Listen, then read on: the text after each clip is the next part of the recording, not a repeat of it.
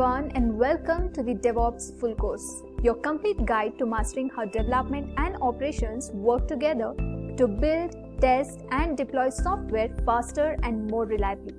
In this course, we will start with the fundamentals of DevOps, including its principles, life cycle, and benefits. Then, we will move on to the essential tools like Git, Docker, Kubernetes, Jenkins, Ansible, Terraform, and CI/CD pipelines. You will also gain hands-on experience with automation, containerization, cloud deployment, monitoring, and security best practices, all of which are key to modern software delivery. And by the end of this course, you will be able to confidently apply DevOps practices to real-world projects, improve collaboration between teams, and accelerate software delivery in any organization. So before we begin, please like, share, and subscribe to Edureka's YouTube channel and hit the bell icon to stay updated on the latest tech content from Edureka.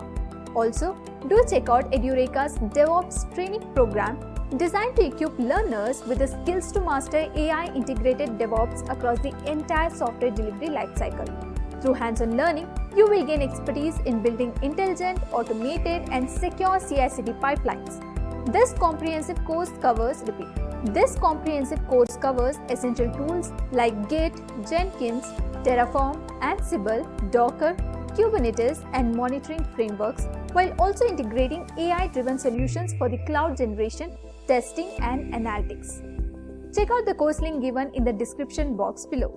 And now, let us get started with our first topic, that is, what is DevOps?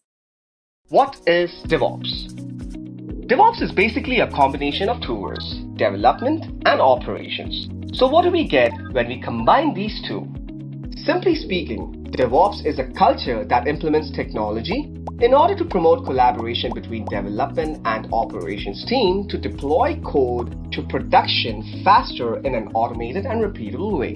The goal of DevOps is to increase an organization's speed when it comes to delivering applications and services. Many companies have successfully implemented DevOps to enhance their user experience. Let's take for example, Facebook's mobile app, which is updated every 2 weeks, effectively telling users, you can have what you want and you can have it now. Ever wondered how Facebook is able to do this so smoothly? It's the DevOps philosophy that helps Facebook ensure that its apps aren't outdated and that its users get the best experience. Facebook accomplishes this through a code ownership model that makes its developers responsible. That includes testing and supporting through production and delivery for each kernel of code they write and update. It's through policies like this that Facebook has developed a DevOps culture and has successfully accelerated its development lifecycle. Industries have started to gear up for the digital transformation by shifting their needs to weeks and months instead of years while maintaining high quality. As a result, we will soon see that DevOps engineers have more access and control of the end user than any other person in the enterprise. So what are you waiting for? Don't be in the sidelines when that happens. To master your skills, enroll in Edureka's DevOps Certification program and become a leader.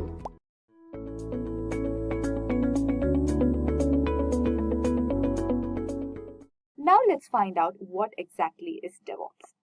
So DevOps is a set of practices that aims to automate and integrate software development and IT operations processes. The term DevOps is a combination of development and operations, reflecting the collaboration and communication between these two traditionally separate teams. The infinity symbol is often associated with DevOps as a representation of the continuous and iterative nature of the DevOps lifecycle. DevOps is a holistic approach that aims to develop a culture of cooperation and continuous improvement while automating procedures. The end goal is to deliver high-quality software faster and more reliably to meet the demands of today's fast-paced digital landscape. In 2008, the term DevOps was officially coined by Patrick Debois, a Belgian consultant, and Andrew Schaffer, a system administrator. The concept of DevOps emerged as a response to the challenges and inefficiencies that arose from the traditional approach to software development and IT operations. How is DevOps different from traditional models?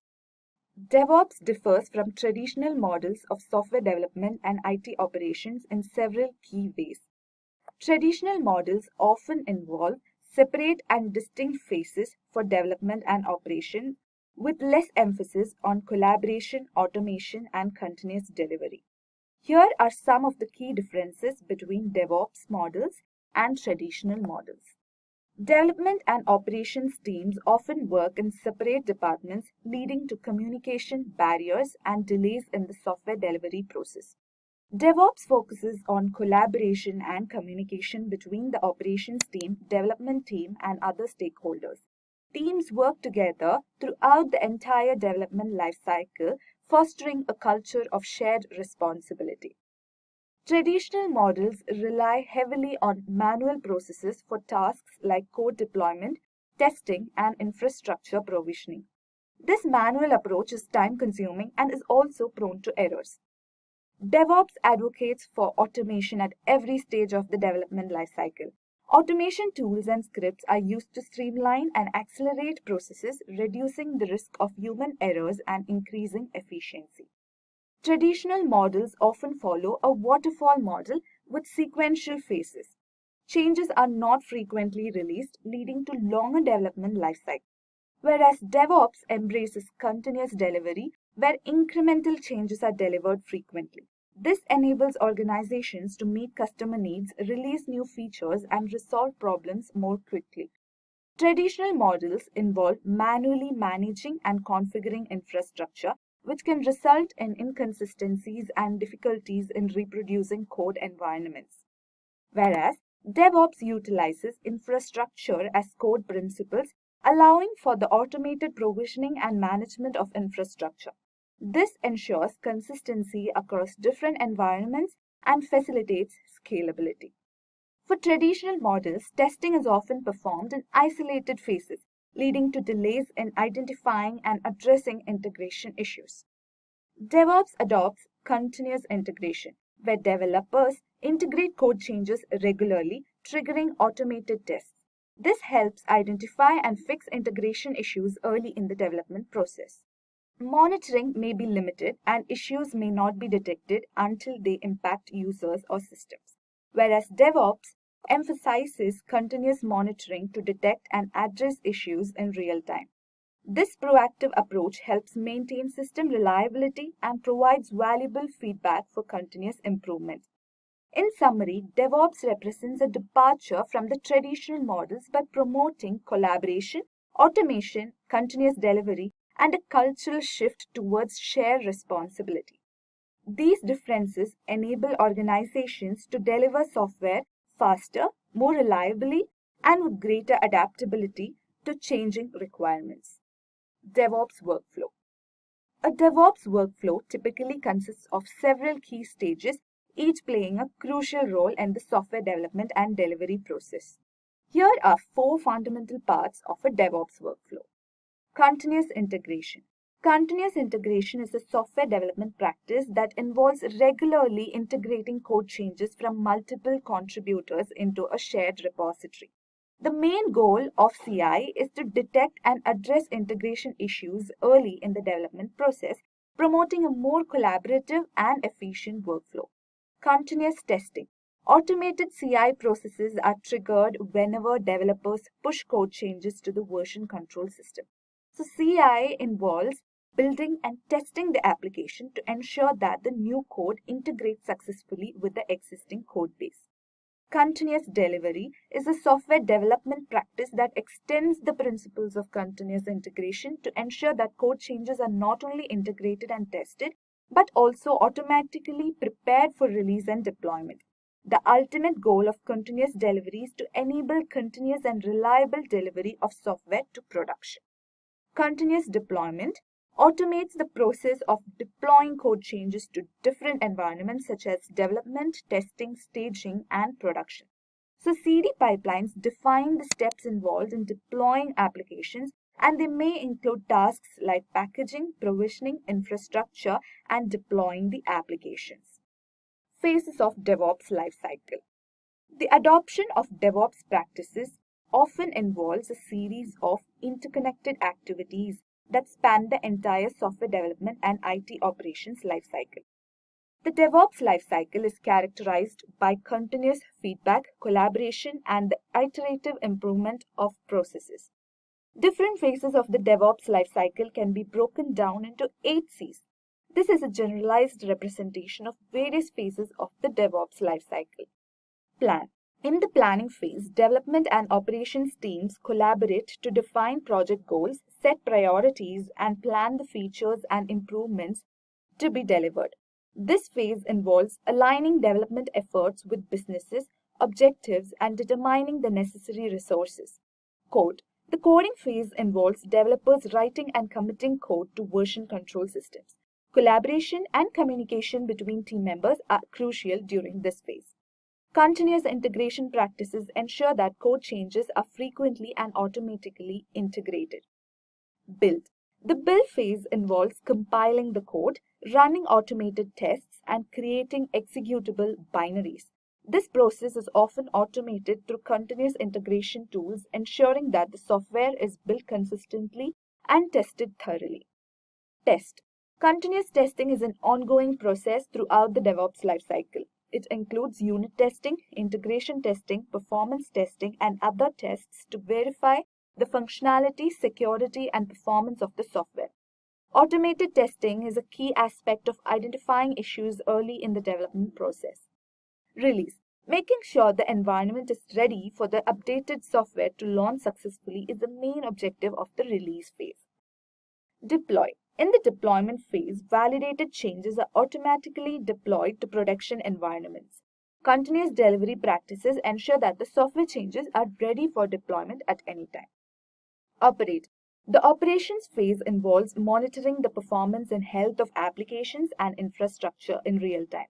Continuous monitoring provides insights into system behavior, allowing for proactive issue detection and resolution. Automated scripts may be used to manage and maintain infrastructure. Monitor. Continuous monitoring and logging are essential for capturing data on system behavior, user interactions, and performance matrices. Monitoring tools provide visibility into application and infrastructure health, enabling teams to make data-driven decisions and respond to issues promptly. DevOps use cases. Companies across diverse sectors have adopted DevOps practices. It's important to note that the use of DevOps is not limited to a specific sector, and organizations of all sizes, from startups to enterprises, can benefit from its principles. Some examples of companies that were known for their DevOps adoption are Amazon. Amazon has been a pioneer in adopting and promoting DevOps practices, particularly within its cloud computing division, AWS, that is Amazon Web Services. Amazon heavily emphasizes on CI/CD practices to enable rapid and reliable software releases. Amazon adopts DevOps practices to enhance its service delivery and infrastructure management. Amazon employs a microservices architecture for building and scaling its applications. The company's success in delivering scalable and reliable cloud services is indicative of its effective adoption of DevOps principles. Netflix. Netflix is one well-known example of a company that has embraced DevOps practices to enhance its software delivery processes, ensure high availability, and provide an exceptional streaming experience for its users. Netflix has a microservices architecture where its application is divided into a large number of small, independently deployable services. This enables teams to develop, deploy, and scale services independently, fostering agility and ease of maintenance. Netflix is known for its Chaos Monkey and Simian Army tools, which are part of its Chaos engineering approach. These tools intentionally introduce failures and disruptions into the system to test its resilience and identify potential weaknesses. Netflix's success in delivering a reliable streaming service with millions of users worldwide is a testament to its effective implementation of DevOps practices. Google introduced the concept of site reliability engineering, which combines aspects of software engineering and applies them to infrastructure and operations. Google is a pioneer in containerization technology and is one of the main contributors to the Kubernetes container orchestration system. Google Kubernetes Engine is a managed Kubernetes service that enables the deployment and management of containerized applications. Google's DevOps practices extend to its data analytics and machine learning initiatives. Tools like BigQuery and TensorFlow are integrated into the development and deployment process for data-driven decision-making and machine learning model management. Spotify, a popular music streaming service, has implemented DevOps practices to enhance its software development, delivery, and operations processes. Spotify employs a squad model, which is a form of cross-functional team. Each squad is a small, autonomous team responsible for a specific aspect of the product. So this organizational structure promotes collaboration and shared ownership of the entire development and delivery process. Spotify follows Agile principles and Scrum practices for its iterative and incremental development. Agile methods allow teams to respond quickly to changing requirements and deliver software in small, frequent releases. Spotify's emphasis on DevOps principles has enabled the company to maintain its position as a leader in the music streaming industry. Microsoft offers an extensive range of tools and services under the umbrella of Azure DevOps. This suite includes services like Azure Repos for version control, Azure Pipelines for continuous integration and continuous delivery, Azure Boards for work tracking, and Azure Test Plans for testing and release management. Microsoft leverages Azure DevOps Insights for analytics and reporting. This tool provides visibility into development workflows, code quality, and release pipelines, enabling data-driven decisions and continuous improvement. Facebook is known for its rapid and continuous deployment of features and updates. DevOps practices, including continuous integration and continuous deployment, play a crucial role in enabling frequent and efficient releases.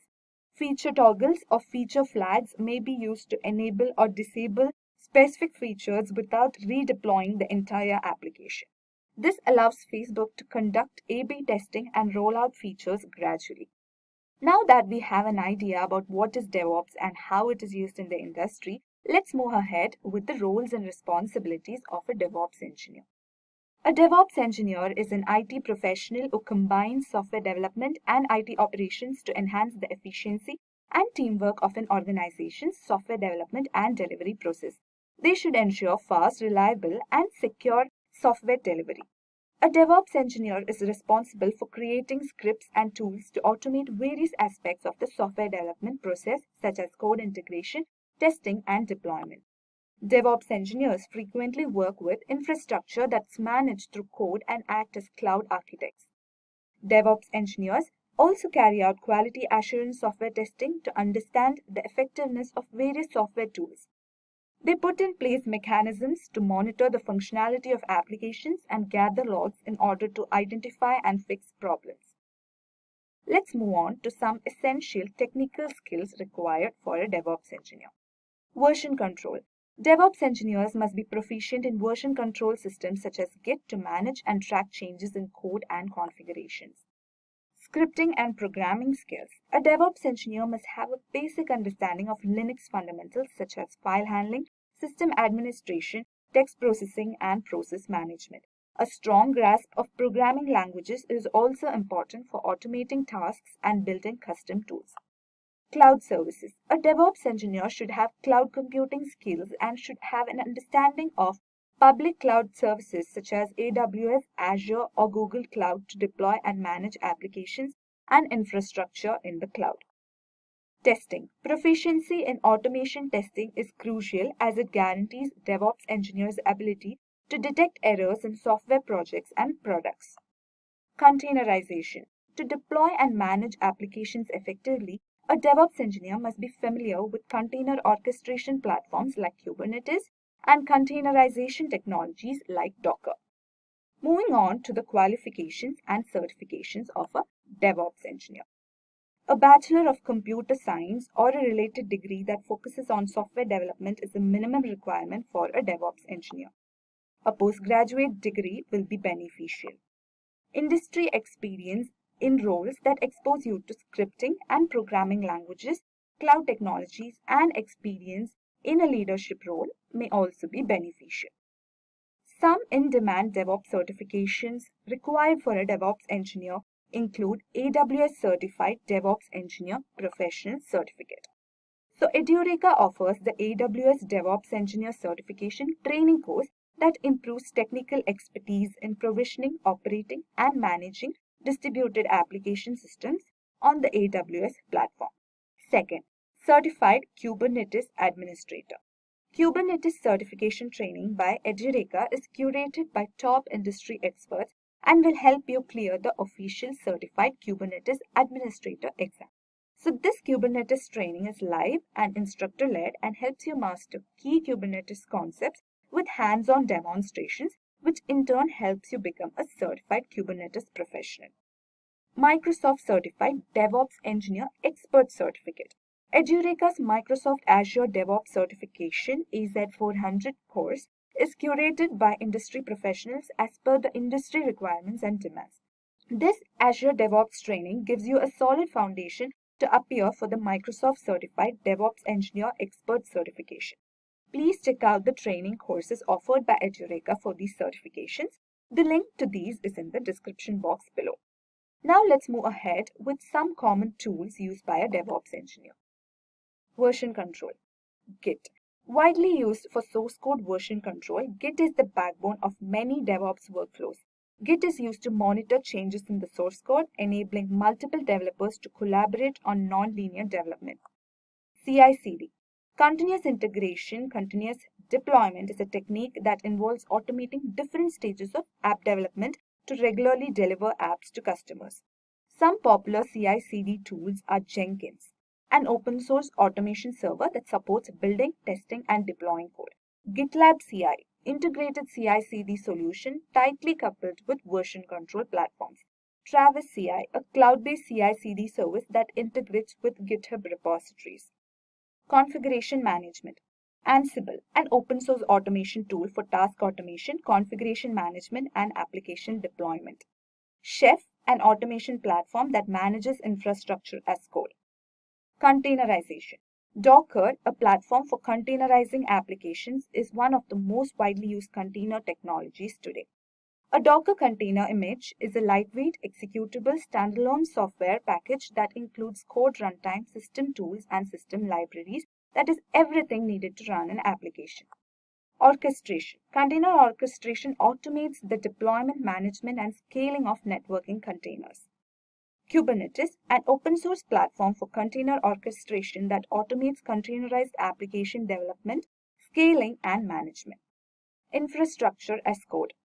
Terraform is the most popular infrastructure provisioning tool. It is a tool for building, changing, and versioning infrastructure as code. CloudFormation, AWS native IAC tool for defining and provisioning AWS infrastructure. Cloud platforms. Public cloud platforms such as AWS, Microsoft Azure, and GCP offer a wide range of services for building and deploying cloud-based applications. What is CI/CD? CI/CD brings continuous automation and continuous monitoring to apps at every stage of their lifecycle, from delivery and deployment to integration and testing. So these connected techniques are often referred to as a CI/CD pipeline and are used by the development and operations teams. CI/CD is a solution to the problems that arise when integrating new code. Continuous integration and continuous delivery are integral components of the DevOps philosophy, contributing significantly to the efficiency, reliability, and speed of software development and deployment. So let's explore one important CI/CD tool, that is Jenkins. Jenkins is an open source automation server widely used for building, deploying, and automating any project, particularly in the field of continuous integration and continuous delivery. It helps automate parts of the software development process, making it more efficient and reducing manual intervention. So Jenkins is an amazing tool to build a CI/CD pipeline because of its flexibility, extensibility, and strong community support. Jenkins plays a crucial role in the DevOps toolchain by automating key processes and providing a flexible and extensible platform for developing, testing, and releasing software. Its popularity and widespread adoption make it an essential tool for many DevOps teams. Next, let's explore the installation of Jenkins. the prerequisite of Jenkins is that we should have Java, that is JDK, installed in our system. If you haven't installed Java, go ahead and install it. You can refer to the Edureka's Java installation video. First, open the web browser and type Jenkins.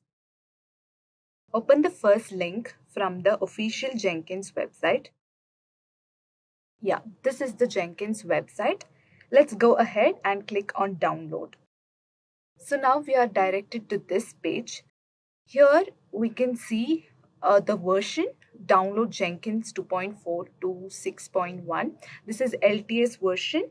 So we can download Jenkins using Docker, Kubernetes, or in Ubuntu. Here in this demo, I will be showing how to install Jenkins in Windows. So let's click on this. Yeah, so now Jenkins installer is downloaded. Let's just save it here. Wait for the download. Yeah, so it's preparing to install. Let's now click next. So this is the path where Jenkins will be downloaded. Now here, I am not setting up the password and username right now. So I'm just clicking Run Service as local system. We'll set it after Jenkins is installed. Next. So this is the port where Jenkins will run, that is 8080. So let's just test if that port is available. So this green tick shows that the port is available. So let's just click on next. So now here we need to paste the JDK link, okay, the path to our JDK. So for that, let's just go, yeah, this is the path. Let's just copy the path of JDK and let's just paste it here. Click on next. Let this be the default. Click on next and let's press on install. Yeah, once that is done, let's go to this link.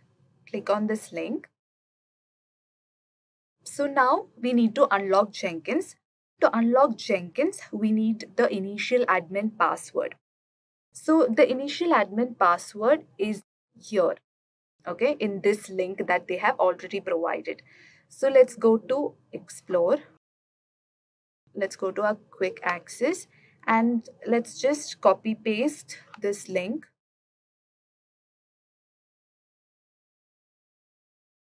Okay, let's just open it using Notepad. Yeah, so this is the password. So let's just copy it and paste it here. Then click on Install Suggested Plugins. So now all these plugins will be installed. Let's just wait for the installation to be over.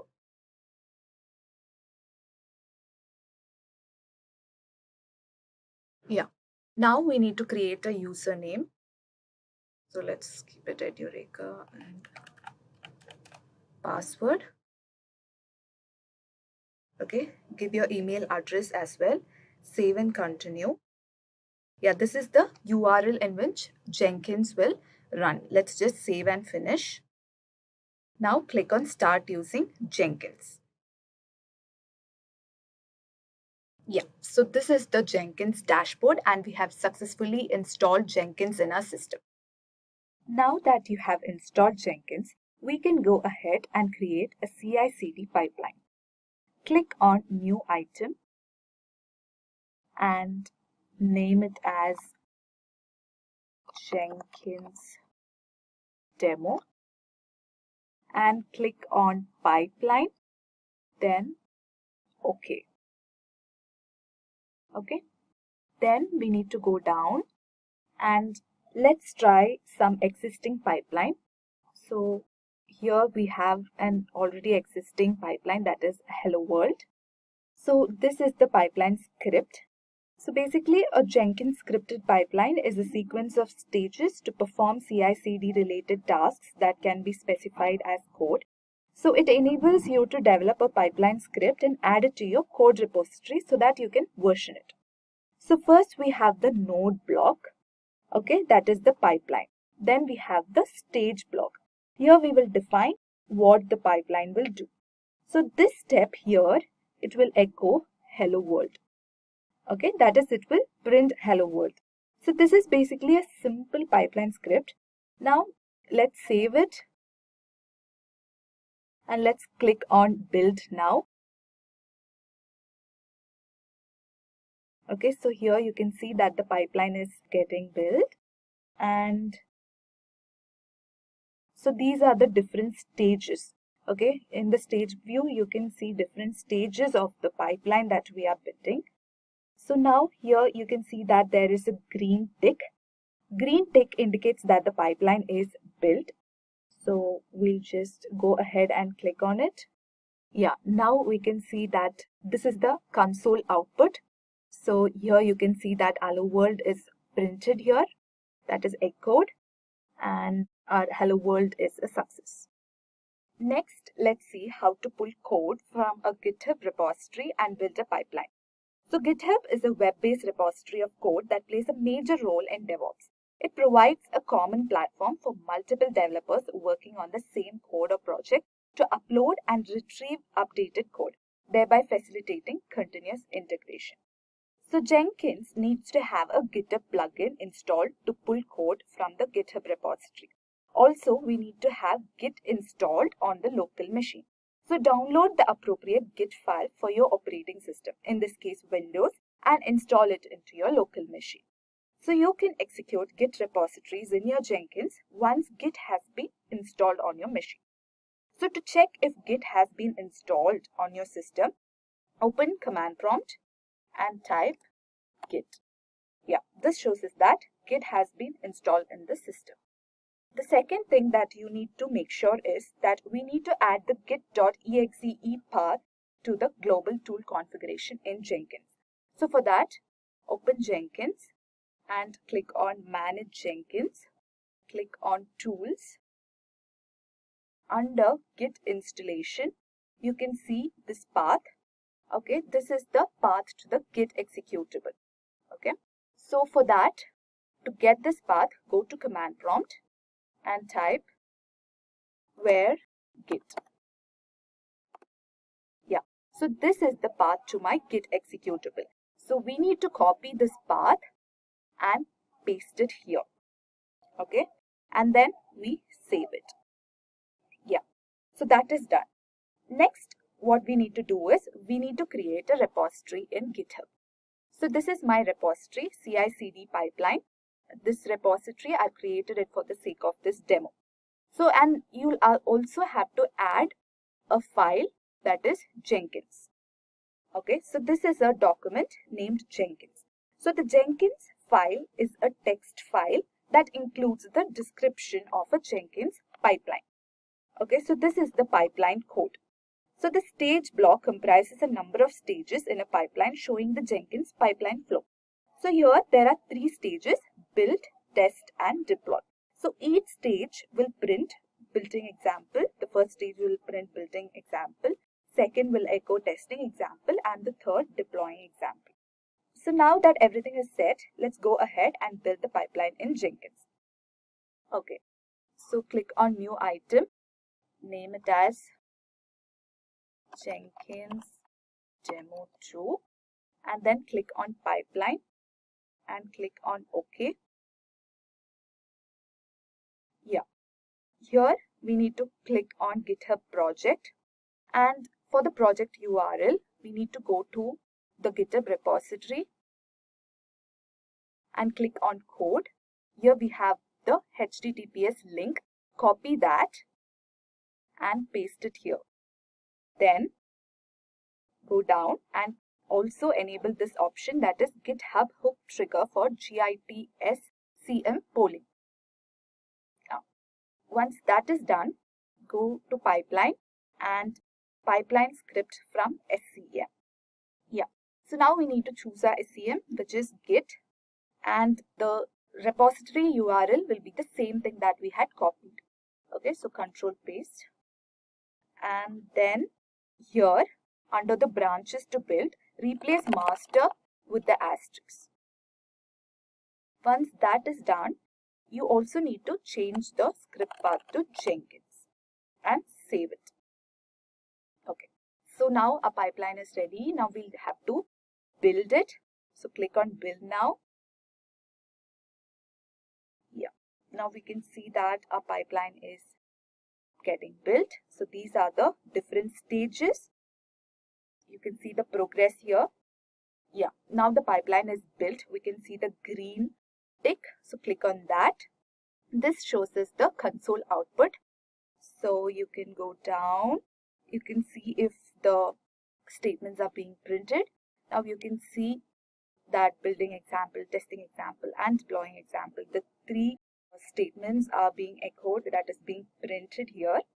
So now we have successfully created a pipeline in Jenkins.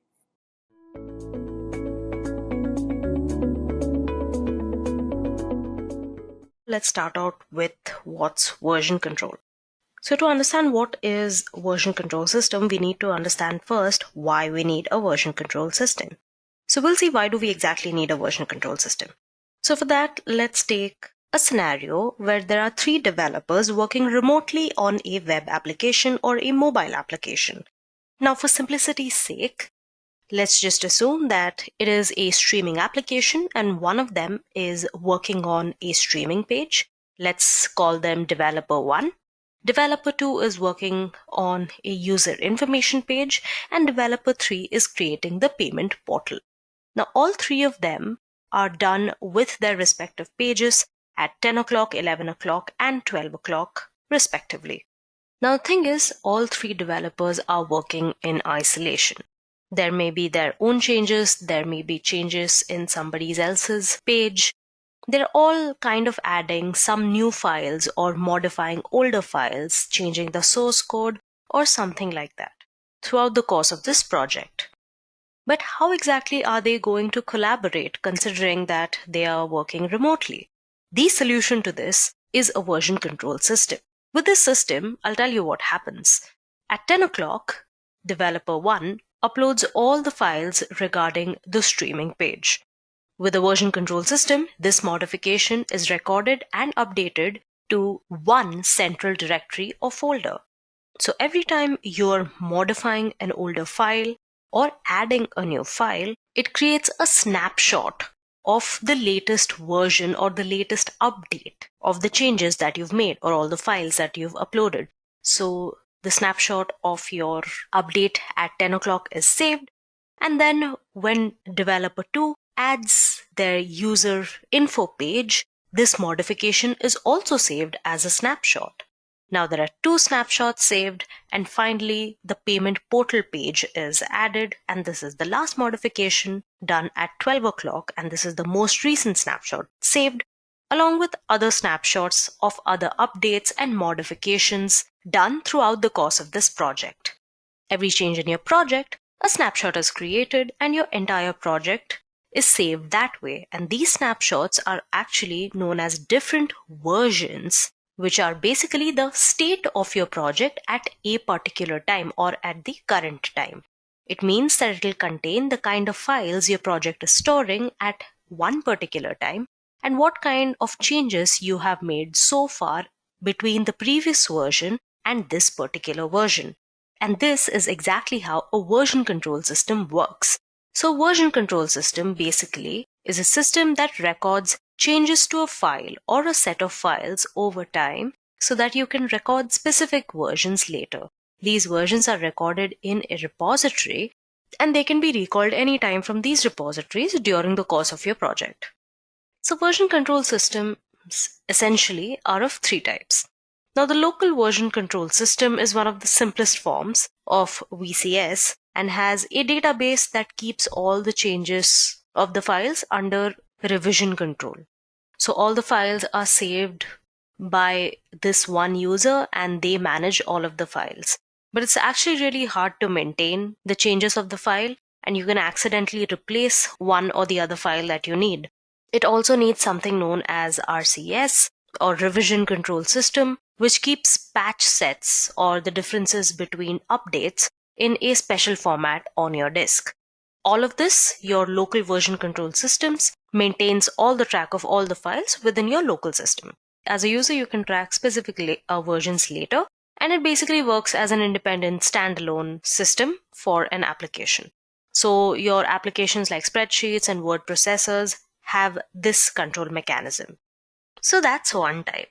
Apart from this, you also have your centralized version control system, which basically uses a central server to store all the files and enables team collaboration. So it's not one local system, but multiple systems which work on a single repository to which users can directly access as a central server.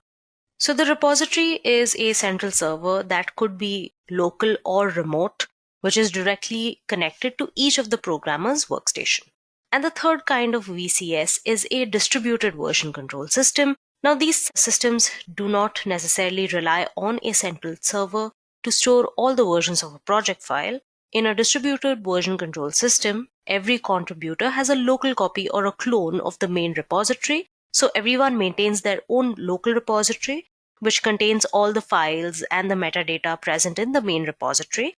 And they can push or commit or update the main repository if and when required. Now we are going to cover more on the latter two version control systems further in the session. So now let's try and understand in depth what's the difference between a centralized version control system and a distributed version control system. As I had mentioned before, in a centralized version control system, each programmer working on a branch, on a project, has absolute access to the central server. So the centralized version control system uses a central server to store all the files, and everybody on the team can directly access the central server as it is one single repository. So if you have 3 workstations, workstation 1, workstation 2, workstation 3, all of them can directly commit to the repository and get updates from the repository, which is your central server. The repository here indicates a server that could be local or remote, directly connected to each programmer's workstation. Every programmer can extract or update their workstations with the data present in the repository, or can make changes or updates or commit in the repository.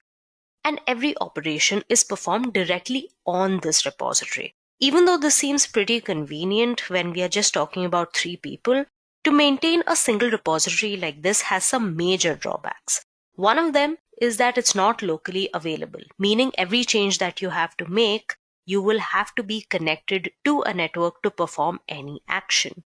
Also, in any case, the central server getting crashed or corrupted will result in losing the entire data of the project.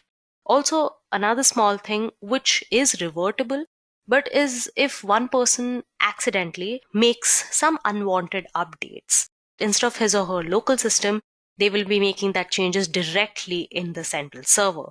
So recovering that part back will be again a time-consuming process. This is where distributed version control systems come to the rescue. Now, these systems do not necessarily rely on a central server to store all the versions of a project file. In the distributed version control system, each and every contributor has a local copy or a local workstation clone of the main repository. That is, everybody maintains a local repository of their own which contains all the files and metadata present in the main repository. You will understand it better if you take a look at the diagram.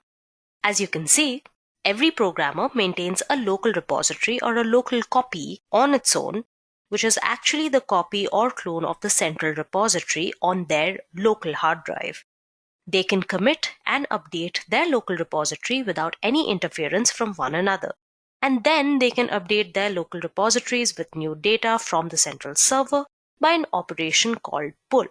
Once they are done with their bit of the code, they can affect the changes of the main repository by an operation called push from their local repository. Now, this system or this act of cloning an entire repository to your workstation and making all the changes on a local repository gives you a couple of advantages over a centralized version control system. First of all the operations except push and pull are very fast because the tool only needs access to the hard drive and not a remote server. Hence, you do not always need to be connected via a network connection, or you always do not need an internet connection. Committing new change sets can be done locally without manipulating the data on the main repository. Once you have a group of change sets ready, you can push them all at once. So you complete your set of code on your local system and then you push all the files once and for all into the main repository. Third, since every contributor has a full copy of the project repository, they can share changes with one another on wanting to get some feedback before affecting the changes in the main repository. So this enhances the essence of collaboration amongst a development team. And finally, if the server gets crashed at any point in time, the lost data can be easily recovered from one of the contributors' local repository. And that is why distributed version control system has been picking up popularity over the past decade. So why version control is important? First of all, it helps collaboration. It allows remote development, shared workspace, and real-time updates. All versions of your code are preserved, hence it helps you manage versions of the same code. Easy rollback from current version. Suppose a part of your project has been headed to a wrong direction, you can easily roll back from the current version to the last version which was stable. Now, because you can reverse faulty updates, you can save time and hence it reduces downtime of your project development. And finally, it improves visibility. You can analyze and compare different versions, and that gives you like a 50-foot top view of your entire project, which just accelerates your product delivery. So now that you have a bare sense of what is version control and why do you need version control, let's understand one of the most popular version control systems that exists today, and that is Git. So Git is a distributed version control tool that supports distributed nonlinear workflows by providing data assurance from developing quality software. So basically what it does is that it lets you and your team of developers work together on the same project remotely from anywhere across the world.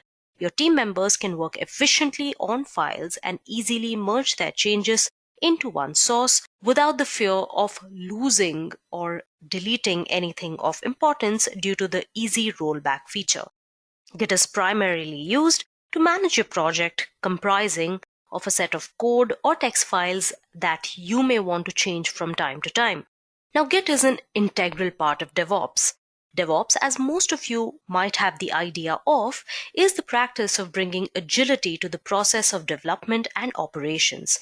A couple of years ago, it was this entirely revolutionary ideology which swept IT organizations worldwide, boosting project life cycles and in turn increasing profits. DevOps promoted communication between development engineers and operations participating together in the entire life cycle, from design through development process to production support. Now, in the entire life cycle of DevOps, starting from planning of the projects to its deployment and monitoring, Git plays a vital role. When it comes to managing the code that collaborators contribute to the shared repository, this code is extracted for performing continuous integration to create a build and test it on the test server and eventually deploy it to production. Tools like Git enable communication between the development and operations team. When you are developing a large project with a huge number of collaborators, it is extremely important to have communication between the collaborators, between the developers while making changes in the project. Commit messages in Git play a very important role in this particular collaboration or communication amongst the team. The bits and pieces that we deploy or update lies in this version control system, such as Git. To succeed in DevOps, you need to have all the communication in version control. Hence, Git plays an extremely vital role in succeeding at DevOps. And due to this very reason, Git has earned way more popularity compared to other version control tools available in the market, such as Apache Subversion, Concurrent Version Systems, and Mercurial. If you compare the interest of Git by time with other version control systems, you shall realize that larger companies' products are generally developed by developers using Git all around the globe. And some famous names out of them are Facebook, Yahoo, Zynga, Quora, Twitter, eBay, Salesforce, Microsoft, and many, many more. Now lately, all of Microsoft's new development work has been in Git features. Microsoft migrating .NET and many of its open source projects on GitHub, which are managed by Git. One of such projects is the LightGBM. It's a fast, distributed, high-performance gradient boosting framework based on the decision tree algorithms, which is used for ranking, classification, and many other machine learning tasks. Here, Git plays an important role in managing this distributed version of LightGBM by providing speed and accuracy. So basically, to enable version control, Git is your go-to solution. It's fast and suitable for handling massive code bases scattered across multiple developers, which makes it the most popular tool used today. Now that you know about Git, a terminology we'll be using a lot while talking about Git and GitHub is a repository. Now, repository, or a repo as it's most commonly known as, is a directory or a storage space where your projects can basically live. It can be local to a folder or your computer, or it can be a storage space in another online host such as your GitHub. And in this particular space, in this particular directory, you can keep your code files, text files, images, you name it, all of it inside a repository. Through the course of this, we shall also be talking about something known as GitHub, which is nothing but a central repository, the kind that we spoke about when we discussed centralized versus distributed version control systems. There's a central repository, and that is where all of your code will live. You have your local repository where you'll make the changes, and there you have the central repository to which you will push all of the changes. Yeah? And the central repository is something that all of the developers involved in this particular project, in a certain project, have access to. All right, moving on, let's discuss a few Git features which make it so popular amongst organizations as well as individuals. First of all, it's economical. It's free and open source. Git is released under GPL's General Public Licenses, open source license. So you don't need to purchase Git. It is absolutely free. And since it's open source, you can modify the source code as per your requirement. Second is its speed.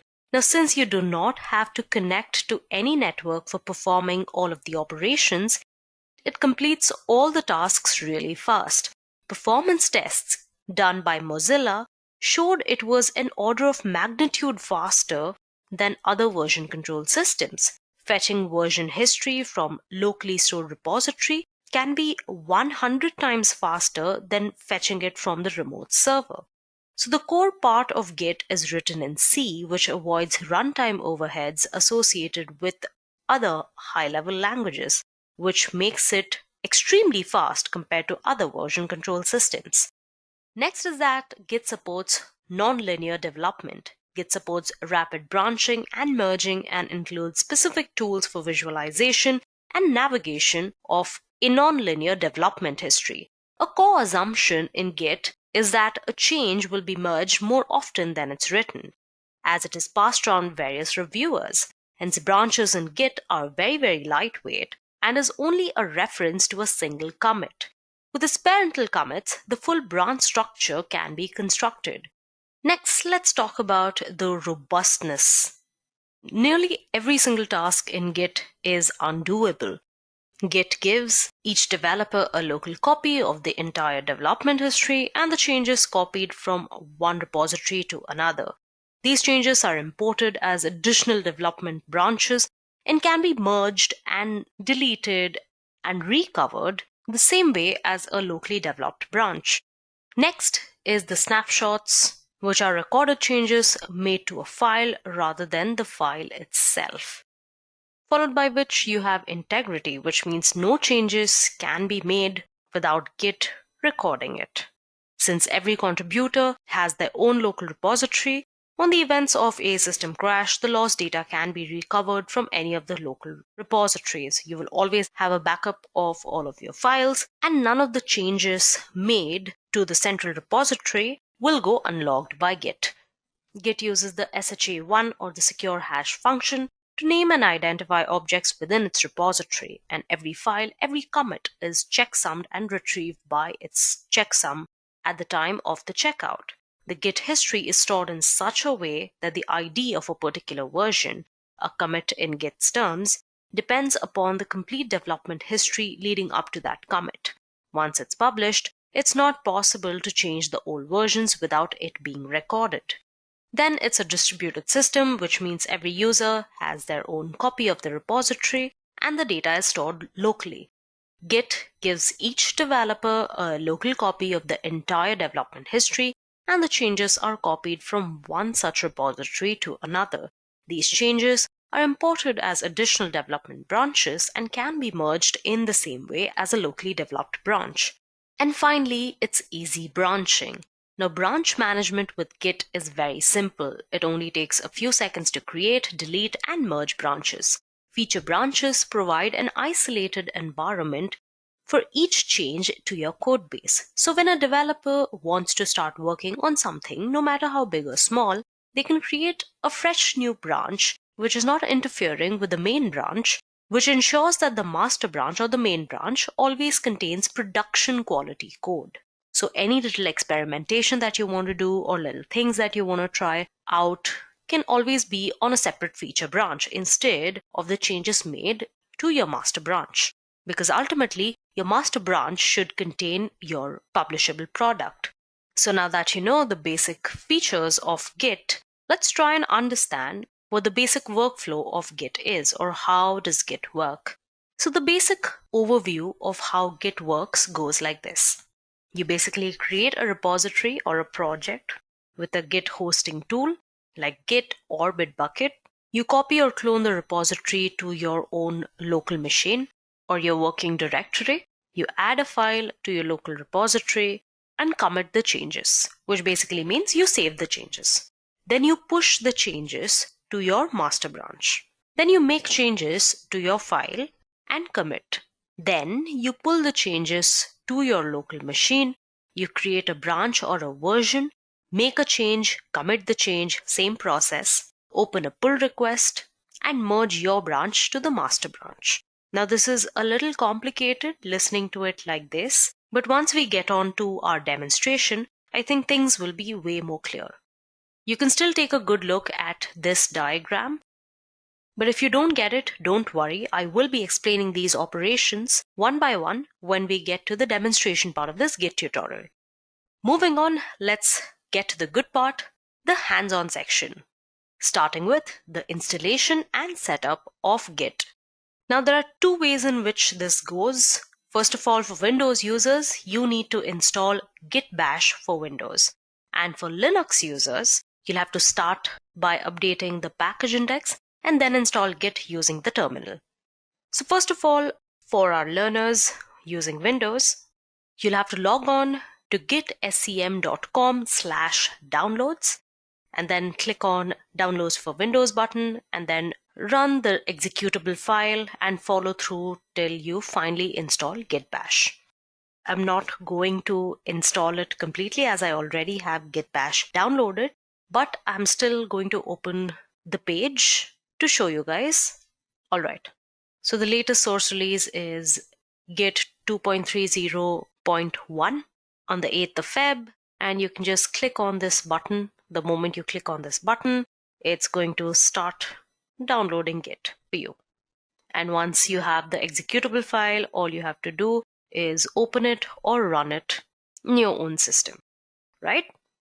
Next, for people using Linux, this is an example considering you are using Ubuntu. If you're using CentOS, a lot of the commands don't change, but instead of apt install, you will be using yum install for CentOS. So for that, now I'm going to open my terminal on a virtual machine. So here I have running an Ubuntu machine using the Oracle VirtualBox. So I'm going to start by running an update. Alright, this is going to take a while. Kindly be patient. So here I have my Ubuntu running on a virtual machine. So to install Git on your Ubuntu machine, you have to start by updating. So this will take some time. We're going to use sudo apt update. If you're using CentOS, you will be using yum instead of apt. Let's clear that out, and then we're going to install Git.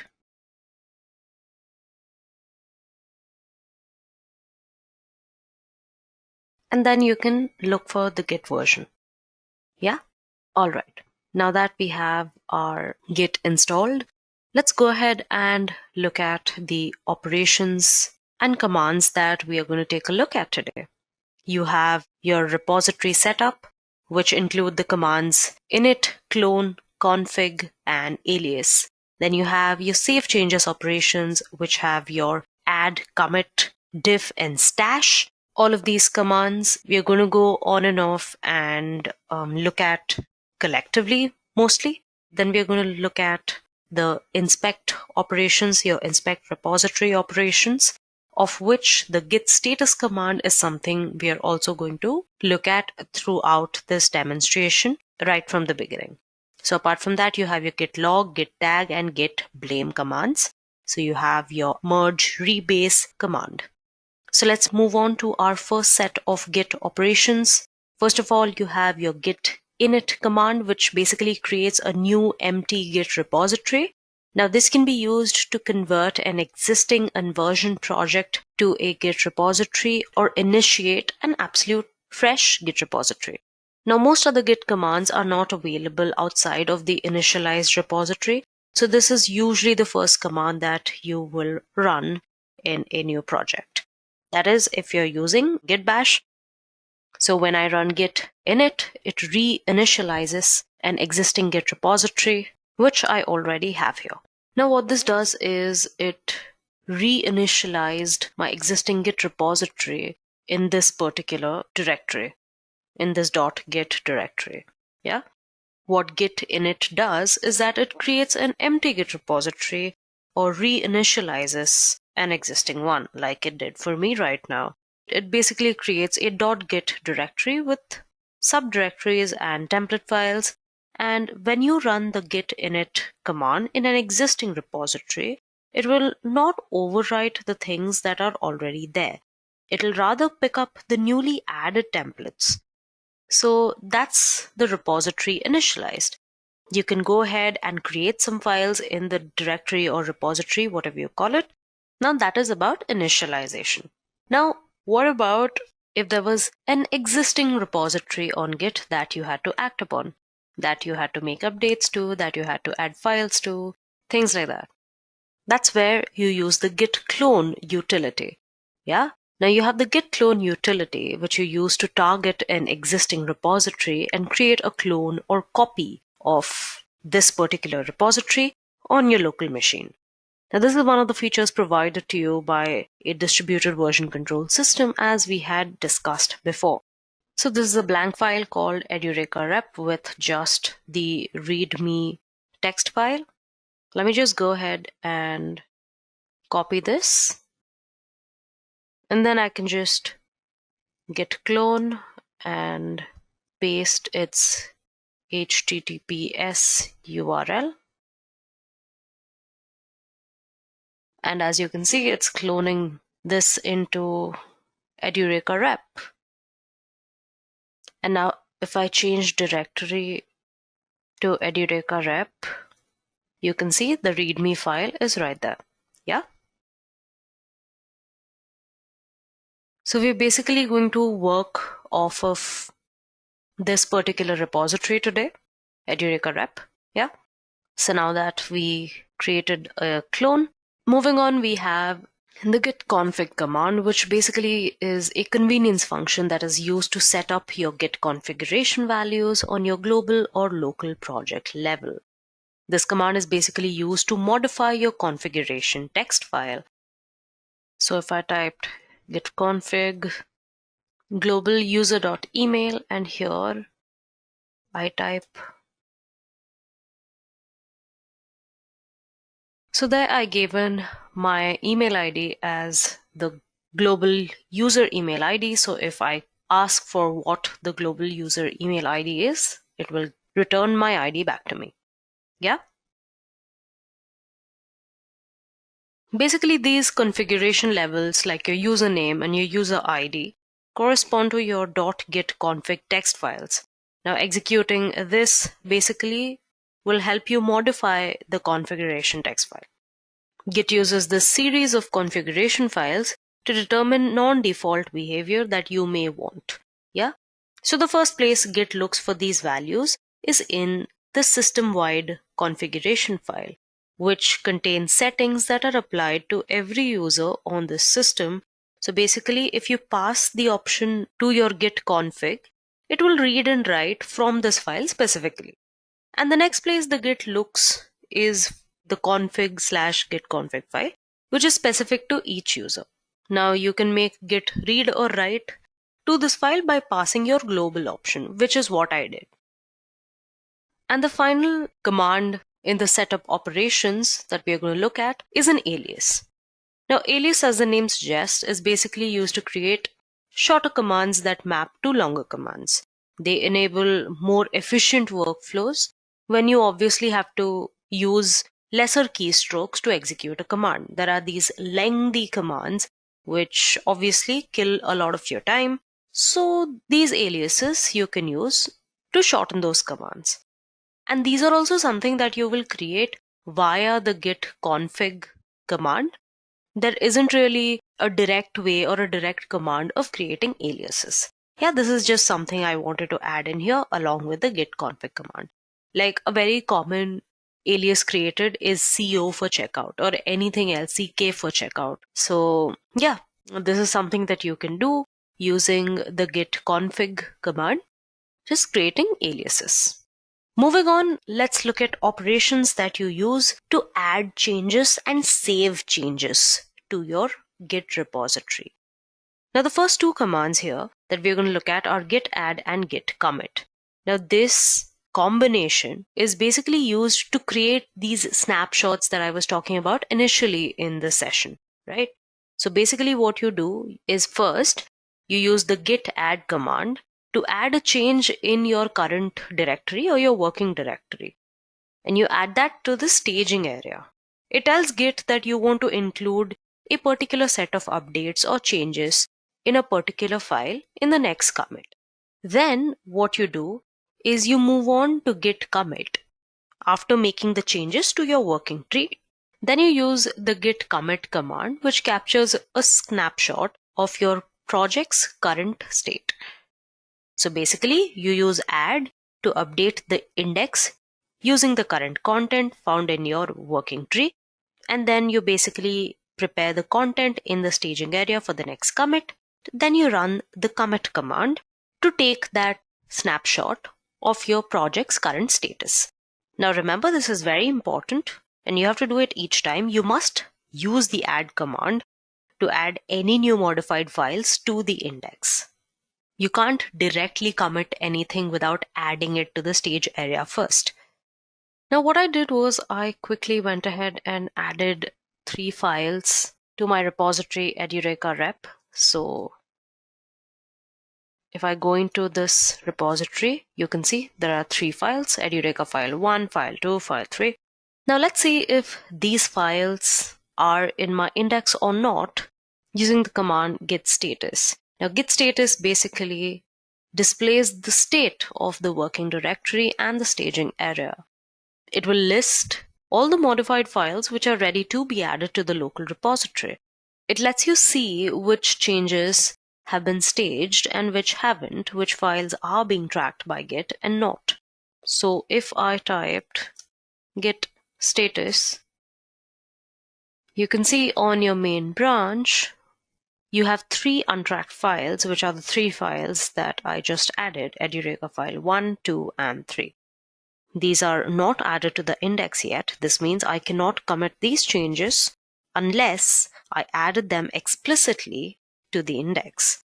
So now we are going to add these 3 files. This command will update the index using the current content, which is found in your working tree, as you can see in front of you, and then it'll prepare the content in the staging area for the next commit.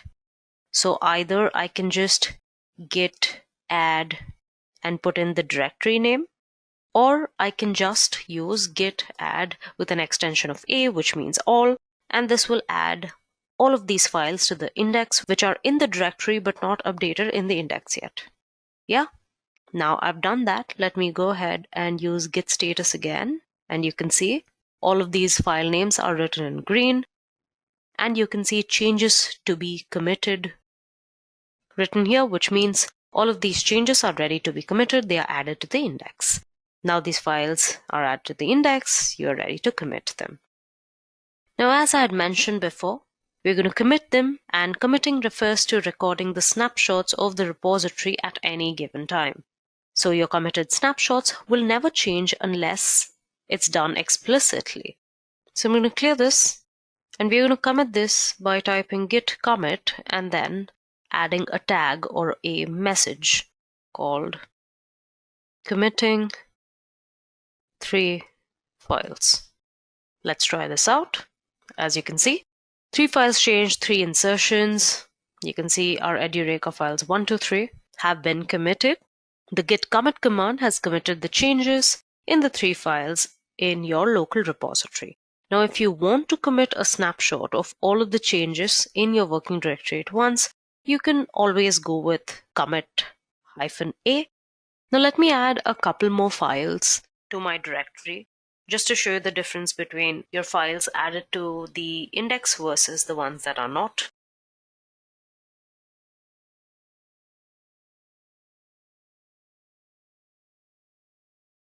If I type ls again, you can see there are 2 more files over here.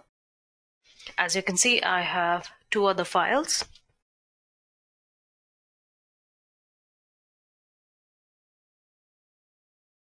I'm just going to add the Edureka file 4 and not the file 5. And then I'm just going to git commit committing files.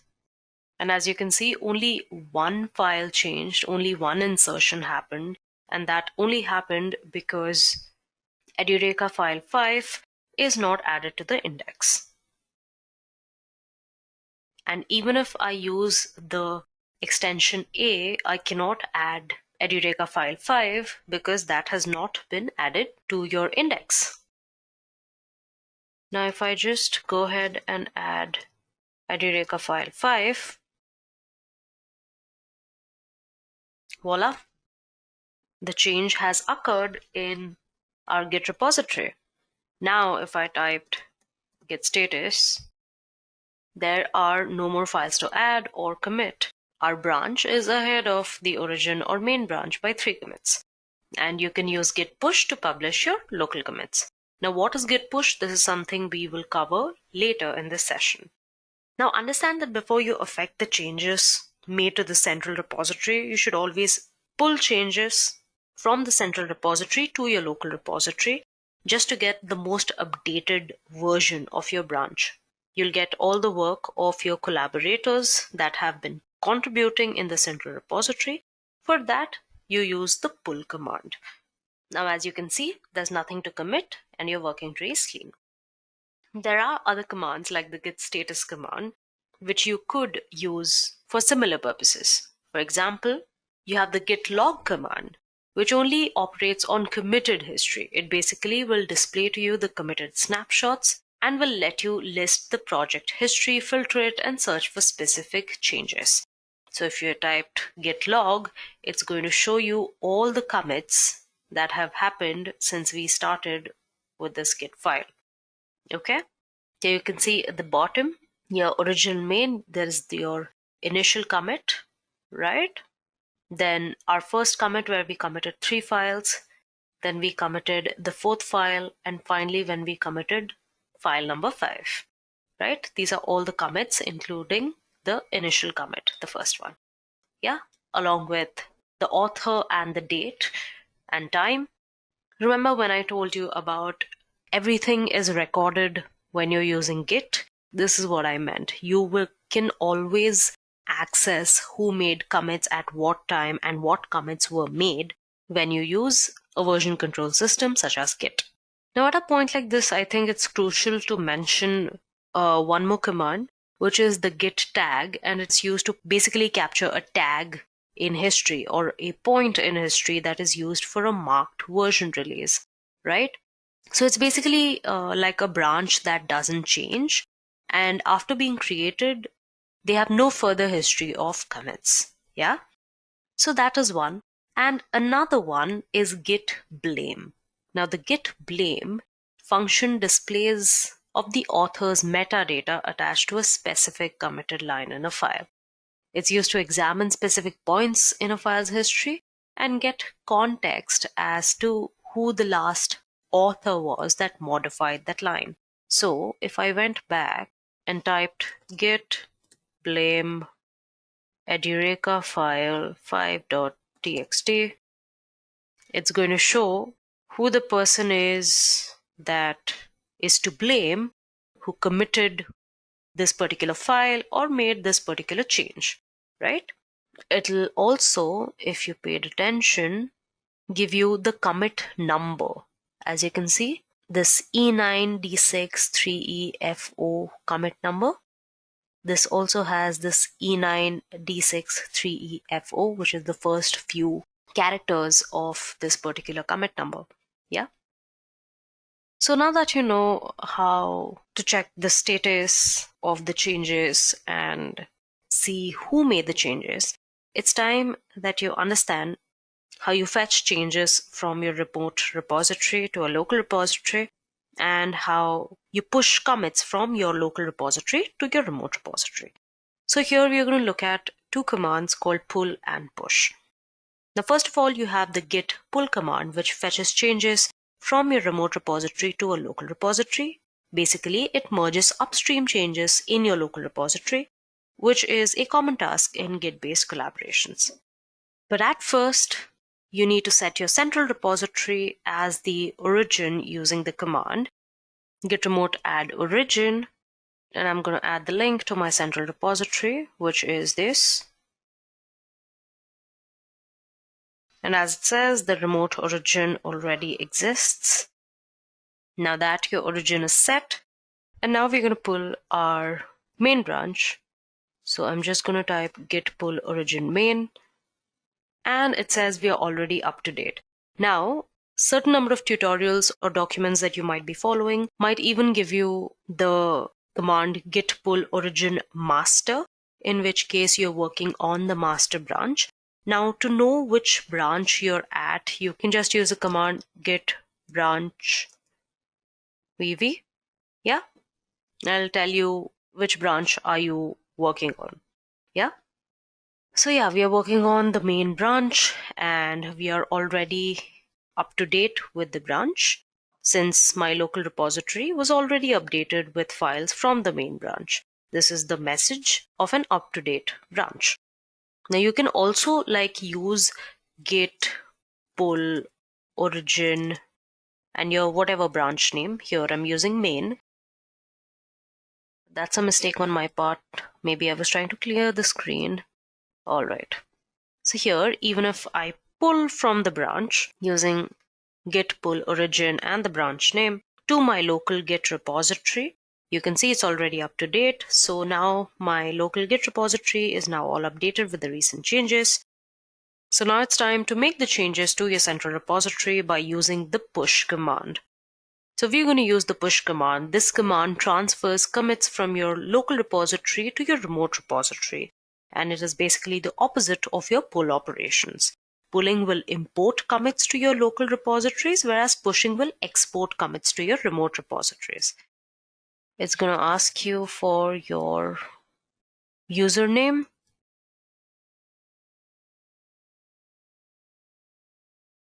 And password before it lets you push into your main branch there. So I've put in the username and password for my GitHub account. And with that, This has pushed the changes from my local repository to the remote repository along with all the necessary commits and internal objects. Now this has created a local branch in your destination repository. The use of git push is to publish your local changes to a central repository. After you've accumulated several local commits and are ready to share them with the rest of the team, you can then push them to your central repository by using the git push command. Now the files which have already been committed previously in the commit section and they were all push ready, you will use git push origin master to reflect these files in the master branch of your repository. Alright, so let's go ahead to our repository and see if changes have been made. And yes, you can see all of our files on our GitHub repository. You have Edureka file 1, 2, 3, 4, and 5. All the 5 files that we had created on our local repository. Yeah, you have all these 5 files and the README file here. Here also you have the README file and all the 5 files that we had created. Now at this point in this Git tutorial, I hope you have understood the basic commands of Git. You have pulling, pushing, adding, committing, things like that. Now let's take a step further and understand the 3 basic commands of parallel development. Here I'm going to be talking about branching, merging, and rebasing. So first of all, let's talk about merging. Now merging is a way to combine the work of different branches together. This will basically allow you to branch off, develop a new feature, and then combine it back in. As you can see in the diagram, it shows you 2 basically different branches, new branch and master. Now, when we merge the work of the new branch into the master, it creates a new commit, which contains all the work of the master and new branch. Now, if we merge the 2 branches with the merge command, as I had mentioned before, Git allows you for easy branching, which means you have parallel branches with your master branch that help you carry on your individual work while not interrupting your main product, which is your master branch or your main branch. So branches in Git are nothing but pointers to specific commits. Yeah. So Git generally prefers to keep its branches as lightweight as possible. Now there are basically 2 kinds of branches via local and remote tracking branches. A local branch is just another path of your working tree. On the other hand, the remote tracking branches have special purposes. Some of them are linking your work from your local repository to your central repository and automatically detecting which remote branches to get changes from when you do a git pull. So you can check what your local branch is by using git branch. So you know you are at your main branch. And the one thing you should understand, one thing is like a main mantra of people who use Git are branch early and branch often. Yes. So to create a new branch, you're going to use a command git branch and your branch name. And in this case, I'm just going to use a branch name Edureka images. All right. And here you can see this diagram shows the workflow of a new branch that is created. When we create a new branch, it originates from the master branch itself. So since there's no storage or memory overhead with making many branches, it's usually easier to logically divide your work up than having big chunky branches. Hence, the branch often part. Now let's see how to commit using branches. Now branching includes the work of a particular commit along with all parent commits, right?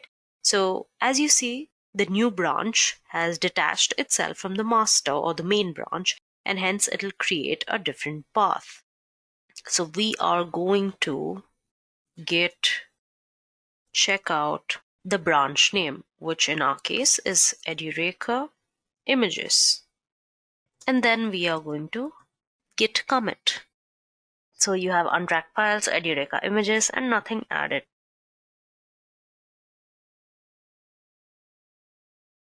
So you made that branch. Now, merging is a way to combine the work of different branches together. So basically what this does is, now that we've branched off to something known as Edureka images, you can go ahead, add files to it, develop a new feature, and then combine it back into your main branch. Here you can see two different branches. You have your new branch and your main branch. And when we merge the work of a new branch into the main branch, it creates a new commit, which contains all the work of the main branch and the new branch. So now if we merge this branch, as you can see, it's already up to date. It's important to know that the branch name here should be the branch that you want to merge into the branch that you're currently checking out. So make sure that you are checked out of this destination branch. So let's just merge all the work of the branch Edureka images into your main branch. For that, I will first check out my main branch and then merge Edureka images with git merge Edureka images. And as you can see, all the data from the branch Edureka images has merged into the main branch. Now notice that merging in Git creates a special commit that has two unique parents. Now this is one way of merging into the main branch.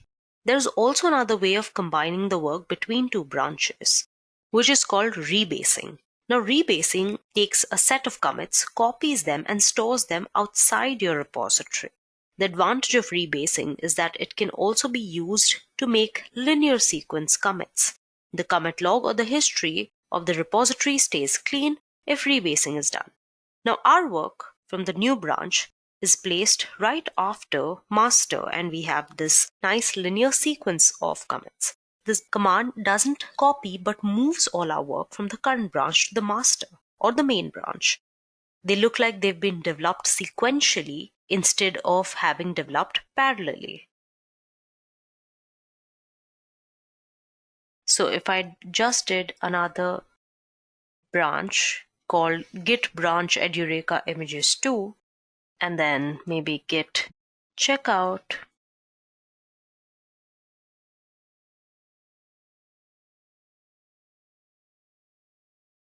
okay, then we git commit this, and then I could just git rebase main, and your current branch will be up to date. This command basically moves all of your work from your current branch to your master branch, and it'll basically look like it has been developed sequentially instead of having developed parallelly. Now, apart from these, there are certain operations that you ought to know. Firstly, archiving your repository. You can use this command. It stores all of your files and data in a zip file rather than a .git directory. This creates only a single snapshot, omitting version control completely though. This comes in handy when you want to send these files to a client for review who doesn't have Git installed in their computers. Apart from this, you can also bundle your repository, which basically turns your entire repository into a single file. This pushes the master branch or the main branch to a remote branch, only contained in a file instead of a repository. You could alternately change the repository, clone the repo bundle, create a copy, and use git log. But that is like 5 commands instead of 1. Why not just use one command? And finally, stashing uncommitted changes. When you want to undo adding a feature or any kind of added data temporarily, we can always stash them temporarily.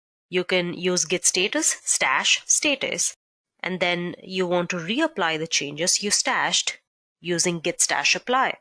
Having said that, let's move on to another very important topic in this Git tutorial. Let's go through a brief introduction to SSH. Now, what is SSH? What is an SSH key? Now, an SSH key is an access credential for Secure Shell Network Protocol. It's basically an authenticated and encrypted secure network protocol and is used for remote communications between machines on an unsecured open network, for remote file transfer, network management, and remote operating system access. So basically, it's typically used to log into a remote machine and execute commands in it. But this also supports tunneling, forwarding TCP ports, and X11 conditions. It can transfer files using associated SSH file transfer or secure copy protocols. It provides you several alternative options for strong authentication and protects the communication security and integrity with very strong encryption. It's a secure alternative to the non-protected login protocols and insecure file transfer methods such as FTP. So basically, how do you create SSH keys? You start by using the command ssh-keygen, and then you'll be prompted to enter a file in which to save the key. So home, Edureka. Then we're going to enter a passphrase. I'm just going to leave it empty again. And you can see our identification has been saved in the file that we specified. And we have something known as a key fingerprint. And finally, what we have to do is add the new SSH key to the SSH agent. And then you will see identity added. And that's it. You have created an SSH key.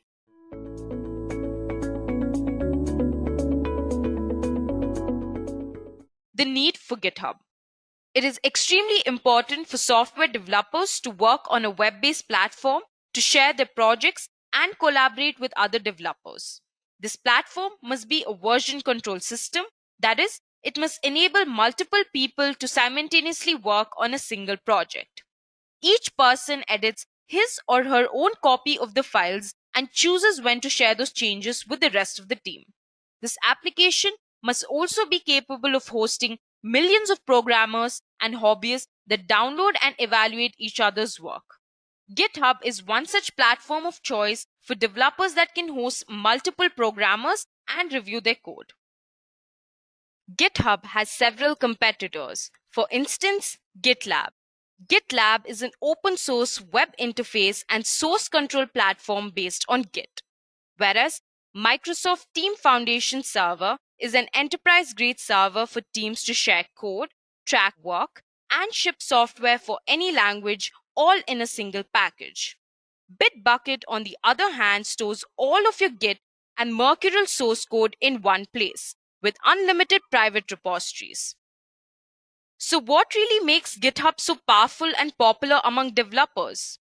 GitHub is an open source platform, and the community is really what fuels it. Moreover, GitHub is the platform of choice for developers from various large corporations too. Microsoft is the #1 contributor to the system, but there are also Google, SAP, Airbnb, IBM, PayPal, and many others. Exposure and insight that you can get on GitHub are simply unmatched by any other platform. Here you can discover code written by others, learn from it, and even use it for your own projects. Versions control on GitHub works very much like Microsoft Office or Google Drive. It simply tracks all the changes made to your code and who makes them. You can always review the detailed change log that neatly hosts all of the relevant information. Using GitHub eliminates the need for complex corporate security solution because everything is on cloud. The platform protects code branches, verifies commit signing, and controls access. Now that we know why we need GitHub, let us understand what is GitHub. GitHub is a Git repository hosting service that provides a web-based graphical interface with many features. A repository is usually used to organize a single project. Repositories can contain folders, files, images, videos, spreadsheets, anything your project needs. Let's say, for example, a team wants to work on a particular project. Here they can simultaneously write and update their code to a central repository which is present on GitHub. So GitHub is a highly used software that is typically used for version control. It is helpful when more than just say one person is working on a project. For example, a software development team wants to build a website and everyone has to update their codes simultaneously while working on this project. In this case, GitHub helps them to build a centralized repository where everyone can upload, edit, and manage the code files. Most software projects have a bug tracker of some kind. GitHub's tracker is called Issues and has its very own section in every repository. Issues basically are a great way to keep track of tasks, enhancements, and bugs for your project. Moving on, people often get confused between the terms Git and GitHub. Now let me clearly explain the difference between them. Git is simply a version control system that lets you manage and track changes within your project. Whereas GitHub is a cloud-based service that lets you manage Git repositories. So basically, Git is the tool and GitHub is the service. Now that we know the difference between Git and GitHub, let us move on and understand how these two work hand in hand. We already know that Git is a version control tool that will allow you to perform all kinds of operations to fetch data from the central server or push data to it. Whereas GitHub is a code hosting platform for version control collaboration. GitHub is basically a company that allows you to host a central repository in a remote server. Now, without any further ado, let's get started with the demonstration on how to use GitHub.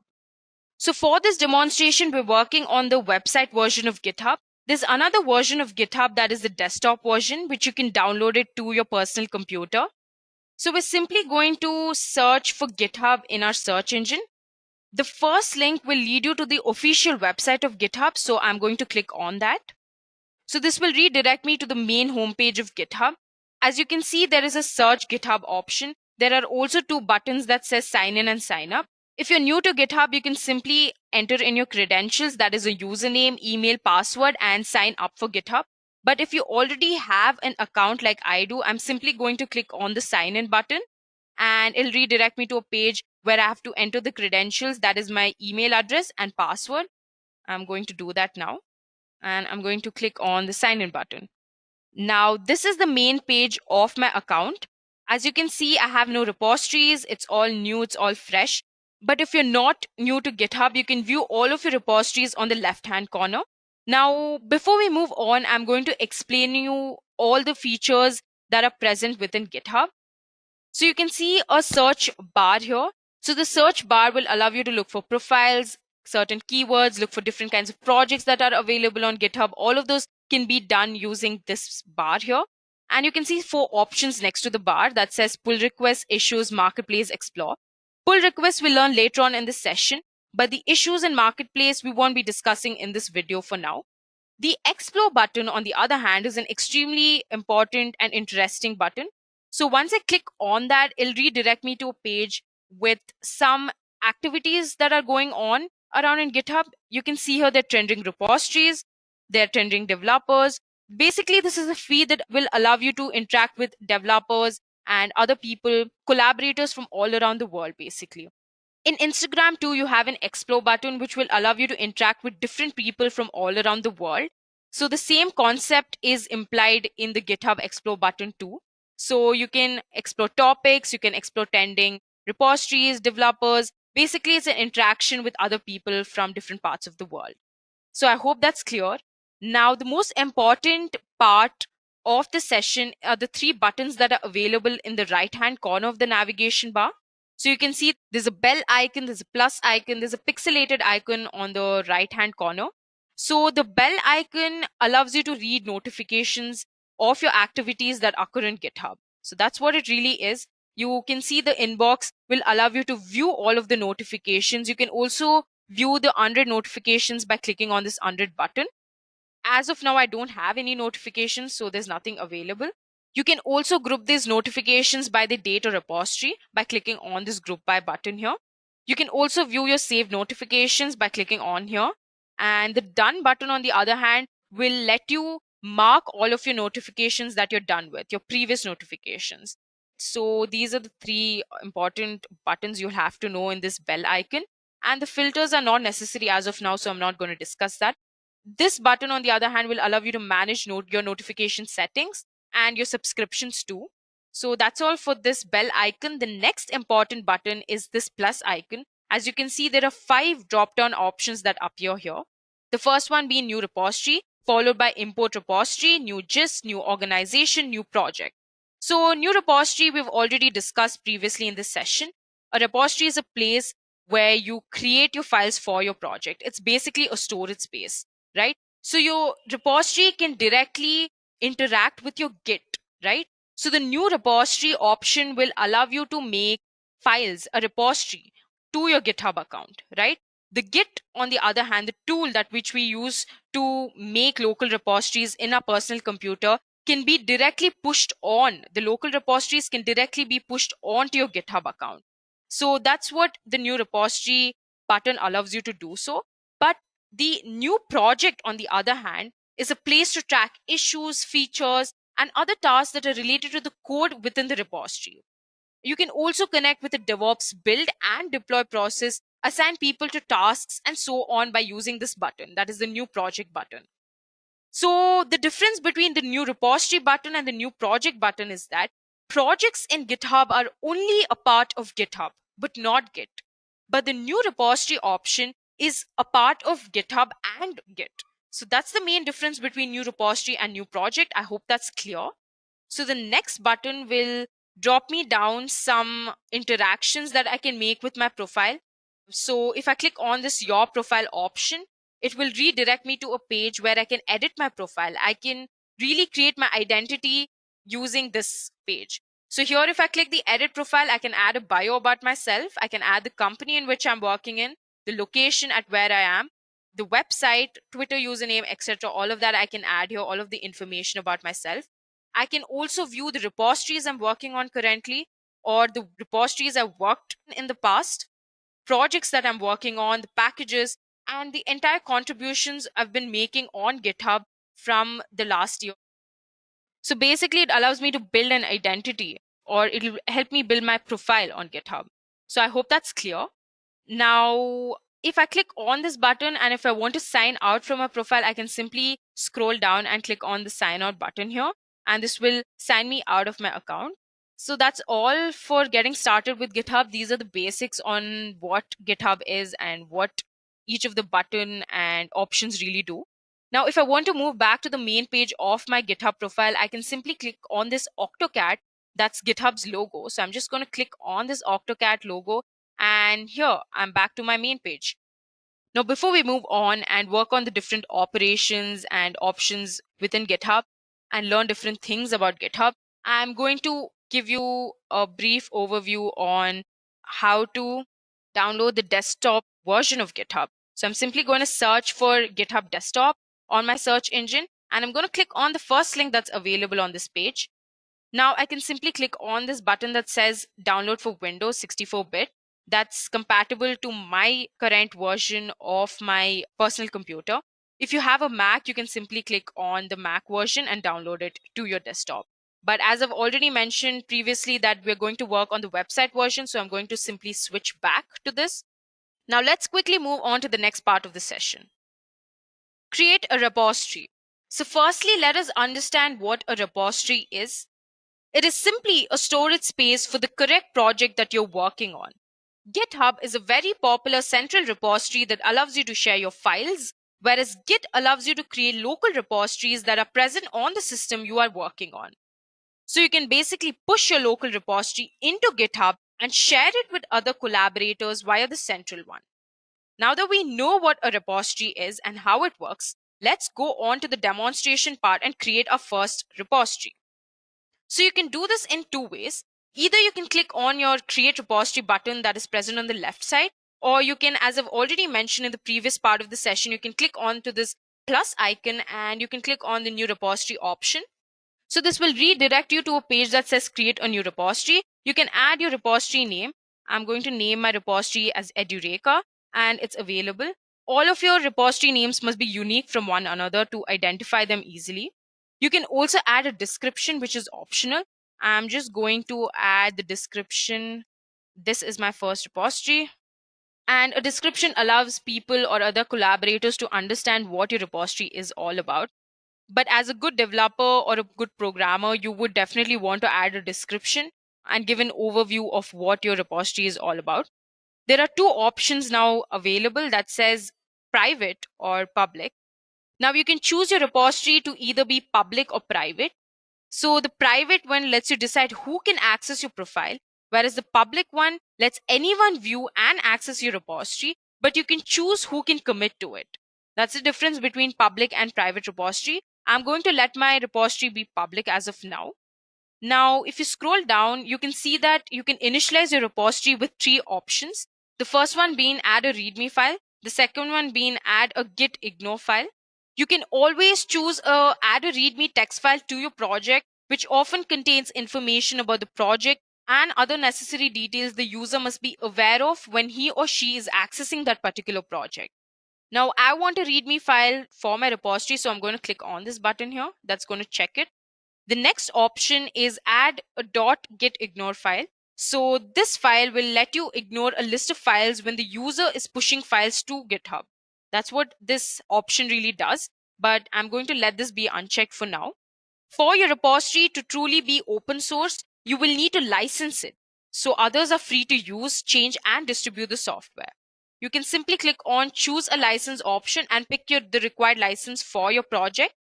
There are several licenses like MIT, GPL, Apache License 2.0, BSD, etc. But for this repository, we don't really need a license, so I'm going to untick this too. And now you can see there's a piece of information that says this will set master as the default branch, but I'm going to ignore this for now. I'm going to explain about branches later on in this session. So this is all you have to do to create your first new repository. You add a name, you choose a description, you add an optional description, you let your repository be either public or private, and you initialize your repository with either of these three options. And I'm simply going to click on my create repository option. Now this will redirect me to a page with all the information and the files that are currently present in my repository. You can see here my repository name is present here with the optional description that I gave, and the number of files. Currently we have only just one file, that's the readme text file, and that's present here. So this is all we have. Congratulations, you just created your first repository. Now you can see there are some options that says issues, pull requests, actions, projects, wiki, security, etc. We don't have to really talk about all of these right now. We will just learn about one option that says code here. So this is really important. If you click on this button, you can see that there's a link that is available here, an HTTPS link. So if you copy this link and paste it on your Git terminal that's present on your computer, you can download this entire project directly to your local system. So that's what the link is for. I hope that's clear. And the next option that says open with GitHub desktop will allow you to open this entire repository in your GitHub desktop version. And you can also, the last option that says download zip will allow you to download this entire repository in the form of zip files. So all of your project files will be within that zip file. So that's all you have to really know about your repository. And I'm going to click on the README text file that's available.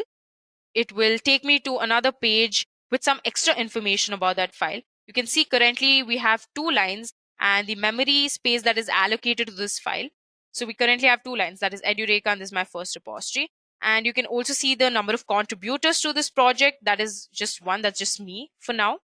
And you can view the history of the commits or the changes that have been performed in your file. So we'll come back to that part later on this session, but you can move back to your main page of this repository by clicking on the name button here. So Edureka is the name of my repository, so I'm going to click on that. So now I'm back to the main page of my repository. Before we learn how to create our first branch, let us understand what branches are. Branches allow you to work on other features that can be included and merged with the master branch if required. So what is the master branch? The master branch is the main branch where your project resides on. So all of the changes, all of the activities that you do with your main project lies or is on your default branch that is named as the master branch. So what really GitHub allows you to do is it allows you to create additional branches. So on these additional branches, you can work on the other features or you can experiment with your project. And if you're happy with this, you can simply merge these features to your main branch, that is your master branch. This is what branches are really for. So they simply allow you to work on other features. That's what branches are. So let's move on to the demonstration part and look at how we can create our own branches. So now if you look on the left corner, you can see a button that says master. So currently we're on the master branch, and there's only one branch, and the master branch, as I've already mentioned, is the default branch. So when you create a repository, you're automatically creating a master branch. So this is where your project will be residing on. And now if you want to create another branch, say let's name this branch 1 branch. So this is what I want to name my additional branch. I'm simply going to name it, and I'm going to click on the enter button. So it will redirect me to a page. So this is the exact replica of your master branch, and you can work on this branch. You can work on any other feature. or you can add something, you can remove something, you can really experiment on this branch. And if you're happy with this, you can merge back this feature or the experimentation that you've been working on to your master branch, right? So you can see there's a README text file. It's exactly the same. There's the name of your repository, the description of the repository. You can click on the README text file and everything's the absolute same. You can quickly switch back to the main page. But the only difference is that you're currently on a branch named branch1 branch. You're not on your master branch. Now, if you want to switch back to your master branch and work on it, you can click on this button and you'll find the master here. You can click on that and it will take you back to your master branch. Here you can work on your project. So there are currently 2 branches. You can see that, and everything's normal. Everything looks simple. That's all for branches. It's really easy. I hope it's clear. So you can look for branches here on this bar here that's present here. You can also create new ones in the same option. So that's all for branches. Let's move on to the next part of the session. Make a commit. Now, what are commits? Commits simply record changes to one or more files in your branches. So basically, they save the changes that you're making in your project. Git always assigns each commit a unique identification, which is called SHA or hash, that identifies the specific changes. So for any changes are made to your project files, you can simply go back and look at the version history or the history of each commit you've performed on your project files. So that's what really commits are all about. It's extremely easy. Let's go ahead and make our first commit. Now I'm going to switch to my branch1 branch and I'm going to make my first commit. I'm going to click on my README text file. That's the only file currently in our repository. So we'll make the change in the README text file. There are 3 really important icons that are present in the right corner, as you can see. The first one is a PC icon that says open this file in GitHub desktop. So if you click on this file, this entire file will open in your GitHub desktop version. The next one, that is the pencil icon, will allow me to edit this particular file. That is my README text file. And the third icon is a bin icon, which will allow me to delete this file. Now, what we'll be working on is the pencil icon. That's the edit this file option. I'm going to click on this and I can simply view a space or a file that will allow me to make changes to my README text file. I'm going to add another line here that says this is my first commit. This is what I want to add to my README text file. And if I want to preview the changes, I'm going to click on this preview changes button. You can see that this is my first repository. This is my first commit. This is my first commit is the additional piece of information that we'll be adding to my README text file. And it's highlighted in blue, so we know that that's the additional information. I'm happy with this change. I'm going to switch back to my edit file. I'm going to scroll down. And if I want to add a description about the change that I'm performing to my file, I can do that. A good programmer would always add a description to the change that he's making to the project file. So other collaborators, when they view the commit or they view the change, they can read the extended description and understand what the change is about. So that's a good habit that you must follow. But as of now, we're not going to do that. So I'm going to leave this blank. As you can see, there are 2 radio buttons that are currently available. The first one says commit directly to the branch1 branch. This will allow me to make the change or save or make the commit directly to my branch1 branch only. So the change that I'm making currently is only implemented to my branch1 branch. The second option allows me to create a new branch for this particular commit and start a pull request. We're not going to talk much about this option right now, but the first option is extremely important. So we'll let this be stuck on to the option that says commit directly to the branch1 branch. And I'm going to click on the commit changes options. And this will simply implement the entire change to the file. You can see that the change is implemented. The additional piece of line that says this is my first commit is added to my README text file. Now, the interesting part is if I switch to my master branch, the change is not implemented in my master branch. So the change is only currently present in my branch1 branch. And now if I want to view the history of the changes that I've made, I've already mentioned in the previous part of the session that the history button will allow me to do so. So I'm going to click on this history button and you can see that I made my first commit 23 minutes ago and I made my new commit 41 seconds ago. And there is also a hash number, unique hash identification number, that allows me to distinguish between both of these changes. So all of my commits that I'll be making on this branch will be available here. So that's the main point of a version control system, isn't it? Understanding and keeping a record of all the changes that we're performing in our files and our projects. So this gives full justice to the word version control. So that is what GitHub is all about. Now that we learned how to make our first commit, let's move on to the next part of the session. Open and merge pull requests. So what are pull requests? Pull requests let you tell other developers about changes you've pushed to branch in a repository on GitHub.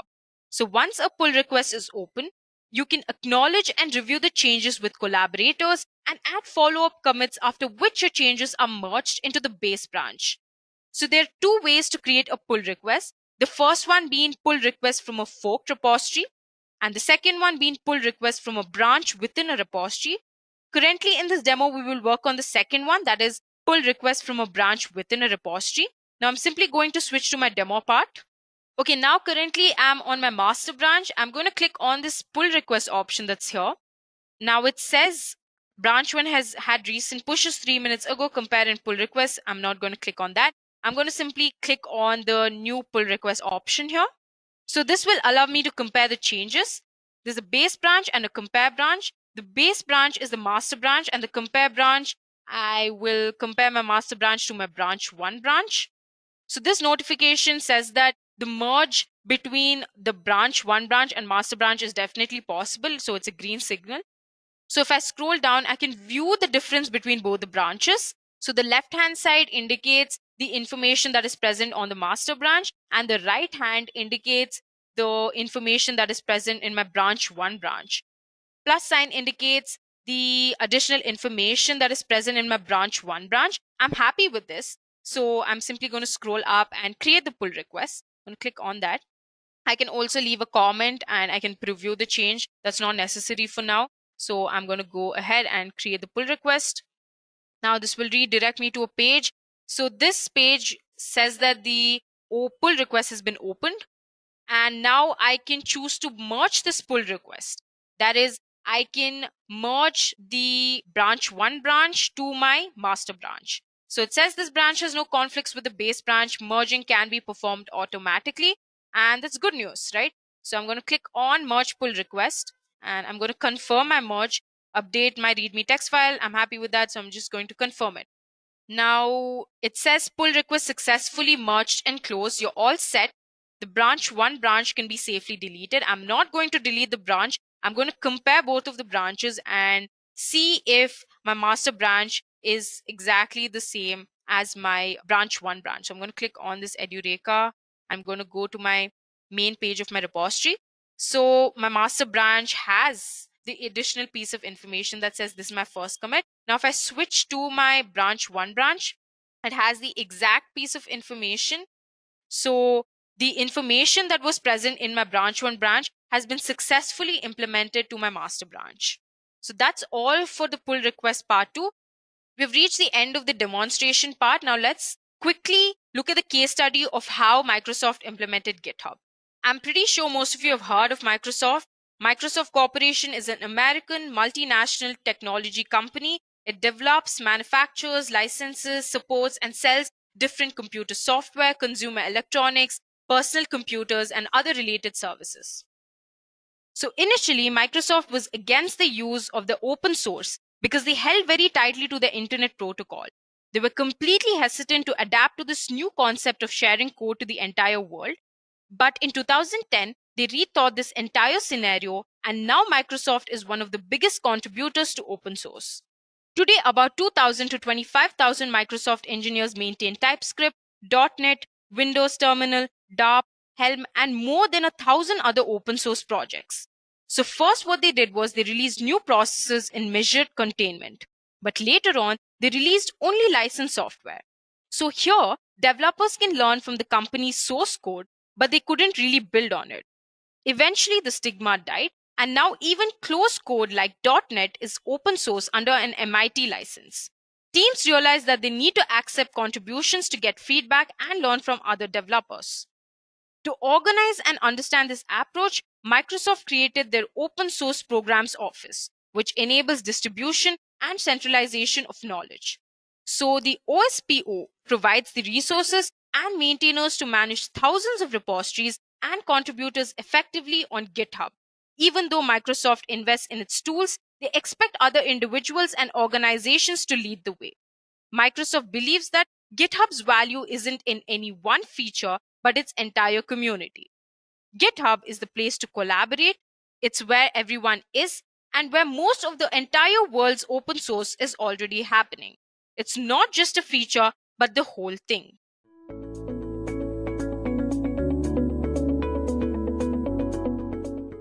Let us execute this process with the help of the pipeline. First stage in any continuous integration flow is version control. Now, what is version controlling? And then building, then unit testing, deploying. So let me directly show you the demonstration rather than talking about it. Let us take some code given to us by the developer friend.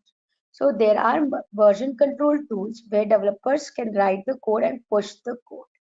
I have a GitHub repository where I have some code which is given to me by a developer. Right? This is a Java based code. For this particular code, okay, for this code, we have the source code, we have the test cases written, given by the developer. I am going to, and as soon as the developer writes the code in his local machine, let's say here he has written some piece of code, he'll push all of his code into this server. This is an external server where anyone can push the code. Okay, so this on this repository, on this particular repository, the developers are maintaining all the versions of their. Okay, so version controlling is the process to maintain, manage the changes that a developer or a user is doing to the files, common files accessed among by the team members. This repository is accessible by every team member. That is version controlling. I'm going to use a tool called as GitHub for version control. GitHub is an open source tool where 90-95% of the code is available for everyone to use. After version controlling, the next step will be to build the code, friends. To build the code. So build the code, we are going to make use of Jenkins server, friends. Now to tell you that what is Jenkins? Jenkins is an open source tool, friends. It is available for free, right? And it is provided by an application by an organization called as CloudBees. Jenkins is like a robo.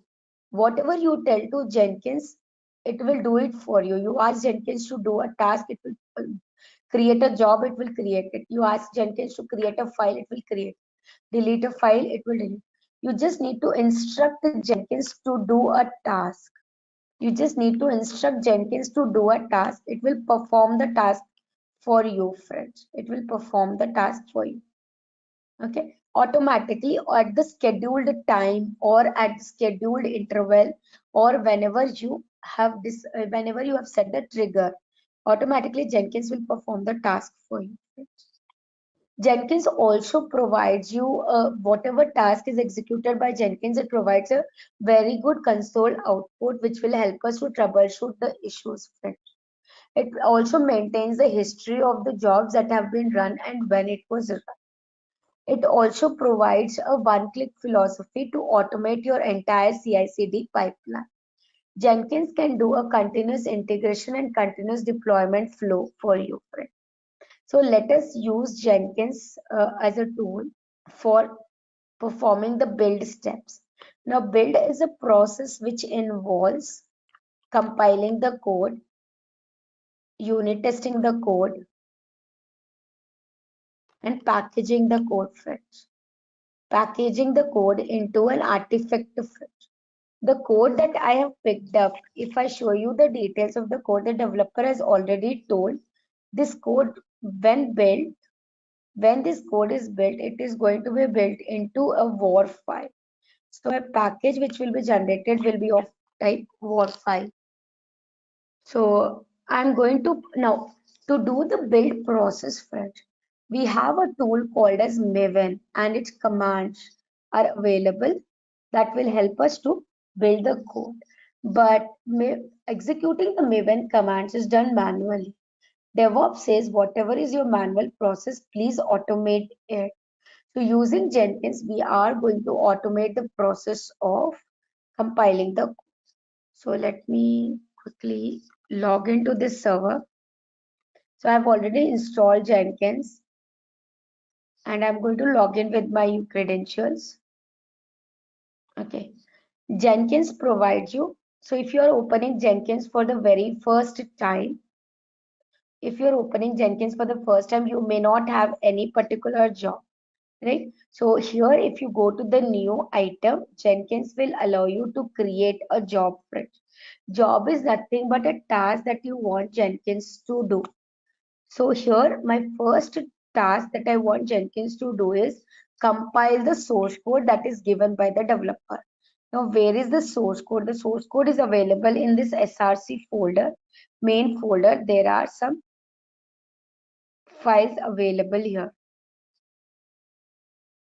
These Java files can be used to, these are the source code available that I want to compile. It is my first step in build process. So let us write down one dot. So let's say I'll write 04 dot. Compile is the first job that I want to build. Jenkins provide you different templates to build your code. Whenever you want to do the process of building the code, you can use a template called as a freestyle project. It is one of the easiest way of creating your project in Jenkins.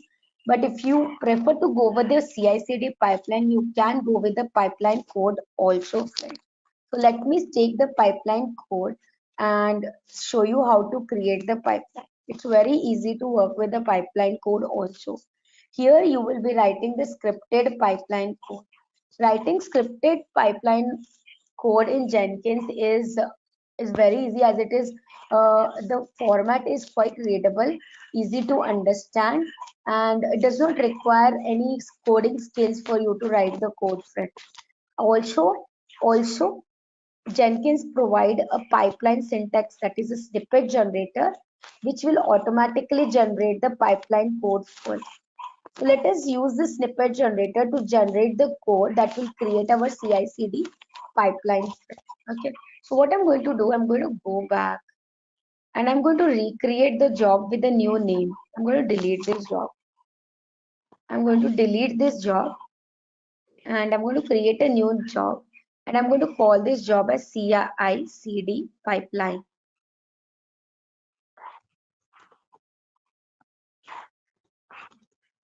Okay, and I'm going to take the template as a pipeline template.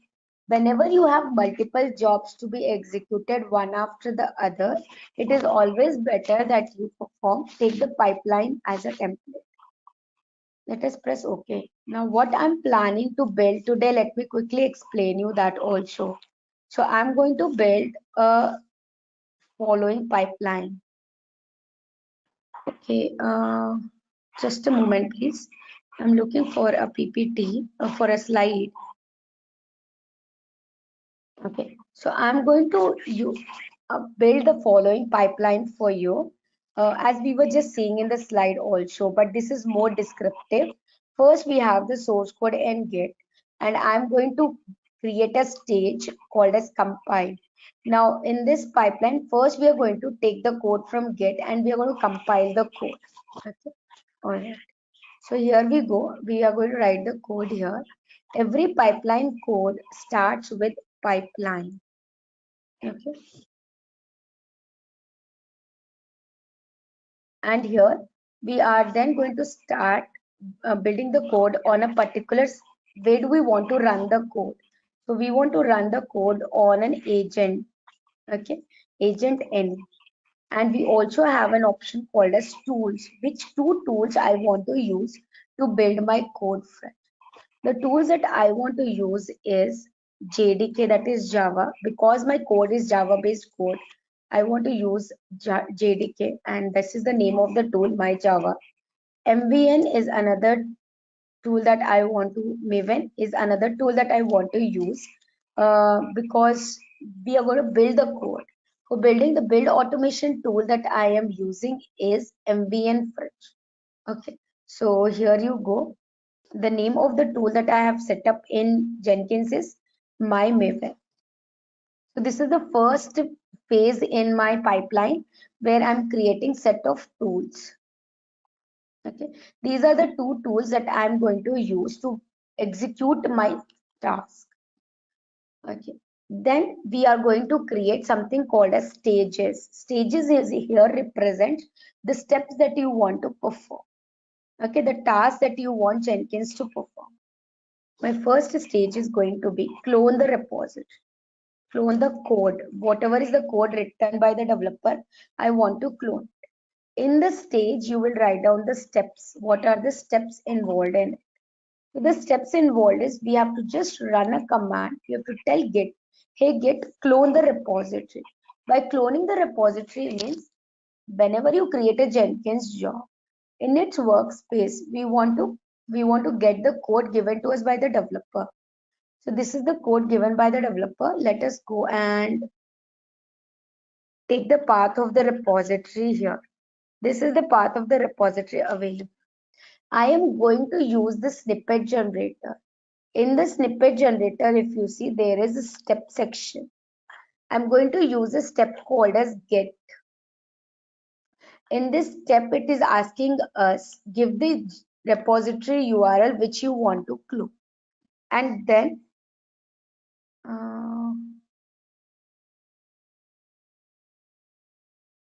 just a second, friends.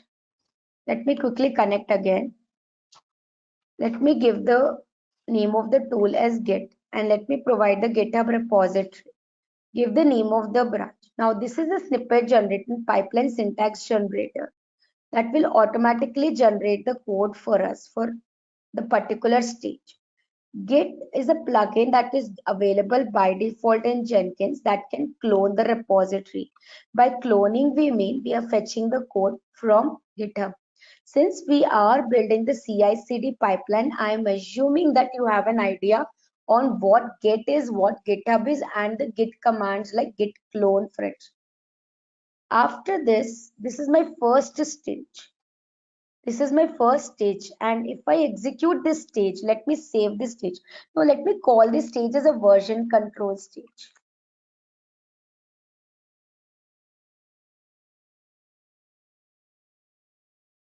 Let me save it. So you will save the pipeline and you will build it fresh. So as I build a part of that particular, because there is only one stage, it is just going to clone that repository into Jenkins. Observe here, it has failed miserably. Let us see what is the issue. My Java, it says the no such property my Java. Okay, let me go and check it.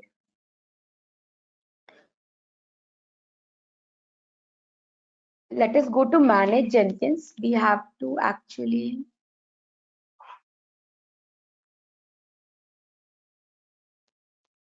go to global tool configurations and set up the Java path. So there is my Java here. It is available. Okay. Let me check the job again. Go to the configure section.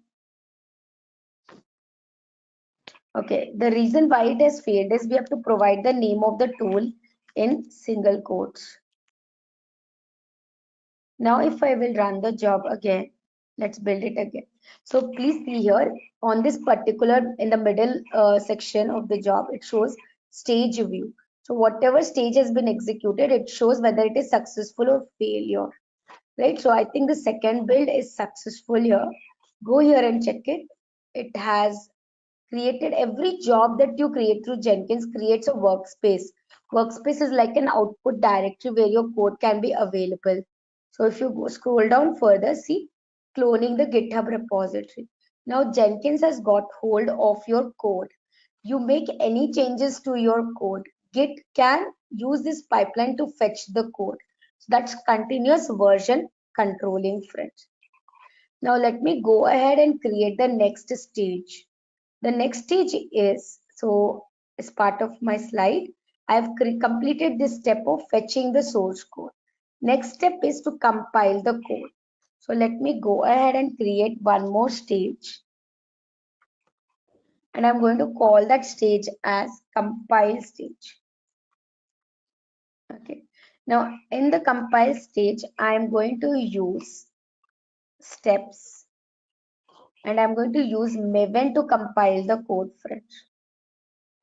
Maven is a build automation tool which provides us plugins which when run can compile your code. Compilation is a process where your source code which is available in your workspace is picked up and is converted into a machine understandable code. That is the class files or binaries or zeros and ones. So the command is mvn compile. This is the Maven command to compile the source code. Okay, and you are going to use shell. My server is an EC2 Linux based machine, a Red Hat Linux machine, so I'm using shell command to execute the Maven compile command. Okay, that's all. So let me save it and let me build it. I will show you the compiled files after this stage. So my third build, observe here, I'm slowly building my pipeline, version controlling and compiling the code. Okay, compiling the code. Now if you go to your build here, no, let me go and show you in the workspace.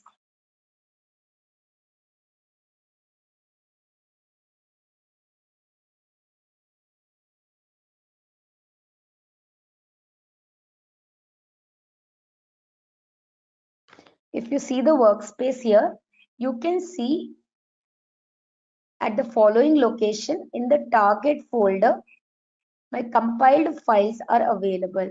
That is the files that we have just converted just now.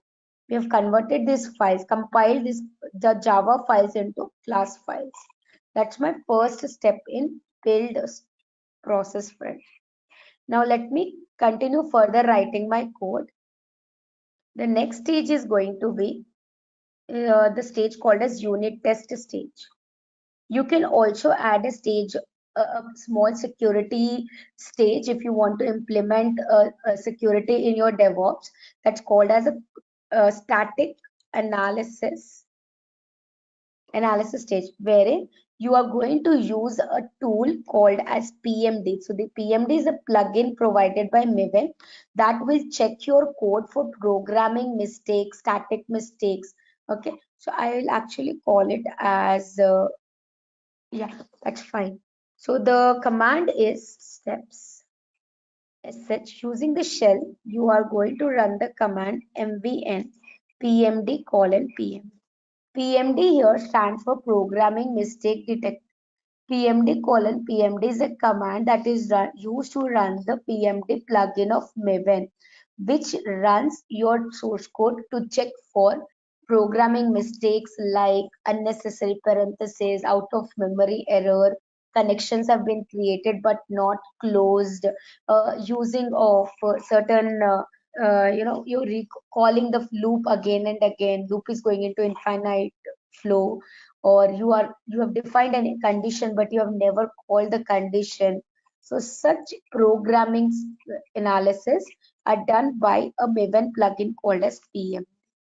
Okay, so I'm then going to build this stage. Let me build one more stage. After this, after we have completed static analysis, I'm going to add one more stage, which is my unit testing stage.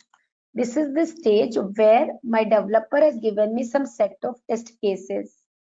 I want Jenkins to use Maven so as to pick up these test cases. There are some JUnit test cases given to us. So we want to pick up these JUnit test cases and execute them. Now, as you know, how you may be having a doubt that Sonar, from where are you getting the test cases? See, the first stage, we have already cloned the entire repository. So Jenkins is already holding the source code as well as the test cases. So you just need to tell Jenkins, hey, Jenkins, execute the following steps. What are the steps? Use the shell to execute the Maven command mvn test. So Maven has a plugin called a Surefire plugin. Using the Surefire plugin, which can be triggered using a command called as mvn test, you are going to execute the test cases which are available in the test folder and give the output as how many tests have passed or failed. So let me save this one and build the job. So if you see, we have cloned the repository. We are now compiling the files again. We are doing the static analysis. Any issues are there on the code, programming mistakes, we're going to find that out and then do the test cases also. Each of these stages will generate a report with you how many unit test cases have passed or failed. It's going to generate the report telling the programming mistakes done by the developer. Let me show you the report. You can go to the build and you can scroll down, go to workspaces. In the workspace, if you go and check the target folder, you will have Surefire report, which is your target test report. Here the report tells how many test cases have been executed, how many have passed, how many have failed. It gives the complete information and the time taken to execute the test case. There are 3 reports generated by the Surefire reporting plugin. They're all generated in XML. You can use the JUnit plugin of Jenkins to convert it into a trend report. If you will join the DevOps training, we will show you how to convert these XML files into the trend reports also. And here is a PMD XML file generated where you can see the programming mistakes done by developer. Like in line number 18, there is an empty catch block. Line number 62, there is useless parenthesis. There is a unnecessary modifier in line number 24. So this report is automatically generated by the Maven plugin. Jenkins is just triggering it. Maven is actually executing those commands on the source code. Let me build my pipeline, the last stage of the continuous integration in my pipeline I'm going to build. The pipeline that I've built so far, that is version controlling the code, compiling the code, analyzing the code, testing the code, and finally packaging it. This pipeline is called as continuous integration pipeline. Package stage. In this stage, I'm going to write the steps. Now I'm going to use a shell to execute the Maven command mvn package. Mvn package. So package is a command which will take the source code and convert it into an artifact. Convert it into an artifact. What is an artifact? Artifact is an executable. Artifact is an executable which when executed or which when deployed on a server will allow the users to access the application. Okay, so when if suppose to understand executable, suppose you go to your browser and I ask you to download Skype. So when you download Skype, there is an exe file which gets downloaded in your laptop. That exe file is called as an executable, which when double clicked and pressed next, install the software on your server. Same thing I'm going to do, take the test case, take the entire code and package it into an executable so that I can deploy it on my servers. So let me save this and build the pipeline now again. So you will see the last stage here, packaging.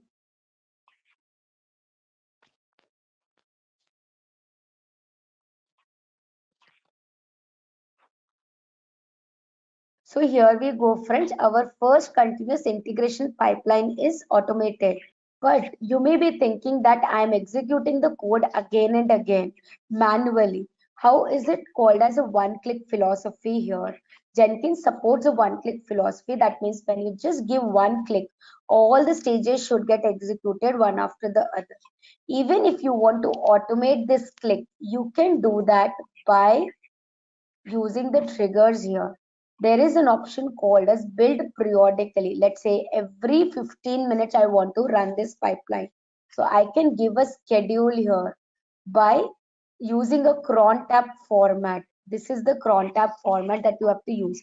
Like how many minutes, what for every 15 minutes, or what time do you want to run? Which hour of the day do you want to run it? Which day of the month do you want to run it? Which day of the week do you want to run this particular code for it?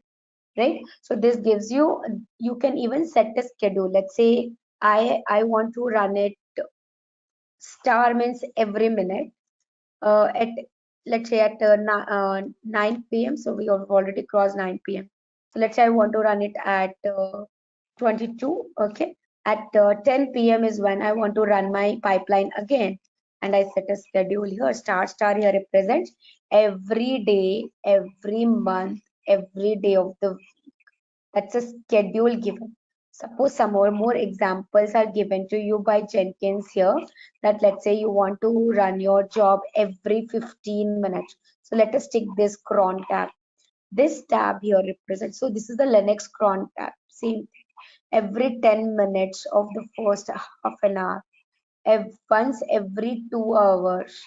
Once every 2 hours slot between 8 a.m. to 4 p.m. You can give this schedule like this.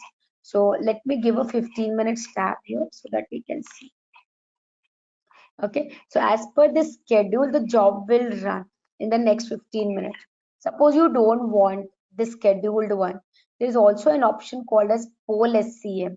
Poll SCM is a process in Jenkins where Jenkins is going to check with Git. Has the developer done any changes on the repository? Let us say the developer created a file here and did changes to it. As you commit the changes, as a developer commits the changes here, immediately the pipeline will run. So let's do this. So let us do this. So I'm going to set, again here you have to give a schedule to Jenkins. Jenkins, at what time should it check with GitHub for changes? So let's say every minute. So I'll give star, space, star, space, star, space, star.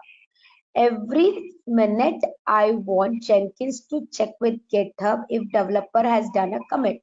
So always in continuous integration, that's the flow. Hold on, I think there was an error. Okay, there's no error. So do you really mean that every minute you want to run it? Yes. Okay, but observe the pipeline will not run. Observe the pipeline will not run until and unless the change happens on GitHub. The continuous flow says, if we are here, let me see if there is. The continuous flow says, as the, so we have completed till here only, till here. The continuous flow says, as you version control your code or as the developer pushes the code in GitHub, your build pipeline, that is compiling the code, unit testing the code, package the code, should trigger automatically. So the setup is done in the following way. Now let's assume I am a developer of this repository. I will make small change in one of the files. Let me make a small change to a file. So let's say checkout on Git. Okay. On the repository, if there is a commit, I'm doing a particular commit. On the repository, if there is a commit, immediately the pipeline should trigger. So give it a second. If you see here, there is a polling log created by Jenkins. So when every second, or sorry, every minute it is going to poll GitHub. If there is a change, it's going to trigger the job. Right now, no, it did not poll yet. 343, it is going to poll. Since we did a change in the GitHub repository, it should trigger the job. Just give it a second. Yeah, see here, changes have been found. Since some changes have been found, automatically the pipeline has been triggered. If you observe, all your steps will be triggered again, friends. All the pipeline is getting executed again. Who is triggering the pipeline? Jenkins is triggering. Who is executing the stages? Maven is executing it. Where is the code available? In GitHub. So we have integrated 3 DevOps tools: Git, Maven, Jenkins. Right? Okay. Now, after this, we want to deploy the code on a particular server, friends. So next step is deployment. Deploying your code on the next server, on any other server. Now, deployment of the code can be done using a deployment tool. Now, there are two ways to deploy your code. Either you deploy the code in the legacy way, that is installing the Tomcat server or Apache server, placing the code on the directory and then restarting the server. You can do that flow, or you can do it with the help of, containers, friends.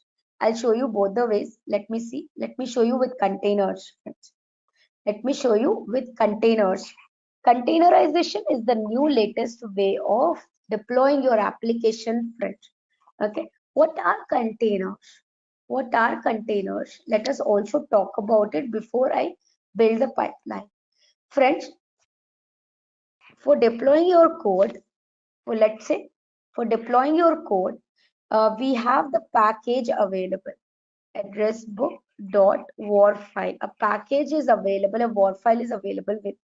I need to deploy it on the next server in a QA environment or the staging environment in the form of container.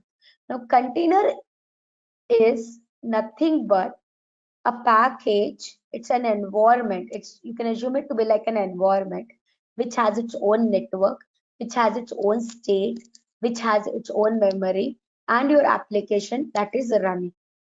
So I want to place this address book war file. So I want a container which has Tomcat on it. Upon that, I want to place this address book war file. I want to place this address book war. Upon this, I want to also execute a command to restart Tomcat, right? And I want to expose this container. I want to access this container from the browser of my machine. So I'm exposing it to the port 88. So a container is nothing but it contains each and everything that is needed for your application to run. Right? Now, how do we create a container? That's again that's an important thing that you need to learn. So if you join the DevOps training course, we are covering Docker as a tool which provides containers. But to create container, no, you never create container. You launch a container. Okay, you never directly create a container. Never. So basically, there are three items that are needed for you to create a container. You always create a file, or you take, for that matter, any containerization tool like Docker, Rocket, Cryo, Containerd, Linux containers. Any containerization tool, Docker being the market leader. So we all always think container means it is Docker. No, it is not that. Okay, so there are many other tools and all of them mostly follow the same process. What they do is they create a file, manifest file, or a file which is called, as in case of Docker, called as a Docker file. In the Docker file, any administrator who has to deploy the code will write the instructions, okay, needed to deploy the application. Needed to deploy the application. Okay, and then friends, after that you are this Docker file. So here in the Docker file, you provide a simple instructions as to what you need to deploy your application, to run your application.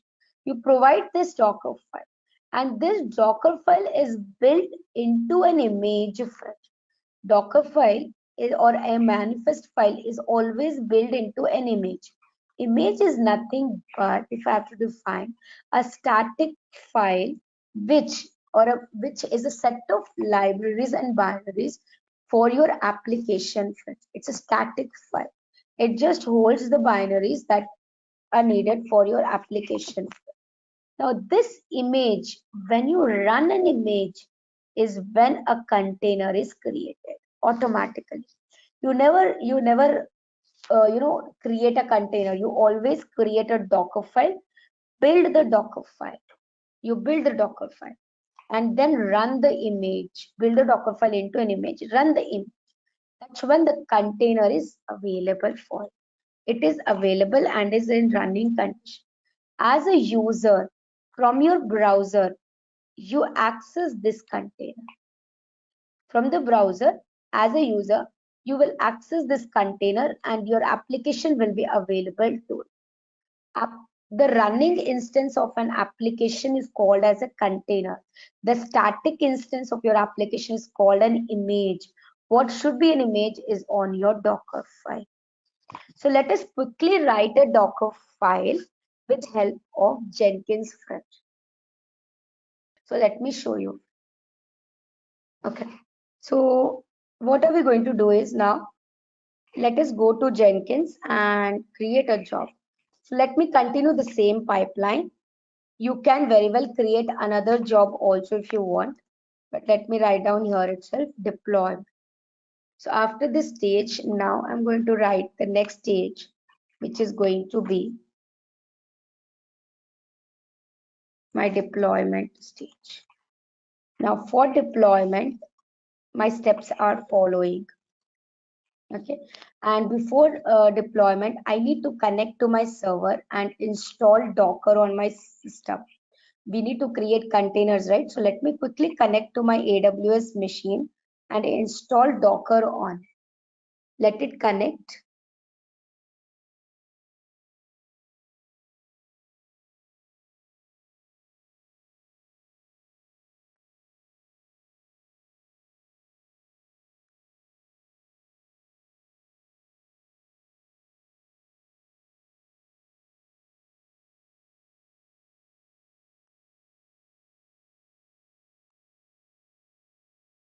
You also need to start Docker. Docker is a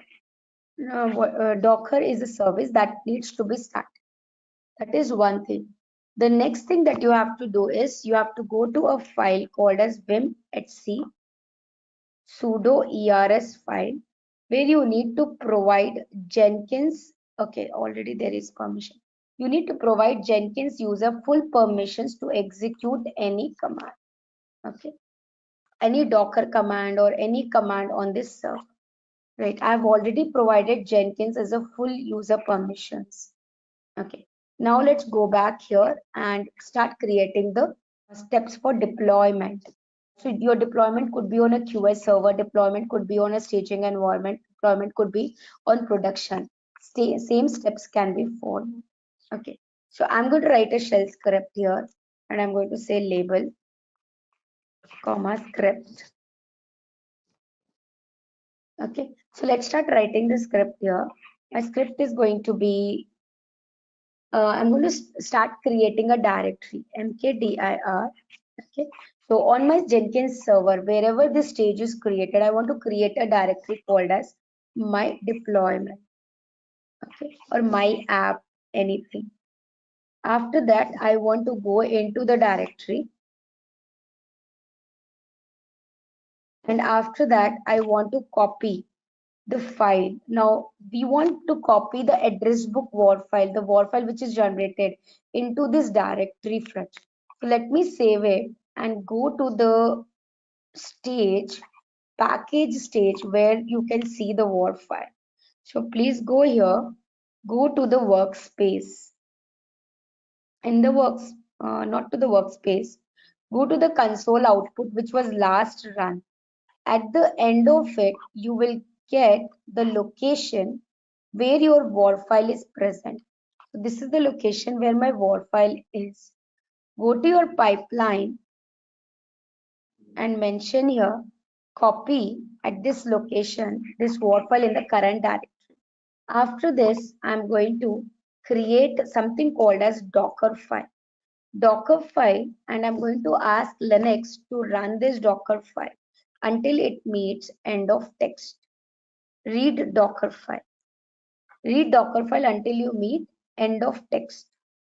Now let's write down the Docker file. Docker file is nothing but a set of instructions that you want, instructions about the application and the softwares that you want on your container. So from is the base of your container. Like I want Tomcat on my container. After that, I want to add whatever is this address book WAR file. I want to add it. I'm taking Tomcat version 9. I want to add it to the Tomcat's root directory, which is user share Tomcat web apps. Okay, in this directory. After that, I also want to expose my container to the port 8080. Every container will be exposed to one particular port, friends. It will be so that you can access the container from the browser of your machine. So it's mandatory that your container, if it is of web application, it should be exposed to a port 8080. Okay, and I'm going to run a command to start Tomcat. The command is, now you don't have to write all this, friends. You can very well go to hub.docker.com and search for the Tomcat image. Over there, it is everything is available. So this is the Tomcat image. If you want to deploy an application on a Tomcat server, so if you scroll down, you can get complete information here. To start the Tomcat server, here is the command. To deploy on Tomcat, here are the to create a Tomcat container, to remove a Tomcat container.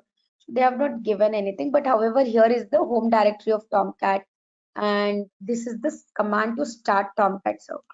Same thing I am mentioning here, start Tomcat server. Okay. Once I start the Tomcat server, I stop my Docker file here. That's all. So this is a set of instructions that I'm passing to Docker to take this Docker file and build it into an image. Now, so the Docker command to build the Docker file into an image is sudo docker build, okay, -t. Build the Docker file into an image. So let's give an image name, my app version 1. I'm giving the name dot. Okay, sudo docker. Run this image now. Run the image in a detached mode. That means keep creating my container. Let it run in the background and do a port mapping. Now, if you join the Docker session, that's when we can explain you the topics of port mapping, what is detached mode, right? Port mapping, to tell you, is when the container is created, there should be a port number using which you can access it. So that port number you will get from this option called as port mapping. Give the image a name, my app colon version that. Okay, that's all, friends. Let me close the script. Right, so I've started a script here and it went on to create this. So these are the steps that I've executed. Closing the stage. Stage is closed. Stages are closed. Why there is an error? Steps are closed. 1, 2, 3, 4. Let me save it. Yeah, there is no more error. Okay. So these are the steps to deploy your code as a container. So let me save it and let me run it.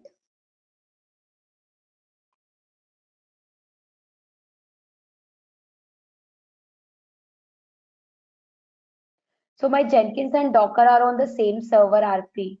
If they are in different servers, then you have to use SSH to connect Jenkins to Docker. Currently on my same server, I have Jenkins and I have Docker. So it does not need to connect to any other machine. But in real time, of course, you will have another server where you would want to deploy it. So you need to create an agent on Jenkins. You need to create an agent on Jenkins that will that the master will connect to it and deploy it as a Docker container on the third server. Okay, so I think it has created the container for us. Let us first go and see if it has created an image. So in the DevOps training, we do execute those pipelines using Ansible playbooks also. You can deploy your code using Ansible playbooks and Docker containers. Okay, so let me see. Systemctl start Docker. Docker images. Your image should be available. See my image. No, my image did not get created, friends. I think is it in progress? Please see here. So here my Docker file has been built. No, it did not. It did not build it. There's a warning here. Let me finish this. So I have the Docker file with me.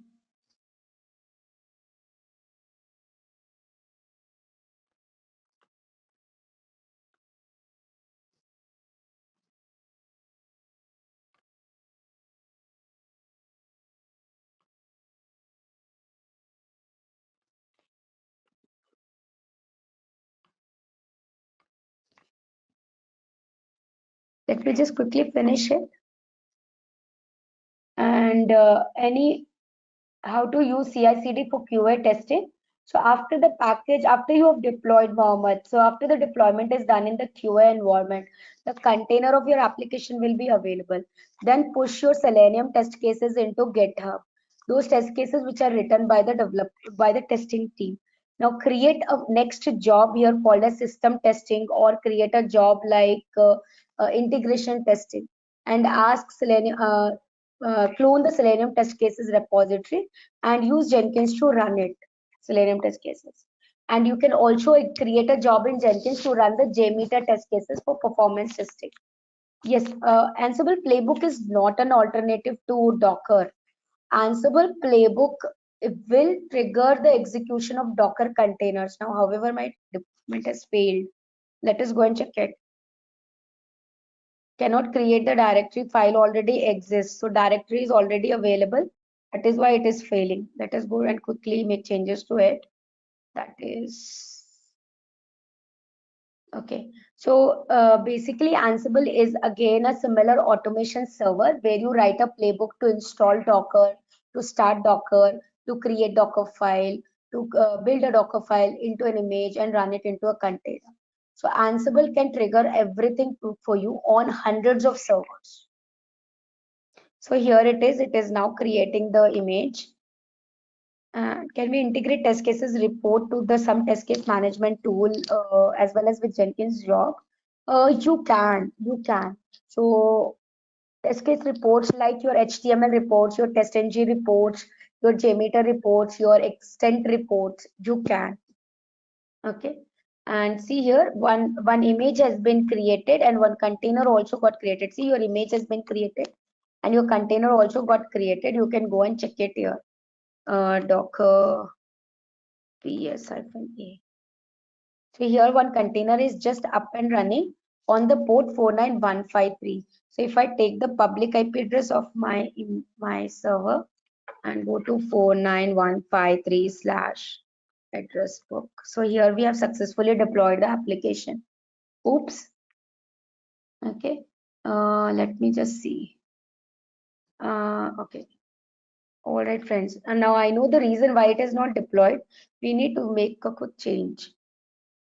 I'm going to build now again quickly on those 100 servers.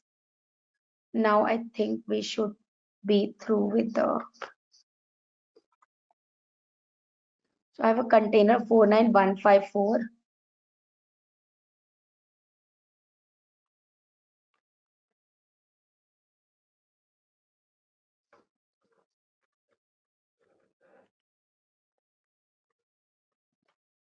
So here you go, friends. We have successfully deployed our address book application. I have started from the scratch, build the code, that is compile the code, unit tested the code, package the code, and deployed it into a container.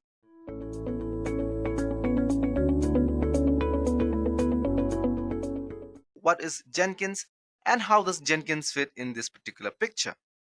Now, Jenkins is an open source automation server which helps us to automate the process of development relating to testing, deployment packaging, and others. It is a server-based system that run on software, Apache Tomcat. Now, it supports VCS store like Git, Bitbucket, etc. It also supports build automation tools like Apache, Maven, and it helps to make and facilitate our continuous integration and continuous delivery process. Now, Jenkins was first released in the year 2011 and it's completely open source software as a part of the MIT license. Jenkins is a plugin based profile. In Jenkins, you have got plugin which basically used to interact with different tools and components. In Jenkins, plugins are primarily released in language other than Java. plugins are available to integrate Jenkins with most version control system tools and most databases. Using these plugins, we set up purposes, for example, unit testing. Now you can do compiling, you can do packaging. Now you can create some reports. Now you can do some logging. Now all these things are possible using plugins and Jenkins. Another important component that we've talked about in Jenkins, apart from plugins, is Jenkins notification, which we call it as Mailer. Using Mailer, guys, we can configure email notification. For instance, you can configure scenario. For example, you want mail notification when build is successful. Now, all these things can be done using Mailer as the Jenkins component. Another important component in Jenkins is the SSH agent. Jenkins also follow a typical master-slave topology. Now, why do we need a master-slave topology and a CI tools like Jenkins? Now, when you work in the organization, we have got multiple teams which you want to build and deploy their own pipeline or deploy their own software project codes. Now, teams don't want the piece of code to be run on a server which is owned by some other teams.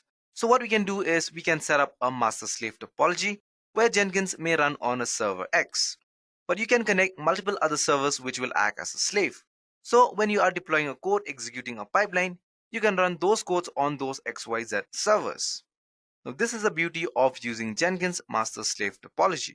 Now another good thing about Jenkins is Jenkins can be deployed on any operating system. In Jenkins, you can use in a Windows mode, a Linux mode, a Mac mode. Now all these Jenkins jobs can be deployed on any operating system. It is not at all dependent. Now both master and slave needs to be of the same operating system. Another important core component of Jenkins call is JavaDoc. This is our plugin in Jenkins, which basically is a part of Jenkins core that helps us to publish results like build action, build directory, what is the expected build output. All those things that we see in Jenkins, they all are happening using JavaDoc. Now let's talk about security injection. Apart from that, Jenkins have other sorts of authorization like project-based strategy, metric-based authorization, which help us to make Jenkins more secure. We'll talk more about this when we talk about the Jenkins overall. So as you can see on the diagram, Jenkins is pulling code from the source code control system like Git, Bitbucket, etc. To start deploying it in Jenkins, we have got a notification management system using Mailer, where if the build is successful, we get a WAR file or a zip file. We can define how we want the build to be created, and if it is a failure, it will send the notification management to a developer that something happened wrongly with the specific code lines and you need to rectify your codes. Now that is the beauty of using Jenkins. So Jenkins is still the bread and butter in the industry. There are some Jenkins competitors also in the market like GitLab Jenkins and some others. But by default, Jenkins is the to-go tool for the CI industry. So far we've talked about Jenkins. Now let's talk about what is pipelining in Jenkins. Now let's say I want to deploy a code. The code may have certain steps like first step, I'm building the code. Second step, I'm compiling, then code reviewing, then packaging, then deploying. So how do I automate a combine of all these steps which can be executed in one go? Now to deploy all the scenario, we've created a delivery pipeline. Now pipeline is nothing but it's a combination of different steps or different tasks that we need to perform in order to deploy our code. Now using a pipeline instead of doing this task or code deployment manually, we combine them and deploy them as a sort of one common approach of a delivery pipeline. Now there are multiple ways on how you can create a pipeline. The two most common ways or common approaches of using a pipeline, as you can see from scenario, a declarative approach. And the second one that is used in the industry is a scripted approach. This particular is an example of a Jenkins pipeline script. Here you are saying we are first doing a stage called build stage, where we will be combining multiple tasks. Like first we are using Java, then we are printing something called echo hello pipeline. Then we are using Maven as the build automation tool and try to deploy a package. And then we are doing a shell script output of what all things are present in that particular directory structure. This is a typical example of syntax of how to create a pipeline in Jenkins. Now let's talk about the two predominant pipelines that are used in the IT industry, scripted and declarative. Now let's talk about what is scripted and declarative and how they are different from each other. A scripted pipeline is a traditional Jenkins pipeline approach, and a declarative pipeline is a modern day pipeline approach that is used in the industry. In a scripted pipeline, the syntax was first strict, while in declarative pipeline we use something called as groovy syntax. When you use a declarative pipeline, you can get a code from any version system tool like Git. You can create something called as Jenkins file, and you can download Jenkins file from a virtual constant tool, and that can be used to run your Jenkins code. When you use a scripted pipeline, you define a code something called as a node block. But one declarative pipeline will define a code in a pipeline block, as we can see in the previous example.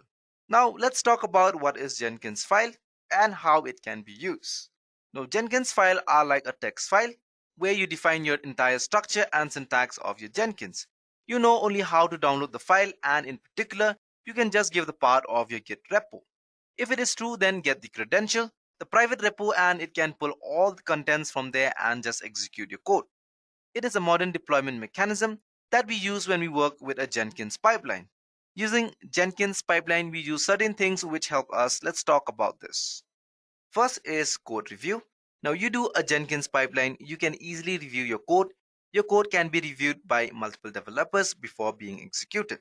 Now how that works is, in Jenkins file, they are stored generally in a version control tool like Git. You can put something called as a pull request for a code review. Now different members of your team can review the code before you actually pull the Jenkins file and deploy it. Now you can do an audit trail, or refer to as a long audit.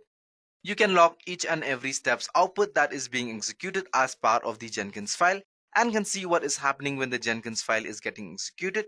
It's sort of like a verbose log. Then you can find a single place to store all your data or all your outputs.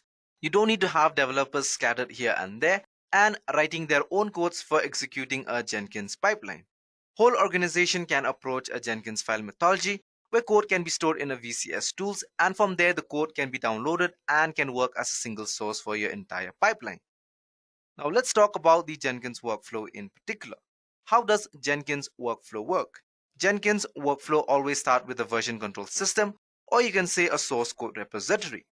Multiple developers collaborate and they put their code in a source code system like Git, from where Jenkins try to pull the data from that source control system. For your system, there is no mandatory or the source code needs to be Git. It can be Bitbucket, SVN, whatever your organization uses with Jenkins server. Now we execute tasks like build, deploy, compiling, packaging, code reviewing.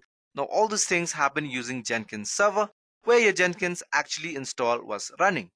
Now Jenkins server can be any operating system. It can be a Windows machine, Ubuntu machine, Linux machine, or a Mac as well.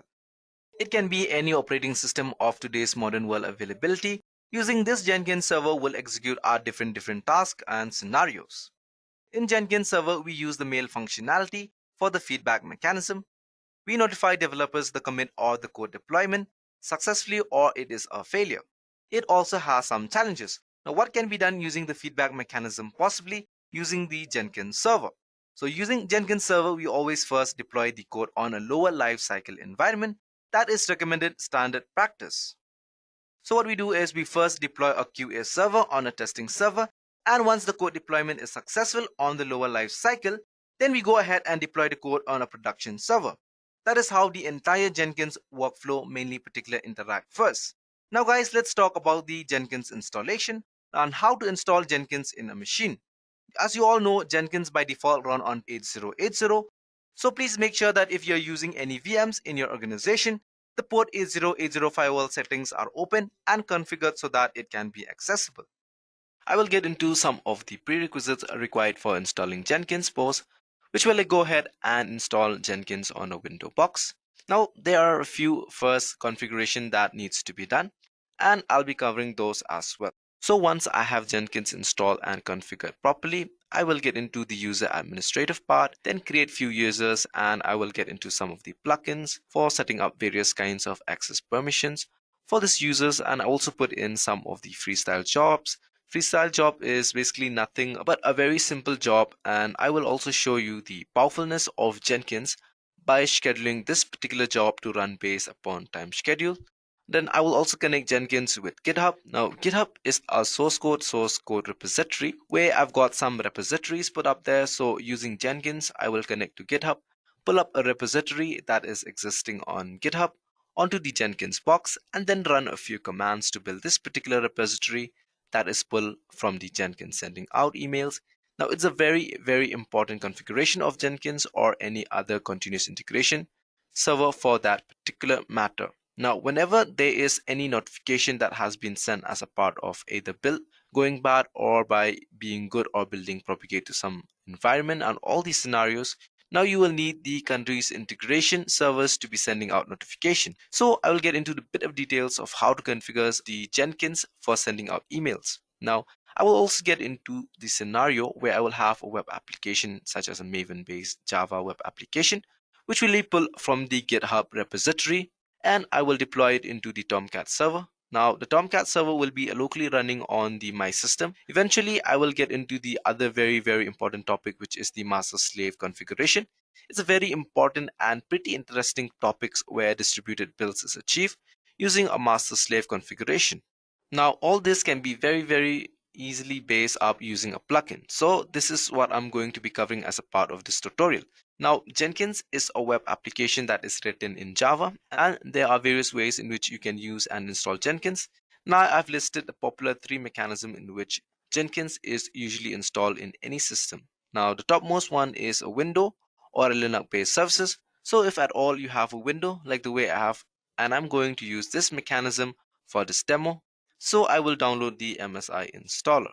So whenever you start as a service, it goes out and nicely install all that is required for my Jenkins, and I have a service that can be started or stopped based upon my needs. Any flavors of Linux is one of many other ways of running Jenkins in downloading this generic WAR file, and as long as you have a JDK installed.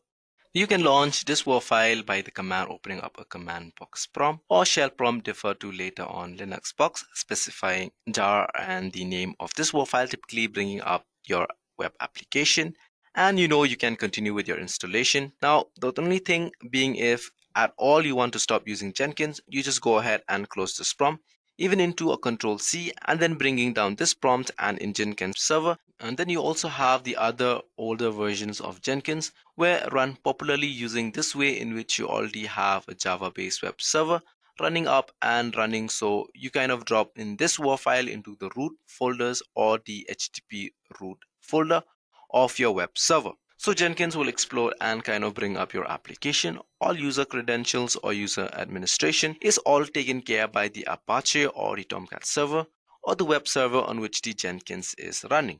This was a very old way of running, but still some people use it because if they don't want to maintain two servers, now if they already have a Java web service which is being nicely maintained and backup, now Jenkins can't run a test to it, alright?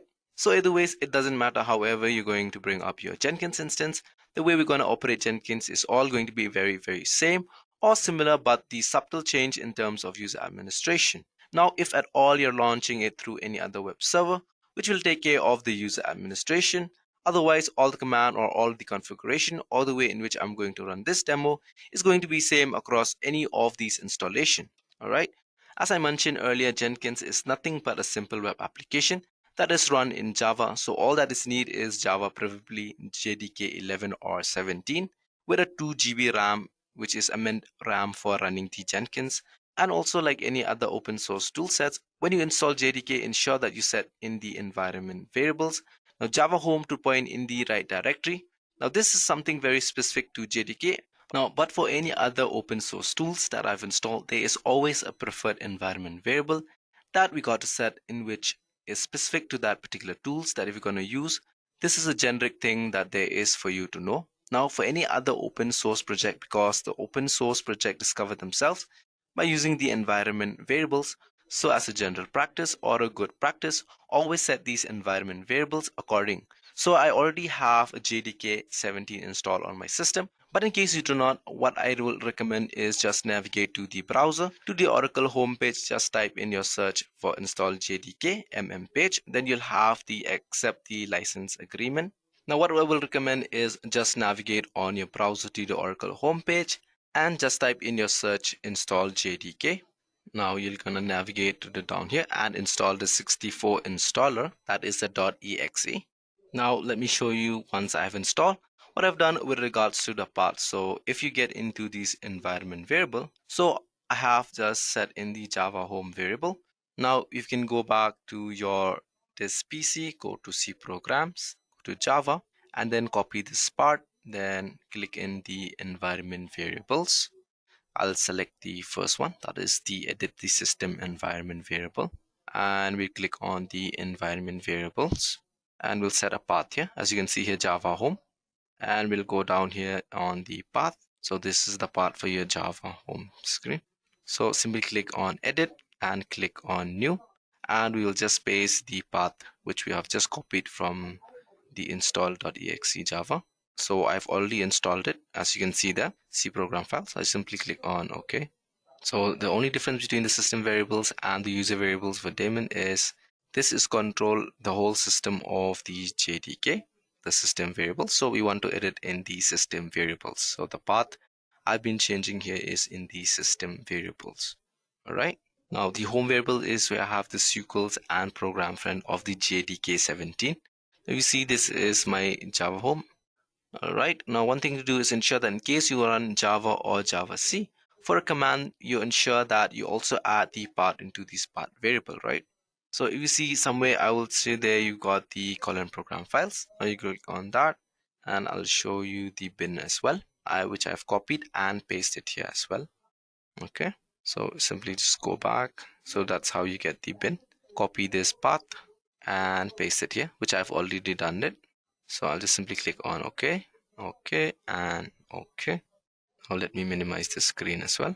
So the next thing we need to do now is go to CMD to check if your Java has been installed on your system. So you simply type on Java space / version, and you can see I already have Java version 17.0.5 installed in my system and it's up and running. So as you can see the runtime environments, and it's a 64-bit server. This is a VM virtual machine. Okay, so as you can see, Java is installed in my system and is up and ready. So the next thing we need to do now is install Jenkins. I'm just canceling that and open a new browser again, new tab, and type in jenkins.io. Now, as you can see, this is the homepage of Jenkins. All right. So you can even read the documentation, or you can simply click on download. Will take you to this page. Now here you can see the hardware and software requirements, then what packaging is required for downloading the installing Jenkins. So this is the part for, on the left hand side we have the LTS, and on the other side we have the, which is a more stable, and on the right hand side we have the regular weekly releases. So we'll definitely go for the stable LTS download, which is a long-term support, which is released every 12 weeks, whereas the regular releases changes weekly. So I'll be going ahead and scroll down and click on window. So as you can see, there are different parameters where you can have on Dockers, then you have Ubuntu, then we have the CentOS, Fedora, or the Windows, like I'm going to install in this case in this demo. Then but we have different aspects as well, like the FreeBSD, the CentOS, Mac OS, etc. So as you can see on the first stop, we have the .var. We can even install that and unzip that. But in this case, in this demo part, we'll simply click on Windows. So go on ahead and click Window, guys. Now you can see the download has started. So we just wait a few seconds until it's done installing the MSI. And as you can see, it's done. So this is my downloaded Jenkins instance. So what I'll be doing now is simply click on Next. Now, as you can see, guys, on top here, it's written the Jenkins run on localhost 8080. So keeping that in mind, click on Next. As you can see, this is where our Jenkins is installed. That is in C and program files and by the name Jenkins. So you can always change this location where the Jenkins has been installed. But in this case, I'll rather keep it on the C drive itself. So the next thing you need to do now is we'll run server as a local system so that we don't have to put any administrator or the password. And so the next step now is we test the port. So as you can see, you got a green tick mark. So next, now you can see here that it has failed because there is no compatible Java version 11 or 17. But as you can remember, guys, we have already installed Java 17 and we have already verified that we're using the command prompt where it has shown us the version Java 17. So what you need to do is simply click on change and select the Java 17 from Java 8. So simply click on Java 17, JDK 17, as you can see, click on next and click on the install part. Done and dusted. So I've already told you that Jenkins run on the localhost 8080, right? So we're gonna go localhost colon 8080 and hit on enter. Now, as you can see, please wait while Jenkins is getting ready for work, right? So this will take a few minutes and then you'll be having to provide the credential of the administrator. All right. So just give it a few minutes while it's starting up. All right. Now you have to provide the administrator password, right? So you can go ahead and go down out here. You can see the password is in the C and goes to the program data, then Jenkins. Then we have a .jenkins, then a secret, then you'll find the initial admin password. So we need to head out there. So what we need to do is we'll go down there. So I'm just going to minimize the screen now, minimize it once again. And as you remember, we go to the C. So you can see right where it is. I'll just show you, minimize the screen here so you can see and do it along with me. So you can see this in PC, then scroll down to C disk. Okay, this thing popped up, sorry. It's in this, so you have a program data, right? As you can see here down, there is no program data, right? So what you need to do is it's in the hidden file. So what you need to do now is click on the three buttons and view, click on show and click on the hidden items.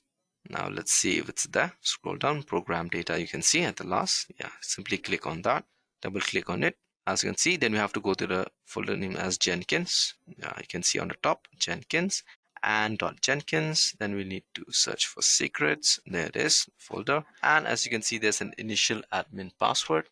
Now you simply click on that. We'll try with the notepad so we can copy. So simply copy that and paste it in the administrator password and click on continue. So in this case, I will not save it in my computer or system.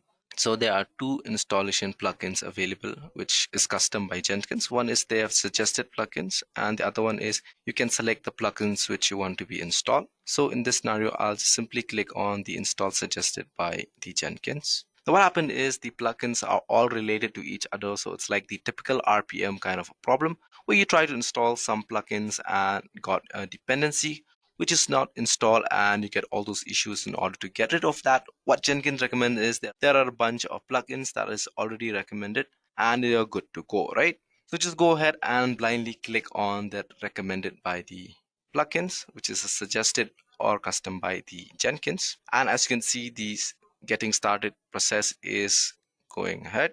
So it'll take a few minutes depending on your internet speed or on the system. Now you can see all these plugins are installing it for you. So it will take a few minutes time. So let's just wait till we get all the plugins installed in a system properly. So this is a good combination to kind of begin with, and keeping that in mind, Jenkins need a lot of bandwidth, right? Now in terms of network, so in case you know your network is not so good, it'll make for a few of these plugins will kind of fail, and these plugins are all are available on openly or mirrored site, and sometimes some of them may be down. So do not worry, in case some of these plugins kind of fail to install, you get an options to kind of retry installing them, but just ensure that you at least at the most 90 to 95% of all of these plugins are installed without any problem. As you can see, we are almost there. It's around 60% to 70%. Now once all these plugins are installed, now my plugin in the installation is all good. There's no failure in any of the plugin.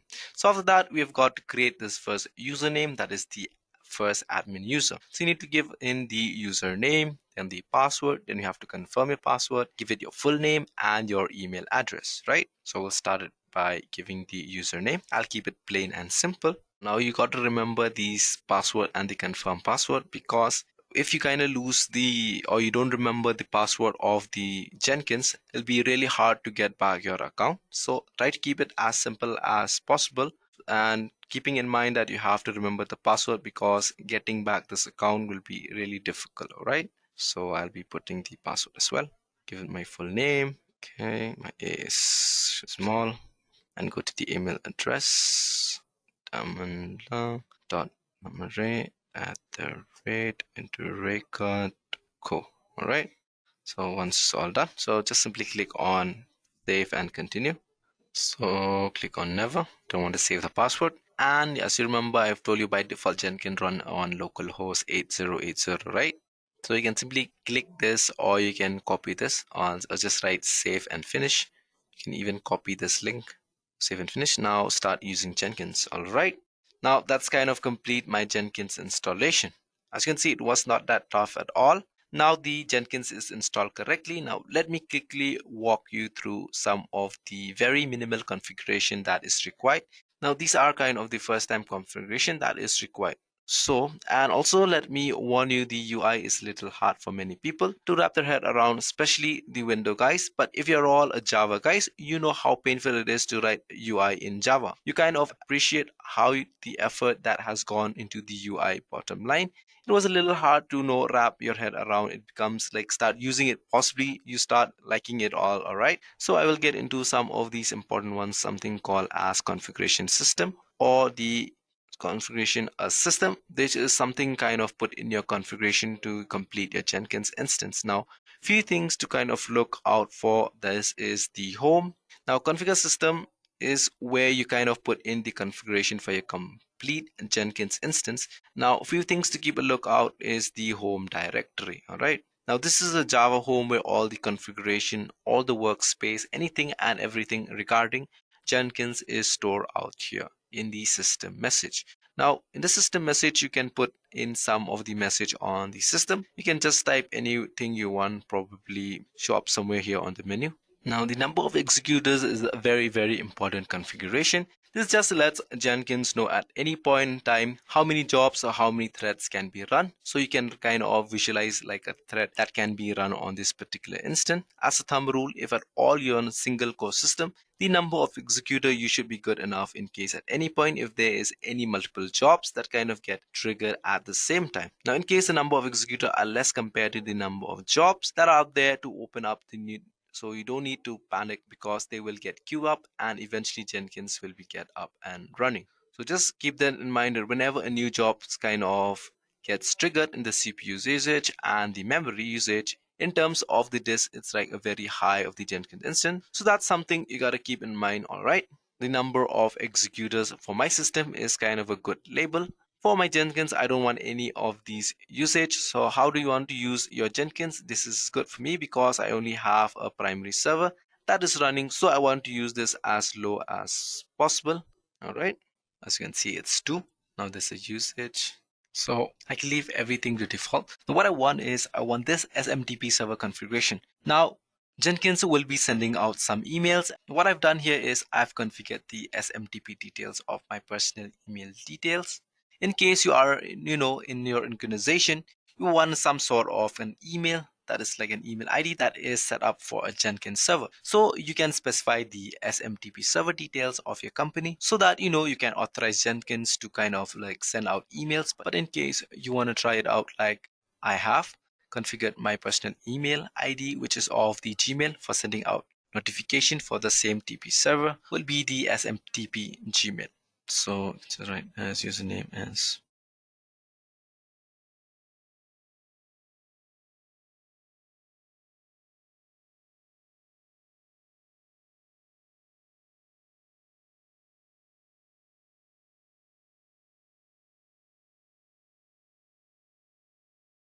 so we have used SMTP authentication and then we given the password. Now you can just send out an email to see if at all this configuration works again. Now Gmail will not allow you to allow anybody to send out notification on your behalf. So you just have to lower the security level of your Gmail ID so that you can allow programmatically somebody to send out email notification on your behalf. So I've already done that. So let's see if this works.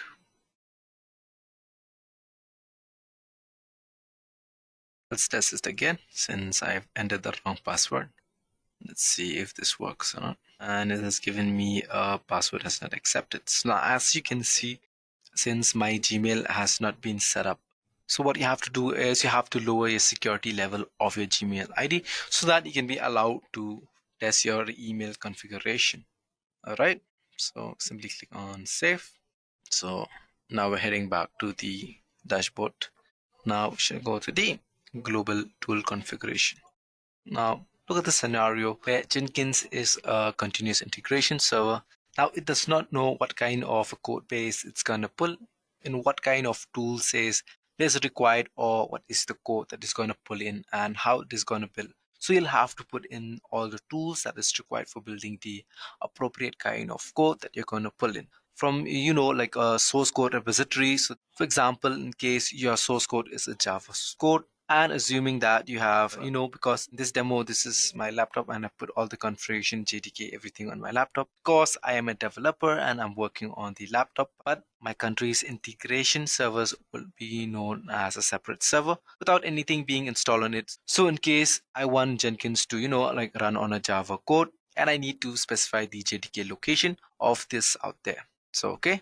Since I've already have the JDK installed and have already put in the Java home directly, or rather and the environment correctly, so I don't need to do it. So now if at all you want the Jenkins server to use Git, now as you know that Git is a command bash or the command prompt for running Git and connecting to any other Git server. So you will need Git to be installed on that particular system. Now Gradle and Maven, if at all you have some Maven as you want to do this in any other tools that you're going to install on your system, which is your continuous integration server. So you'll have to come in here and try to configure it. And in case you have not configured, then Jenkins will not be able to find these tools for building your task. So since I don't want to install anything, we'll go back to manage system. Now you can see the configure global security. Now you can see this an SSH server. Now what does this mean if you ask me? Jenkins own user database. So this is nothing but the security access control which is set to Jenkins own user database.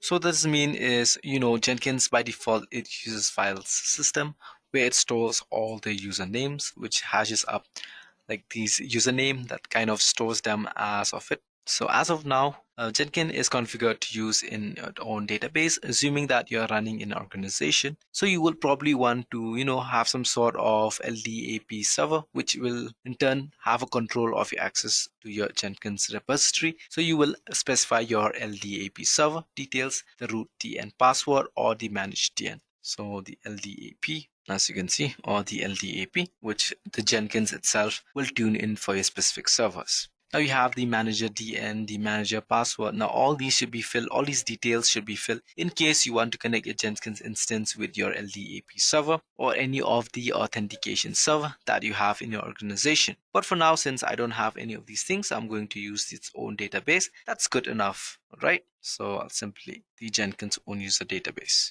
So I will set up some authorization methods. So for now, let me not get into any of these details of this. And just be aware that Jenkins can be connected for authorization to an LDAP server, or you can have Jenkins managing its own server, which is happening as of now.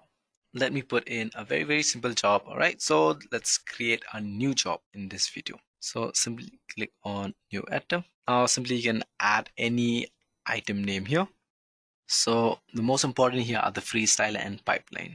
Now for the first demo, we'll click on the freestyle job and click on OK. So in the description, you can write anything in your description. This is an optional thing. So you can say this is my first job demo for. So in this demo, I don't want it to connect it to any source code for now. So I'm just going to leave it to none. Now we don't need to write any build environment as well. Now in this build step, we simply click on execute Windows on. So since I'm on the window box, I will say execute window bash command. All right. So what do you want to do? So let me just echo something. Echo hello world. This is hello.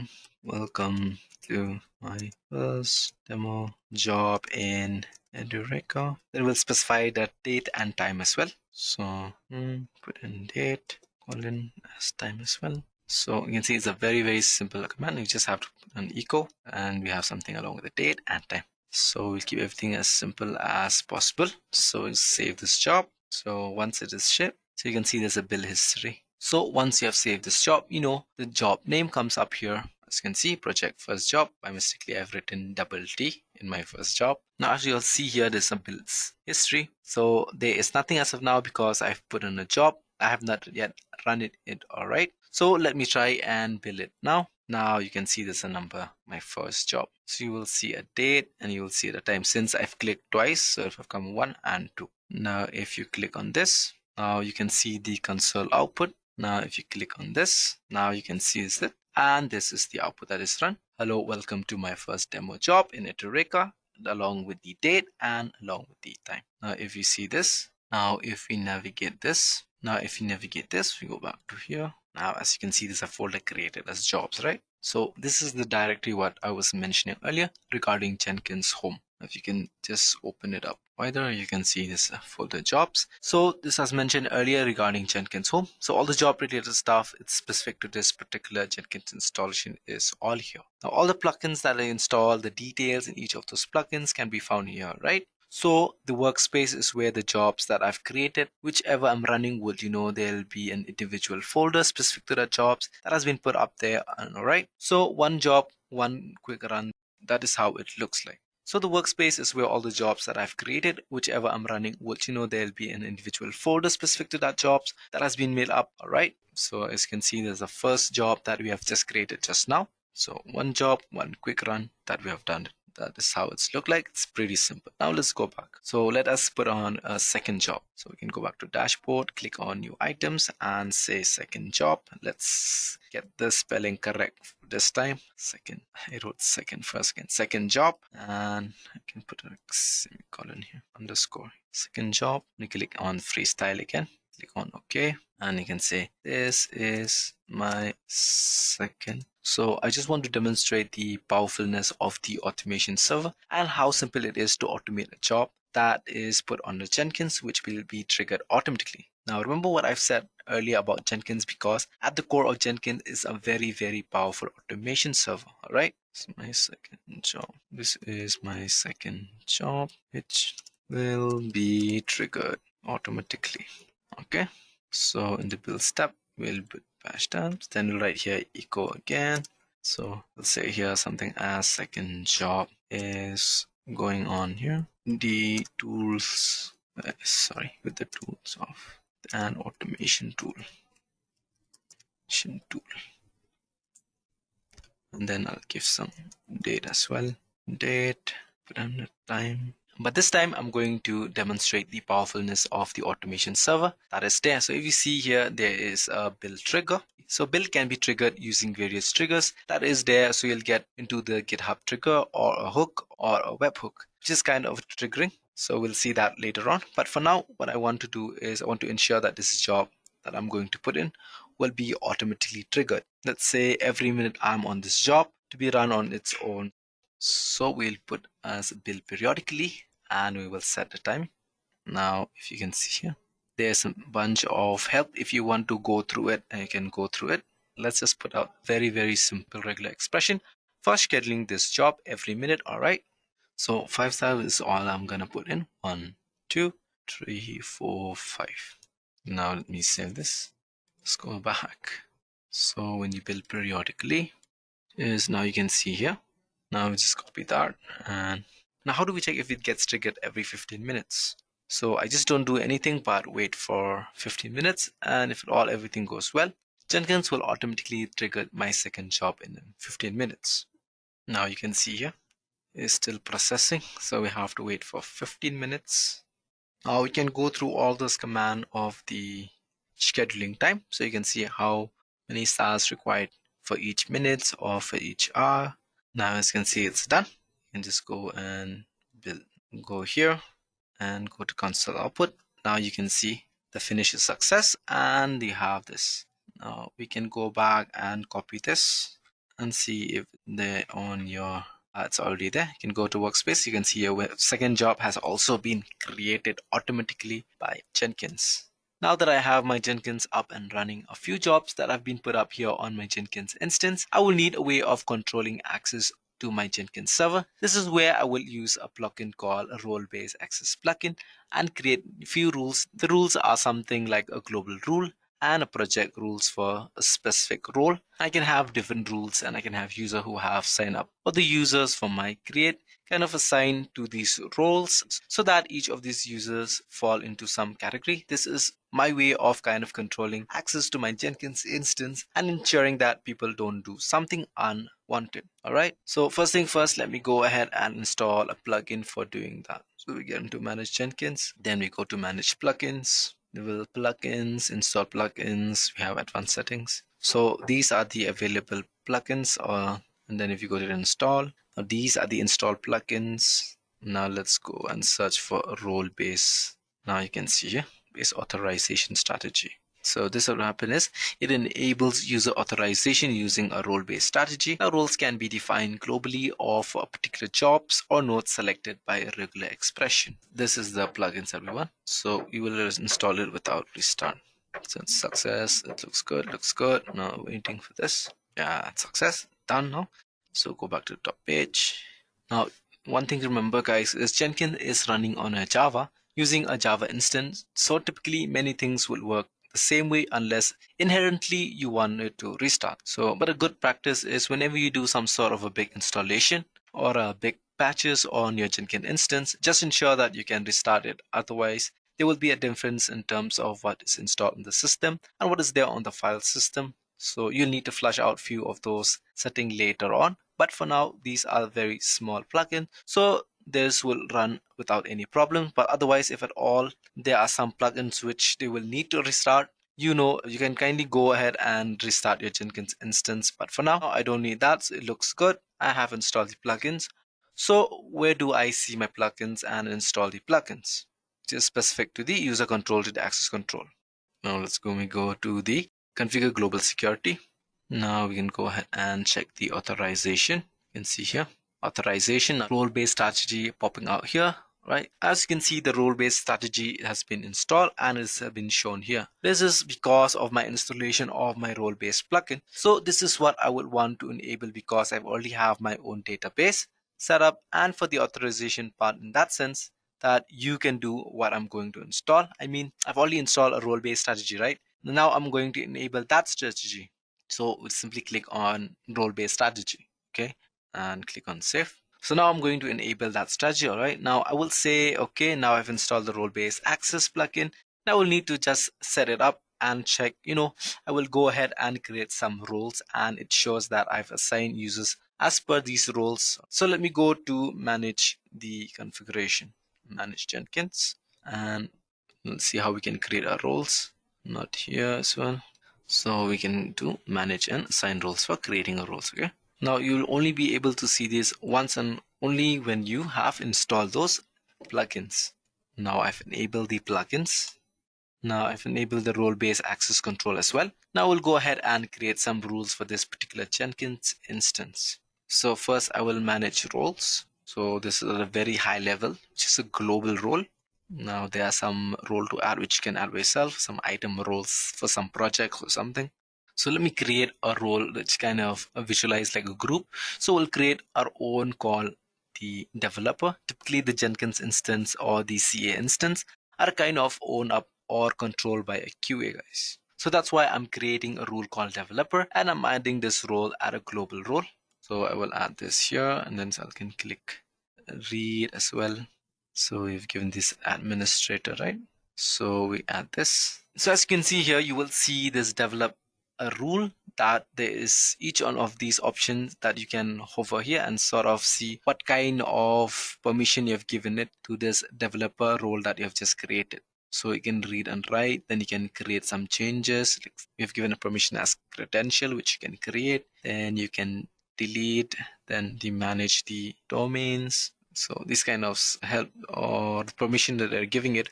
So these are some kind of sort of a help for a permission specific. So you want to see it's like how it sounds a little different, but I will want to give you a very, very little permission for the developer. So from an administrative perspective, I just want him to have a read and write kind of a role credentials. Okay, let's read and write, and I can allow him to view as well. I don't want him to create agents or give him some delete. No, I don't want him to configure, build, provision, or connect or disconnect anything. So I'll just give him a read and a view. And I don't even want him to have access to my workspace as well. So I'll just give him now for run. So I won't even give him the access to that. Now we can give view as well. I don't want him to delete. And what am I doing here is just creating a global rules for the developers. And I've given him a very, very limited roles in the sense that I don't want this developer to be able to run any agents, nor create jobs or build jobs or cancel jobs or configure jobs at the maximum. Right? So I just want him to read that is already put up there. Okay, so I will save now and create a rule. That is done. Now that I've created a rule. Now I still don't have any users that is in there in the system. So let me go ahead and create some users on the system. So we'll go back to manage Jenkins and go to manage users. Now let me create another user, okay, by clicking on plus users, and we'll say this one as a developer. Give him some password and name him as develop23, and email, and just simply give my email here and click on create users. Okay, 1-2. So we have created. Now this developer 1-2 is a user that I've configured, but still yet I have not set any rules for this particular user. So I will go to the manage and gain and will give him the manage and assign roles. So now we'll go manage and assign roles, and we'll assign role. So what you're gonna see, what I'm gonna do now is I'm gonna assign a role that is specific to that particular developer. So I'll find that particular user and assign him, or means the developer role that I've already configured the rules. Okay, so this is the role that we have created. So we will search the user that we have just created, developer 1-2. Now I've assigned this. So go ahead and save the changes. Now let's go ahead and check the permission of this particular user by logging on to my main account and logging back as the developer one. Now let's log out from here. Log out and say developer 1. Now, if you remember, this role was created with very less privilege. So there you go. I have Jenkins, but I don't see a new item. I can't trigger a new jobs. I can't do anything. I see these jobs. However, I don't think I'll be able to start this job. Now, I don't have the permission to set forth at the maximum. So what I can do is look at this job, see. So this is a limited role that was created, and I've added this Damanang Lamare to that particular role, which was a developer role, so that the developers don't get to configure any of the jobs because the Jenkins instance is owned by a QA person. He doesn't want to give developer any ethnicity or right. So the rights that you set out by creating a developer roles, or any user who's tagged as a part of this developer role, will get the same kind of permission. And these permission can be, fine grained. It can be a project specific permission as well. But for now, I just demonstrate the high level permission that I've set. So let me quickly log out of this user and get back to my admin account. So because I need to continue my demo with the developer roles that was created. Now, one of the reasons for Jenkins being so popular, as I mentioned earlier, is the bunch of plugins, but it's got plugin for connecting anything and everything. Now you can find the Jenkins plugins, then you will see the index over here. There are so many plugins that are there. All of these are wonderful plugins. Whatever connectors that you will need if you want to connect Jenkins to the AWS instance, or you want to connect Jenkins to a Docker instance, or any of those containers, you will have a plugin. You can go and search up if you want. If you want to connect Jenkins to Bitbucket, simply click on Big. So as you can see, these are available. So bottom line, Jenkins without plugin is nothing. So plugins is the heart of Jenkins for you to connect, or in order to connect Jenkins with any of the containers or any of the other sets of tools, you will need the plugins. Now, if you want to connect or you want to build a repository which has got Java and Melvin, you will need to install Maven and GTK on an instance. Now, if at all you're looking for a Microsoft build, you will need to have MS Build installed on your Jenkins instance, and the plugins that will be triggered MS Build. If at all you want to listen to some server-side webhooks from GitHub, you will need a GitHub specific plugins. You want to connect to Jenkins, to AWS, you need those plugins. Now, if you want to connect Docker instance that is running anywhere in the world, as long as you have the URL, which is publicly reachable, you just have a Docker plugin that is installed on your Jenkins instance.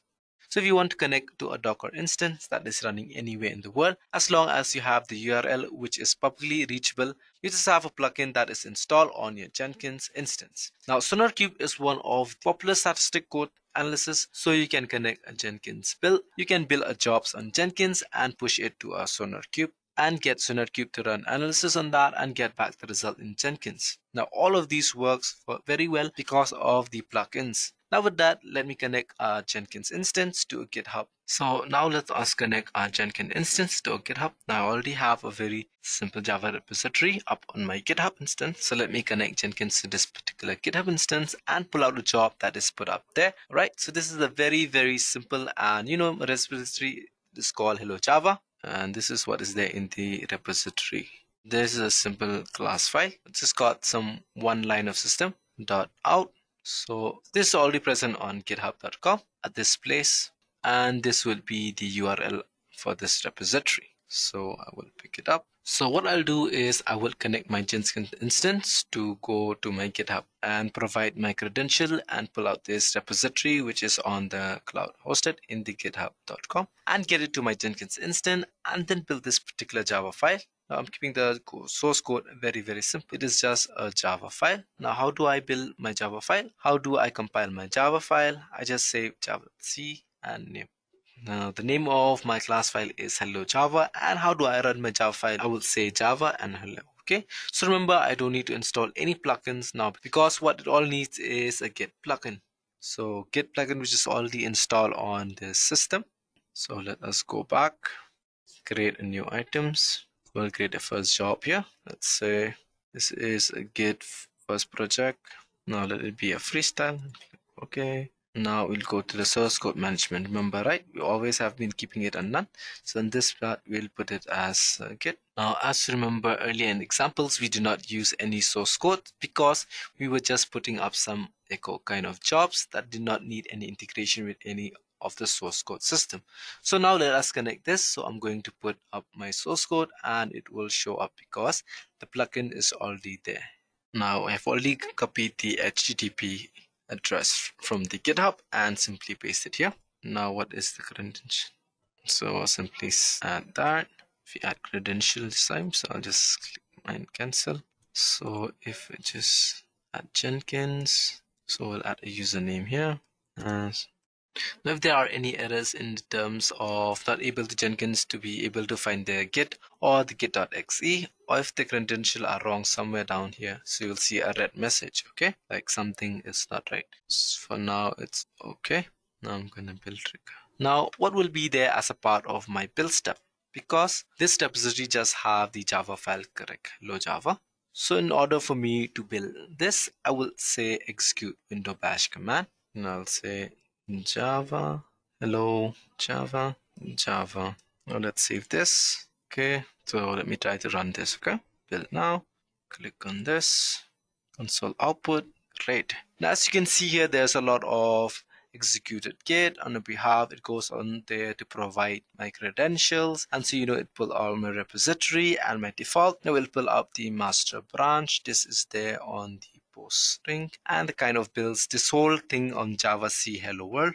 Finish, and it's given me a success. So it's kind of build this whole thing Java C hello to Java, and it runs this Java hello world. And there, as you can see, this is the output. It's there, and here you can see if you want to look at the content that was created on the repository. Now if you can go there into my workspace like I've showed earlier, you can just simply click here, and you can already see here it's been created Git first project and it's saying hello. Now as you can see, it's already there. Now if you can go back, as you can see, and simply close that. Now what it did was Jenkins on your behalf went over all the way to GitHub, pulled this repository from there, and then it brought it down to your local system on my Jenkins instance. Now it's compiled it and it ran this particular application. Now that I've integrated Jenkins successfully with Git, simply within the Java application,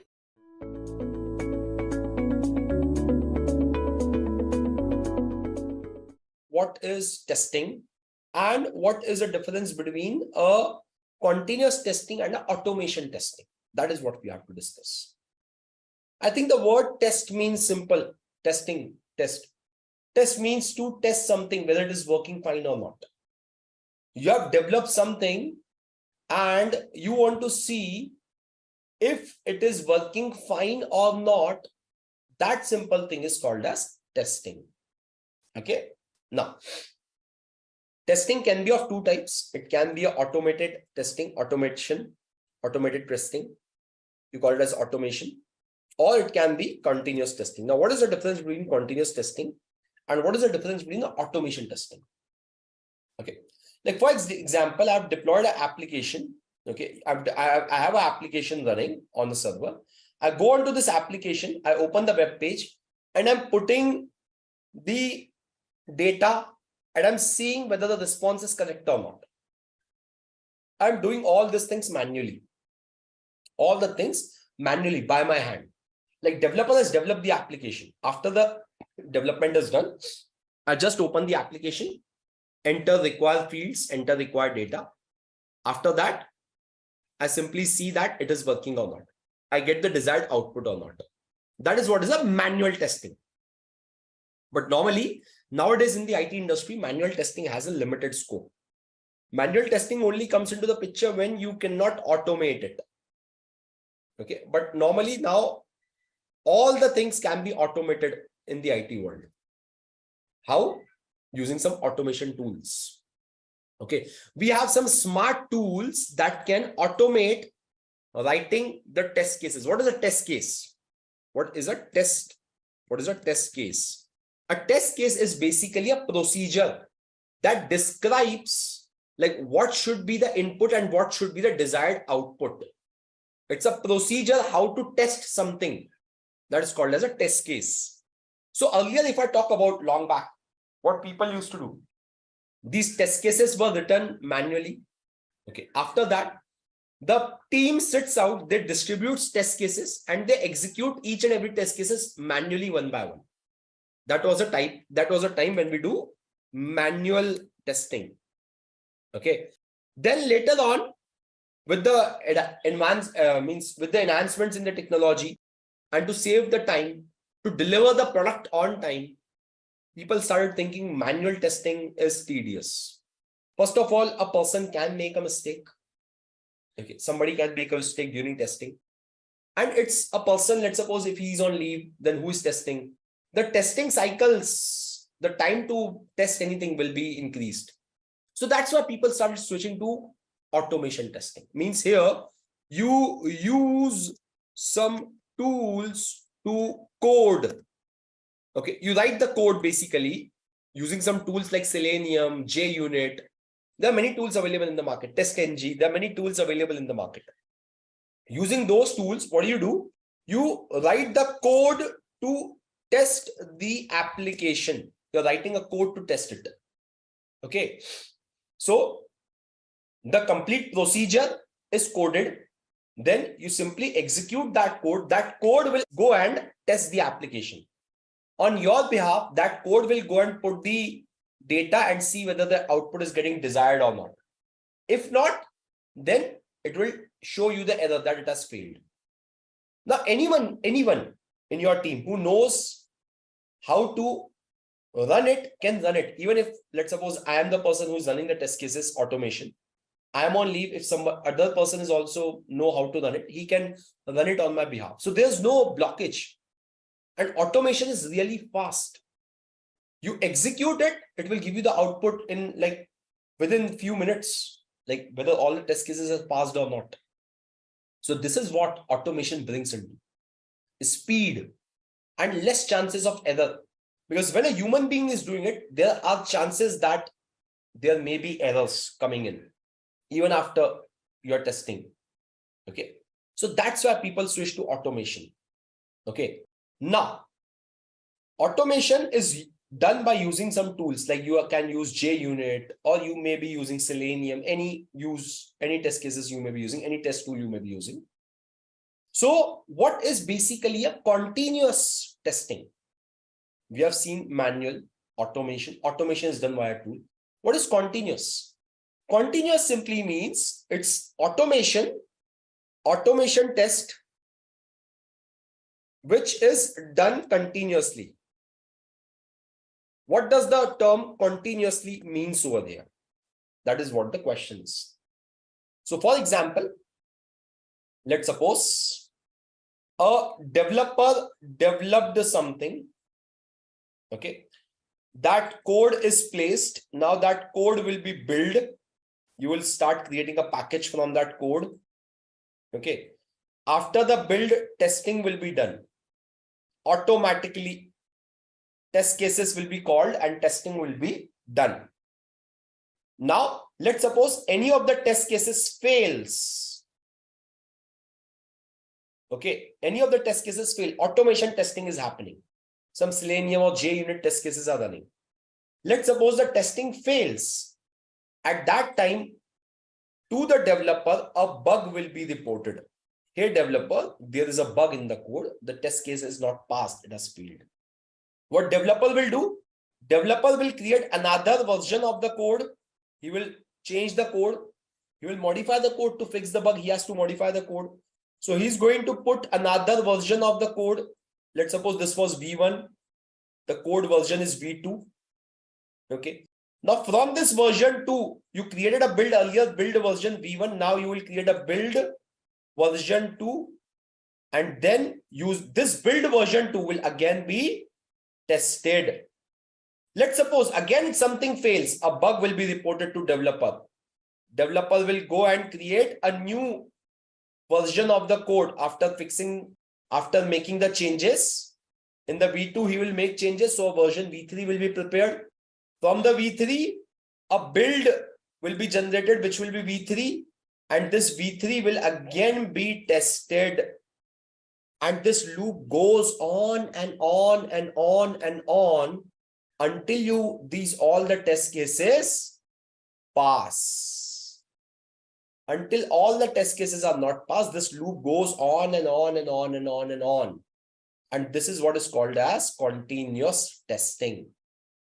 Any single bug fix, any feature update, a single line of code is also updated, then also it will be tested. Using some automation only it is tested, like Selenium JUnit, some automation tool will be used. But the testing is happening continuously. Whenever the bug is reported, some code will be changed. From that code, a new package will be generated and that package will be tested. So this is what the continuous testing is all about. Automation means automating the task. You're writing some code to automate the task. Okay, so that is what testing is all about. And that is what the difference between automation and continuous testing is. This is the loop: planning, coding, building, testing. Basically, this is your CI loop and this is your CD loop. So testing comes in the CI loop, in the integration loop, where you build and test. You write the code, you build it, and then you test it. Once testing is passed, then you will go and release it, deploy it, operate it, and monitor it. This is your continuous deployment loop. DevOps is all about CI/CD, creating these CI/CD pipelines. You have to create this CI pipeline and the CD pipeline. Okay, starting from writing the code to the deployment of the final application. This is DevOps. This includes many things. Writing code, so maintaining code. Writing code is not part of DevOps. Code will be written by developer. But once the code is written, you have to maintain it. You have to maintain different versions of the code. Okay, you have to build it. You have to test it. Then you have to go and deploy it. After that, you have to operate it. And then you have to monitor it. These are the stages of your software development life cycles, which are handled by DevOps. DevOps is basically a methodology that automates all these tasks, all these stages. Okay. So now, what are different tools used for testing? Okay, tools. We'll talk about these tools. Like we have Selenium and TestNG. Maven is also a tool. Maven is basically a build tool.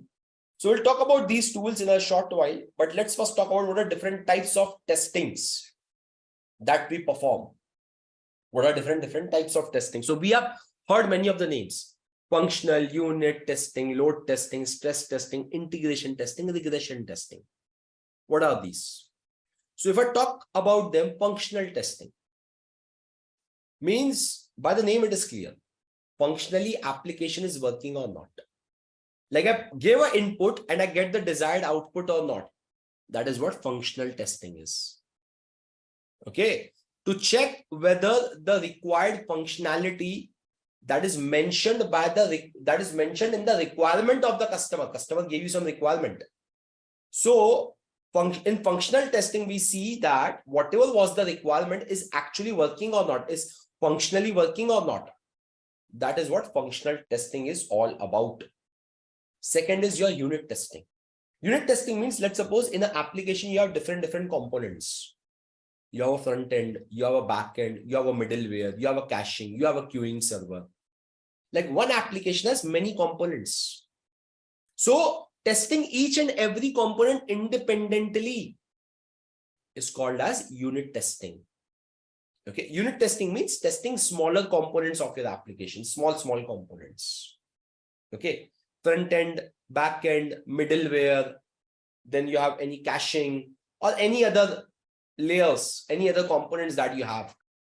Testing each of them individually and checking whether they are working together or not. They are working independently or not. Their functionality wise, they're working or not. That is what we check in unit testing.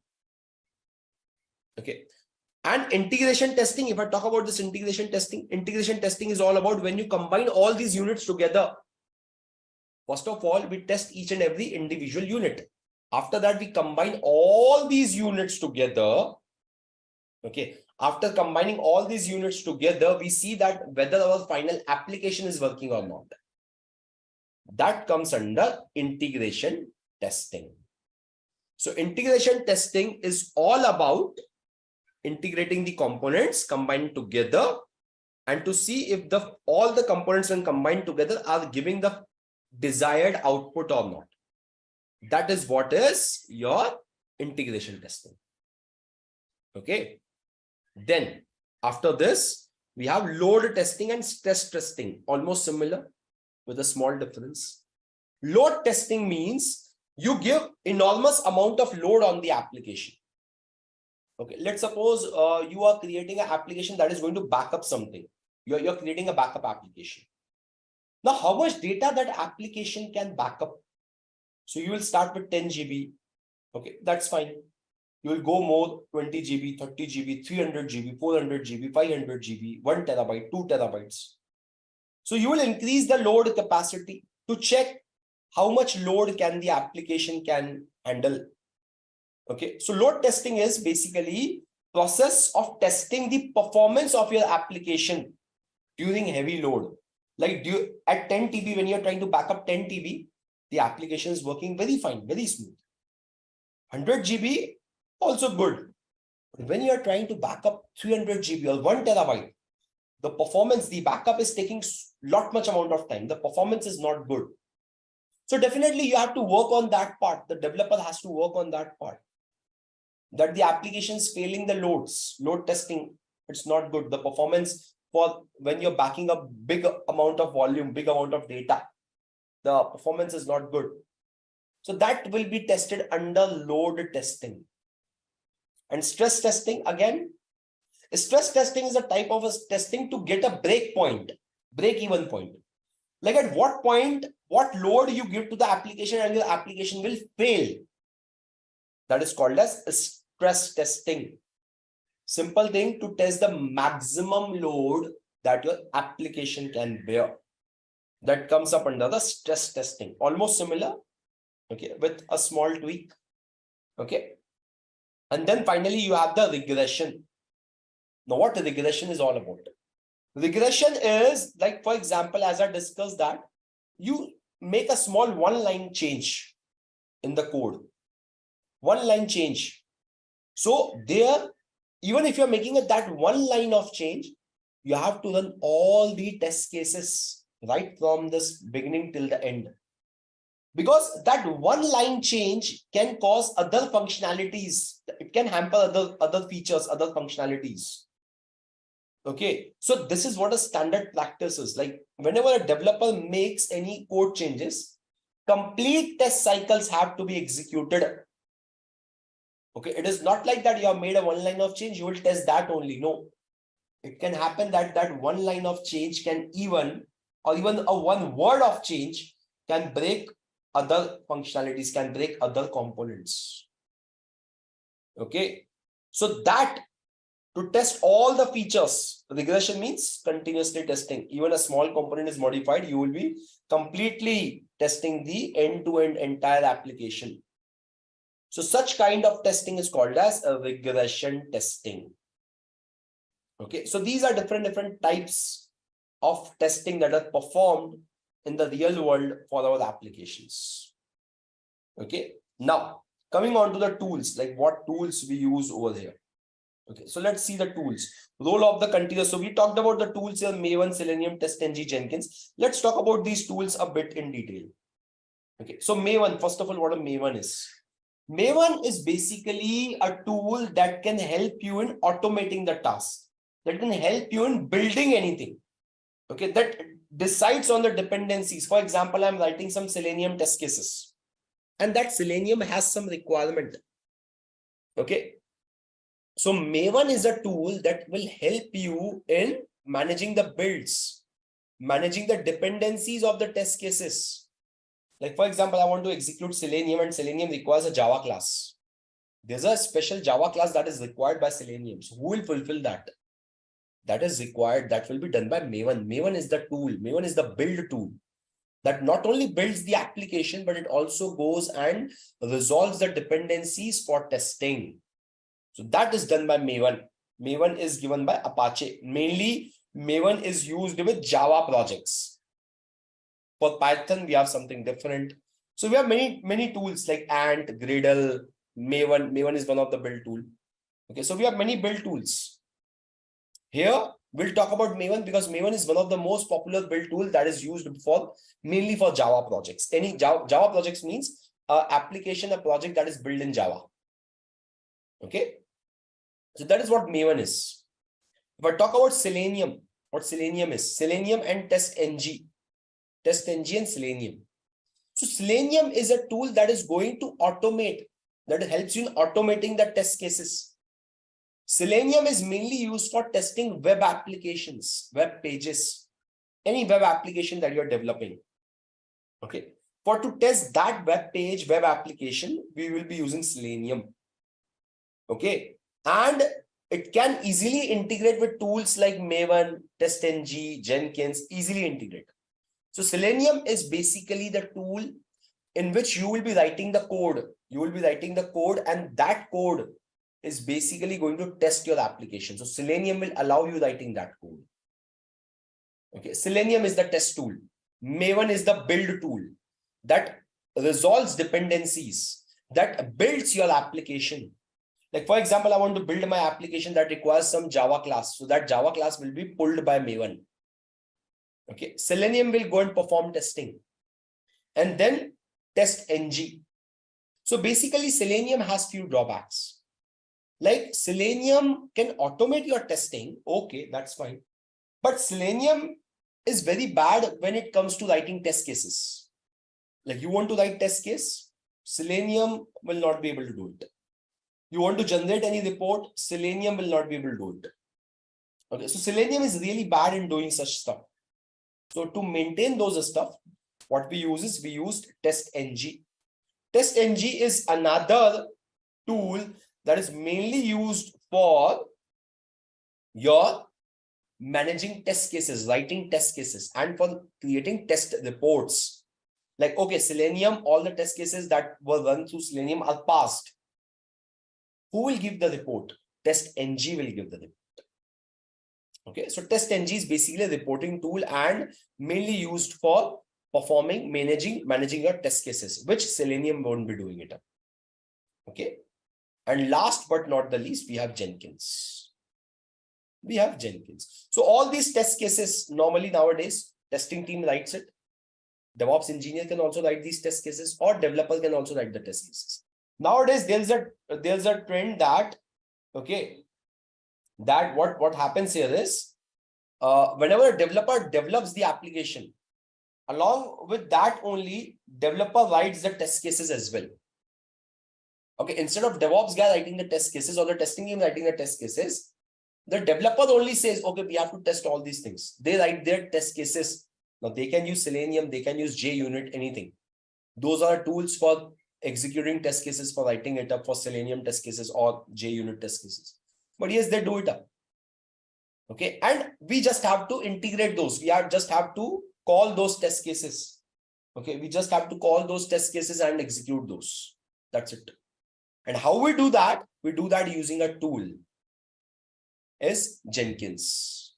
So Jenkins, there are many tools available in the market similar to Jenkins. Like you have Bamboo, TeamCity, Hudson. There are a lot many tools which are the competitors of Jenkins. But yes, Jenkins is one of the tools that is very widely used for integrating the things. It's an integration tool. Integration tool means, let's suppose you have the code. Okay. Now using that code, you will first build the code. Building the code means what you have to do is you have to create a package. You have to build it because raw code cannot be tested. Nobody can test raw code. It's raw Java code. It's raw Python code.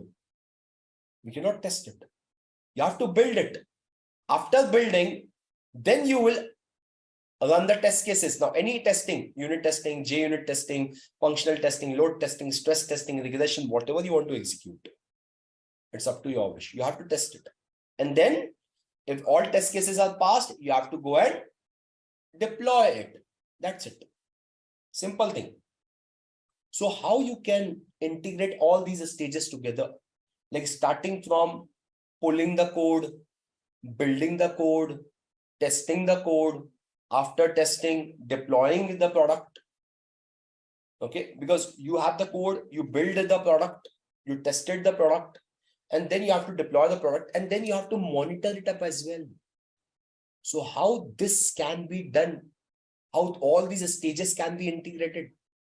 So for doing that, we use a tool called as Jenkins. Jenkins is an integration tool. A tool mainly used for automating the things, for integrating multiple stages. Okay, it can schedule your builds, deploy the code to production or staging server, any environment. You want to deploy, you want to build, you want to test, it will do it. And this is one of the tools that is very widely used. Okay, reason of its popularity is open source. It's the first tool, integration tool in the market. Along with that, the simplicity, the ease. I will show you Jenkins in short while.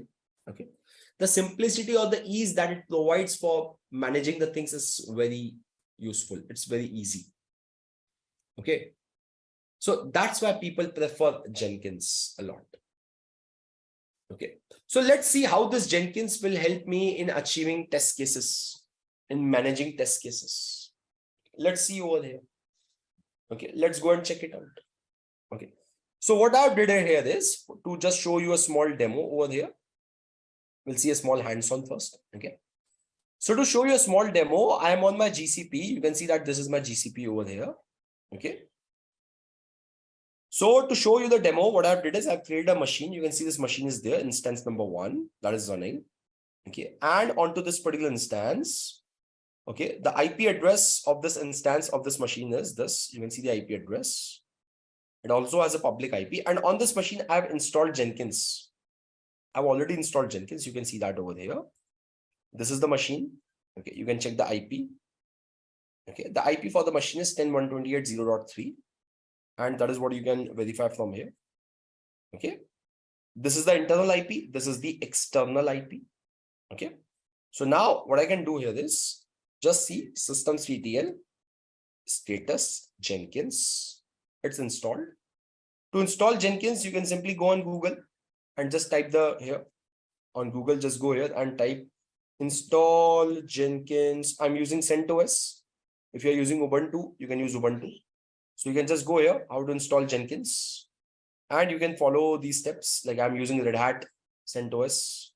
So you can follow these steps over there to install Jenkins on a server. Okay. Once Jenkins is installed, we can see that it's running over here. Yeah. Now what next I have to do is I have to just access this Jenkins UI. So let's go and access the Jenkins UI. I go here. Okay, I can reopen this if you want. Just a minute. Yeah, I can reopen this. So what is the IP of my machine? Let's see the IP address of my machine. This is the IP internal. External is this. Copy. Okay. And let me open this here. Followed by Jenkins runs on port number 8080. I hit enter. It says welcome to Jenkins. Guys, this is a public URL. You can also open this. I can put the URL on the chat box. Right now, I'm not sharing the ID and the password with you, but you can open this web page. Okay, let me put my admin password, admin and the password. Okay, so you can see I'm logged in. Okay, I'm logged in onto this. This server is created just before I started. Okay, like you can see the uptime. It will be around 30, 40 or maybe 1 hour, not more than that. Yeah, 1 hour and 14 minutes. This is the uptime. So before the start of the webinar, I created this machine. And at the end of the webinar, I will go and delete this machine. Okay, so Jenkins is running. I'm able to log in. Okay. Now, what I have to create a pipeline. What I need to do is I need to perform the code checkout. I need to perform code building. Then I need to test it, and then I need to package it.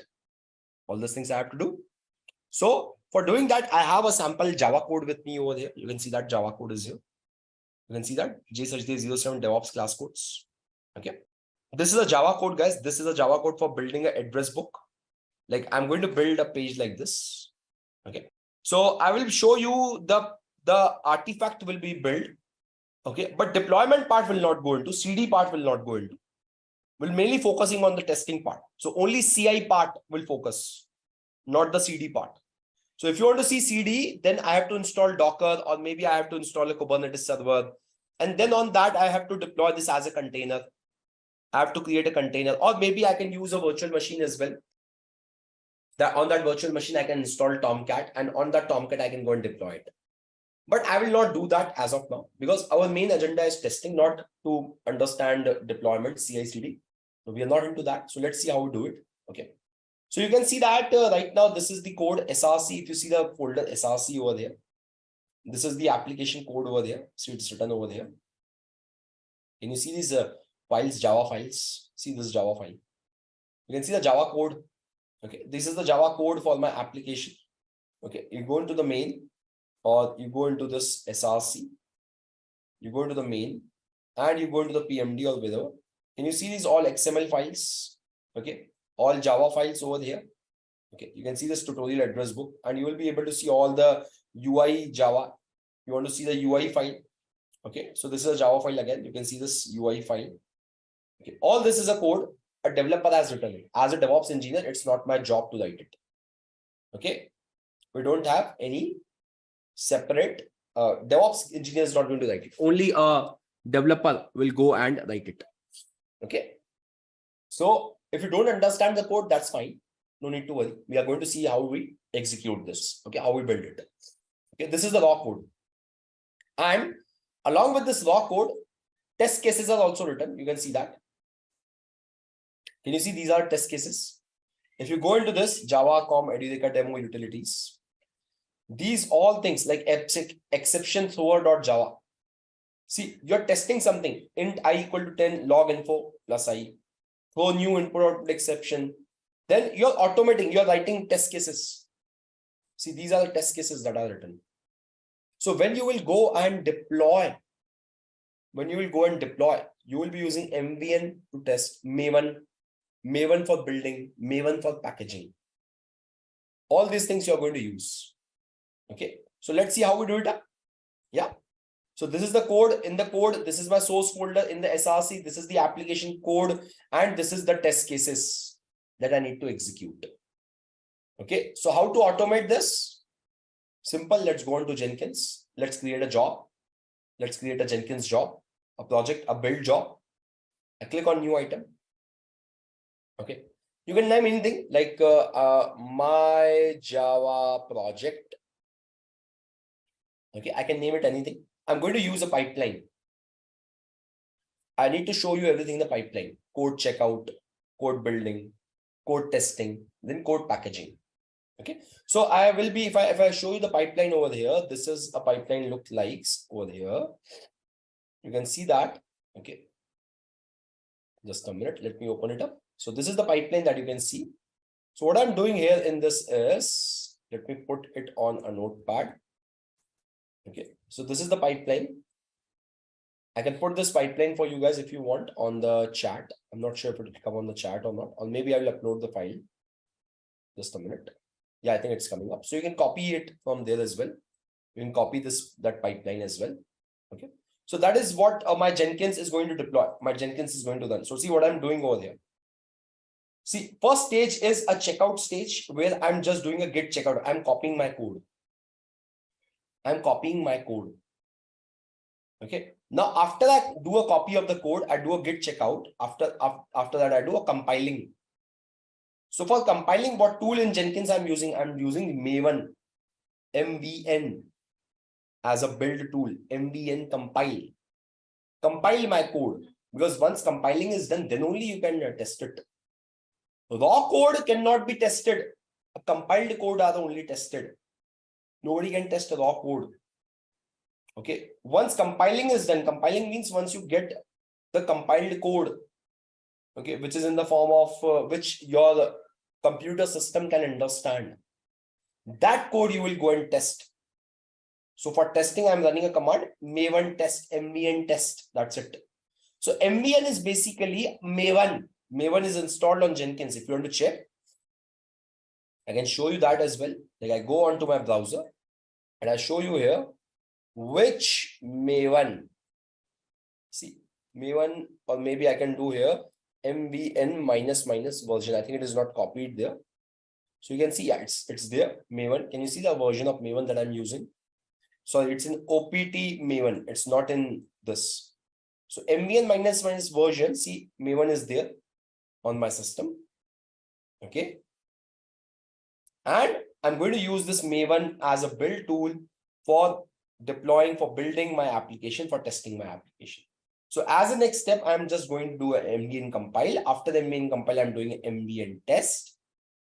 Now, once all the test cases are passed, then it will go and create a package. The file that is ready to be deployed. This is, guys, my CI. This is what my CI pipeline is. Okay, CD comes after this. Now, where you need to deploy on a VM, on a container. So I will extend this pipeline. I will extend the more stages, but we are not going to do the CD part as of now. We'll just keep it ourselves restricted to CI. For CD, basically, we cover all these things in our training program, in our DevOps training program, CI, CD, Terraform, Ansible, all those things we cover. Okay, but yes, let's see how we do it up. So let's create this pipeline.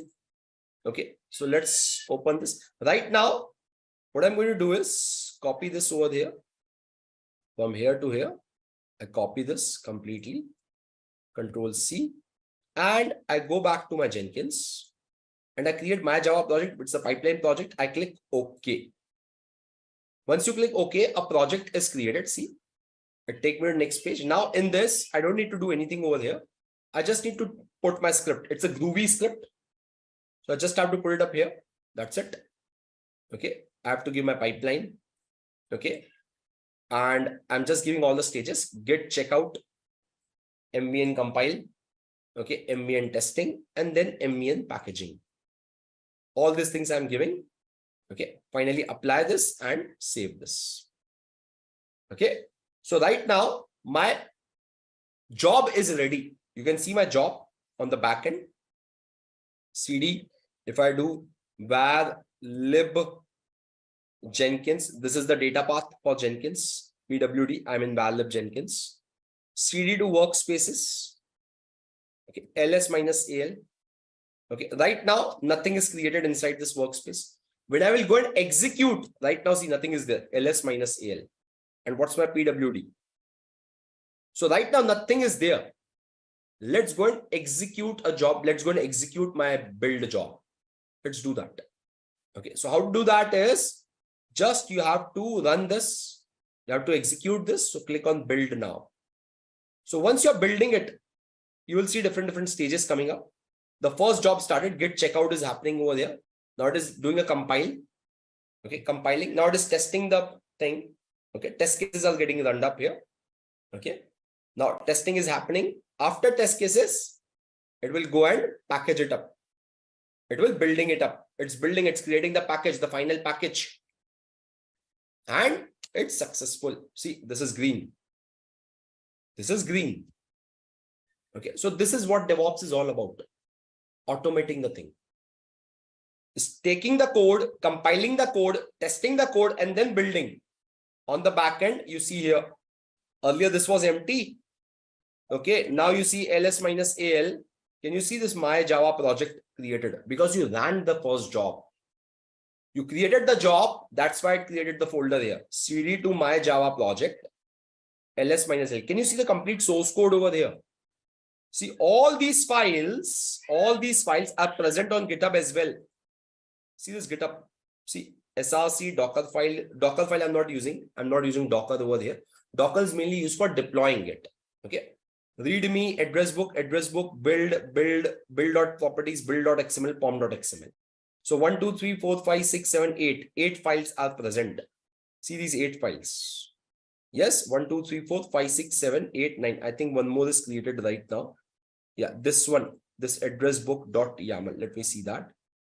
Is it was there? 1, 2, 3, 4, 5, 6. Oh, 9 are there.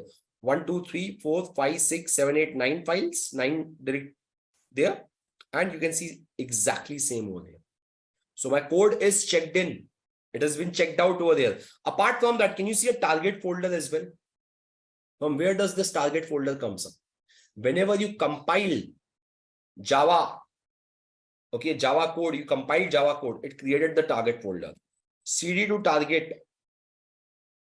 Maven created this because Maven did the compilation. ls minus al. Can you see this final output? Can you see this classes? You go to CD classes, ls minus al. Can you see this CD to com? Basically, let's go to com, ls minus al. No, I think it's CD to Edureka demo. Where's the class file? No, I think it's not here. I think, let me just go back, ls minus al, CD to address book, ls minus al, where I think it should be the classes file should be inside this only. Yeah, let's see that classes file, cd to classes, sorry, cd to classes, com Edureka demo, and let's go into the helper. Yeah, can you see these class files actually? See this ls minus a. Can you see these class files? What these class files are? So whenever you have the code, you have the Java code with you. Okay, whenever you compile the Java code, after compilation, you will be getting a class file in the backend for that code. See the class file. This file was not present in my code. You want to see the code, actual code? Let me show you that on the GitHub. Okay, let's go back on the GitHub. I go on the CSRC, I go on the main. Okay, I go here, I go into the helper. See, it was a Java file, .java. It was a .java file. Source code was .java.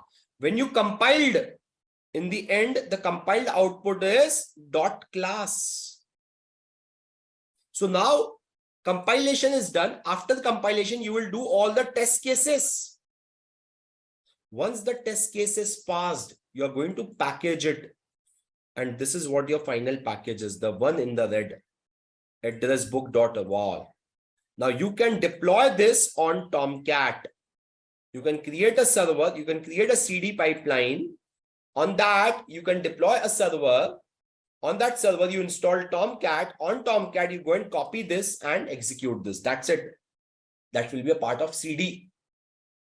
My job is not to go with CD as of now. I'm going to show you CI, and this is CI. Can you see this file, this WAR file? WAR stands for Web Archive. Web Archive. That is what it is. Okay, Web Archive. That is what your WAR file is. So this is your final output. This is the final deployable artifact.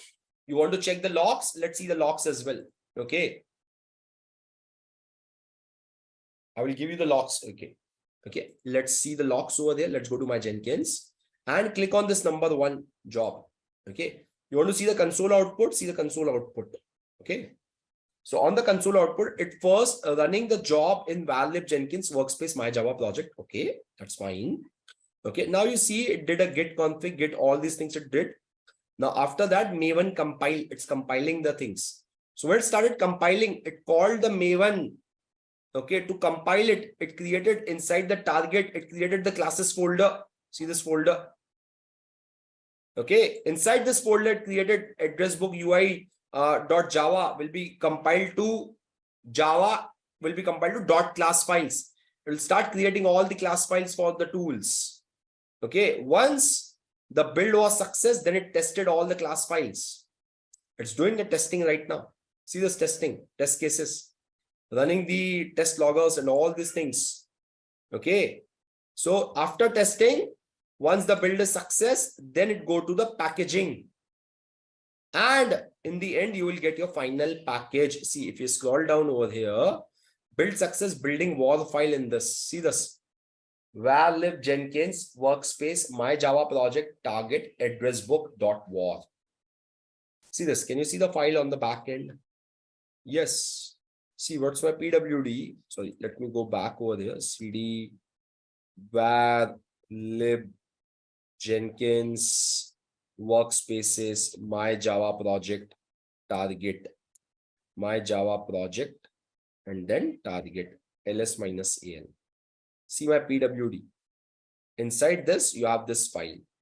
Var lib jenkins workspace my Java project target, and that is what my log says. Var lib jenkins workspace my Java project target. Inside that, you have the final file. This file you have to go and deploy now using a CD pipeline. So CI pipeline we have seen, but this is how we test. This is how we integrate this.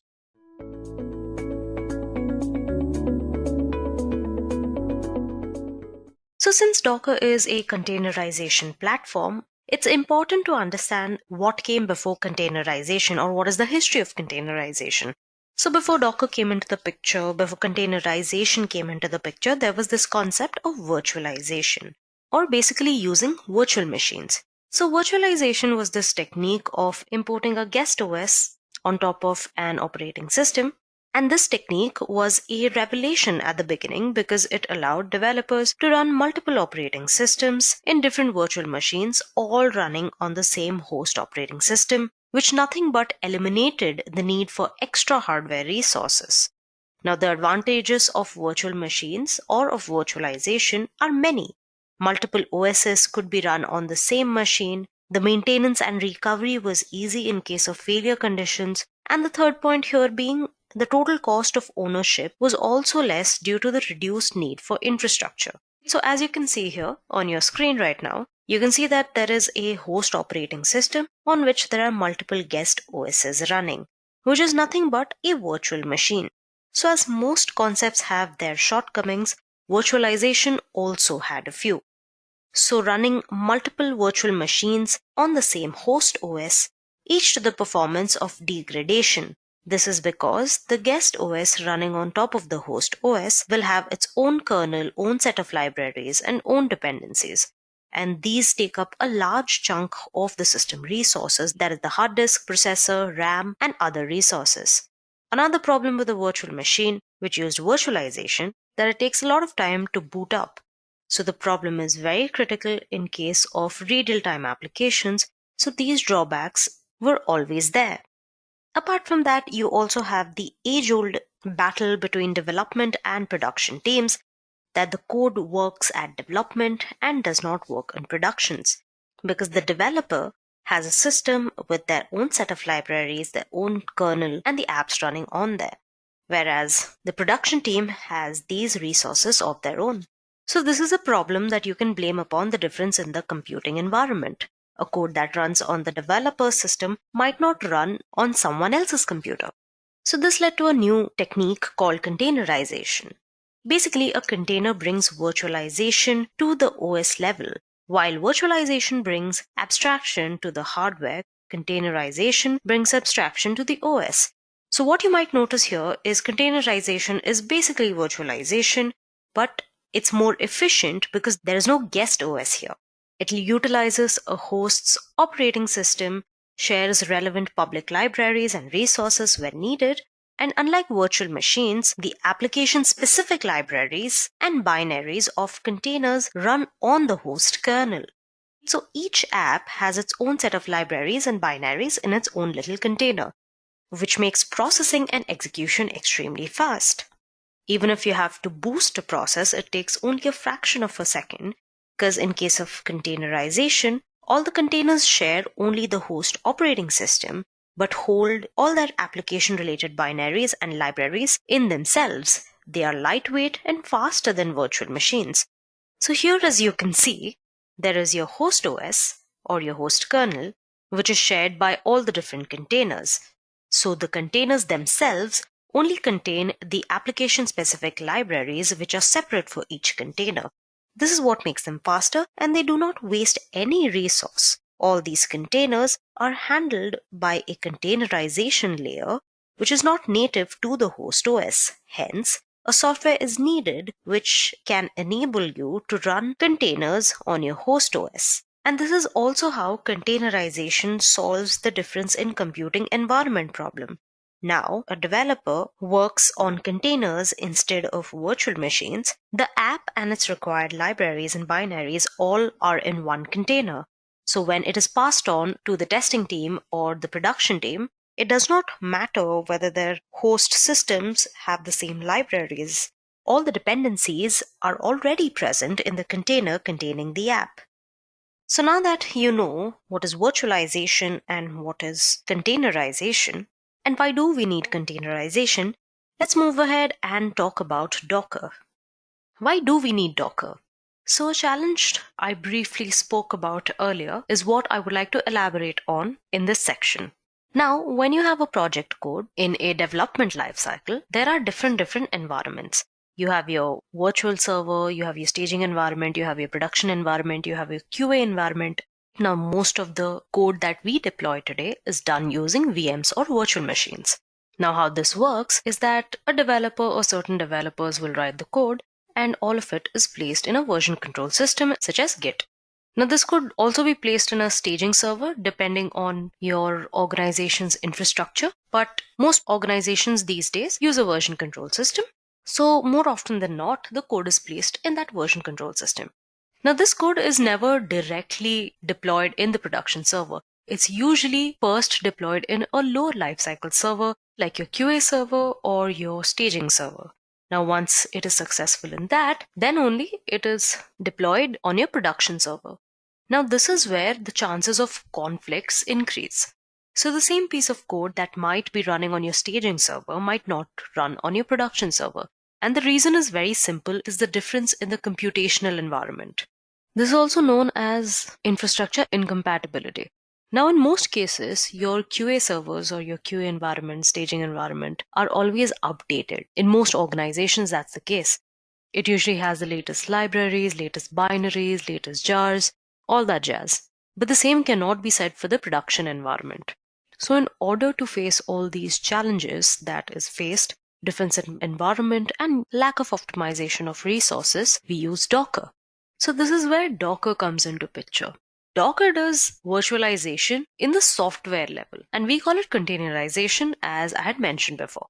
So here, as you can see, containers are bundled with their own set of libraries and binaries, but they can communicate with each other with a fixed set of protocols. The thing about containers, however, is that they do not have their own operating systems, which is a great thing because this is what makes them lightweight and function on very little resources, which makes them really fast as well. So what exactly is Docker? As you can see on your screens, there are two machines. The first one has 3 software applications. One is Angular based, one is React based, and one is Django based. Now, all of them are using common resources from the systems, libraries, RAM, processor, etc. And the frameworks are allocated a location in the memory. Now, how is it different from your machine with Docker? Since you have a Dockerized machine, you have a Dockerized system, all of your frameworks and binaries and libraries required by your Angular app, your React app, and your Django app can be put into their each isolated containers, which are going to run independently from each other without interfering with another app. And the space in which you had your framework stored has opened up. So now you can add another software application there with its own frameworks and libraries, binaries, etc. And that is what Docker is meant to do. It's a tool designed to make it easier for you to create, deploy, and run applications by the usage of containers. Docker is a containerization solution. Docker containers do not use the guest operating system. They use the host operating system, and on top of that host operating system, there is the Docker engine. And with the help of this Docker engine, Docker containers are formed, and these containers have applications running in them. The requirements for those applications, such as all the binaries, libraries, frameworks, jars, etc., are also packaged in the same container. There can be multiple containers running simultaneously. As you can see, there are 2 containers here in our example, and those containers have applications running in them. And you don't really have to pre-allocate any RAM to those containers. These containers allow a developer to package an application with all its parts, all its needs, and then you can deploy it as one whole package. They are basically lightweight alternatives to virtual machines that use the host operating system. This is basically a general workflow of Docker. So you can see one way of using Docker over here. What is happening is that your developer writes a code and defines an application requirements or the dependencies in an easy to write Docker file. And then this Docker file produces Docker images, so whatever dependencies are required for a particular application is present inside the image. Now, as we have specified many times before, what are Docker containers? Now, the Docker containers we spoke so much about are basically the runtime instances of these Docker images. This particular image is then uploaded onto Docker Hub, from where anyone can pull the image and build a container. Now, Docker Hub is nothing but the GitHub of Docker.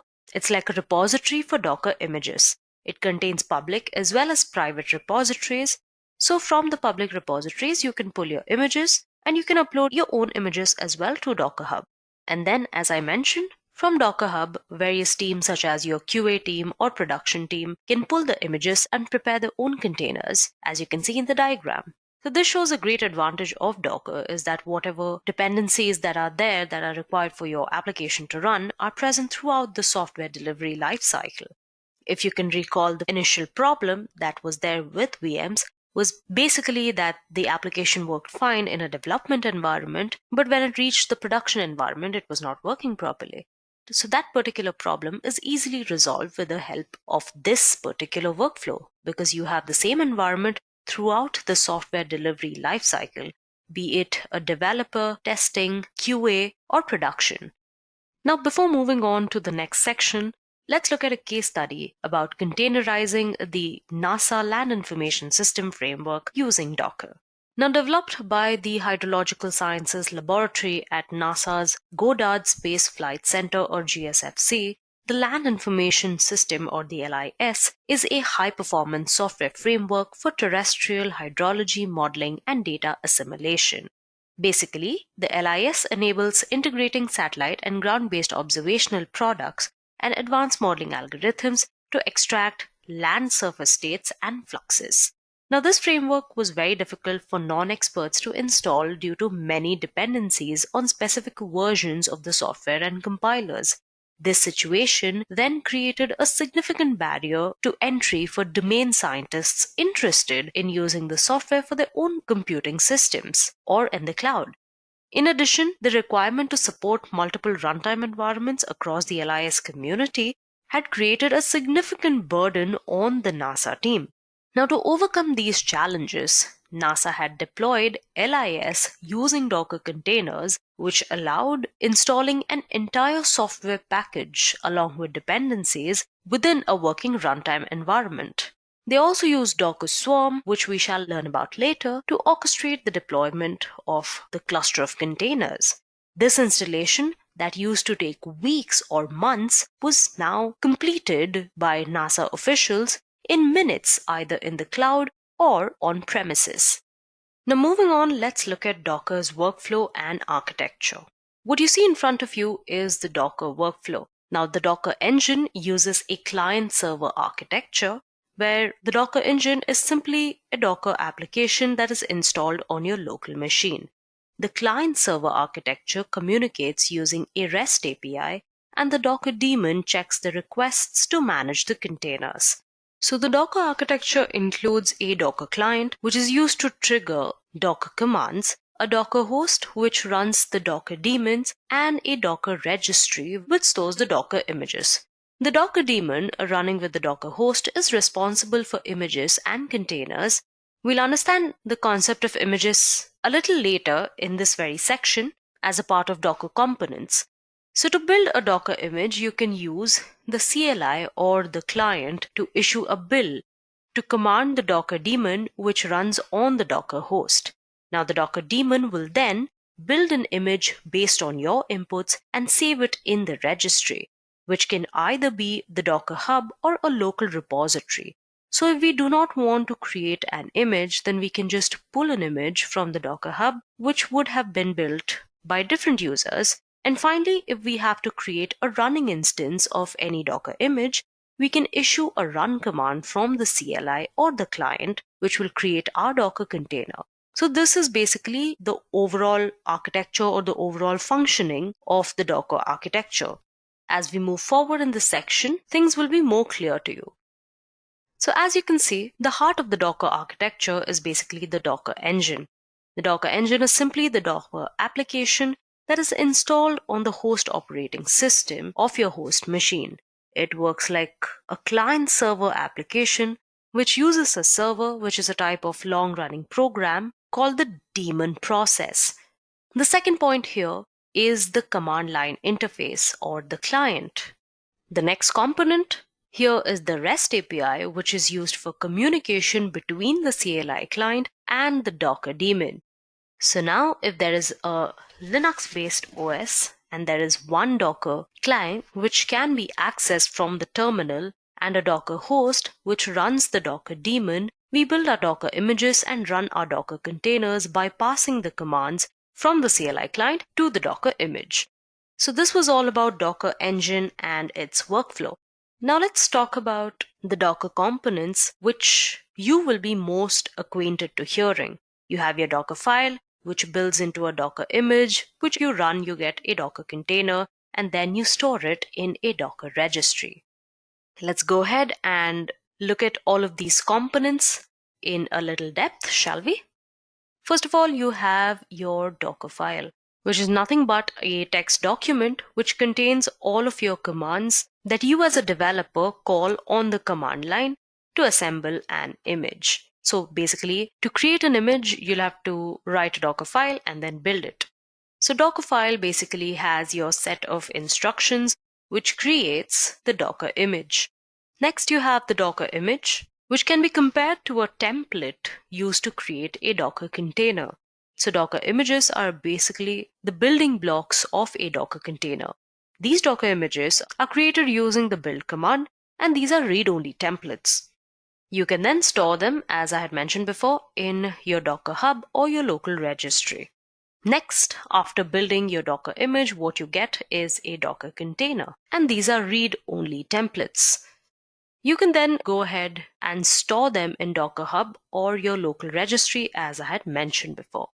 Docker lets you create and share software through Docker images, and you also don't have to worry about whether your computer can run a software in a Docker image, because a Docker container is always there to run it. So in case of Docker images, you can use a ready-made Docker image from the Docker Hub or create a new image as per your own requirements to run in a container. With that, let's move on to the next component, which is a Docker container. So the Docker containers are the ready applications created from Docker images. It's the running instance of a Docker image, and this Docker container holds the entire package needed to run this Docker application.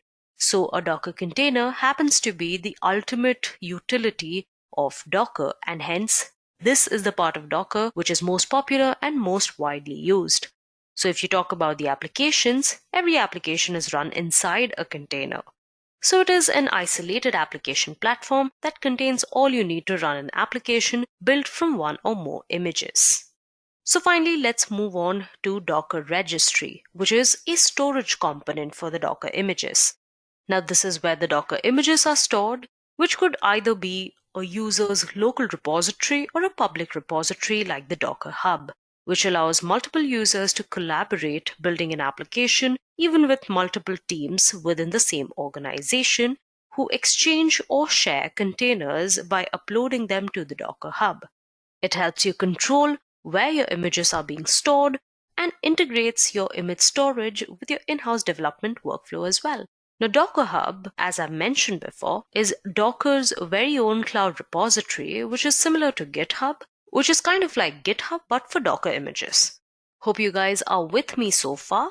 With this, we have seen the architecture and components of Docker. So now we are going to talk about two other components of Docker, Docker Compose and Docker Swarm. So first of all, let's start with Docker Compose.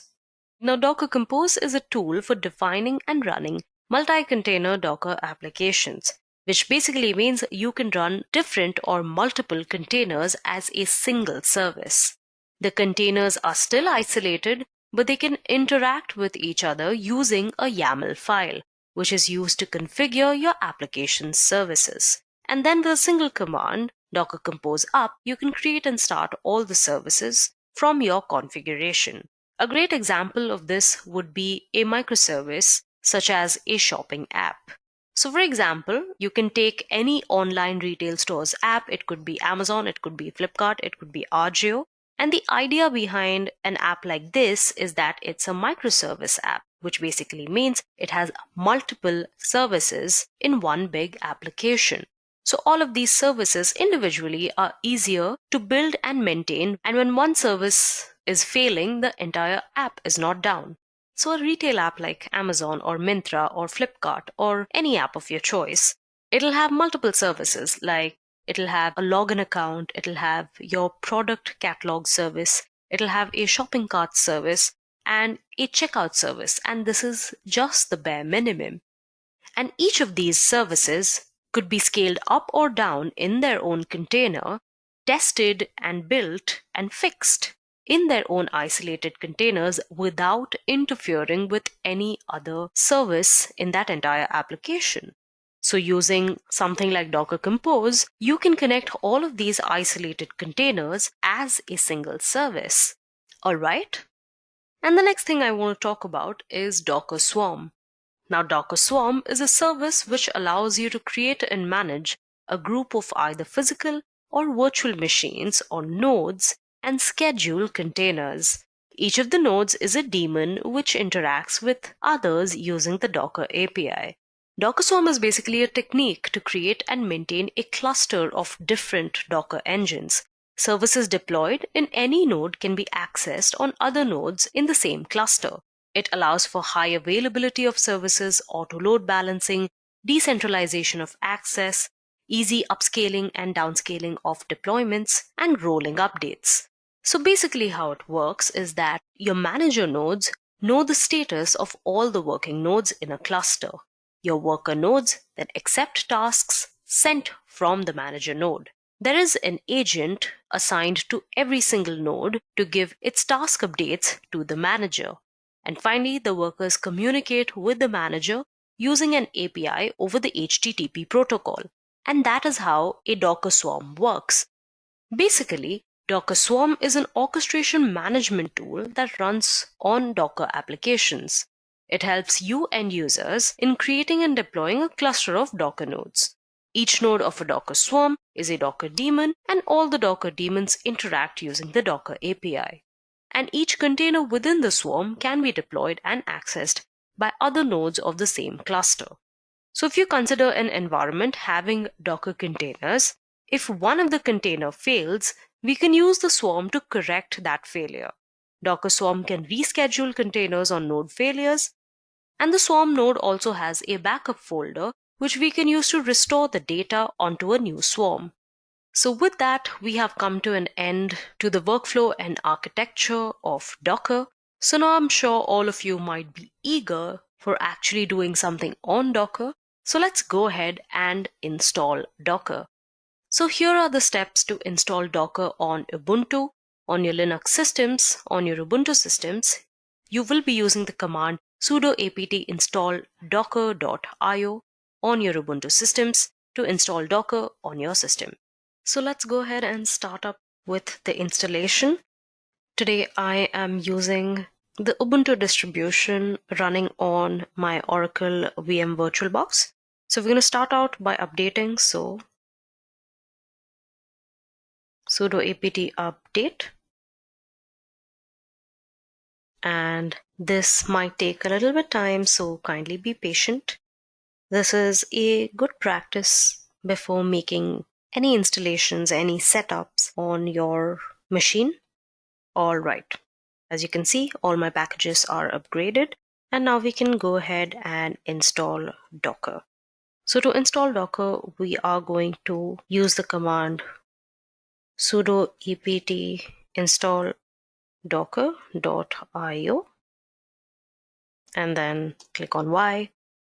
And this is also something which takes up quite a considerable amount of time, depending on the speed of your machine, as well as the speed of your internet, so on and so forth. Now understand this is just one way of doing this, and this is the method I am most comfortable with, and that's why this is the method I will be demonstrating here. There are 2-3 other methods through which you can download Docker on your machine.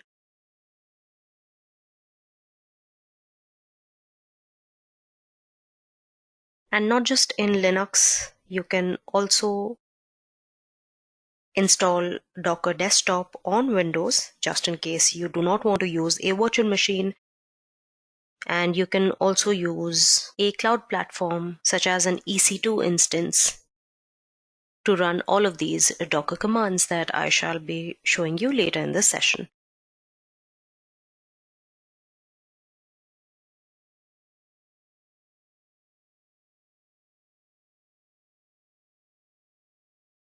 So now we are going to start and enable Docker using sudo systemctl.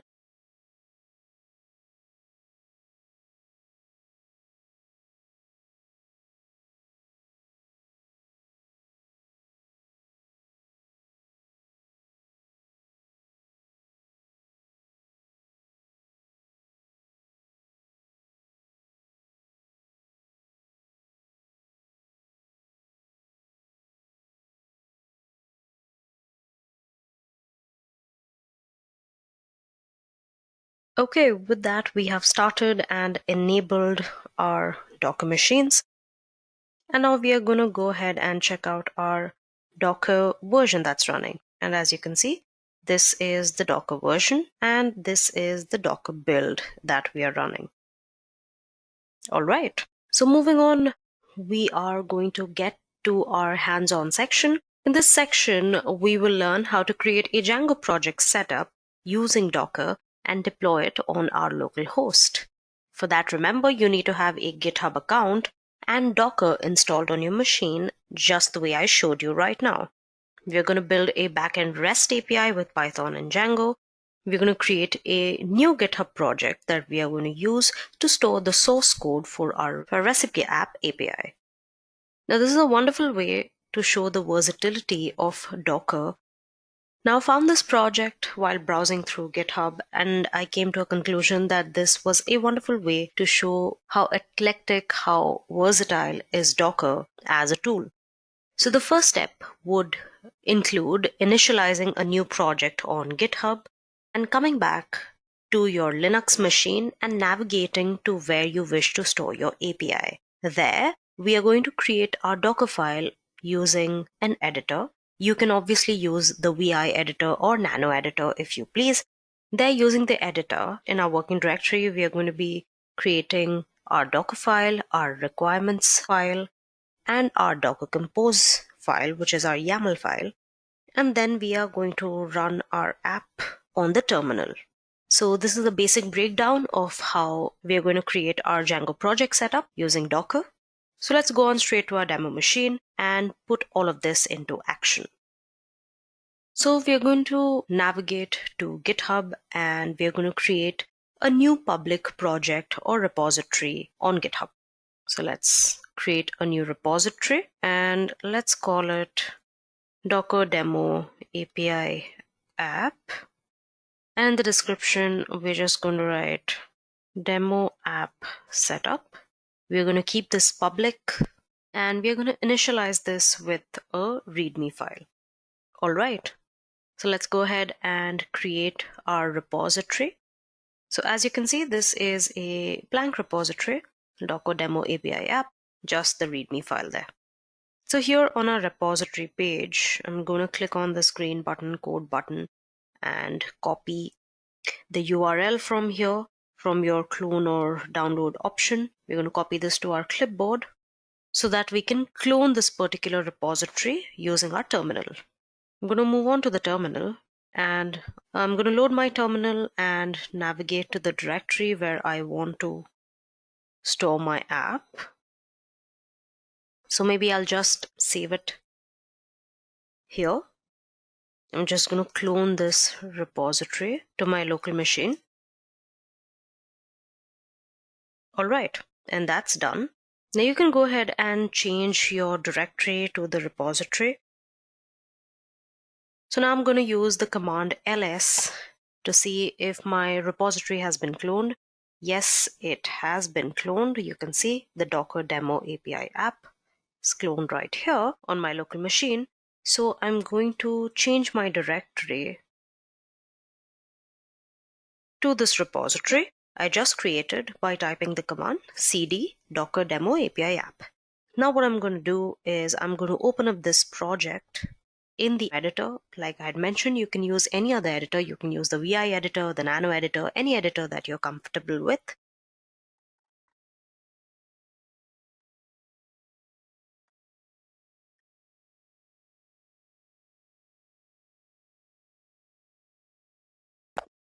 So now I'm going to clear all of this. And I'm going to use the Nano editor to create the Docker file first.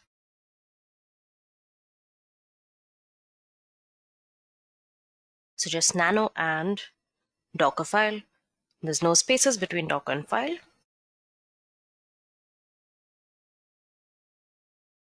And I am going to put in this code over here. All right. So this is my Docker file. So the first line of the Docker file is the image that you're going to inherit your Docker file from. With Docker, you can basically build images on top of other images. The benefit of this is that you can find an image that has pretty much everything that you need for your project.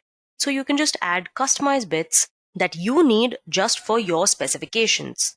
So we are going to create our Docker file from Python 3.7 Alpine image. Now you can find this if you head over to the Docker Hub.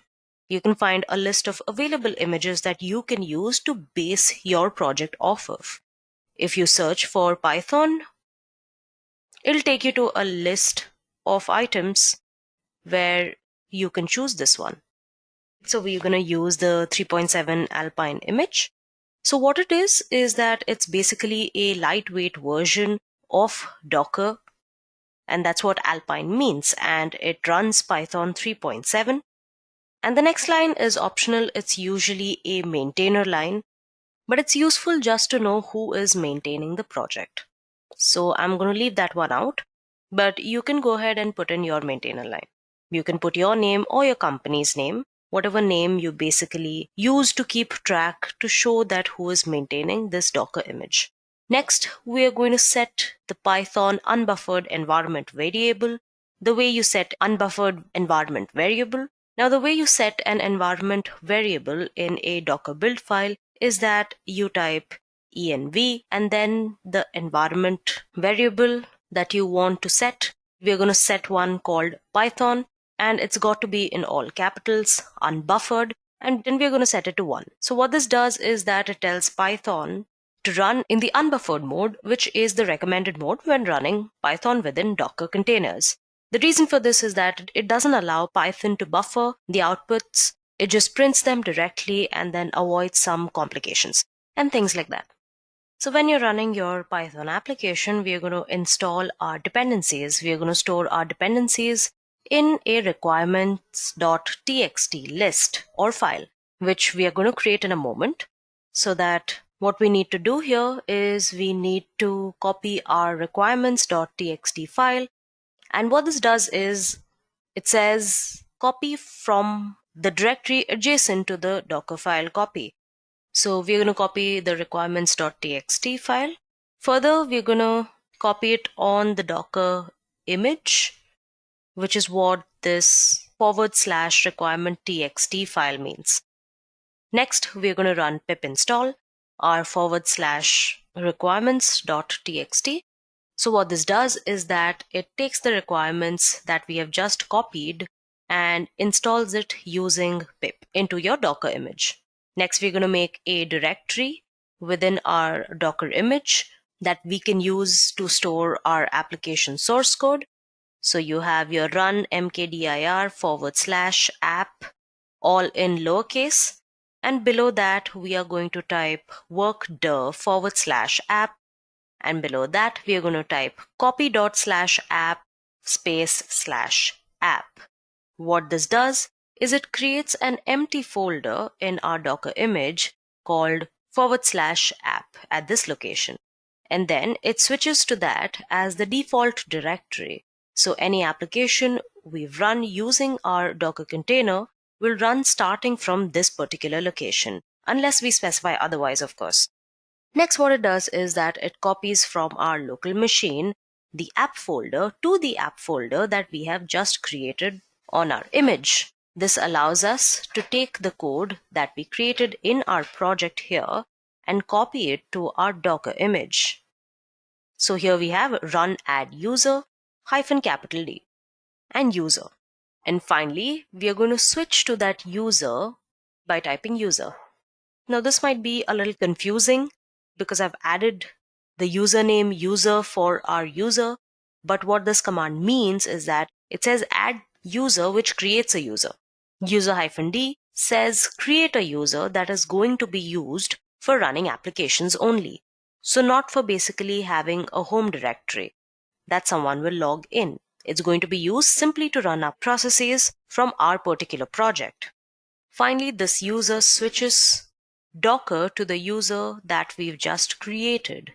The reason we do this is for security purposes. If you don't do this, then the image will run our application using the root account, which is not recommended, because that means if someone compromises our application, they can have the root access to the whole image and they can go ahead and do other malicious things. Whereas if you create a separate user just for the application, then that kind of limits the scope that the attacker would have within our Docker container. All right, so we can go ahead and we can save this file and move ahead to creating our requirements file.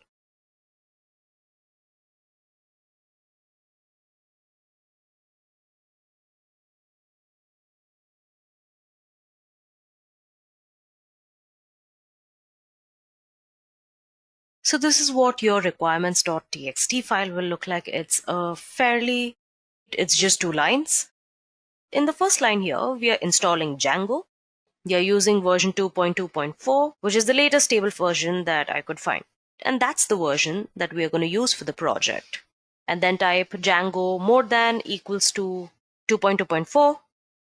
So basically what it says is that install Django that is equal to or higher than this particular version. And we do this to take the minor version, which is the last number, and make sure that we install the latest available version, because typically it's the version that has the security features and security fixes and things like that. But it typically doesn't have breaking changes, so we can be confident that our application, when we rebuild our Docker image, will have the latest security patches, even if it does not have the latest version.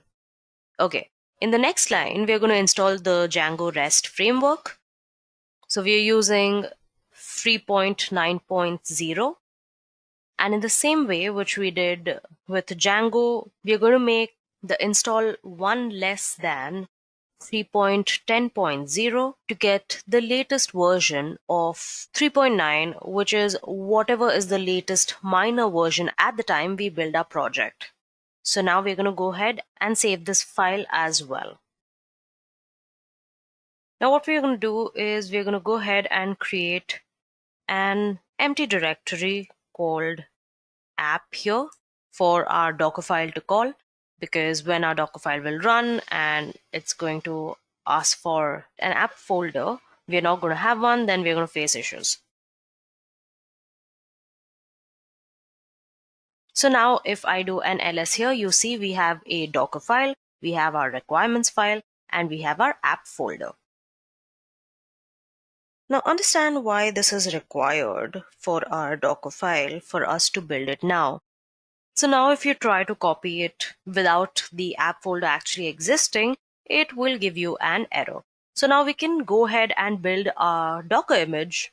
So we are already at our terminal. If you're not on your terminal, you can load up your terminal. And if you're on Windows, it'll be your command prompt. Let's make sure that you navigate to your project folder, which I am already at. And then I'm going to type docker build dot. Now what that's going to do is that it's going to build whichever Docker file is in the root of our project that we are currently in. The reason we call it Docker file in the first place is because it's the standard convention that Docker uses to identify the Docker file within our project. So we're going to wait for it to complete, and it should be fairly quick because we are using an Alpine image. It's a very lightweight, minimal image that runs Python. That's how we create a Docker file for our project. And go ahead and create our Docker Compose configuration for our project. So we're going to use Docker Compose as a tool to allow us run our Docker image easily from our project location. So it allows us to easily manage the different services that make up for our project. So for example, one service might be the Python application that we run. Another service might be a database, for example. So let's go ahead and create the Docker Compose file for our project. So nano docker compose dot YAML or YML.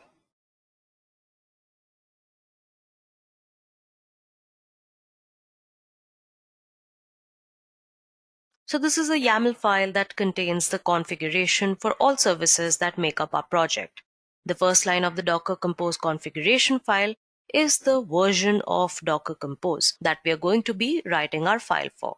So version : and 3. Next, we define the services that make up our application. Right now, we only need one service for our Python Django application. So services : and in the line below, you're going to type app. This is the name of our service. So we are going to call it out. And then we are going to type build. And then context code on context. So what this says is that we are going to have a service called app, and the build section of the configuration we are going to set the context to dot, which is our current directory that we are running Docker Compose from. Next, we're going to type the port configuration.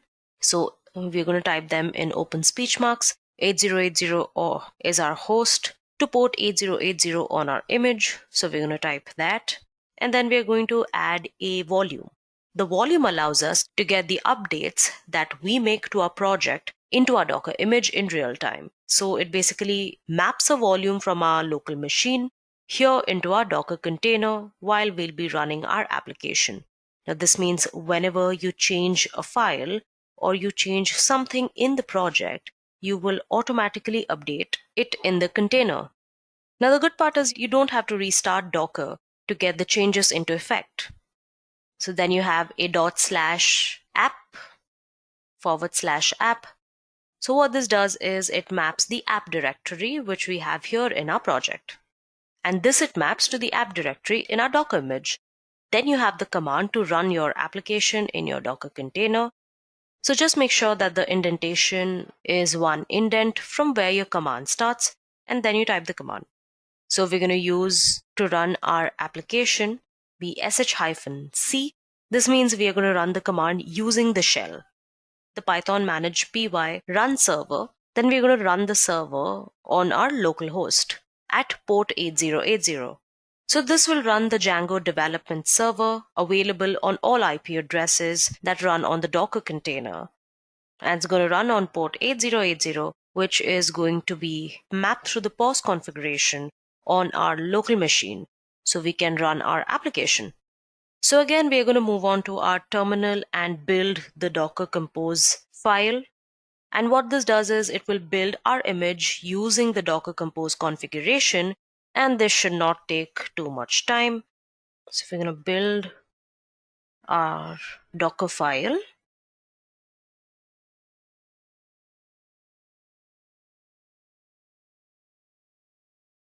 So now we're going to add sudo docker compose build.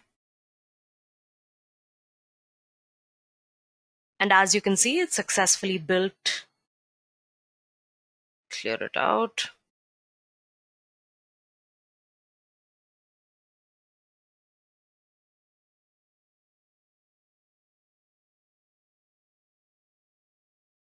So now we're going to use Docker Compose to create the project files for our application. And for that, you can either log in as super user or just type sudo.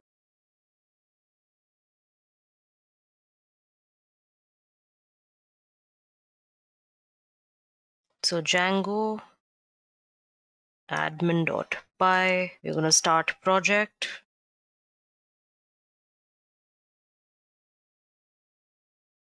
Now, after running the command, you will realize that if you go into your empty app folder, which was the folder that you created initially,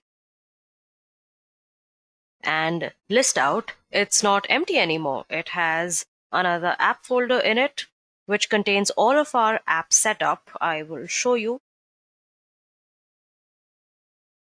There you go. You have these files, 1, 2, 3, 4, 5 Python files, which is basically your Django app's entire setup, and all of this Docker created and set it up for you. So a teensy little detail, let's just open up our settings.py file, and we're going to go down to allowed hosts, and just in case it's empty between the close brackets, you can go ahead and add your local host or put in the asterisk, which allows all hosts.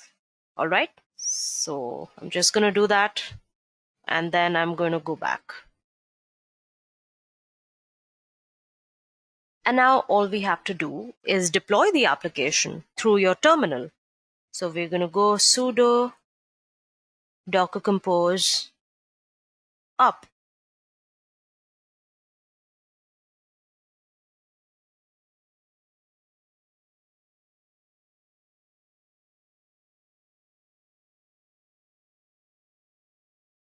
So now, as you can see, your Django application is up and running. And all of this was possible because of Docker.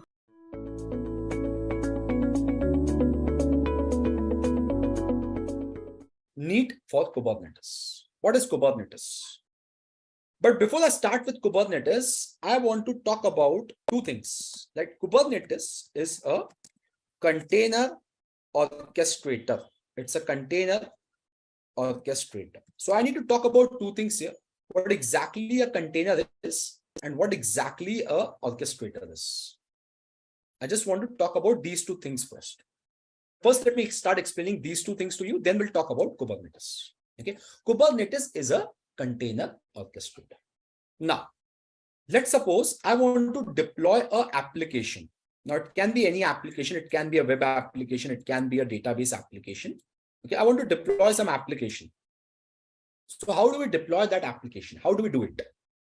To do that, what do? We first create up a server. We require a server. Yes. Okay, this is my server. A physical, virtual does not matter. We require a server, a computing machine. We require a machine. Okay. Now on this machine, I simply go and install the operating system, OS. Yes. And on top of that, we go and install our application. Yes, this is what we do. The very basic example is on the screen only. For example, this Notepad++. This is an application. It's a text editor. Okay. Now to run this application, what I have did, first of all, I had a laptop with me. I have purchased a Dell laptop. I require a machine. Okay. And on top of that Dell machine, Dell laptop, I've installed Windows operating system. Okay. Now, once the operating system is installed, I have deployed the application Notepad++. Not only Notepad, but I've deployed multiple applications like Chrome, Edge, Zoom, okay, Putty, WinSCP. This is empty Putty. This is WinSCP. Okay. So I've deployed multiple applications. But yes, to run those applications, we require the complete OS. We require the operating system. Okay. Now, running an application on top of an operating system is actually it consumes high amount of cost. It's very costly to run the application directly on top of an operating system. Now, the question is why it is costly. Okay. Let's talk about that. For example, okay, you have the machine over here. Okay. You have this machine over here. This is your OS. Let's suppose you want to deploy an application. Now, first of all, to deploy this application, now let's suppose you are deploying a database.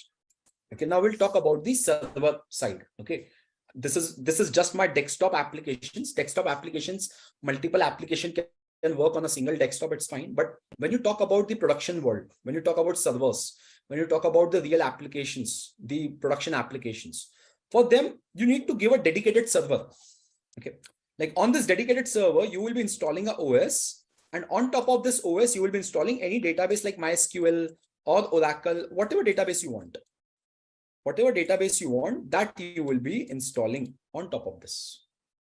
Yes. Apart from Oracle, no other application will be running. Like let's suppose you want to run a HTTPD or you want to run an Apache. For that, you will be running another server. Okay. You will be creating one more server and you will install Apache on this. Okay. This is a web server and this is a database server. We do this in production. Okay. Now, the challenges with this architecture is, that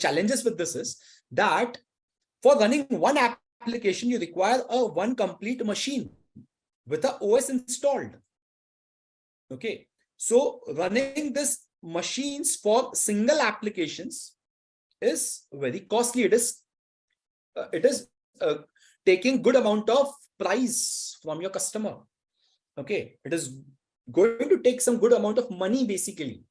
Why? Because you have to create one machine for one application. Apart from that, this operating system, you have to run a full copy of the operating system. Okay, so there must be a dedicated team that is managing all these operating systems. A sysadmin team is there. Yes, so you have to again pay the money to them. Okay, there's again a cost involved to manage a sysadmin team.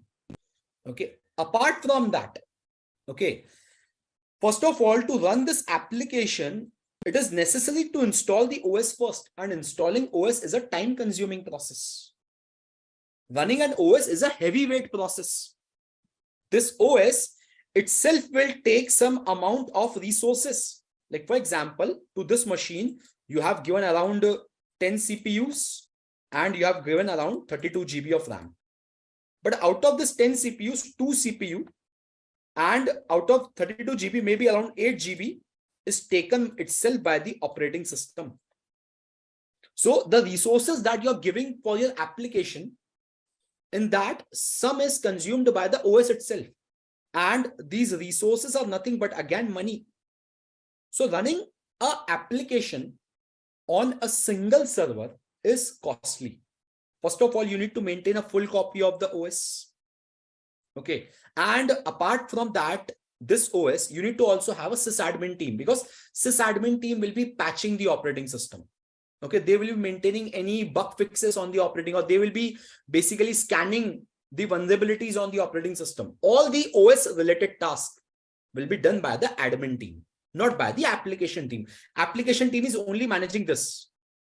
Okay. But for the client to run Oracle on a single machine or to run MySQL, it is costly because he has to maintain a complete machine. So now the question is, can we not put multiple applications on a single OS over here?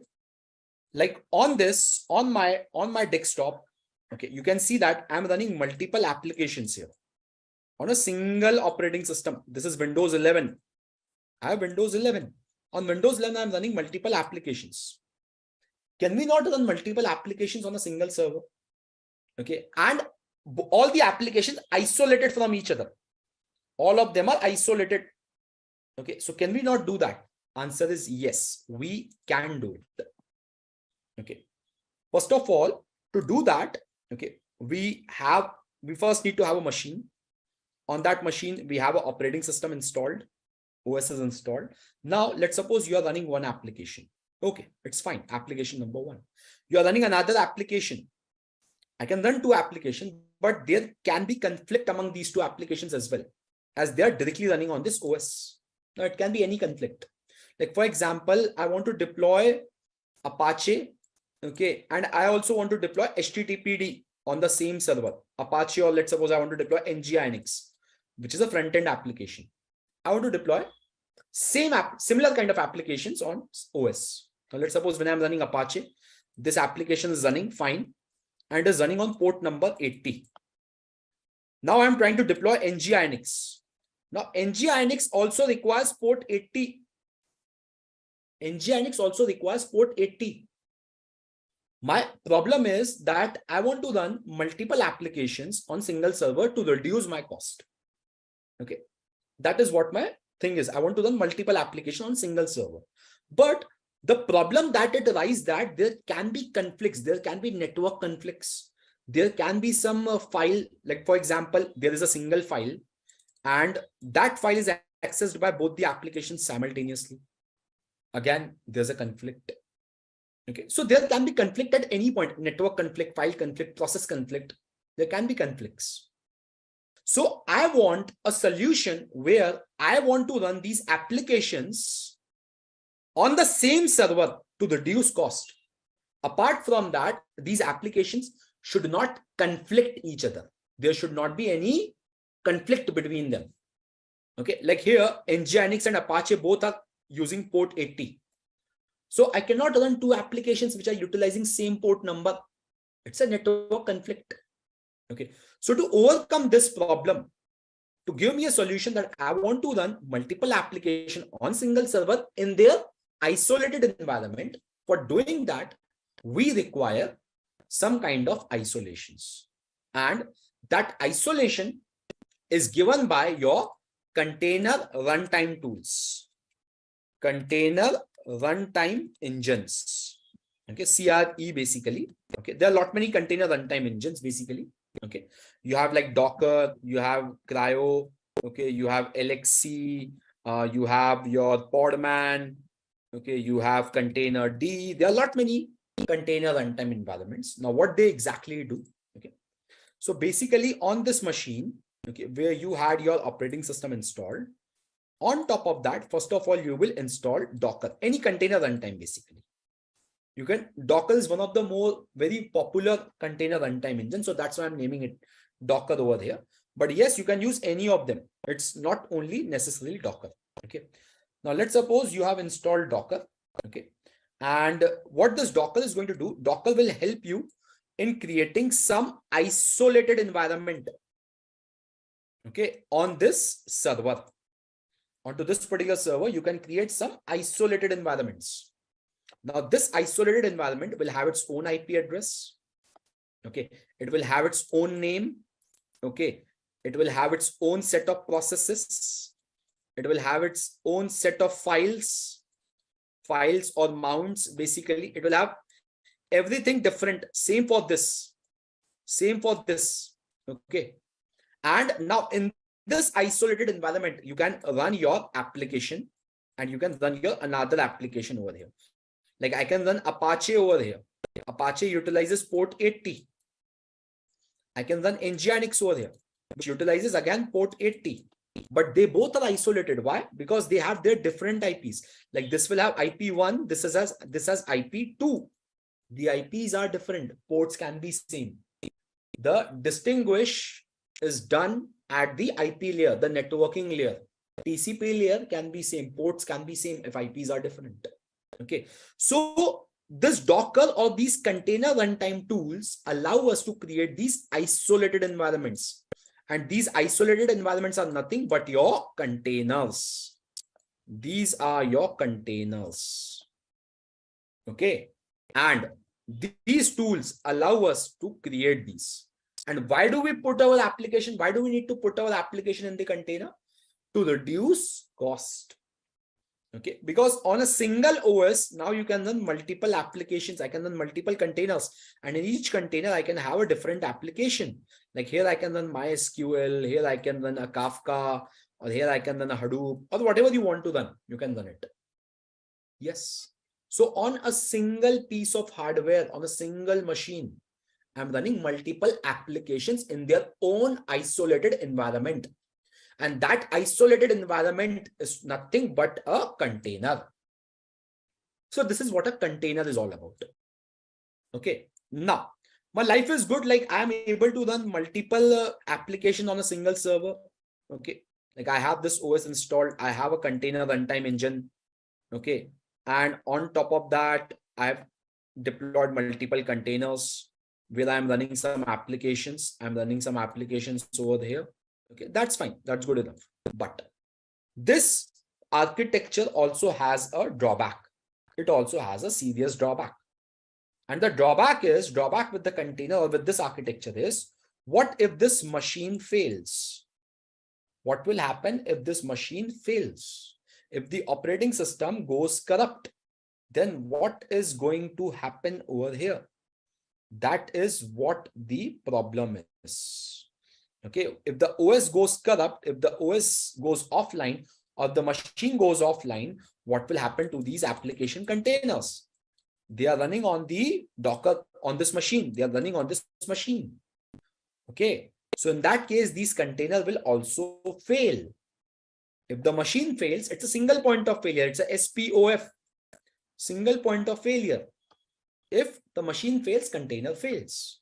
Now, there is no high availability. There is no fault tolerance for your application containers, for your apps. There's no high availability. There's no fault tolerance. Okay, like if the container has failed, it should be recreated, but there's nothing because the complete machine has failed. So how we can overcome this? That is now the question. How to overcome this problem? Okay, containers has made my life easier. Okay, but container has reduced the cost. But the thing is, containers are not giving me a scalable, fault tolerant, highly available architecture for my application. Okay, so in this case, we require a orchestrator, a container orchestrator we require, okay, to give us all these features. Okay, so what does an orchestrator basically do? If I talk about the orchestrator over, there are a lot many orchestrators available in the market. Container orchestrator I'm talking about. Okay, so there are a few container orchestrators. I can name them for you. I think the first one we all know is Kubernetes, Docker Swarm, Apache, Mesosphere. These are some of the well-known container orchestrators available in the market. Out of which Kubernetes, out of these three, Kubernetes is the most popular container orchestrator. It has become the de facto standard for running any containerized application, Kubernetes. Okay. Why we'll talk about that, but first let's see how does the orchestrator solves the problem. So orchestrator, if I define what a container orchestrator is basically the technology that groups multiple machines to create a cluster of containers. Okay, basically it's a container clustering technology. How does it work? Let's talk about that over here. For example, let's suppose I have this machine number. Let me make a bigger picture. Okay, just 1 minute. So let's suppose I have this machine which has the OS installed on this, and I have a container runtime engine running over here. I have one more machine over here which is having the OS installed, container runtime engine. These are all standalone machines as of now. These all are your standalone machines. Okay, you have one more machine over here. Now it can be 1, 2, 3, as many machines as you want. You can have those. Okay, so I'm just starting with a basic 3 node. Okay, so now you have 3 machines: machine number 1, machine number 2, machine number 3. Now on these 3 machines, you want to create a orchestrator. You want to create a cluster, Kubernetes cluster, or you want to create a Docker Swarm cluster or Apache Mesosphere cluster. So what does these orchestrators will do? What does the orchestrator is going to do? Orchestrators are simply any orchestrator. Like for example, you talk about this Kubernetes. So what Kubernetes is going to do, or what Docker Swarm is going to do? The orchestrator, when you deploy orchestrator, it will create up a cluster network. It is going to create a network, a container network, okay, between all the machines. It's basically a private network, private container network. Okay, and what this network is used for? This network is basically used for providing the IPs to the containers that are running on different machines. Like you have container number 1 running here, container number 2 running over there, container number 3 running over here. Okay, these are different containers that you are running. Okay, now the thing here is that these containers are running on different machine. Container 1 on machine 1, container 2 on machine 2, container 3 on machine 3. All the containers are on different machine, but these containers will take the IP from this common network, which is created by the orchestrator. Any orchestrator do the same thing. You talk about Docker Swarm, you talk about Kubernetes, you talk about Apache Mesosphere. All the orchestrator do the same stuff, same thing. Okay, all the orchestrator has the same thing to do. They will first create a network between the machines so that containers can take the IP. Now, this container 1 and container 2 can easily talk to each other, although they are sitting on different machines. Earlier, this was not possible. Like you create a container on machine number 1 and you have a container on machine 2. The two containers sitting on two different machines cannot talk until and unless you are using an orchestrator. So here, if you're using an orchestrator, the orchestrator has created this network between those nodes, and all the containers sitting on the nodes can now interact. This is the primary responsibility of the orchestrator. It makes your solution scalable. Now you can run the containers on any node. Okay. Apart from that, let's suppose you think that this container number 1 is a very critical application. It's a very critical application. Okay. And you want multiple copies of this. You can scale the number of containers. High availability orchestrator can give you. For example, I can create one more copy of C1. And this C1 is running on node 2. I can create one more copy of C1 over here, running on node 3. High availability. High availability is there. Let's suppose if this machine fails, if the machine number 1 fails, okay, then container number 1 will also fail. Yes. Container is going to fail if the machine fails. In that case, do I need to panic? No, I don't need to panic. Why? Because this was a critical application. I know that. So already I have created 2 more copies of the same application running onto 2 different machines. So if this container is offline, I can access the application from these containers. It's possible. That is what orchestrator give you. High availability. High availability. That's another feature that orchestrator gives you. Scalability, high availability. And the third one is fault tolerance. For example, this container number 2, this machine fails. This machine fails. Container number 2 is offline. Container 1 is also offline over here. But let's talk about this. Container 2 is offline. So orchestrator is a smart guy. He knows what to do with the failed container. He will simply go and recreate the container on some other node automatically. That is the job of the orchestrator, to provide you fault tolerance. This is also called as a self-healing nature of Kubernetes, or self-healing nature provided by orchestrator. Kubernetes is a type of container orchestrator. Container orchestrator is a generic term, like cloud is a generic term. AWS, GCP, Azure are type of clouds. OpenStack, all these are different types of clouds that are available in the market. Container orchestrator is a generic term. Kubernetes is a type of container orchestrator. Docker, Swarm, Apache, Mesosphere, these are type of container orchestrator. But yes, the main responsibility of the orchestrator is to give you a network for your containers, and that network will be spanning across multiple nodes. It gives you high availability. Apart from high availability, it gives you fault tolerance, FT. Okay, so these are the important features of an orchestrator. Okay, so guys, now we will be talking about a bit about Kubernetes. Okay, because we all are here for Kubernetes. We have talked about orchestrator. Why do we require orchestrator? Because orchestrator provides us scalability, high availability, fault tolerance for our container applications. Now we are going to talk a bit about Kubernetes. And after that, we'll see a small demo around this. Let's talk a brief history about Kubernetes over here. Okay. So Kubernetes, the short form for Kubernetes is Kates. Okay. Why we call it as Kates? Because you see the spelling over here.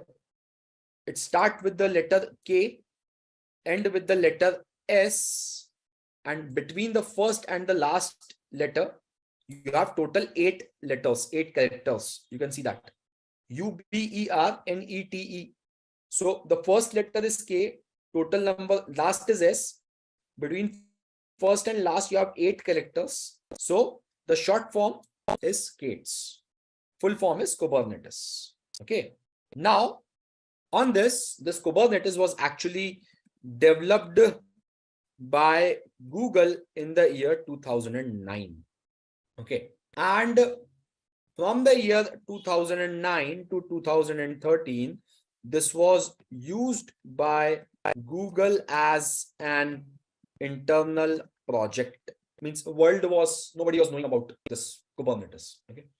Then something happened in the year 2013 and Google basically donated this Kubernetes project to CNCF. CNCF stands for your Cloud Native Computing Foundation. That is what your CNCF stands for. It's basically a community of lot many developers sitting across the globe and who are contributing to multiple projects which are owned by CNCF, which are managed by CNCF.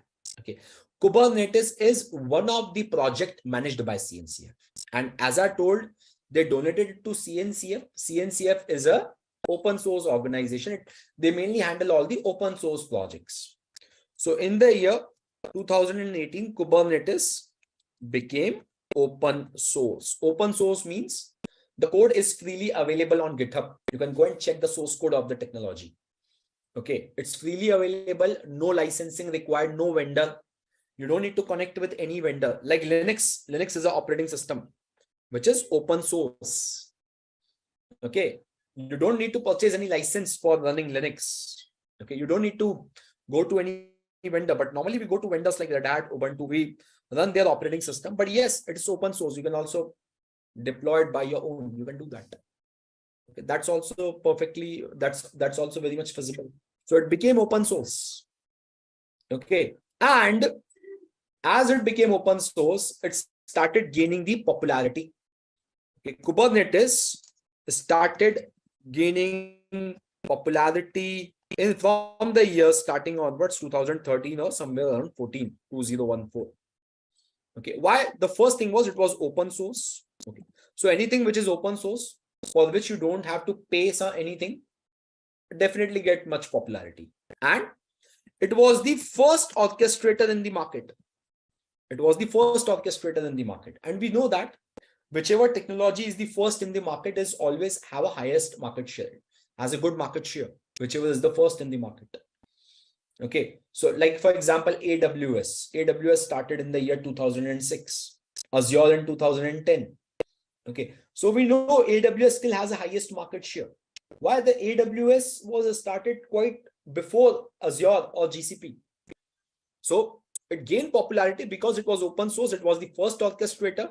Apart from that, the number of features that Kubernetes provides are way more than other orchestrators. This is another reason. Like if you compare AWS and Azure, the number of services that you will be getting in Azure and is around 60, 70, 80 services somewhere. Whereas in AWS, you will be getting more than 150 plus services.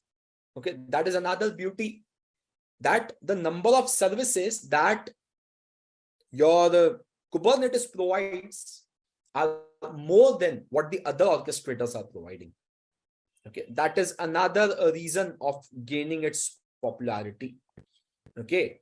So because of these reasons, Kubernetes became the de facto standard for running your container applications. Now, if anyone says that I'm running an application, I'm running a containerized application, okay, it means they are running the application on Kubernetes. Kubernetes has become the de facto platform, a de facto standard for running your containerized applications because of its popularity, because of its ease to use, because of the features that it provides, and it's open source. You don't need to pay to anyone. Okay, so that is the reason of the popularity of Kubernetes. Okay, so now we'll see a small demo on how do we work with Kubernetes, how do we create these containers into Kubernetes, how do we run our application into Kubernetes. Let's see a small demo as well on that. So just one thing to start off with, like in Kubernetes, Kubernetes actually manages pods, and in the pods, we create containers. We are creating containers in the pods. Okay, so that is what we do. Kubernetes never manages the container directly. Okay, there is another layer over the container that is called as a pod. Kubernetes will simply be managing the pod, and in the pod we run the containers. Okay, so let's see that. Let's see how we run it up. Okay, and how do we access our application? Let's see all these things. Okay, so to show you a small demo here, okay, I have created up a small cluster. You can see that. Let me close this. I'm using my GCP account. Okay, and you can see that I have created a Kubernetes cluster, and it's just for this particular webinar. I've just created this cluster. So I created this cluster at the start of the webinar. So you can see that this cluster is running hello cluster, and it will be having just one node. Right now I've just kept one node, but normally in production we keep multiple nodes. We keep 3, 4, 5 nodes depending on how many applications you want to run. For example, you just want to run 50, 60 applications. You're good with 5 nodes. Okay, but let's suppose you want to run thousands of applications. You need to have 20 or 30 nodes. Okay, but right now I just have one machine as a part of my cluster. It's fine. I can have a single node cluster as well. Okay, and you can see that this machine is over here. I can show you that on my compute engine. You can see the machine. Yes, this is the machine. You can see this one single machine is a part of my cluster. Okay, now let's go and start checking how we interact with the cluster. So to interact with the cluster, I will activate my Cloud Shell over there. I will activate the command line. So let me open up the command line over here. Just a minute, it is still opening up. And let me also make a full screen, open a new window. So this will open up it in the new window. Okay, so let this get opened up over here. It's provisioning my Cloud Shell machine. It is connecting to the instance. Okay, now it is connected. Okay, now let's see if I can connect with the Kubernetes. So command or the command line to interact with Kubernetes is kubectl. Kubectl get me how many nodes I have in the Kubernetes cluster, and this will tell me how many nodes I have. I need to authorize this command, and this says that you just have one node. You can see this, there's just one node ready, and it is running from last 40 minutes. I told you just at the start of the webinar, I created this cluster, and after the end of the webinar, I will go and delete the cluster as well. Okay, so I will not be keeping this cluster running because again, I have to pay the cost for this. So at the end of the webinar, I will go and terminate this. Okay. So I just have one node cluster running from last 40 minutes, and the version of Kubernetes that I'm running is 1.24.8. This is the version that I'm running, 1.24.8. Okay. Now let's see if I have anything over there. Kubectl. Kubectl is the command line utility. You also called as kubectl. Kubectl or kubectl, one and the same thing. So kubectl get me if I have any pod in the cluster. No resources found, nothing. Okay, it's all empty. Let's go and create. Let's go and create some pod. So kubectl run. Okay, my first pod or my first application. Okay, my first app. Okay, this is the name that you can give by your own. You can give any name: test app, web app, database app, whatever you want to give, you can give. Okay. After that, you have to give the container that you want to run in the pod. This is the name of the pod basically. This is the name of the pod. Okay. Now in this pod, you want to run a container. Okay. So what container, what application you want to run? You need to just pass the image of that application. You just need to pass it. Okay. So I'm giving the image as, let's suppose I want to run nginx. I believe we all know what nginx is, or let's suppose I want to run httpd, a simple web application. Nginx is also a web application. It's a front end. It can also act as a proxy server, load balancer. But yes, let's go with the very known service, httpd. Okay, it's again a web service. Okay, so I want to run a httpd container inside this pod. Let's hit enter, and it says pod created. kubectl get me the pod, and it says the pod is there, but in the pod the status is container creating. This is the name of the pod, and inside the pod the container is getting created. You can see 0 by 1. 0 by 1 simply means that total number of container is 1, total is 1, and out of 1, 0 is running. Okay. No container is running in the pod. This is the pod. This is your pod, my first tab. Let's see the output again. I think it will be created. It will be running now. Let's see it again. kubectl get the pod and see it is running. It is running 1 by 1. 1 by 1 means this pod has one container, and out of which one is running. A pod can have multiple containers as well. Okay, you can see that it is running. Now let's go and see more detailed output. Let's see the more detailed output. So kubectl describe, I want to describe this pod. Name of the pod is my first app. Describe it. And this is going to describe the pod for you. See the events. See these events. Okay. These events will basically tell you a lot much thing. It says successfully assigned, okay, the default this pod to this node. This is the worker node that I have. I can show you the nodes as well. kubectl get me how many nodes I have, how many machines I have. See, this is the machine. On this machine, the pod is running. So in Kubernetes, you have a group of machines, and on those machines, you run the pod. You run the pod. Okay. So the pod that I created, my first app, is running on this node 52K1. Okay. As I have a single node, so it will be running on that machine only. After that, it says pulling image, successfully pulled image in 5.1 second, and then created container. And after that, it says started container. Okay. See the events. Let's see. Let's call it up. Okay. See, this is the pod name. This is the IP of the pod. And in this pod, you are running container. This is the container image HTTPD. And I'm not using a Docker container. I'm using container D. I told you there are multiple container runtime, container D. This is used by Google Kubernetes Engine, GKE. I'm using GKE, Google Kubernetes Engine. And Kubernetes has created the container, and that container is container D. It's not a Docker container.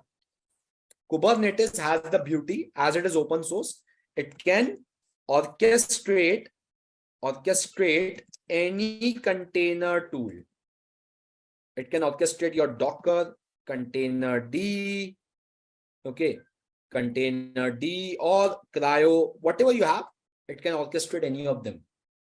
So different tools work with different containers. Like GKE uses container D. Now let's suppose if you talk about OpenShift, Red Hat OpenShift, if you have heard this name, it's also Kubernetes, Red Hat OpenShift. So Red Hat OpenShift is Kubernetes. It's an orchestrator. It's Kubernetes only. But Red Hat OpenShift uses these container, cryo containers. It don't use Docker, it don't use Podman, it don't use container, it use cryo. Okay. So different flavors of Kubernetes works differently. Okay. That's completely fine. Okay. Now, I was talking about this output. See, the type of container that I'm running is container D. And the image is HTTPD. This is the image. Now, let's go and try to expose the application. Let's try to access our application. So to access our application, I need to expose this. I need to expose this pod. Let's expose this.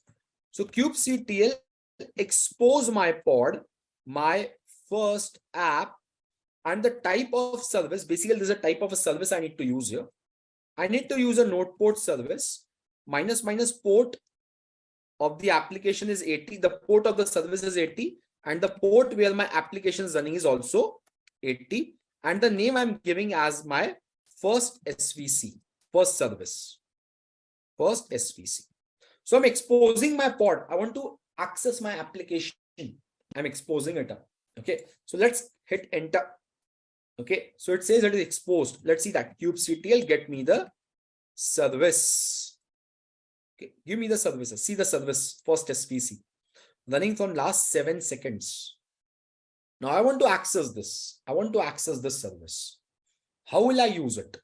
Okay. So for that, I need to have the IP of this node. Let me close this. Okay. I need to have the IP of this node copied, followed by the port number. Port number is 32671. So what I'm going to do is put this here and 32671. That's it. And see, my application is working. You guys can also access this. You guys can also try to access this. I can put the URL on the chat box for everyone. Just click on it, and the application that I have created in the pod. See this kubectl get me the pod. This is a HTTPD application. Okay. And this application, this pod is exposed by a service, and it's a node port service. So as it is a node port service, I can simply use the node IP followed by the port number. This is auto assigned port number. So I've used the node IP. Node IP is, I can see the node IP. Node IP is 34.102.110.91. That is what I'm using. Colon the port number 32671. I pasted the URL on the chat. If you just click on it, you will be able to open the web page, and it should tell you it works. It should be written here. It works. It means I'm able to access the application. I can use another. I can use another service as well. Like right now, I'm using a node port service. I can use cluster IP, but cluster IP I cannot access from outside. Cluster IP service is used for internal access. Okay, that is where cluster IP is used. And if you want to get a load balancer will have an external IP. Like here, the load balancer will, there are different types of services in Kubernetes. Okay, one is a node port. Node port means that you're using the node IP followed by this port number that is auto assigned. Cluster IP only for internal access, no external access. I cannot access this service from outside. I cannot do that. And there's one more, load balancer. Load balancer is same like node port, but there will be another load balancer created. Okay, that will be load balancing between multiple nodes. And when you hit the load balancer IP, you're actually hitting this service. I can show you load balancer as well. For example, I go and create another service. I go and create one more pod.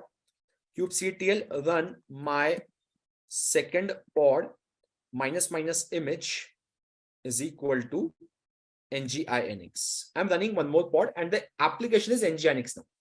Let's expose this. kubectl expose the pod, my second pod. Okay, and -- type of service as load balancer.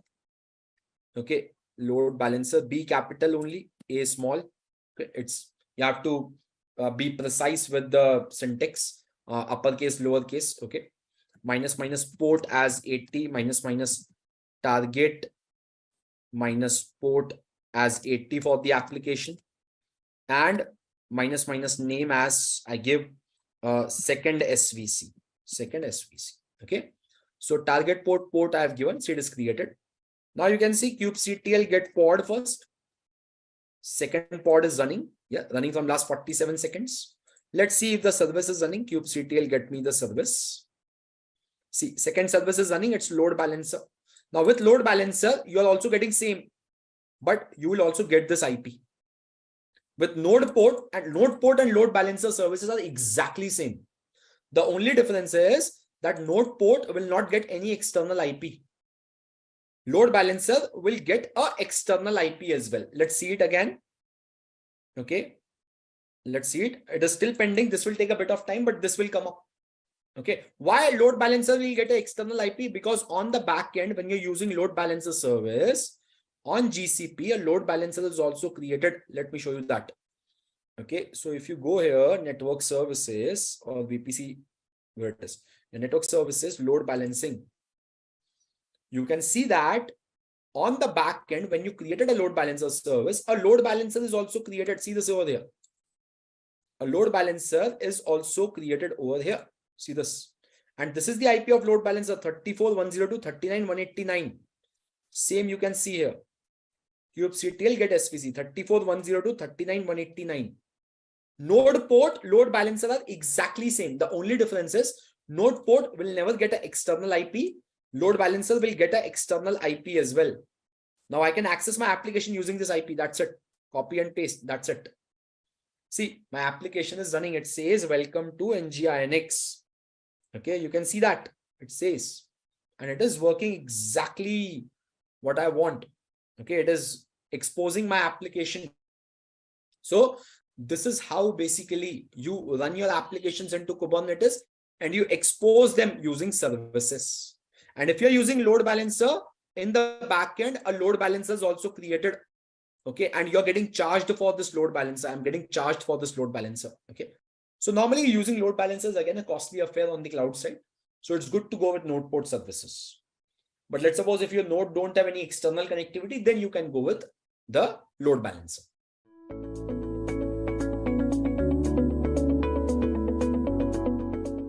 Well, Ansible is a simple open source IT engine which automates the application deployment, intra-service orchestration, cloud provisioning, and many other IT tools. Not only this, but Ansible also is very easy to deploy because it does not use any agents or custom security infrastructures.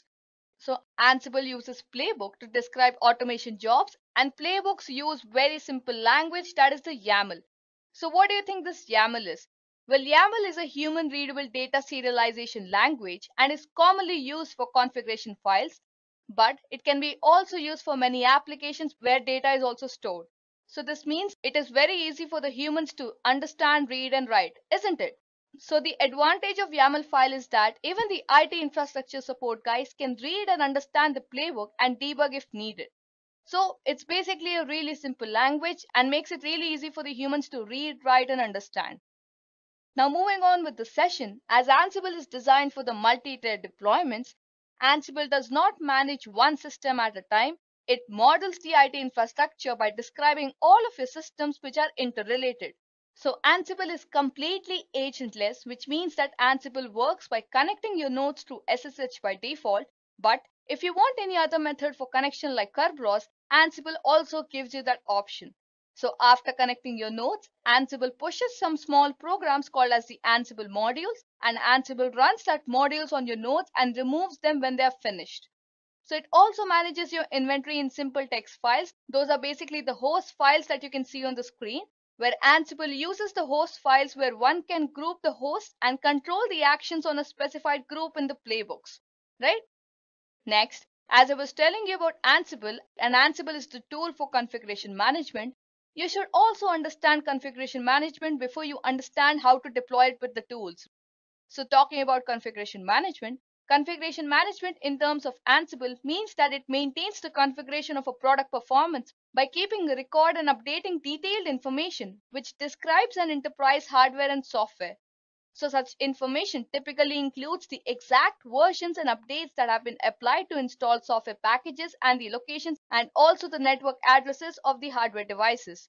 So for example, if you want to install the new version of the WebLogic server on all the machines present in your enterprise, it is not feasible for you to manually go and update each and every machine, right?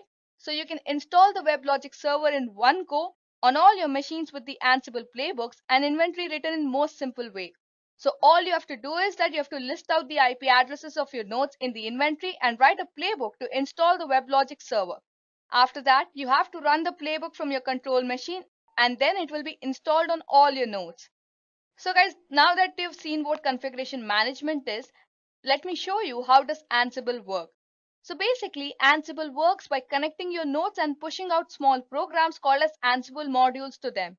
So Ansible then executes these modules over SSH by default and then removes them when finished. So your library of modules can reside on any one machine, and there are no servers, daemons, or databases required. So the management node that you can see on the screen is basically the controlling node which controls the entire execution of the playbook. It's the node from which you're running the installation, and the inventory file provides the list of the host where the Ansible module needs to be run, and the management node does a SSH connection, and then it executes these small modules on the host machine and installs the product. So the beauty of Ansible is that it removes the modules once those are installed, so that it effectively connects to the host machine, and then it executes those instructions, and if it's successfully installed, then it removes the code which was already copied on the host machine and which was executed. So guys, that's how Ansible works. Now, if you talk about the features of Ansible, let's take a look at them one by one. So the first is that it is agentless. By agentless, I mean that there's no kind of software or any kind of agent managing your node, unlike Puppet or Chef, where you need to install a Puppet agent or a Chef client on all your node machines. But for Ansible, what you just have to do is you just have to install Ansible in your control machine, and then you're good to go. After that, it is built on top of Python, and this helps to provide a lot of functionalities of Python, right? Now coming to SSH, Ansible uses SSH for secure connections. Now, SSH is a very simple passwordless network authentication protocol which is very secure. So our responsibility is to just generate a public key in your control machine and copy the same key onto your node machines. So coming to the final feature, the Ansible is also a push-based architecture for sending configurations. So in the case of Ansible, where you want to make any kind of configuration changes on your nodes, all you have to do is you just have to write down those configurations, and then you just have to push them all at once in your nodes. So if you talk in simple terms, what it does is that it gives you full control on whenever you want to make changes on your nodes, and also makes it very easy and fast to set up and needs very minimal requirements. So guys, the features of Ansible are it's agentless, it's built on top of Python, it uses SSH, and also uses the push-based architecture. Now, as in the features section, I was talking about that Ansible is a push-based architecture. What do you think is the difference between the push-based architecture and the pull-based architecture? Well, tools like Puppet and Chef are basically pull-based configuration management tools, whereas Ansible is push-based configuration management tool. Now, in the case of Puppet and Chef, their agents present the agent software that Puppet has and is basically called the Puppet agent, and in case of Chef, it is known as the Chef client. So what this agent actually does is that it keeps on pulling the central server periodically for any kind of configuration information, and whatever it finds, it pulls those changes and then gets them affected on your node machines. Whereas in the case of Ansible, since there are no agents present, whenever you want to make any changes, you can make those changes directly, and you can push those configurations directly whenever you want to, as you've got full control over it. Not only this, but also in a push-based configuration management system. So as you can see on the screen, there's a version control system which manages all the changes in the code base, and then we have a server. So basically this server will have Ansible or any other configuration management tool system installed there, and then we'll have a bunch of nodes. So these bunch of nodes are basically the collection of web servers and application servers, and also the database servers, and all these are connected to the main server via SSH. Now, what happens here is that these main servers constantly pull the version control system for any changes in the code base. By this, I mean that it constantly keeps on checking the status of version control system at regular intervals of time. And whenever there are any kind of changes, those specifications are sent to the main server, and then the server decides on how to take those configuration changes according to the changes in the code base. Now, in the situation where you want to write all these new configurations, you can directly push them all at once onto your node machines. So you've got full control here, and whenever you want to make any changes, you can make the required changes. Now, coming to the pull-based configuration, the relation between the version control system and the central server is the same. It basically constantly pulls for the changes to the version control system for any changes in the code base, and whenever there are changes, it pulls those changes. But The main difference between both the architectures is that from a push-based configuration management tool, it has got an agent present, and then this agent or the client is a software that manages all the nodes. So what this agent does is that it constantly pulls the central server for any configuration changes. By this, I mean that it keeps on checking the central server for any changes in the configuration that needs to be made, and whenever it finds any kind of configuration changes, it pulls those changes and then only it gets affected onto the node machines. So at this point, you have to wait for an agent to pull those changes, and only then the configuration changes will get affected onto your nodes. So the basic point is you have to be a little bit dependent on the agent here and the improvement tools, right? So as I was chanting from the beginning of the session that Ansible is really simple, it's very easy to learn because it gives us the simplicity of push-based system. But there's a disadvantage with the system. That's because you cannot achieve full automation with the push-based system, because it's not usually possible to boot a server and have it configure without some sort of client or server protocol, and also it gives you a lack of scalability, as well as when you're dealing with hundreds of servers, a push-based system will start showing its limits unless you make use of threading or multiprocessing. Alright guys, so those were the differences between the push-based configuration and the pull-based configuration. So Ansible is basically a push-based configuration management tool. Now moving on with the session, as I've talked so much about Ansible, you would be interested to install it. So how do you think that you can install Ansible? So before I start telling you the steps to install Ansible, let me tell you that there are basically two types of machine when we talk about deployment. Those are the control machine and the remote machines. So the control machines are the machines from where we can manage other machines, and the remote machines are those machines which are handled or controlled by the control machine. So there can be multiple remote machines which are handled by a single control machine. So for managing remote machines, we have to install the Ansible on the control machine. So now let me tell you the steps to install Ansible. So for that, you just have to type in the command sudo apt-get update. So this command will basically update your repositories. Now once that is done, you have to install the common software properties. So for that, you'll type in the command sudo apt-get install software-properties-common. So you can see that on the screen that your installation is going on. Now once that is done, you'll type in the command sudo apt-add-repository space ppa:/ansible. So this will basically include your Ansible's repository. So you can see a description about Ansible. Now if you want to continue, you just have to press on enter. So once you press on enter, you can see that it is getting continued. Now once this is done, you again have to update your repositories. So for that, type in the command sudo apt-get update. Now once you're done updating your repositories, you have to install Ansible. So for that, you'll type in the command sudo apt-get install Ansible. So this will basically install the Ansible tool.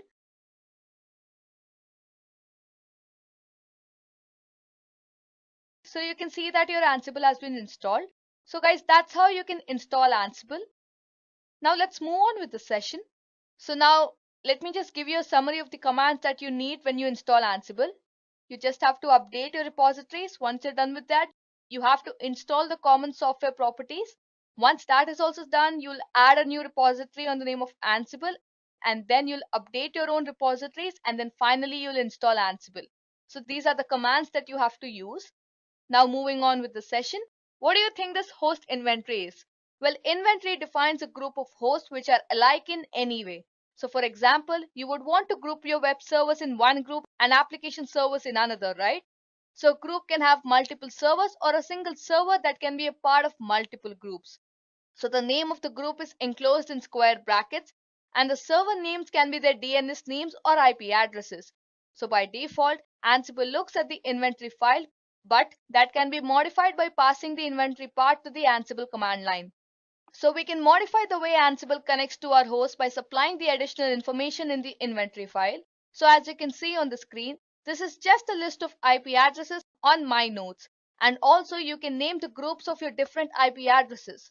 So for example, if I want to group my web servers together and my data servers together, All I have to do is I have to write a group name between the two square brackets and a big group together. So whenever you want to make configuration changes just on the web server and not on the database server, all you have to do is you just have to mention the group name on the host, and then it will automatically configure your web server.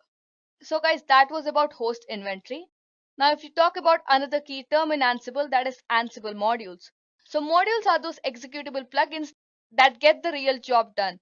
So usually modules can take the key value arguments and run in a customized way depending upon the arguments themselves. So a module can be invoked by command line or can be included in the Ansible playbook. Now let me tell you some commands related to Ansible modules. Now, if you want to use the modules from command line, you have to type in the command ansible all-m ping. Now, if you want to use the ping module to ping all the hosts defined in the inventory, then you have to type in the command ansible web servers -m command -a ls. So this will basically list all the modules present and then it will ping. Now, if you want to flush IP table rules on all the hosts in the inventory, then you have to type in the command ansible-i inventory all-m command -a IP tables f -become -ask -become -pass. So this will basically tell Ansible to execute the command with sudo privileges. So if you want Ansible to gather facts about the host, then you have to type in the command ansible all-m setup. And also if you want to extract particular facts in the documentation of the setup module, you have to type in the command ansible-doc setup. So guys, these were few commands that you can use with Ansible modules. Now moving on with the session, let me tell you about the YAML files because that is the file that has been used. So Ansible uses YAML syntax for expressing Ansible playbooks. Ansible uses YAML because it's really simple for humans to understand, read and write when compared to the other data formats like XML or JSON. So every YAML file optionally starts with 3 hyphens and ends with 3 dots. So as you can see on the screen here, it starts with 3 hyphens and ends with 3 dots. Now, you can also use abbreviation in YAMLs to represent dictionaries. So as you can see on the screen, it basically follows the pattern of a key value pair. So here the key value is James and it has various values like its name, roll number, division, sex, everything. So the key James has many values like the name James John, the roll number to be 34, the division to be B and the sex to be male. Not only this, but we can also represent the list in YAML file. So every element of the list should be written in a new file with the same indentation starting with a hyphen and a space. So for example, as you can see on the screen, after writing countries, we have written America with a hyphen and a space, and then the next value comes in the next line with a hyphen and a space, that is China, similarly Canada and Iceland. So if you have to represent this list in an abbreviation form, it can be represented in the form of countries, colon, and in a square bracket, you can type in America, China, Canada and Iceland, right? Now further talking about YAML files, you can also represent a list of dictionaries. So YAML uses the pipeline to include new lines while showing multiple lines and uses the greater than symbol to suppress new lines while showing multiple lines.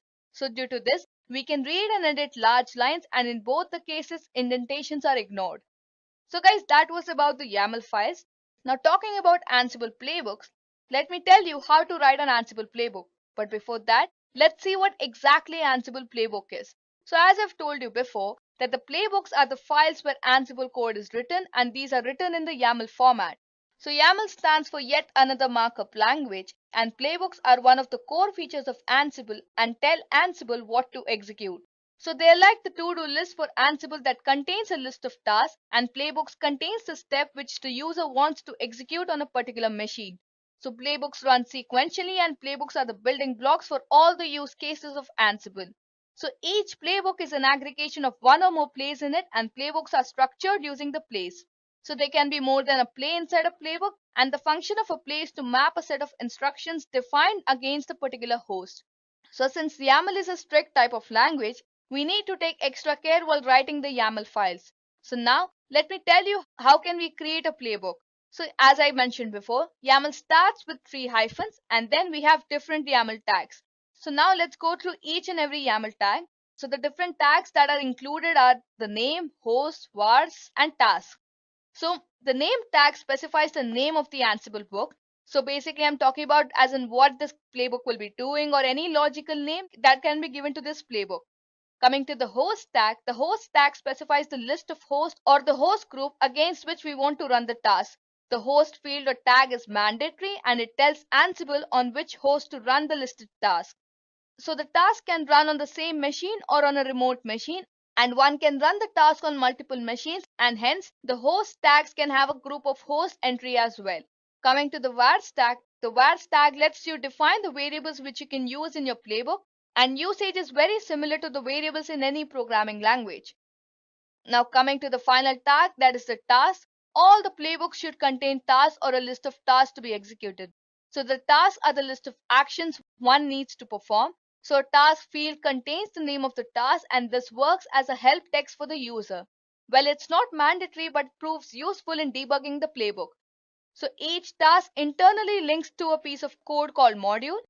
Now let's move on to the hands-on part where we'll basically, create a playbook, and then I'll show you the working of Ansible. So let's get started with our hands-on part. So first we have to create an SSH connection, right? To create an SSH connection with the node, so for that you have to type in the command ssh-keygen. So this will basically, generate your key. So once you type in the command, you can see an output that it is generating a RSA key pair. Now if you have to mention the directory where you want to store the key, but if you press enter, it will store it as a default location. So let me just press enter. And once you press enter, you can see an output that it has created a directory for SSH. Now you have to enter the passphrase. So for that, let me just press enter again. And again, we have to mention the same passphrase. So for that, let me just mention it again. And you can see that, our key has been generated. All right. Now, once your key has been generated, you have to create a host inventory file. So we're creating a host inventory file so that we mention the specifications of the node IP address that we want to connect with. So for that, you'll type in the command. Sudo, and then you'll mention the directory of your host. So I've just mentioned the directory, and then I'll press on enter. So it will ask for my password. So I'll mention the password. So as you can see on the screen, this is the default host inventory file. Now, as we have to mention the name of our servers, I'll just mention it in the square brackets. Let's say I mention the name to be test servers. So for that, I'll type in test servers, and then I'll mention the name of the node. So let me just type in the name of the node. So over here, my name of the node is knode. So I've mentioned that. Now, once this is done, just save this file and close this file. So for that, you'll press the keyboard shortcut Control X and then press on Y. So this will save your host inventory file. So once you're done with that, you have to mention the SSH generated key in the K node. That is the node that we just configured, right? So for that, you'll type in the command ssh-copy-id space -i space and the name of the node. So over here, my name of the node is knode. Once I'm done with that, I'll press on enter. And you can see that, it will ask for a confirmation. So let's just say yes. So you can see the output that our key has been copied. Once you're done with that, you'll be asked for your password. So let's just type in the node password.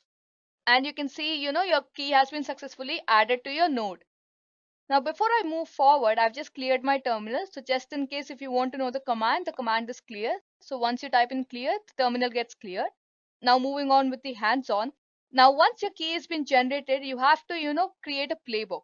So before I start creating a playbook, let's just check if our test servers are running or not. So for that, you have to type in the command Ansible space -m ping and the name of the server. So here I've given test servers. So I'll just type in that command and then I'll press on enter. Now, once this is done, you can see an output that, it is successful. So now let's start creating playbooks. So to start creating playbooks, you have to first create a YAML file. So for that, you have to type in the command sudo nano. Let's say I give the name to be Edureka demo.yaml. So this opens up a YAML file. Now let's start mentioning the specifications required. So first I'll mention the host. So as I mentioned before, that YAML file starts with 3 hyphens. So let me just mention 3 hyphens and then I'll press on enter. So let's start by mentioning the YAML tags. So let's start with the host. So for that, I'll type in -host space : I'll mention the name of the server, that is the test servers. Then I'll mention become. And over here, you make sure that, you do not miss out the space. So it has to come in one go. And then let's say I put it true. Then I'll mention variables. So for that, I'll type in the command vars. And then you have to make sure that, you're maintaining the syntax. So I'll type in vars, mention a colon, and then inside which I'll type in Ansible -become -pass colon to Edureka. That is basically our password. Then I'll again mention task colon space colon, and then inside which I'll mention the name. That is basically the name of the task. So for that I'll type in hyphen name space colon install nginx, and then let's mention the package also, space colon space pkg is equal to nginx space state is equal to installed, and then I'll put in a space, and then after that, so let me just put in spaces, and then I'll mention notify colon, I'll press on enter, I'll go inside that, I'll mention hyphen start nginx. After that, let's press on enter, and now let's mention the handlers. So for that, let's again maintain the spaces, space colon, inside which we'll again mention the name. So for that, we'll mention name space colon start space nginx, and then mention the service. So that is name nginx state is equal to started. So guys, this was my YAML file to create a playbook. So for that, I'll press the keyboard shortcut Control X, and then I'll press on Y. So this will save my file. Now, once you have saved this file, you have to run your playbook. So for that, you'll type in the command Ansible -playbook and the name of the YAML file. So over here, it's Edureka demo. So I'll mention Edureka demo.yaml, and then I'll press on enter. So you can see on the screen that the playbook is running. So as you can see, the playbook has run. So basically it mentions name of the server, that is the test servers. It mentions the task. So we wanted to install nginx, so it has mentioned the task. Then it also mentions the running handler node, that is the K node over here. And then it also mentions whether it is unreachable, failed or not. So guys, this is how playbook runs. Now once the playbook runs, it automatically installs your nginx container. That is basically the task that we mentioned. Now to check whether it is running on the other node or not, you have to switch to your other node. So let me just switch to my other node. Now to check whether nginx has been installed or not on the other node, let's type in the command ps aux, that is WAUX space pipeline space grep, the name of the file that we installed, that is nginx. Now let's press on enter. So you can see the output that it has been installed. So guys, that's how Ansible basically works. It's really simple to do, right? So you just have to mention on one node and all the actions will happen on all the other nodes connected to it.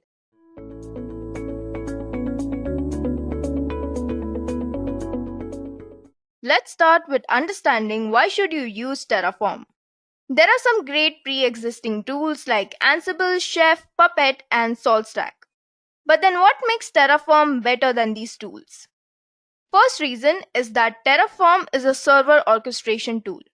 All the above mentioned tools were created for server configuration, meaning that their primary goal is to install and manage software on the already existing server. Terraform concentrates more on server provisioning, with software container deployment left to Docker and Packer. The next reason is the immutable infrastructure. With Chef, Salt, Puppet, or Ansible, any software update must be run in place. Thus, every server grows a unique record of updates throughout its life cycle. This can quite often lead to so-called configuration drift when the differences in these configurations lead to bugs. Terraform addresses the issues by utilizing an immutable infrastructure approach, where every new update of any parameter creates a separate configuration snapshot. This way, updating the development environment goes smoothly and is completely bug-proof. The next reason is the declarative code style. While Chef or Ansible forces you to write step-by-step procedural instructions for reaching the desired state, Terraform prefers describing the desired each state of the system, and the tool itself deals with reaching the goal state. But why is it better? With the procedural code, you need to think of all the recent events and processes that took place in order to write clear instructions. But with Terraform, you simply order the tool to do something with the currently active state of the system. This is why the code base remains quite small and easily understandable. The fourth reason is the client-only architecture. Terraform leverages the cloud provider's API for provisioning the infrastructure, which removes the need of additional security checks, running a separate configuration management server, and multiple software agents. Ansible does this by connecting through SSH, yet the capabilities are quite limited. So, what is Terraform? Terraform is an open source infrastructure as a code tool developed by HashiCorp. It is used to define and provision the complete infrastructure using an easy-to-learn declarative language called HCL, or HashiCorp Configuration Language. Terraform supports multiple providers such as AWS, Azure, Kubernetes, Google Cloud, and many more. Now let's understand Terraform better through a use case. Rapider is an agile, innovative company. They are providers of strategic cloud consulting, cloud migration, DevOps automation, managed services, and security consulting. So once their client was looking for a cloud agnostic tool to orchestrate the infrastructure onto multiple public clouds. They wanted the infrastructure to be up in a matter of few minutes. The client had different environments like production, staging, and QA to test. Database backups were also included as a part of infrastructure setup. DevOps engineers at Rapider reviewed and analyzed the client's requirements and came up with a solution of using Terraform to codify the provisioning of infrastructure onto public cloud. Not only infrastructure, but Rapider also automated the application deployment process by integrating GitLab to improve the software development and accelerate the software delivery. The solution provided by Rapider also took care of database backup for a situation when the infrastructure is destroyed. Using this solution, the client is now able to test their application and deploy it on production environment without downtime. So the overall benefits that a client could experience include the client's ability to create the infrastructure over multiple public clouds within a matter of few minutes. Next is that the client has the flexibility to launch the infrastructure as and when needed. Furthermore, the automated deployments help the client push the application into production seamlessly, thereby reducing the time to market. Also, the automated backup of the database ensures that they always have a copy of their latest database. Moving ahead, let's understand Terraform lifecycle. It includes initialize, plan, apply, and destroy. Terraform init initializes the working directory, which consists of all the configuration files. Terraform plan is used to create an execution plan to reach a desired state of the infrastructure. Terraform apply then makes the changes in the infrastructure as defined in the plan, and the infrastructure comes to the desired state. Terraform destroy is used to delete all the old infrastructure resources which are marked tainted after the apply phase. Now let's see how Terraform works. Terraform core uses two input sources to do its job. The first input source is a Terraform configuration that you as a user configure. Here you define what needs to be created or provisioned. The second input source is a state where Terraform keeps the up-to-date state of how current setup of infrastructure looks like. So what Terraform core does is it takes the input and it figures out a plan of what needs to be done. It compares the state and checks what is the current state and what is the configuration that you desire in the end result. It figures out what needs to be done to get that desired state in the configuration file. The second component of architecture is providers for specific technologies. This could be cloud providers like AWS, Azure, or other infrastructure as a service platform. It gives you the possibility to create infrastructure on different levels. Terraform has over hundreds of providers for different technologies, and each provider then gives Terraform user access to its resources. For example, AWS provider gives you access to hundreds of AWS resources like EC2 instances, the AWS users, etc. With Kubernetes provider, you can access commodities, resources like services and deployments, namespace, etc.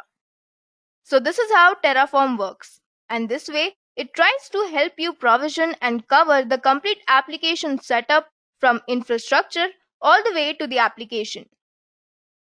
Moving ahead, let's see how to install Terraform. Now to install Terraform, let's go to its official website.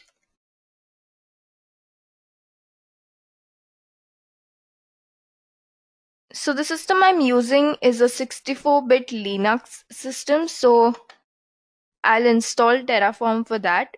I'll copy the link first. Then what we need to do is open the terminal. Then we write wget and we paste the link we had copied and enter. So now Terraform will get installed.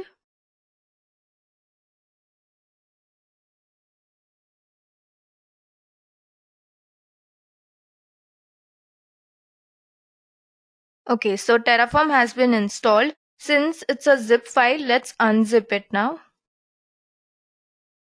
And this is the file name. Let's copy that.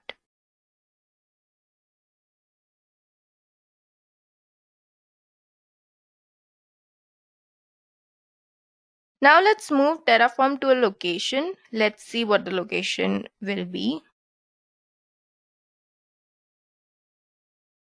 So we'll be moving Terraform to this location. Okay. Now that it has been successfully moved, let's see the Terraform version that we have. So it's 14.5. Okay. So by writing Terraform and entering, you'll see what all commands Terraform provides you. So these are all the commands. It also includes init, plan, apply, destroy, as we discussed before. There's something also called as validate that you can use, and several other commands. Now that we have installed Terraform in our system, let's move ahead with our demo. So let's just clear screen. Okay. Now what we need to do is we are going to create a directory and we are going to name it Terraform demo. Okay. So let's move into that directory now. Now what we are going to do is we are going to create a configuration file, Terraform configuration file over here. So let's write gedit and the file name. So let's name it demo1.tf. So this is the extension that we need to put for any Terraform configuration file that we are going to create here, and hit enter. Okay, so the gedit file, Terraform configuration file, has been created. Here is where we are going to put all the configuration we need. So initially, let's try to create an EC2 instance in Amazon Web Services and then destroy that EC2 instance. Okay, so what we need to do here is Terraform provides you with everything, every support that is there for your code online. So let's say AWS provider, Terraform.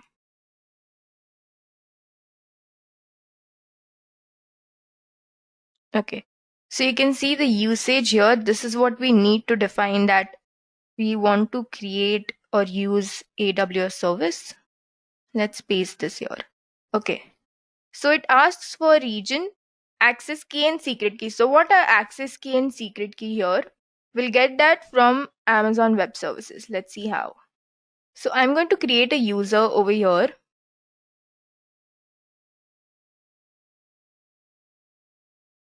I'm going to give it Terraform. And I'm going to give it a programmatic access. Along with that, administrator access. And next. So let's give this as my demo. And value as Terraform. Okay, let's just keep it to Terraform. So this is the summary. And let's create it. So user has been created, and this CSV file is what we need to download to get the, the access key and the secret key. Okay. we have the file here. Let's open it. So this is the access key here. Let's copy this and we are going to paste it here. And we have the secret key. Again, let's copy and paste it here. Okay. So for region, let's create this for US East 2. Okay. Now we are going to put what resources we need since we are creating EC2 instance.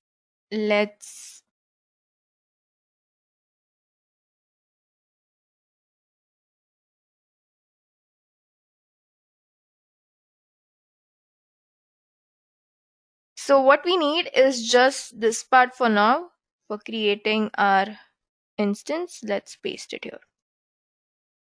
Okay, so it says we want to create AWS instance. Let's change this to, and this AMI is for US West 2. So every time you change the region, AMI is going to change. So let's find it for US East 2.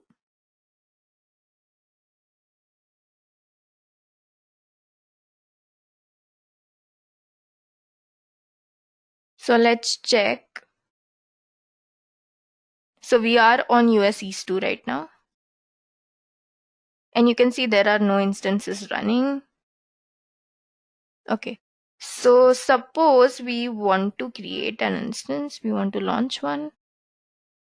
So here you can see the AMI for US East 2. Let's copy that. And we'll paste this here. Okay. So I think this is enough. We don't need to add anything else. We have provider AWS and we have given the region, access and secret key. We want to create AWS instance and AMI and instance type as T2 micro. Let's keep it that way. Okay. Let's save the file and close it. Now let's go back to the terminal. And now what we are going to do is initialize it.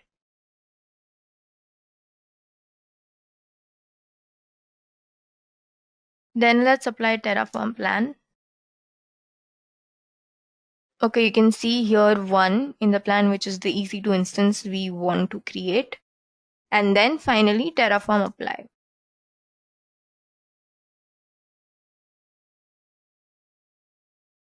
So it asks for an approval from you. So you just write yes over here.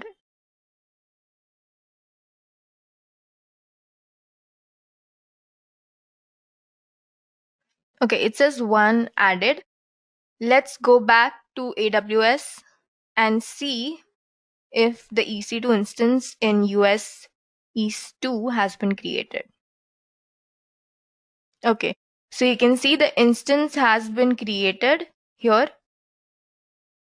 Okay, yeah. So one instance is running and we are in US East 2. So the instance has been created. Okay. Now what we need to do is we want to destroy this instance that we have created. Now simply what we need to do here is Terraform destroy. And this will destroy that instance.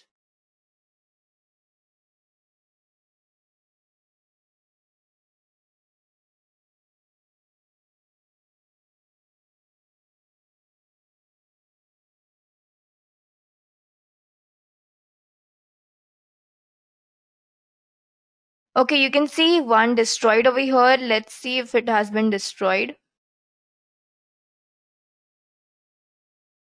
So you can see we had an instance over here, but it has been destroyed now. So this was a very simple and basic demo that I have shown you here. Now let's do something a little more complicated. Let's try to add some more services that AWS provides you. So let's clear the screen. Okay. Now what I'm going to do is we have the same gedit file over here. You can see the demo 1. Okay. So we have written a code partially over here. Let's include some more things and additional features in this code itself. So just remember that this instance has been already destroyed. So while we initialize plan and apply, this instance is going to be created again if we keep this code. Okay, so I want to create this instance again, but apart from that, what I want to do is I want to create another EC2 instance in some another region. So let's see how to do that. For that, let's copy this. Okay, so all I need to do is, suppose I want to create another instance in US East 1. So let's change this. The access key, secret key is going to remain same because we are making it through the same user. Okay, let's create another resource here because we want to create one more instance. Okay, let's name this something like US East 1. Okay, and just remember the AMI is going to change for US East 1. Okay, so let's search for that AMI now.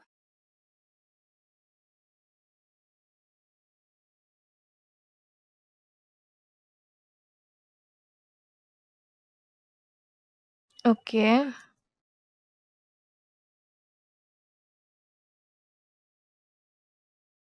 Yeah, okay, there is no instance over here. So suppose we want to create one.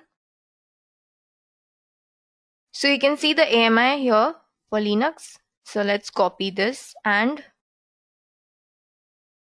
so this is the US East 1. Let's paste this here. So you can see the AMI differs from region to region. Okay, so we have done this now. What we need to do is, how will this resource understand that it wants to create an EC2 instance in US East 1? So for that, what we are going to do is we are going to create an alias. So let's put this as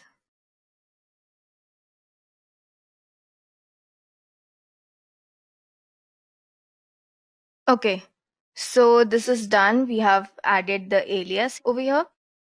So let's refer this to this part. Okay, this alias that we have created. How we are going to do that is by writing provider is equal to AWS dot whatever alias we have provided here, copy pasted. Okay, so this is done. Now apart from this, let's see, we want to create an S3. So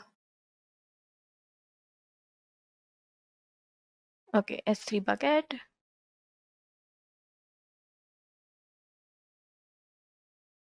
Okay, so for S3, this is what we need. So let's copy these and paste it here. Okay, so let's change this to something. Let's keep this. So one thing to remember is that the bucket name has to be unique. So let's try to make a unique name over here.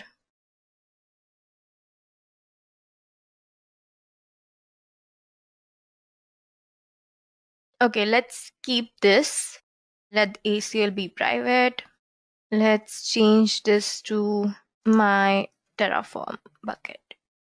And let's keep this dev-env. Okay. Apart from this, what we are going to do is we are going to add versioning over here.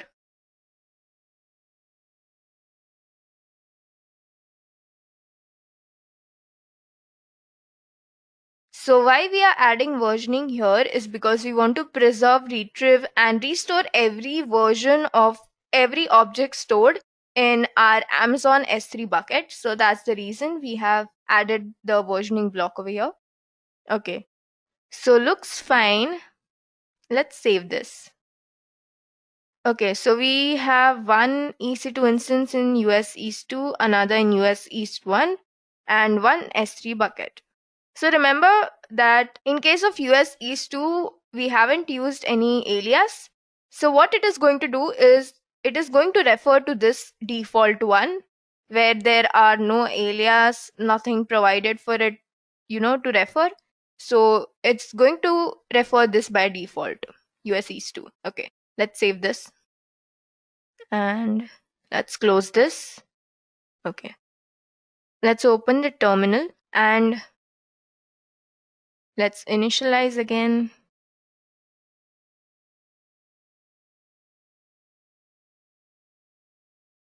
then plan. Okay, so you can see 3 over here, 2 EC2, 1 S3. Let's apply it.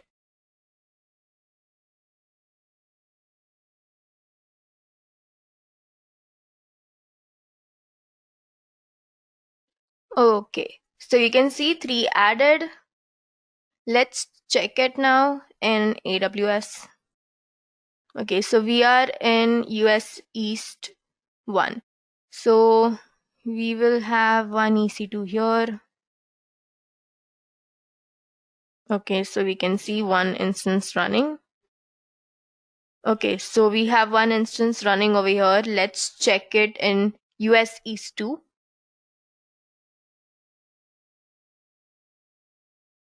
Okay, so we have 1 instance successfully running over here as well.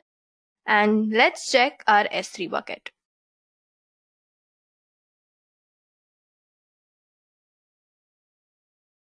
Okay, so you can see we have 1 S3 bucket created over here successfully. Great. Now, let's say we want to add a VPC, 1 subnet, and also want to create relational database system. Okay, so more 3 things, VPC, subnet, and RDS. So what we can do is we can actually add to this rather than creating another file. So let's open this again. Okay, so below this, let's start adding. But one thing to remember is that we haven't destroyed any of this yet. The 2 EC2 instances and S3, we haven't destroyed them. So what we are going to do is we are going to add to this. Okay, so what we are going to add, let's start with VPC. So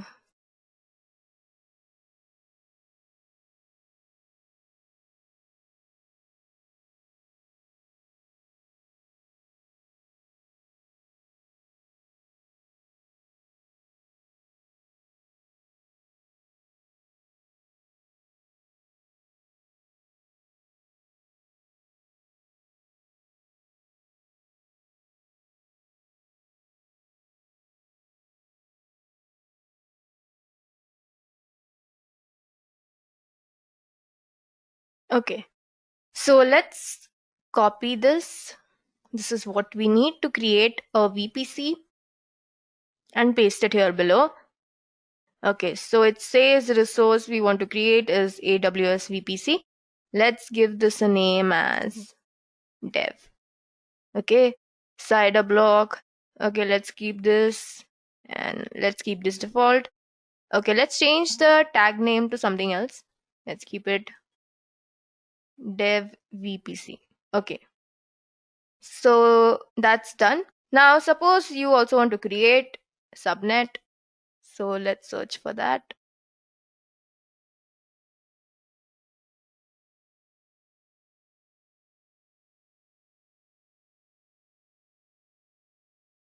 Okay, let's copy this and paste it here. Let's again change a little bit. Let's give it a name as sub. Let's keep the cider block same. And let's change it to dev subnet. Okay. So one thing to see over here is we need VPC ID over here. But since we haven't created a VPC yet, how will we give the VPC ID over here? So there is a way to do that.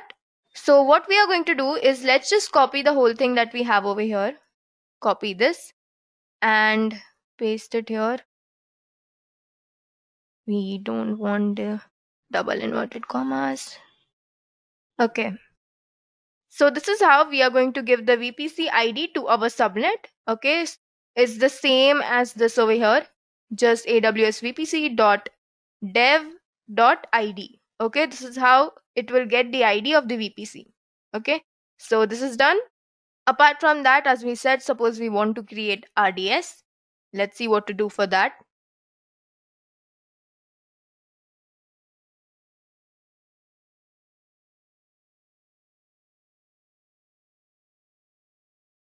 So you can see the basic usage here. Let's copy this. And let's make some changes. We want engine version as 8.0.19. Okay. And let's change this to 8.0. Okay. So we are going to add one more line over here, which is we don't want to create a snapshot of this RDS that we are creating. Okay. Suppose this is some dummy RDS that we have created. We don't want any backup for this. So we are going to provide it that we don't want a snapshot. Okay.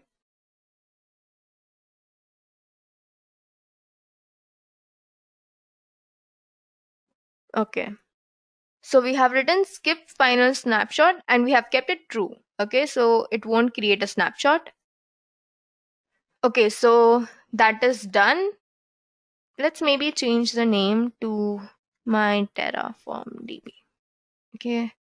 Username. Let's keep this the same. Okay. This is just an example. So overall, what all we have added to this, we have created one VPC, subnet, and RDS. Let's save this. Okay, and close it. Let's go back to the terminal and initialize it.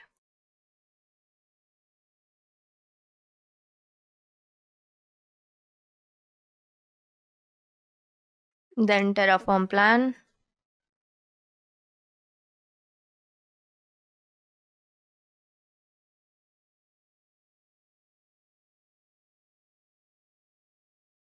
Okay, so you can see here that 3 to add.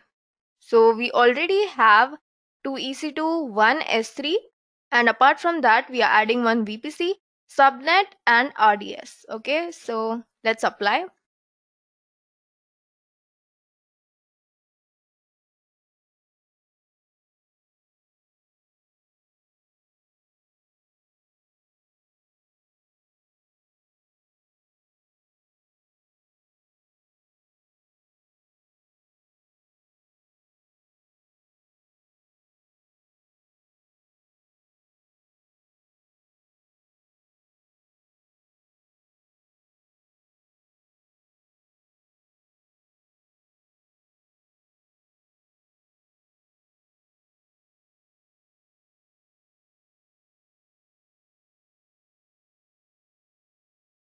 Okay, so we can see 3 added. Let's go and check.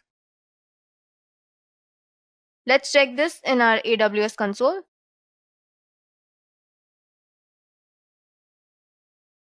So we can see that S3 is still running, the one we had created before. So the 3 things we have created now is VPC, subnet, and RDS. Okay, let's check those now.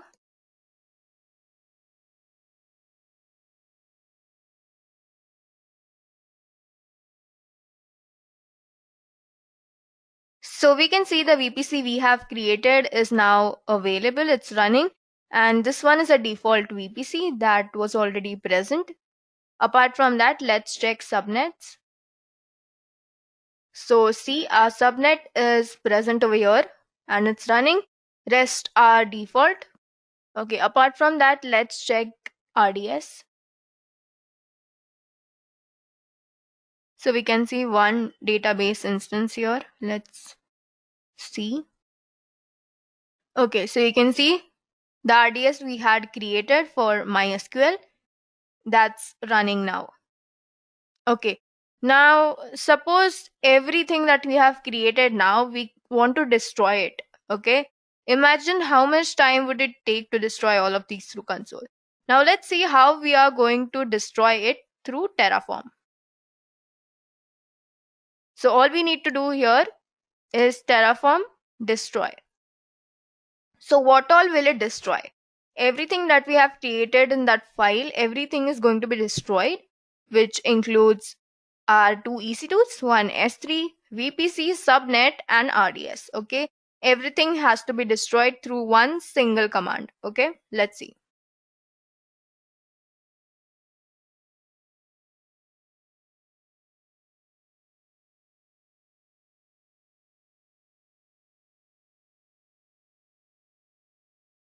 So you can see 6 over here. So let's see if it destroys everything.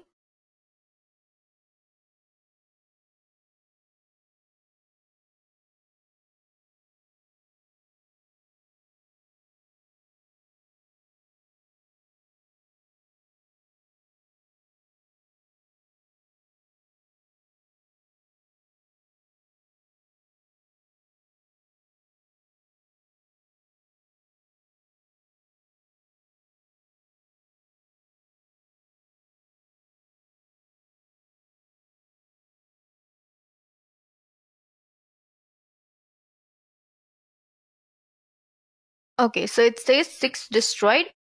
Let's check one by one, okay? Now currently we are in RDS. Let's refresh this and see.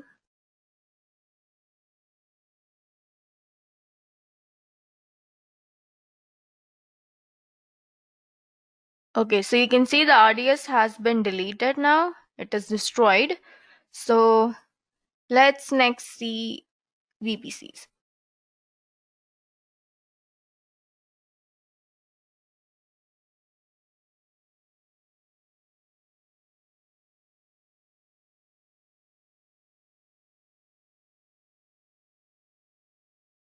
So we can see the VPC we had created is deleted. The one present over here is the default one. Let's check the subnet. Okay, again the subnet we had created has been destroyed, and these are just the default subnets that are present. Apart from that, let's see EC2.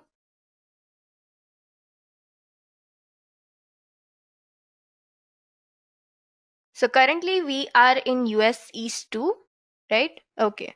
So you can see there are no instances running over here. Okay. So the instance we had created has been destroyed now. Let's check S3.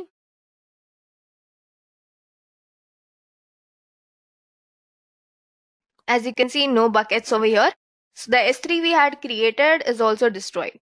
Okay, now let's go back to EC2 and we are going to change our region to US East 1.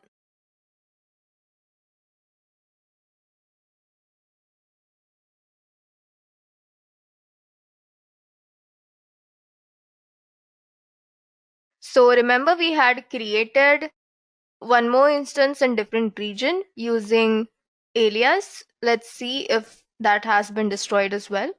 Okay, so you can see there are no running instances. Okay, so the instance we had created in US East 1 also has been destroyed. This is just one example of how multiple services AWS provides, and you can do everything through infrastructure as code rather than going through console, okay?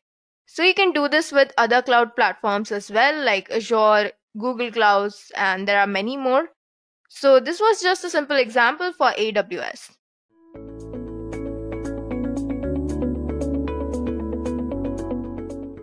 Breaking barriers in DevOps with security. Let's talk DevSecOps. In ever-evolving world of software development, ensuring both speed and security is essential. How can we make sure applications are secure from the very beginning? That's where DevSecOps comes in, integrating security seamlessly into the DevOps lifecycle. With DevSecOps, security becomes everyone's responsibility, enabling fast, reliable, and secure software delivery. Now that we have set the stage for DevSecOps, let's dive into some real-world use case and see how organizations are benefiting from this transformative approach. I've taken a use case from the company Accenture. Accenture is a global professional services company specializing in IT services, consulting, and operation. Operating in over 120 countries, it partners with organizations to deliver technology-driven solutions that drive innovation, improve productivity, and create better customer experiences. Accenture's IT operations are vast and complex, supporting millions of users and processes worldwide. Now let's see the problems and challenges faced by Accenture. Before transitioning into DevSecOps, Accenture faced several challenges in delivering IT solutions.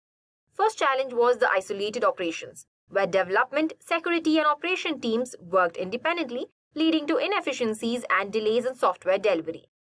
Then the security as an afterthought. Security vulnerabilities were often addressed late in the development cycle, increasing the risk of breaches and slowing down delivery. The next challenge was the manual processes. Heavy reliance on manual workflows, code deployment, and infrastructure management led to inconsistencies and slower releases. The next problem or the challenges that were faced was limited agility. The existing processes lacked the flexibility to adapt quickly to evolving business demands and emerging threats. The last was the cultural barriers. Teams had a fragmented mindset, focusing on individual responsibilities rather than end-to-end service ownership. Accenture introduced DevSecOps as a part of broader internal transformation to address these challenges.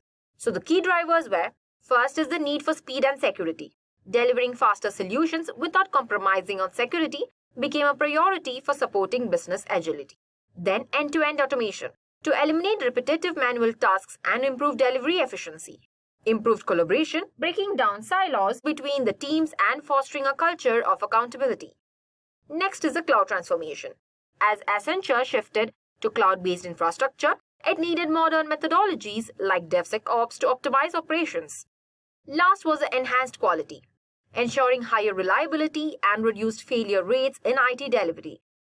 Before adopting DevSecOps, Accenture's IT delivery model had traditional and fragmented practices.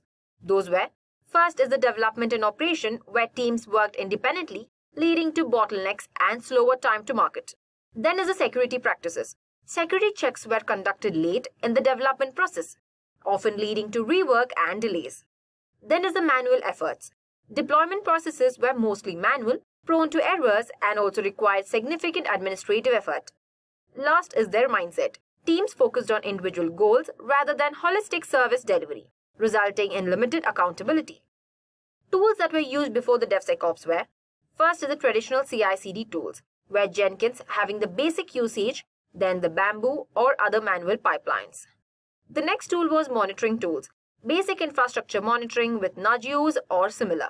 Then infrastructure management, manual configurations or scripts with limited use of infrastructure as code. Last is the security, standalone tools for vulnerability scans used late in the development lifecycle. Accenture modernized its technology stack to support DevSecOps principles. So the tools that included were, first is the CI/CD pipelines, advanced use of Jenkins, GitLab CI/CD or Azure DevOps for automated pipelines. Then is the infrastructure as code, tools like Terraform and Ansible for automated and consistent infrastructure provisioning. Third is the security tools, integration of tools like Sneak, Aqua Security or checkmarks in pipelines for continuous security scans. Then is the cloud native tools, leveraged AWS, Azure or GCP services for cloud management and scaling.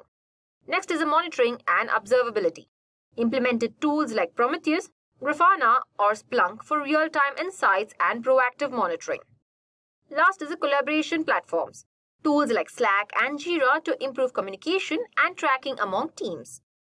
Accenture achieved several transformative results with DevSecOps. So first they found the faster delivery, increased deployment frequency with faster time to market for IT solutions. Then is the improved security. Security integrated throughout the lifecycle reduced vulnerabilities and compliance risks. Next is the higher quality. Significant reduction in change failure rates due to robust testing and automation. Then is the enhanced collaboration. Teams adopted a you built it, you run it culture, improving accountability and service ownership. Next, it provided the increased innovation, where automation freed up time for teams to focus on creative problem solving and innovative solutions. Last is the operational agility. Processes became more flexible, enabling quick adaptation to changing business needs. The summary for this use case is, Accenture's journey to DevSecOps transformed its IT delivery model by embedding security, automating processes, and fostering a culture of collaboration and innovation. This shift allowed the organization to handle the complexity of its global operations more effectively, delivering high-quality solutions with speed, security, and agility. So why to choose DevSecOps? Let's explore why this method is used in many organizations. First, it helps organizations deliver software faster without sacrificing security. This is because security is built into a process from the beginning rather than being an afterthought. Second, DevSecOps helps organizations avoid the security versus speed. trade-off that often happens when traditional security controls are applied to agile development processes. Third, DevSecOps help organizations improve their overall security posture by baking security best practices into the software development process. Finally, DevSecOps can help organizations save money by reducing the need for manual security testing and remediations. Now let's break it down. DevSecOps stands for Development, Security and Operations, and it brings these traditionally siloed functions together for more secure and efficient software delivery. So let's see into it. Imagine building a house where architects, builders, and security teams work together from day one, ensuring it's beautiful, functional, and secure. That's exactly what DevSecOps does for software. DevSecOps stands for Development, Security, and Operation. It's about integrating security seamlessly into every stage of the software development lifecycle, ensuring it's a core component rather than an afterthought. Here's the magic of DevSecOps. Development focuses on writing innovative code. Security teams ensure every step is risk-free. Operation teams guarantee smooth deployment and performance. But rather than operating in isolation, these teams collaborate seamlessly, sharing tools and processes, also the responsibilities. Automation plays a huge role here.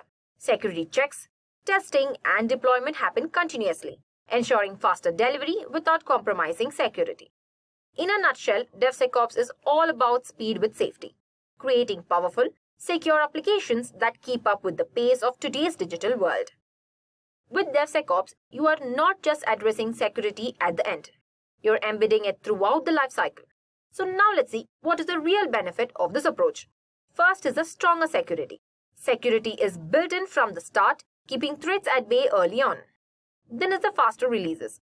Automation speeds up testing and deployment, so you can get features out quicker. Next is better teamwork. Dev, security, and ops teams collaborate seamlessly, working as one. Cost savings. Fixing issues early reduces expensive rework and risks down the line. Then is a higher quality. Continuous testing ensures reliable, bug-free, and secure software. Next is scalable and flexible. Easily scale your apps and stay agile in a cloud-first world. Last is a compliance made easy. Automates compliance checks, keeping your app safe and regulation-friendly. DevSecOps is all about speed, security, and smooth collaboration, letting you innovate faster while keeping things safe. Now let's compare DevOps and DevSecOps to understand where security fits into an equation and how it changes the dynamic. While both DevOps and DevSecOps focuses on automating processes and improving collaboration between development and operations team, DevSecOps adds a crucial layer, that is security, throughout the software development lifecycle. Here is a comparison. So first we have the focus. DevSecOps extends DevOps by integrating security into every phase of development from the planning to deployment. Security is embedded rather than being a separate or later stage process. But in DevOps, it focuses on improving collaboration and efficiency between development and operations team. It aims to speed up the development lifecycle through automation and continuous integration pipelines. Then in security, DevSecOps security is shifted left. It is integrated from the start of the development process and continuous monitoring throughout the lifecycle. Security tests, vulnerability scans, and compliance checks are automated at each stage. But in DevOps, security is often treated as an afterthought or addressed during the later stages of the pipeline, that is, before production deployment. In collaboration, DevSecOps promotes cross-functional collaboration between development, security, and operations team to ensure that security is everyone's responsibility throughout the process. But DevOps encourages collaboration between development and operation teams but may not fully involve security teams into the process. Moving to automation. DevSecOps automates everything from code scanning and vulnerability testing to infrastructure management and security monitoring, ensuring security is baked into the process at every stage. But DevOps automates build, testing, and also deployment processes to improve speed and reliability. In risk management, DevSecOps actively manages security risks by ensuring vulnerabilities are detected and mitigated early in the development lifecycle, reducing the risk of breaches or downtime. But DevOps focuses on managing deployment speed and operational efficiency, but security risks might be identified after deployment. Tools. DevSecOps uses all DevOps tools but also incorporates additional security tools like Sneak, OWASP Zap, Fortify, and Aqua Security for continuous security scanning and compliance enforcement. DevOps uses tools like Jenkins, GitLab CI/CD, Docker, and Kubernetes for automation, configuration management, and containerization. The last difference is the compliance. DevSecOps compliance as code, which ensures continuous monitoring for compliance with regulatory requirements and industry standards like GDPR, HIPAA, etc. throughout the entire lifecycle. DevOps compliance checks might be implemented but are typically handled manually or late in process. In a summary of these comparisons, DevSecOps extends DevOps by embedding security in every aspect of SDLC, ensuring proactive risk management, compliance, and security automation. But DevOps focuses on collaboration, speed, and efficiency between development and operation teams. In essence, DevSecOps is DevOps with security integrated from start to finish. Let's dive into the core components of DevSecOps that ensure security is ingrained from the start to the end of the software development lifecycle. Successful implementation of the DevSecOps practice consists of the following components. First is the code analysis. Code analysis is the process of investigating the source code of an application for vulnerabilities and ensuring that it follows security best practices. Then is the change management. Software teams use change management tools to track, manage, and report on changes related to software or requirements. This prevents inadvertent security vulnerabilities due to a software change. Then is the compliance management. Software teams ensure that the software complies with regulatory requirements. For example, developers can use AWS Cloud HSM to demonstrate compliance with security, privacy, and anti-tamper regulations such as HIPAA, FedRAMP, and PCI. Next is the threat modeling. DevSecOps teams investigate security issues that might arise before and after deploying the application. They fix any known issues and release an updated version of the application. Last is the security training. Security training involves training software developers and operations team with the latest security guidelines. This way, the development and operation teams can make independent security decisions when building and deploying the application. Now that we know the key components, let's look at the best practices for integrating DevSecOps successfully into your organization. Companies use the following approach to support digital transformation with DevSecOps. First is the shift left. Shift left is the process for checking for vulnerabilities in the earlier stages of software development. By following the process, software teams can prevent undetected security issues when they build the application. For example, developers create secure code in a DevSecOps process. Next is a shift right. Shift right indicates the importance of focusing on security after the application is deployed. Some vulnerabilities might escape earlier security checks and become apparent only when customer uses software. Next is use automated security tools. DevSecOps teams might need to make multiple revisions in a day. To do that, they need to integrate security scanning tools into CI/CD process. This prevents security evaluations from slowing down development. Last is promote security awareness. Companies make security awareness a part of their core values when building software. Every team member who plays a role in developing application must share the responsibility of protecting software users from security threats. And with best practices in mind, let's talk tools, because DevSecOps wouldn't be possible without the right technology to support these practices. Software teams use the following DevSecOps tools to assess, detect, and report security flaws during software development. First is static application security testing. Static application security testing, that is also known as SAST tools, analyze and find vulnerabilities in proprietary source code. Then is the software composition analysis. Software composition analysis is a process of automating visibility into open source software use for the purpose of risk management, security, and license compliance. Next is interactive application security testing. DevSecOps teams use IAST tools, that is interactive application security testing, to evaluate an application's potential vulnerabilities in the production environment. IAST consists of special security monitors that run from within the application. Last is the dynamic application security testing. DAST tools, that is dynamic application security testing, mimic hackers by testing the application security from outside the network. Of course, no transformation is without its challenges. So, what obstacles might you encounter when trying to implement DevSecOps in your organization? Let's look into it. Companies might encounter the following challenges when introducing DevSecOps to their software teams. First is the resistance to culture shift. Software and security teams have been following conventional software building practices for years. Companies might find it harder for their IT teams to adopt the DevSecOps mindset quickly. Software teams focuses on building, testing, and deploying applications. Meanwhile, security teams focuses on keeping the application safe.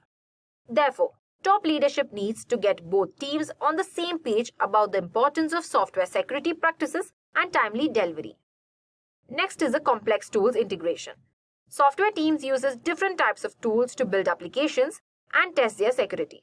Integrating tools from different vendors into the continuous delivery process is a challenge. Traditionally, security scanners might not support modern development practices. Speaking of cultural shifts, DevSecOps is not just a technical change. It's a cultural transformation. Let's explore the DevSecOps culture and how it fosters collaboration and shared responsibility. DevSecOps is a cultural and technical approach that integrates security practices into an entire software development lifecycle.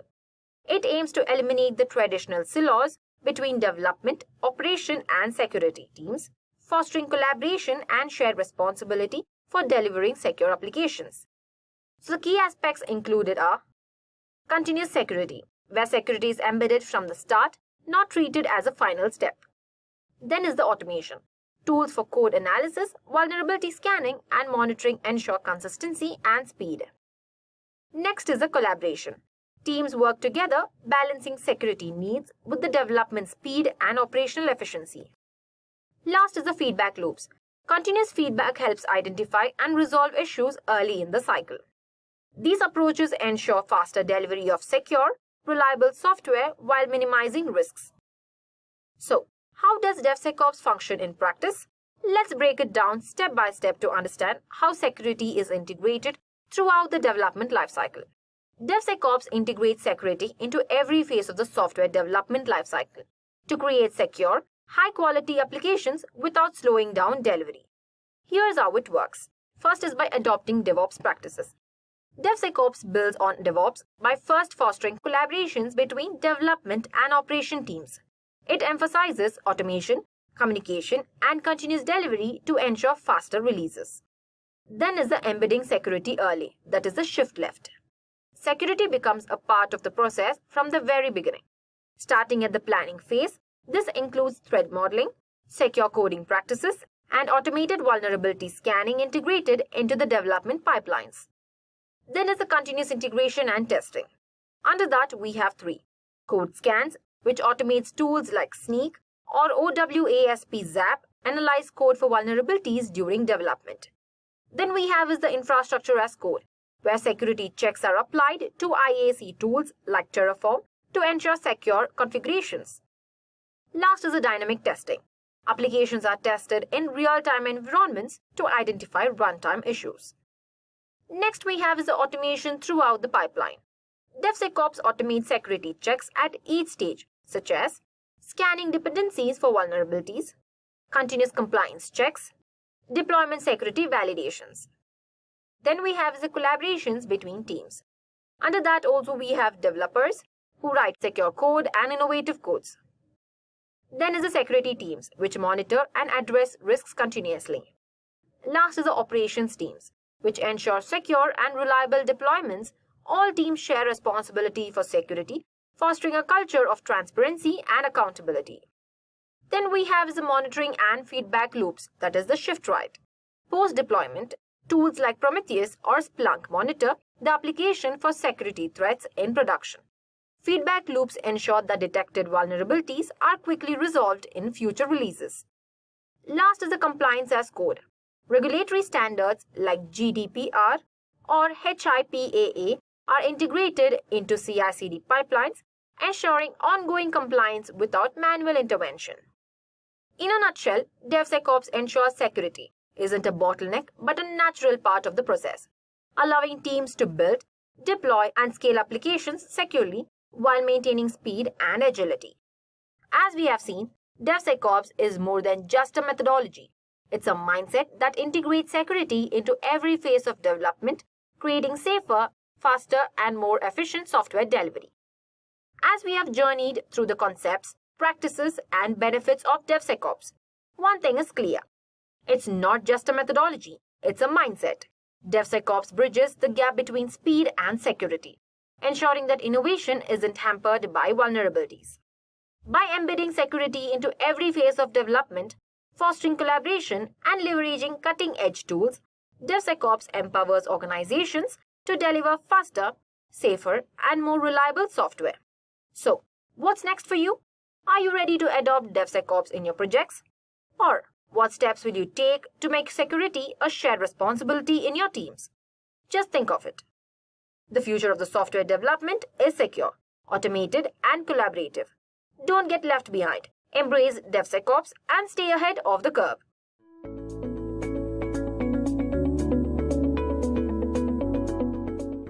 What is Prometheus? Prometheus is a free software application used for event monitoring and alerting. Now, what it really does is it records real-time metrics. We'll talk about metrics later on in the session. Now, this metrics that it records is stored in a time series database built using a HTTP pull model. And with this, you also have flexible queries and real-time alerting. Prometheus basically pulls these metrics, which are in a key value format, and stores the data as time series, allowing users to query data and alert in a real-time fashion.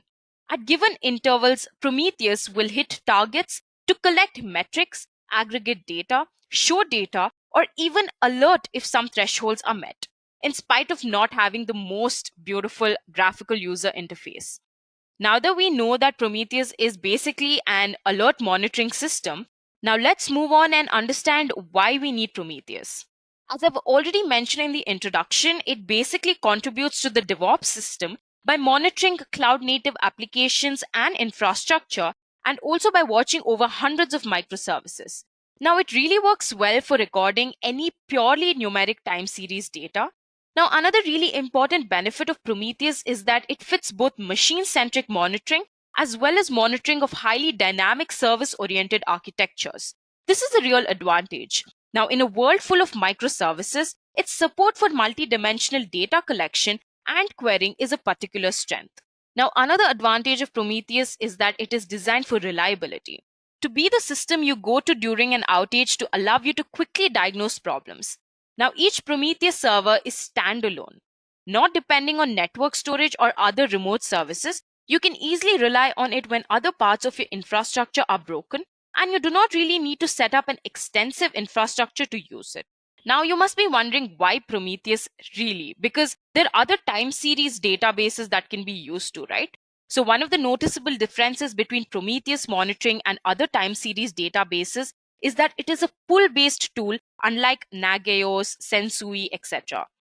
Now, because it is a pull-based tool, what it really does is it actively scrapes targets in order to retrieve metrics for them. For example, the node exporters or application exporters. So Prometheus expects to retrieve metrics via HTTP calls done to certain endpoints that are defined in Prometheus configuration. Node exporter and application exporters will listen on particular ports, and Prometheus server initiates a HTTP call to this particular exporter and fetch system or application metrics from the end. Now that we know why Prometheus is so important, let's move on and understand continuous monitoring in Prometheus. Monitoring applications and application servers is an important part of today's DevOps culture and process. Now, via continuous monitoring, you obviously want to continuously monitor your applications and servers for application exceptions, server CPU, memory usage, or storage spikes. And you also want to get some type of notification if the CPU or memory usage goes up for a certain period of time, or a service of your application randomly stops responding, so that you can perform appropriate actions against those failures or exceptions. This is why Prometheus is used in continuous monitoring. Now, with monitoring, the number of tools out there such as Amazon CloudWatch, Nagios, New Relic, and many others, But Prometheus is a very popular free and open source project for monitoring dozens of servers, as I've already mentioned, even microservices. Now that we know what is Prometheus used for in continuous monitoring, let's move on and check out the Prometheus architecture. So in Prometheus terms, we call the main monitoring service the Prometheus server. You can see that on the screen. And the things that Prometheus monitors are called targets. So the server is the monitoring service and the targets is what the Prometheus monitors. So I hope that is clear.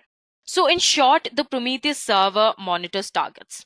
I said earlier, targets can also refer to an array of things. It could be a single server or a target for probing of endpoints over HTTP, HTTPS, DNS, TCP, or it could simply be a HTTP endpoint that an application exposes through which the Prometheus server gets the application's health status from. So now let me explain a little bit about metric. Each unit of target, such as current CPU status, memory usage, or any other specific unit that you would like to monitor is called a metric. So Prometheus server collects metrics from targets over HTTP, stores them locally or remotely, and then displays them back in the Prometheus server.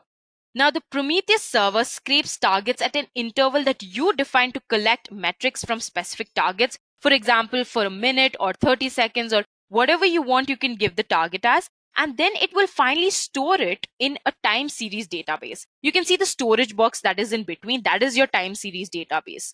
Now you define the targets to be scraped and the time interval for scraping metrics in the prometheus.yml configuration file. You get the metrics details by querying from the Prometheus time series database, where the Prometheus stores metrics, and you use a query language called PromQL in the Prometheus server to query metrics about the targets. So in other words, you ask the Prometheus server via PromQL to show us the status of a particular target at one particular time. As you can see in the third white box, it accepts queries, that is, it accepts PromQL queries. Now, Prometheus provides client libraries in a number of languages that you can use to provide health status of your application. But Prometheus is not really only about application monitoring. You can use something called exporters to monitor third-party systems. Now, exporter is a piece of software that gets existing metrics from a third-party system and eventually export them to metric format that the Prometheus server can eventually understand. Now, a sample metric from a Prometheus server could be the current usage of free memory or file system free via a node exporter in the Prometheus server. We'll learn all of this in the demo part of this session.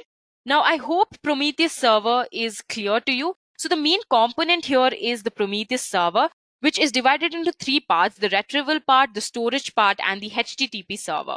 So the HTTP server really accepts queries and displays it in the graphical user interface. Also, we'll be learning about Alert Manager later on in this session. So I hope all of these are clear.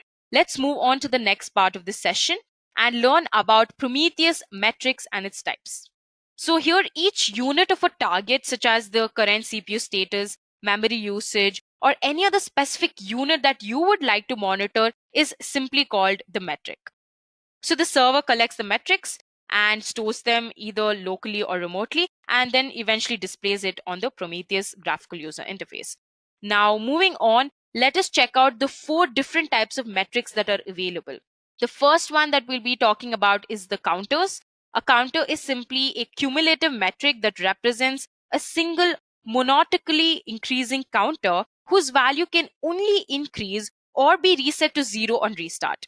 Now, for example, you can use a counter to represent the number of requests served, tasks completed, or errors. You always have to remember this, to not use a counter to expose a value that can decrease. Now, for example, do not use a counter for the number of currently running processes. Instead, use a gauge. We'll be talking about gauges in a bit.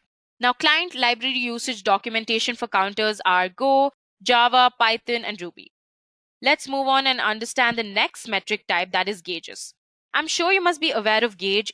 Now, a gauge is a metric that represents a single numerical value that can arbitrarily go up and down. Gauges are typically used for measured values like temperatures or current memory usage. If you check out a speedometer in a car, it looks like a gauge, right? That is a gauge. That's exactly what we're talking about here. So the client library usage documentation for gauges are Go, Java, Python, and Ruby. The next metric type is the histogram.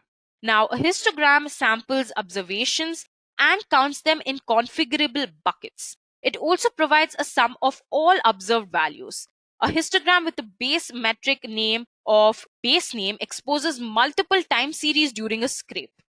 Now, when you're operating on buckets, remember that histogram is cumulative. Now, moving on to the next metric, we have summary, which is very similar to histogram.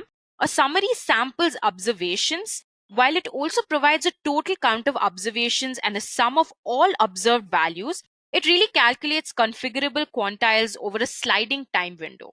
Now, a summary with a base metric name of base name exposes multiple time series during a scrape.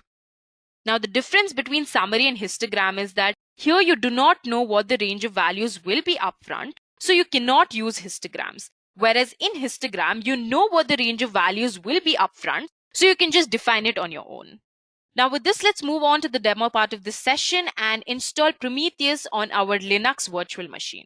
So I'm just going to check out my Ubuntu machine number. So the first thing what we're going to do is we're going to install Prometheus from the official website. So I'm going to go to my web browser. So I'm just going to type in Prometheus in my web browser and I'm going to click the first link. And as you can see, this is the official website of Prometheus. I'm going to click on the download button. So once I click on the download button, it will redirect me to a page. So as you can see here, there are a lot of products: Prometheus, Alert Manager, Black Box Exporter, and a lot more if you keep scrolling down. Right now, we're going to be downloading Prometheus. So we're just going to stay here and I'm just going to click on the operating system as Linux. And this will just show the tar file for the Linux operating system. I'm just going to right click on that and I'm going to click on copy link location. And I'm going to switch back to my terminal and click on wget. And this will download Prometheus for me in my Linux operating system.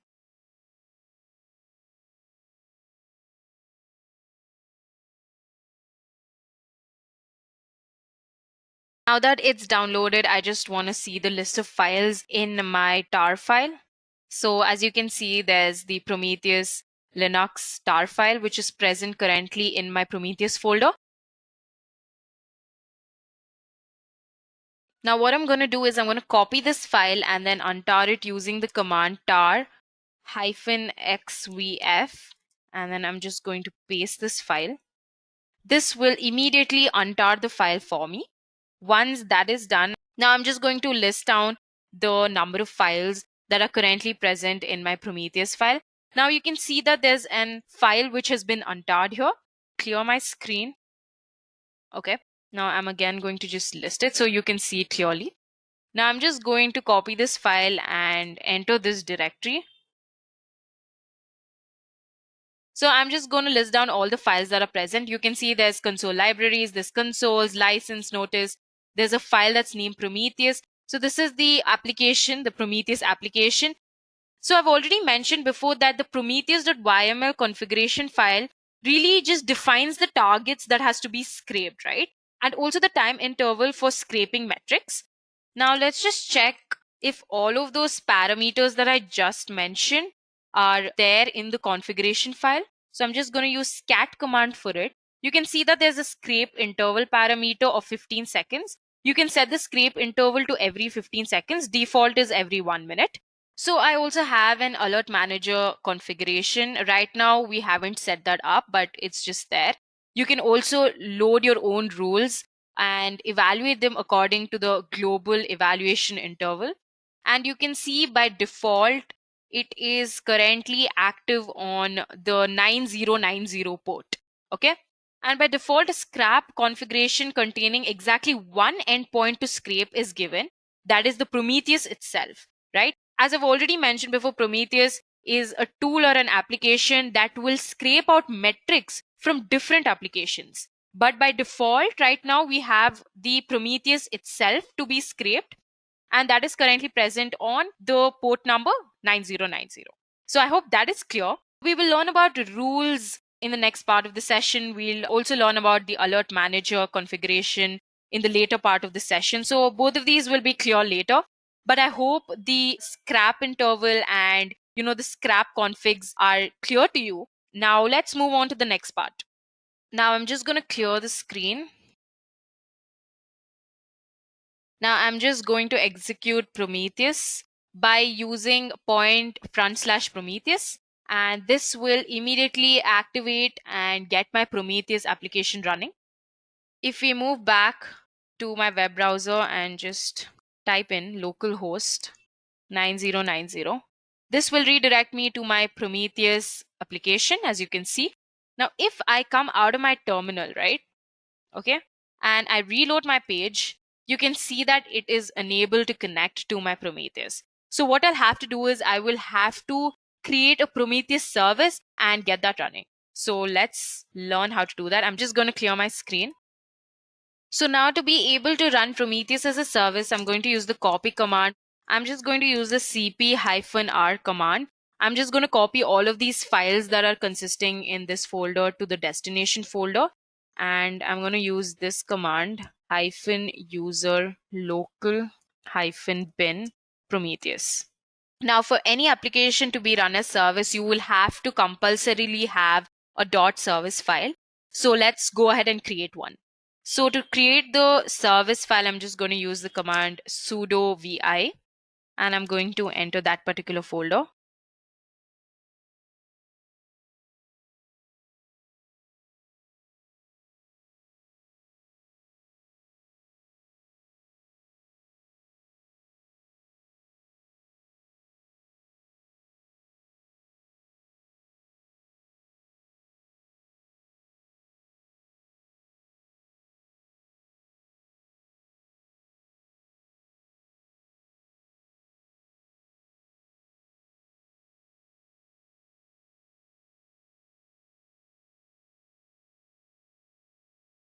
So as you can see, I just typed out a tiny piece of code. And as you can see here, this is my executable command and this is my configuration file. Let's go ahead and save this.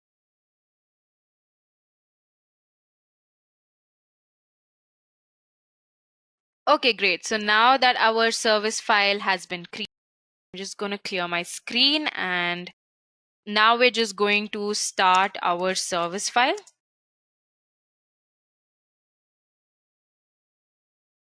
Now, once that is done, I'm just going to check the status of Prometheus. It is active and running. Great. Now, if I want to stop Prometheus, I'm just going to type in the command sudo service Prometheus stop. Okay. Now that I refresh my page, you can see that Prometheus is up and running. So that's great. I hope it's clear how to create your own service file so you can get Prometheus up and running. I hope it was very clear, and I hope you understood how to install Prometheus into your virtual machine. Now, in the next part of the demo, I'm just going to brief you all about the graphical user interface of Prometheus, so stay tuned. Okay, so now we're going to check out the user interface of Prometheus. So in the previous session, we installed Prometheus and we got the instance running. Now, if I click on Prometheus, this is where it will take me. Now you can see that there are three options that says enable queue history, use local time, enable autocomplete. You can use the local time if you'd like to enter some time to evaluate the queries. So there's a search bar here for you to type in the expression that you'd like to execute. Now the expression or query that you'd like to execute is usually executed in two different forms, that is the table form and the graph form. As of now, since you don't have any expression and query, it says no data queried yet. Now on the top, you can see three options that says enable query history, use local time, enable autocomplete. So this option will allow you to use your local time. Since I'm in India and it's 10:08 right now, so that's my local time. Now, if I want to also enable my query history, that is all the queries that I have executed in the past. So this option will simply enable me to check out the queries that I've executed in the past. So I'm just going to untick that because I don't have any queries that I've executed in the past anyway. Another interesting thing in this page is that you can add several panels, right? So you can execute different queries all at once. This is great. And this option add panel has been added in the recent times. So this is the new user interface. You also have a classic user interface. I'll shift to that. And you can see that Here you can enable query history. That's the only option that's common from the new user interface. Also, you have a bar that will allow you to type in your expression or query. You can also insert metric at cursor. Now, since Prometheus is written in Golang, so you have a lot of metrics that are related to that. You also have metrics related to Prometheus. Now, if I want to execute any of these metrics, I can just click that and I can execute it. You can see that the instance localhost of port 9090 is currently up and running, and the job is Prometheus. I can view the graph too if I'd like to. Now let's just execute another query. I'm just going to click Go Info, and this will just give me the version of the Golang and the job, etc. So you can just really execute all the queries directly from this option in your classic UI. But as you can see in the new user interface, that option is unavailable. Now let's move on and check out the other options that are available in this panel. Let's click on alerts. Currently, we have no alerts. As I've already mentioned before, that alerts are simply conditions that you will have to specify. And if these conditions are satisfied, so the alert will be triggered to that particular maintainer or manager.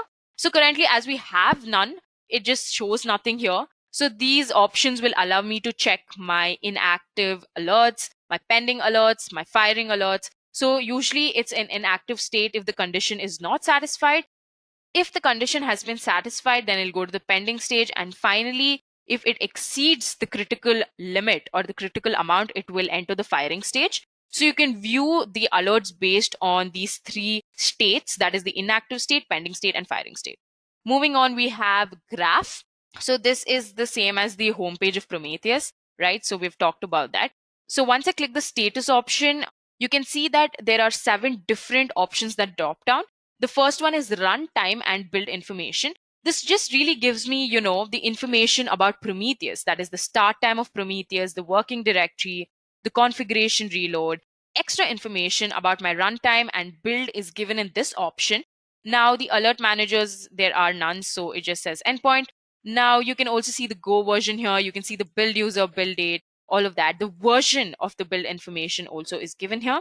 So this is what the runtime and build information is all about. The next option in the status is TSDB status. What is TSDB? TSDB is simply the time series database. So this option allows me to check out my database's status, right? The number of series, the number of chunks.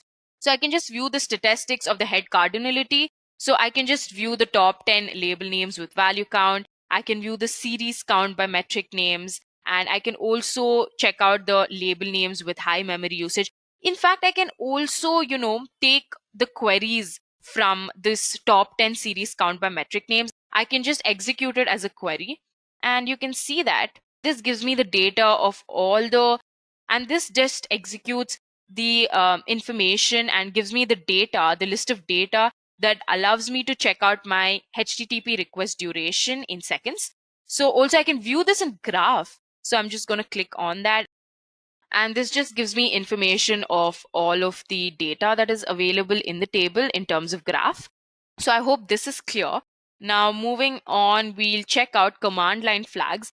This is just the command line flags that I can use to really make changes in my service file. We created a service file, right, to run this particular service of Prometheus. So this just really gives all the information about my service file.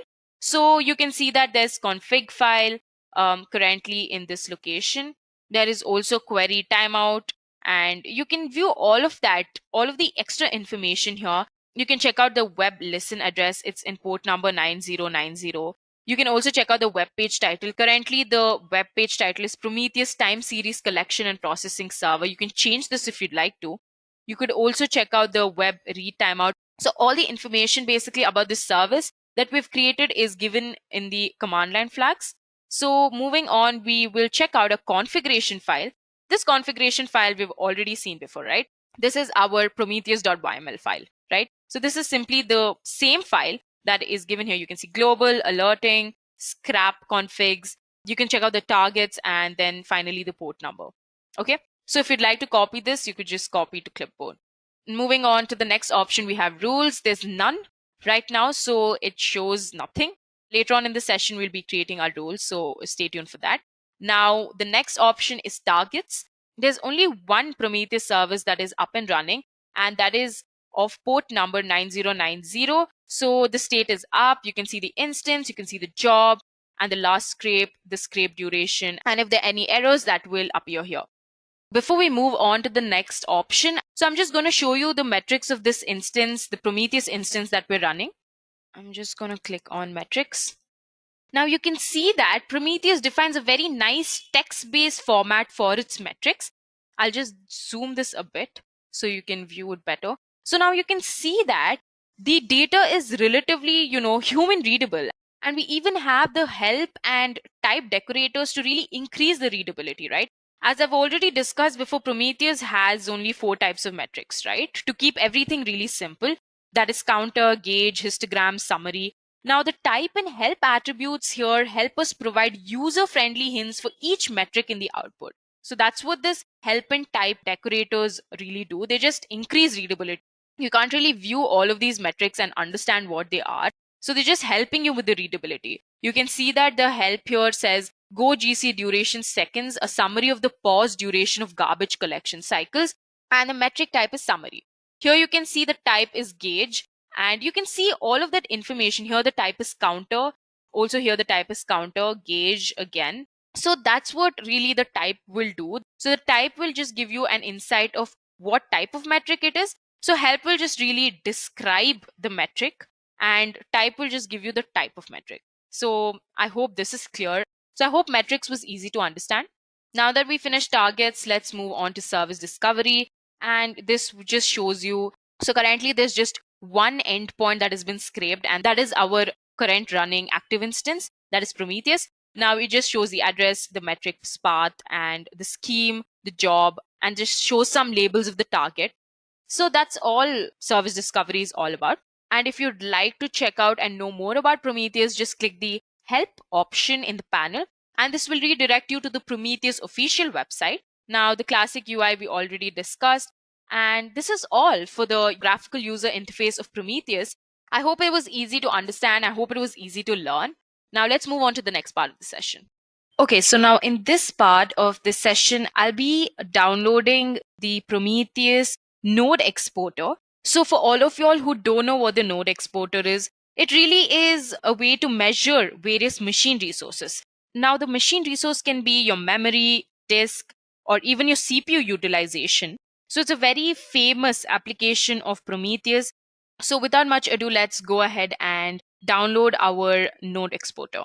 I will go to my web browser and I'm going to the official website of Prometheus. So the first link will redirect me to the official website of Prometheus. I'm going to click on the download button and I'm going to scroll down and look for node exporter. So I'm just going to copy the link location. I'm quickly going to move back to my terminal and I'm going to download node exporter.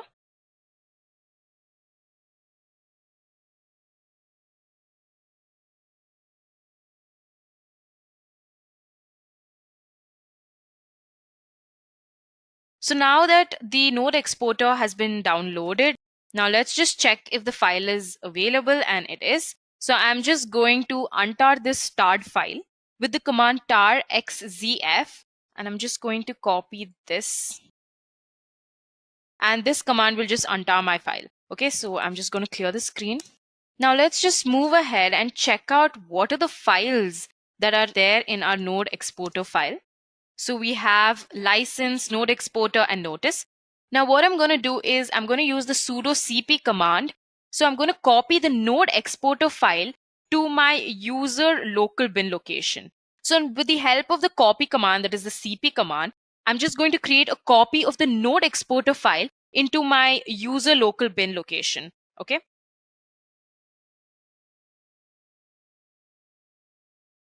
Once that is done, I'm just going to check out the files that are present in my user local bin location. You can see that there is a node exporter file that has been copied, right? So I've just copied this file into this location. That's all I've done. Moving on, we'll now create a service file.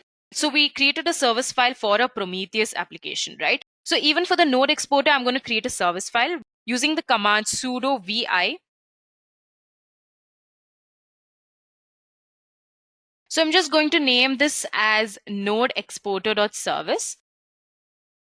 So I have written down a piece of script the same way we did to a Prometheus service file. Here you can see the description, which says Prometheus node exporter service. You also have the type, you have execution start, which is currently present in the user local bin location. Now, once that is done, I'm just going to save this and I'm going to reload my system.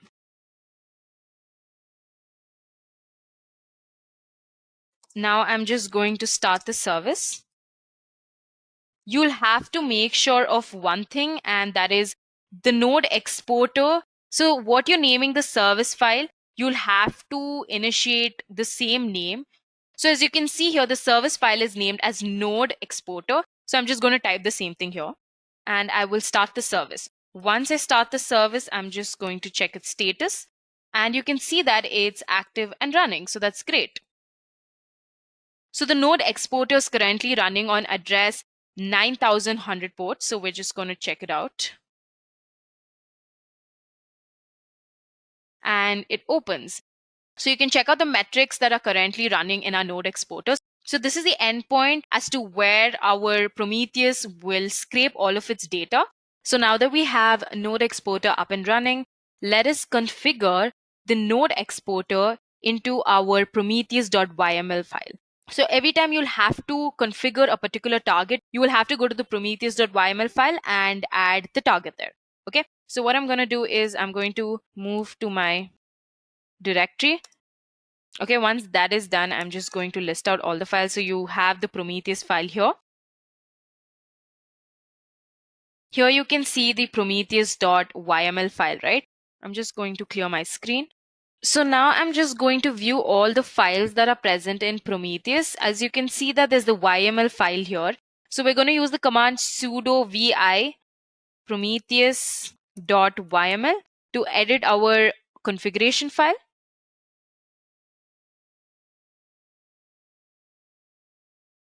So now you can see there is only currently one job, and that is Prometheus. We have to add another job to our file. So here I'm adding node exporter as my job name, and the target is with IP address 9100, right? So make sure the indentation is correct. So once the indentation is correct, we have applied a target. We have added a target to our configuration file, and we can just save this. Once that is done, just going to clear my screen.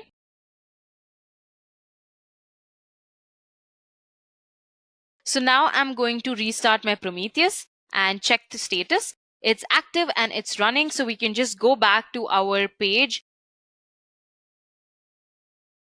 So you can see here the node exporter has been added to our service discovery with address as localhost 9100. It's localhost because we are currently working on our machine. If you want to add another machine's port address, you can do that too in Prometheus by mentioning their address.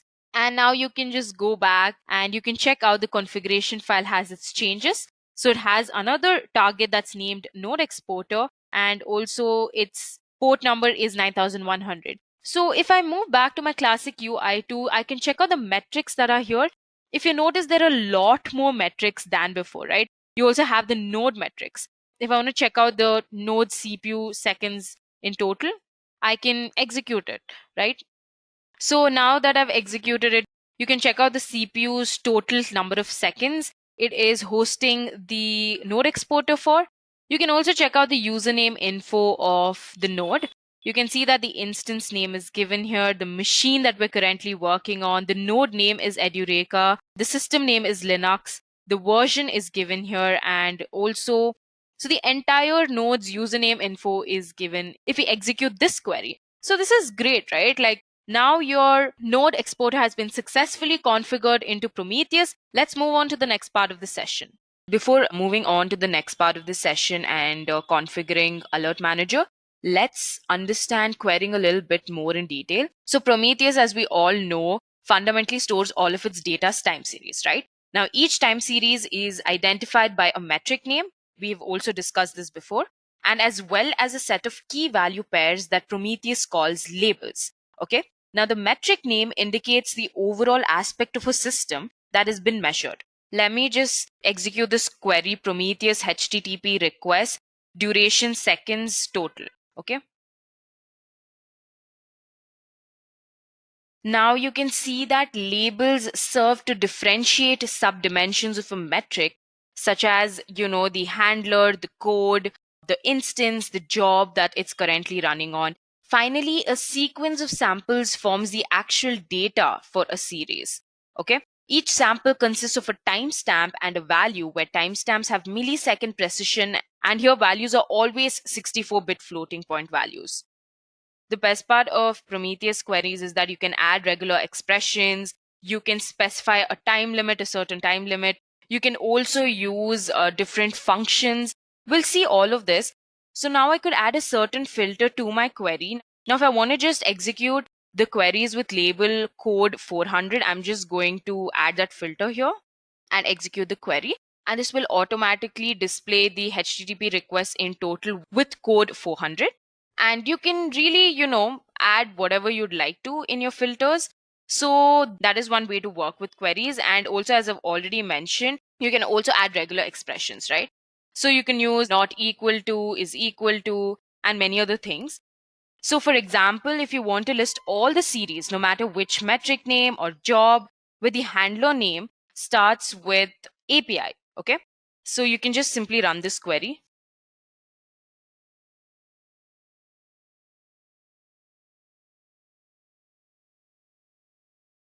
What we've done in this regular expression is, so this is obviously a regular expression, right?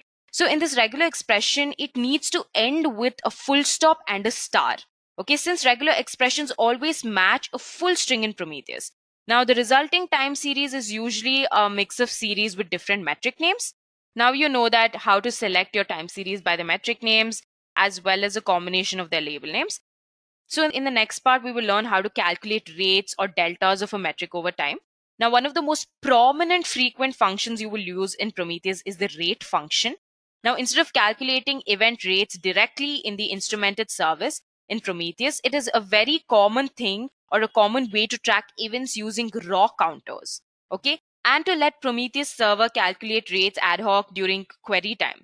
This has a number of advantages, such as not losing rate spikes between scrapes, as well as being able to choose dynamic averaging windows at query time. Counters start at 0 when a monitored service starts and get continuously incremented over the service process's lifetime. Occasionally, when a monitored process restarts, its counters reset to 0 and begin climbing again from there. Graphicking raw counters is usually not very useful, as you will only see an over increasing line with occasional resets. Now we will just use another query for this example. Now I'll just explain you how the rate function really works. And for this, I'm just going to use the query Prometheus HTTP request duration seconds count. Okay. And I'm just going to specify the job as Prometheus. And you can also view the graphs. It looks something like this. Okay, now to make counters useful, we can use the rate function to calculate their per second rate of increase. This is really why we use rate function. We need to tell rate function over which time window to average the rate by providing a range selector after the series matcher. Okay. Now, for example, to compute the per second increase of the above counter metric as averaged over the last 5 minutes, we can just add the rate function and just specify the time limit as 5 minutes. I'm just going to close the braces and execute the function. Okay. You can check out the graph now. You can see now the result is much more useful, right? Rate function is very smart and automatically adjusts for counter resets by assuming that any decrease in a counter value is a reset. The variant of rate function is irate function. While rate function averages the rate over all samples in the given time window, that is 5 minutes in this case, irate function only ever looks back 2 samples into the past. Okay, it still requires you to specify a time window like 5 minutes to know how far to maximally look back in time for those 2 samples. Now, irate function will really react faster to rate changes and is thus usually recommended for use in graphs. In contrast, the rate function will provide smoother rates and is recommended for use in alerting expressions. Okay, now let's execute the irate function for this. You can see that the graph would look like this, okay, uncovering short intermittent dips in the request rates. Rate and irate functions always calculate a per second rate. So here sometimes you'll want to know the total amount by which a counter increased over a window of time, but still correct for counter resets. You can achieve this with the increase function, okay? For example, to calculate the total number of requests handled in the last hour, you can use the increase function. And I will change this to 1 hour.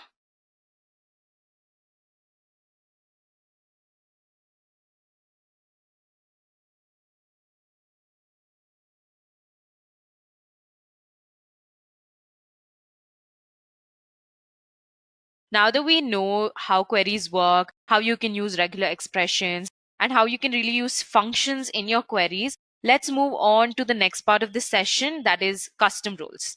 Okay, so time series queries can quickly become quite complicated to remember and type using the expression browser all the time, right? So what you can do is, sometimes in some situations you'd want to use some queries very frequently, right? But you don't want to really type the same query over and over again. So in this case, rather than remembering and typing this particular query every time, we can create a recording rule that will run at a chosen interval and make the data available as a time series. So how are we going to do it? So this is a pretty popular query that I'm going to execute. That is node memory 3 bytes. Okay. I'm just going to execute this query. This will just give me how much of free bytes is available in the node exporter. You can see the free number of bytes here. But what if I want to execute this in terms of, percentage?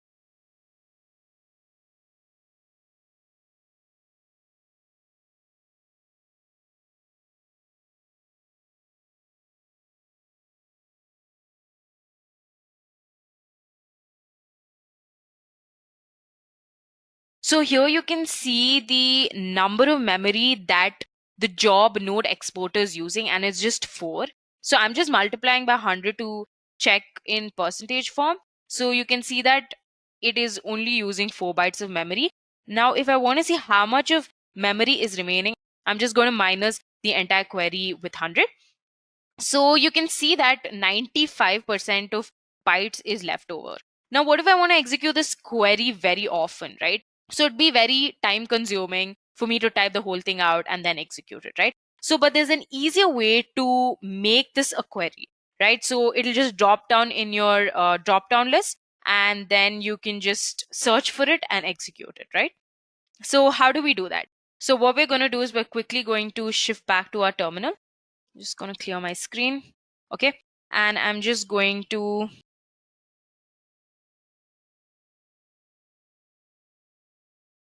move into the user local bin Prometheus directory. And now here we have to create a new file called Prometheus rule. So that's what I'm going to do. And since it's a YML file, I'm just going to add the YML extension. Here, I'm just going to add the name as custom rules. And I'm just going to specify my rule here.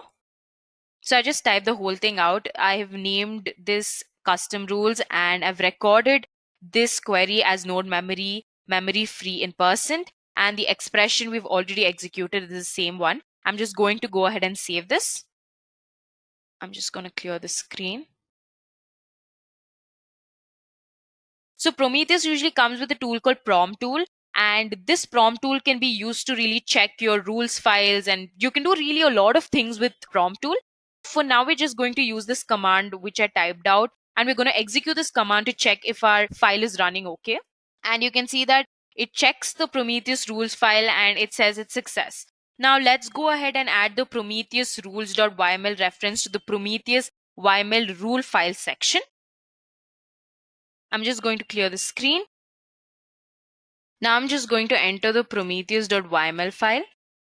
So here I'm just going to enter the prometheus_rules.yml file.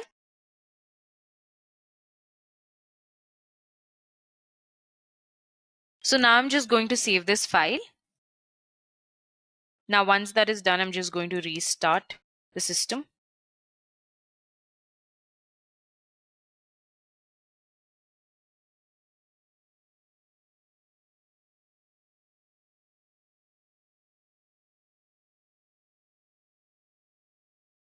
And I'm just going to check the status too. Okay, great. It's up and running. So we're just going to switch back to Prometheus.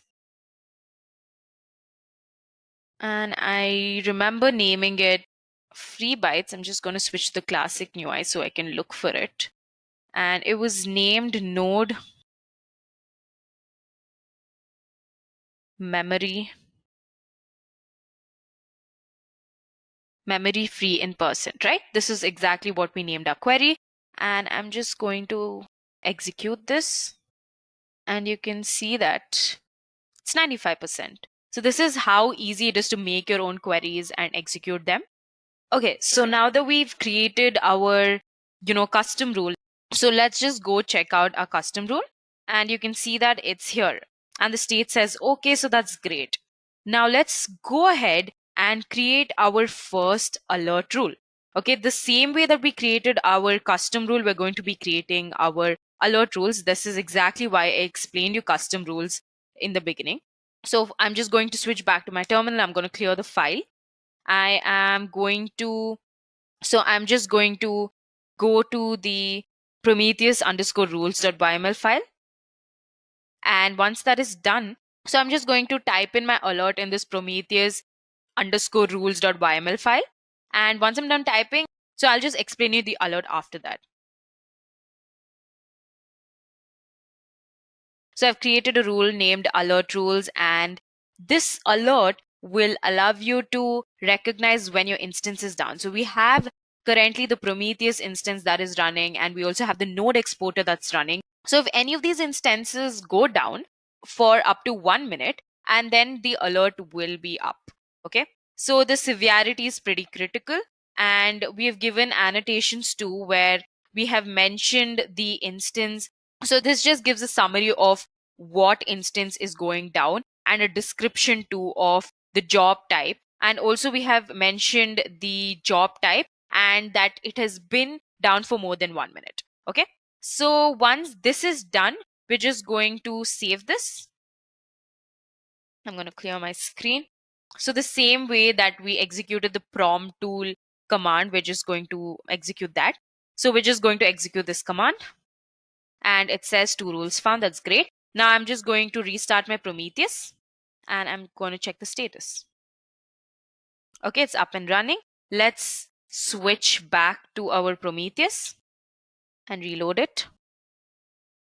Now you can see that there is now an alert rule, okay, which has the alert instance down and the expression is up is equal to 0. So this expression that says up is equal to 0 is pretty interesting because now if I go to my Prometheus and just execute up, it'll just tell me what are the jobs that are currently up and running. Now the value is currently 0. So if the expression turns 0, so then the alert will be activated. So here, this is what the expression really means. So here, if the up is equal to 0 for more than a minute, then the alert will be immediately activated. As I've already mentioned before, the 3 states, that is the inactive stage, pending stage, and then the firing state. If none of the alerts are up, then it's just going to be an inactive state. And if, for instance, one of the jobs go down, okay, then it will immediately move to the pending state. So once it immediately moves to the pending stage, then it will wait for a minute because we have specified the condition that it should be in the pending state for a minute. And if it goes beyond a minute, then it should go to the firing stage. Okay. So once it reaches the firing stage, all of the managers that are involved in getting the notification about this alert, then they will be informed about it immediately. So I really hope you understood how to create your own rules, how to configure them into your Prometheus rules.yml file, and then just really, understand how they really work. Now let's move on and install and configure our alert manager. We'll have to just simply go to the Prometheus official website, click on download, and then you'll get an option called alert manager. I'm just going to click on that. And then I'm just going to copy the link location of Linux because I've been clearly using Linux machines. So I'm just going to copy that link location, clear my screen, and so I'm just going to download Alert Manager. So once I copy the link location, what I'm going to do first is I'm just going to move back directories. So now I'm just back to my root. I'm just going to move into my Prometheus directory. So I'm just going to download my Alert Manager here. Okay, as you can see that the download is complete. I'm just going to list out the files. And you can see that there's an Alert Manager, the tar Alert Manager file. I'm just going to untar this using the command.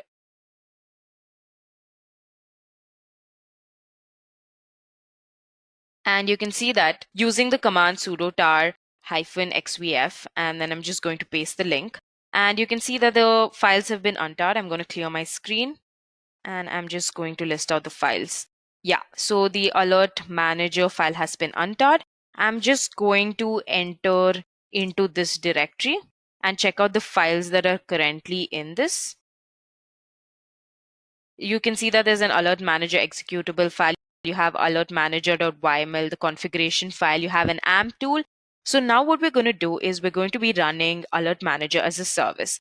The same way we ran Prometheus and Node Exporter as a service, we're going to also run Alert Manager as a service. So what I'm going to do first is I'm just going to copy my files into the user local bin. So now I'm just going to create the Alert Manager service file. If you remember, we also created a Prometheus service file and also Node Exporter service file. So we're just going to do the same. We're going to create an Alert Manager service file.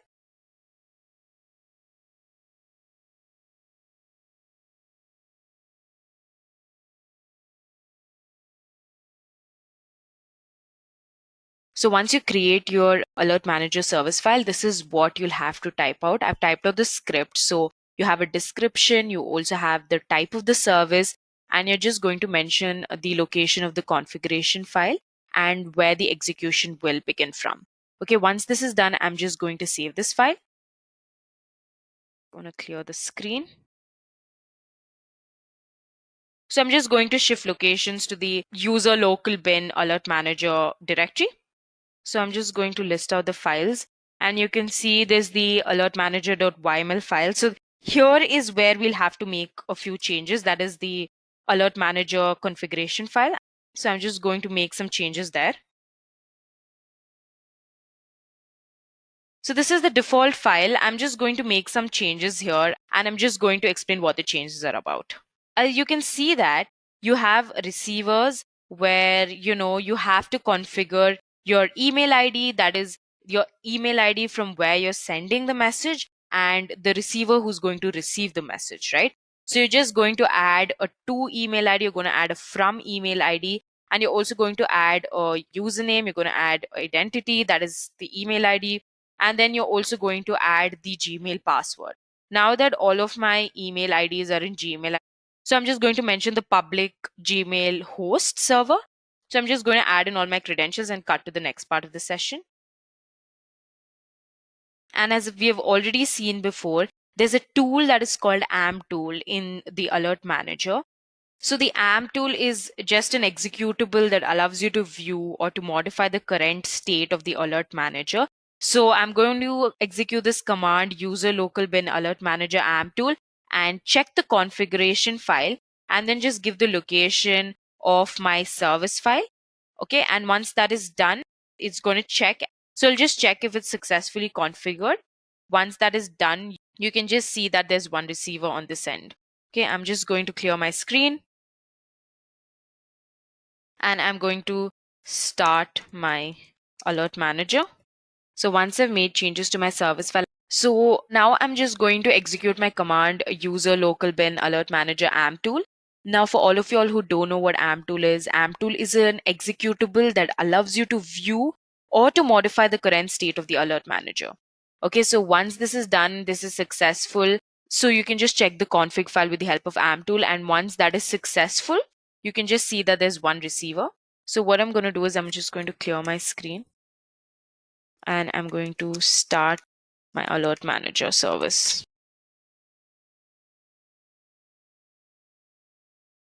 Now that the alert manager is up and running, you can see that it's currently running on port number 9093. So I'm just going to check out the port where the alert manager is up and running. As you can see that there is 4 different options that are given: alerts, silences, status, help. And you can just filter your alerts, group your alerts, and you can also see the status of your alerts. And you can also see the active, pending, and expired alerts. You can get help from this page too. So you can just see your alert manager in general. And now now with the alert manager active, let's move on to the demo part. Okay, so now that we have set up our alert manager, so we'll quickly shift back to our terminal and I'll clear my screen. So now we have to configure alert manager into Prometheus. I'm just going to move out from this directory and I'm just going to enter the Prometheus directory. I'm just going to list out the files that are present here. So I'm just going to edit my prometheus.yml file. And here, as you can see, I'm going to specify my alert manager.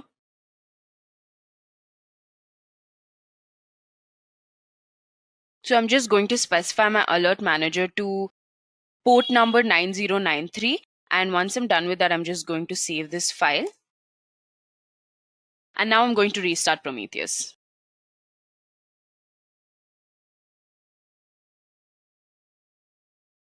Okay, it's up and running. So I'm just going to check if my endpoint has been successfully scraped in my runtime and build information. And if I scroll down, you can see that, so the alert manager has an endpoint, right? And this is it. So that's great. We have Prometheus, we have alert manager up and running. Now let's just go check the status of all our targets. We have node exporter, which is up. We have Prometheus, which is up. Okay, now let's go to our alert stage. We have one alert rule that we've currently written and it's inactive. Now let's get into the demo part and let's just stop one of the instances. I think I'm going to stop my node exporter instance, and once that starts, so let's just see how the alerts go by when one of the instance is shut down. Okay.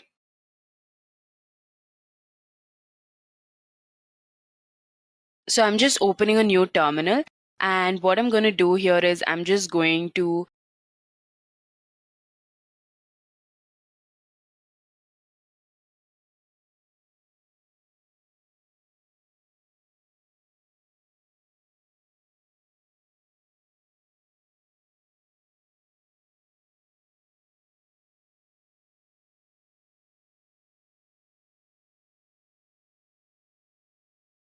okay, now what I did is I just entered my Prometheus directory. I just listed down the files and we have the node exporter file. I just changed the directory to the node exporter and listed down the files. And currently the node exporter is up and running, obviously. But now what I'm going to do here is I'm just going to stop this service. Okay, before that, I'll just clear my screen and I'm just going to stop the service. And I'm just going to check the status. So it's inactive. And once that is done, I'm just going to quickly shift to my status of the target. So you can see that one of the target is down.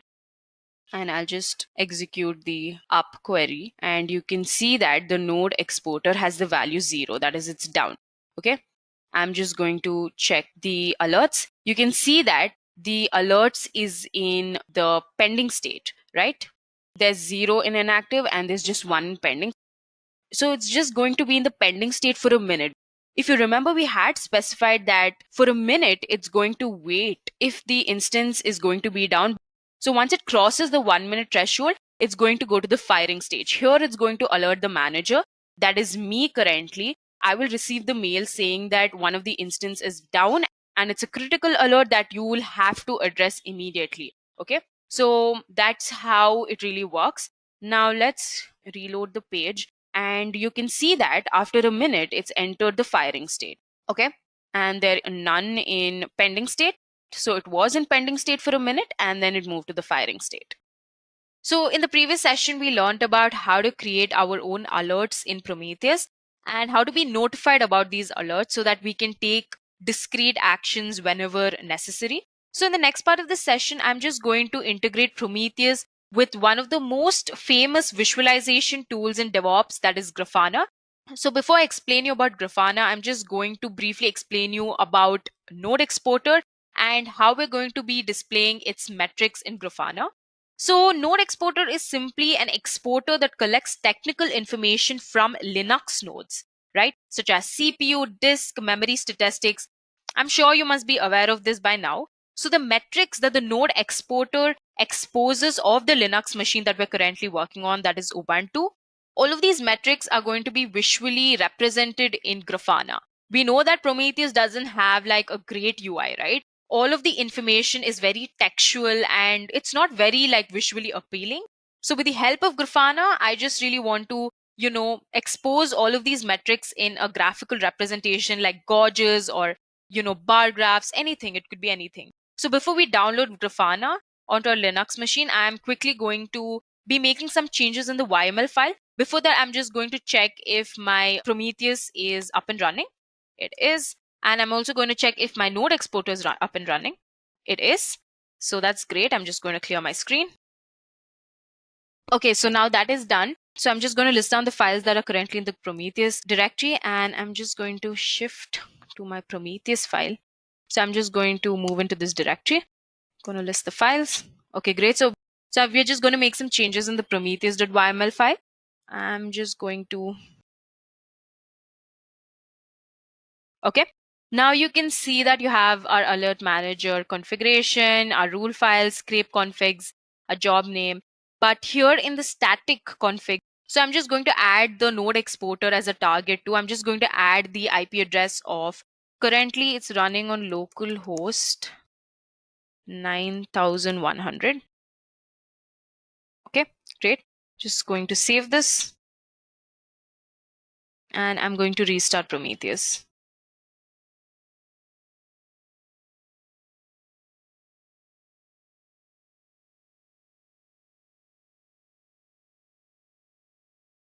Okay, it's up and running. I'm just going to clear the screen. Okay, great. Just going to go down. So now I'm just going to go back to my Prometheus directory. And now let's go ahead and download Grafana. I will click on my web browser and I'll just go to the official website of Grafana.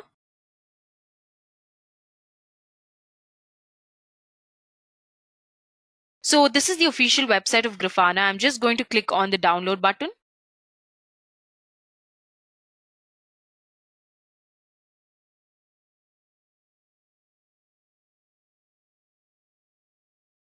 So on this page, you can just click download. And then if you scroll down, you can see Linux. So these are some of the commands that you can use to download Grafana on your Linux machine. So I've already made a list of all of these. So I'm just going to use them to download Grafana. And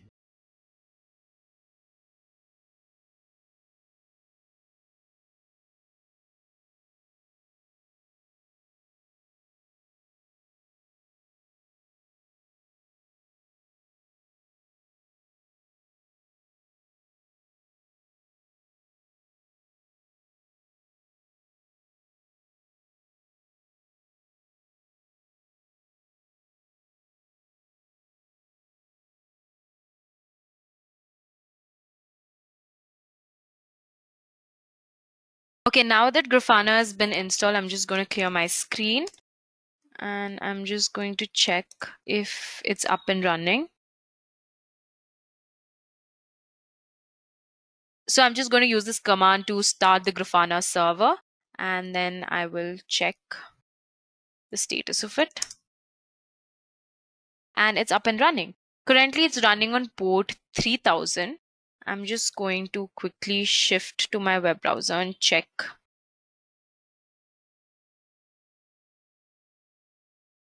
As you can see that Grafana is up and running. That's great. If you've newly installed Grafana, the email address and the password by default is admin. Okay, and you can obviously create your own password. So once you're prompted with your credentials admin, then you can just create your own password and submit it. But I'm just going to skip this for now. And this is how the Grafana user interface really looks like. Okay, you can see that there's a search button, there's some icons on the left hand side, and there are also panels that you can play around with. So you can create your dashboard that will allow you to create beautiful visualizations for your data source, right? So once that is done, I'm just going to add my first data source. Just going to click this option in the basic panel. And here, as we are going to be working with Prometheus, we want our data source to be Prometheus. I'm just going to select this and it says data source added. So you can name your data source anything you'd like, but I'm just going to let it be Prometheus for now. And our URL of Prometheus is localhost 90, right? Once that is done, I'm just going to check if everything looks fine. Yes, it does. So for adding a data source, all you have to do is name it and then add a URL. That's how easy it is. I'm just going to save and test this. And this is great. It's working, right? So once I've saved and tested it, so I'm just going to click the Grafana icon that's present on the left top corner, and this will redirect me to my homepage of Grafana. Okay, now that we are done with this, I'm just going to click the plus icon and click on the option import. So what we're going to do is we are going to import the dashboard from grafana.com. So if I search for Grafana Node Exporter dashboard and click on the first link that's available, it will redirect me to a page which has the name Node Exporter Full, right? So what it really does is it has an ID. The Node Exporter has an ID. So I'm just going to copy this ID to the clipboard and I'm quickly going to import this ID here. Okay. And I'm going to load it. Because we're using the Node Exporter dashboard in Grafana, I'm just going to copy that ID and I'm going to go down. If you want to change the name, you can do that. And I'm going to select Prometheus as my data source. And I'm going to import this. Once that is done, you can see a beautiful representation of your CPU, your system load, your RAM used, and the root FS, the swap used. All of the information is beautifully being represented in gauges, right? These are gauges, okay? And these are the graphs currently. You can see that it's just been used here. You can see busy system, busy user, and all of how long it's been idle for. All of the information about this CPU. This is basic CPU information. You have storage disk. You have 8 panels here. You can see that here. So there's several different panels that have already been created by Grafana. And all you have to do is import it and add your data source. That is your Prometheus, right? And this is way better than viewing it on Prometheus because Prometheus has everything in text and in terms of metrics. So it is very boring to view it like that. I'd obviously prefer Grafana to just view all of this.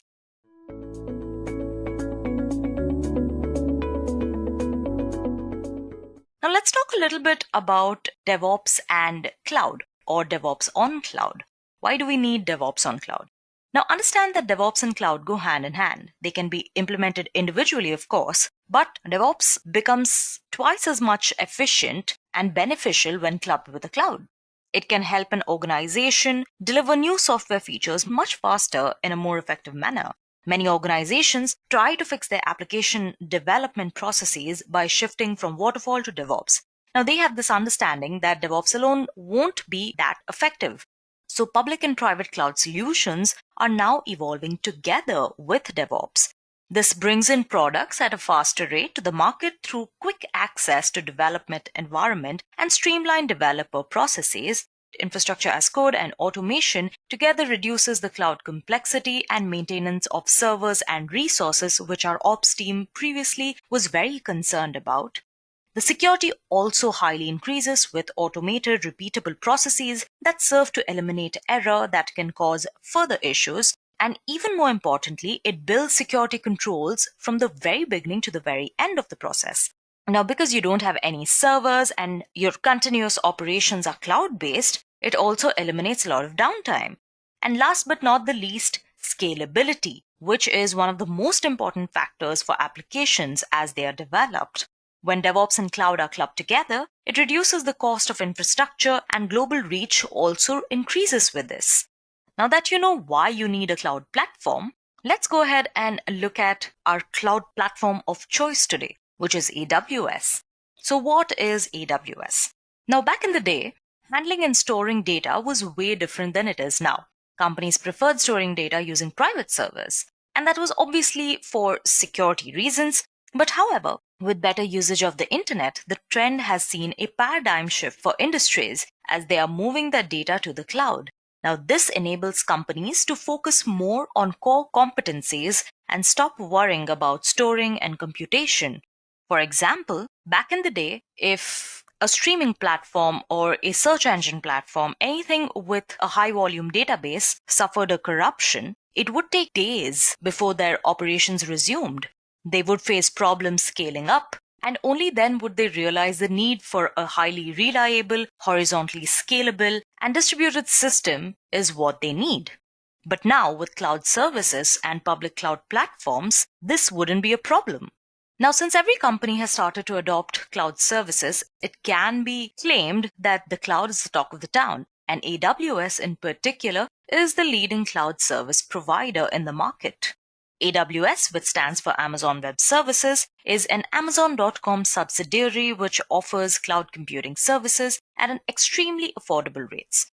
Therefore, its customer base is strong and it targets everyone from individuals to startups to tech giants running the IT landscape.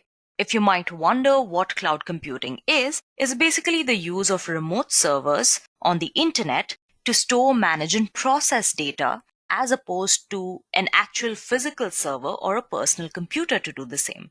As we are talking about AWS, it is kind of an IaaS or infrastructure as a service, which basically gives you a server in the cloud that you have complete control over.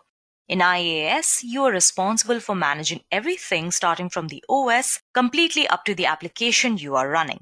So now that we have discussed about DevOps and AWS, let's move on to our CI/CD pipeline. Now, what is a pipeline or CI/CD pipeline? It's nothing but a series of steps that must be performed in order to deliver a new version of the software. At its bare bones, at its most basic, you have your build, test, and deploy stage. The CI/CD basically stands for continuous integration and continuous deployment.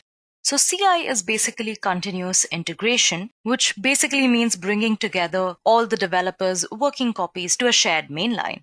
All the developers working on parallel branches of a certain upgrade of an application merge their changes into one main branch. And CD stands for continuous delivery and deployment. Now, while the CI includes building and testing of your application, continuous deployment is about the processes that have to happen after the code is integrated for the app to be delivered to the users. These processes involve testing, staging, and deploying the code. So at the end of this session, what we aim to do is build a CI/CD pipeline for our demo app on AWS. So for that, we will have to look at a few components of AWS. So DevOps, when implemented on AWS, becomes a lot more efficient and effective for a productive lifecycle. And the steps that are involved in AWS DevOps are code commit, code pipeline, code build, code deploy, and optionally code start.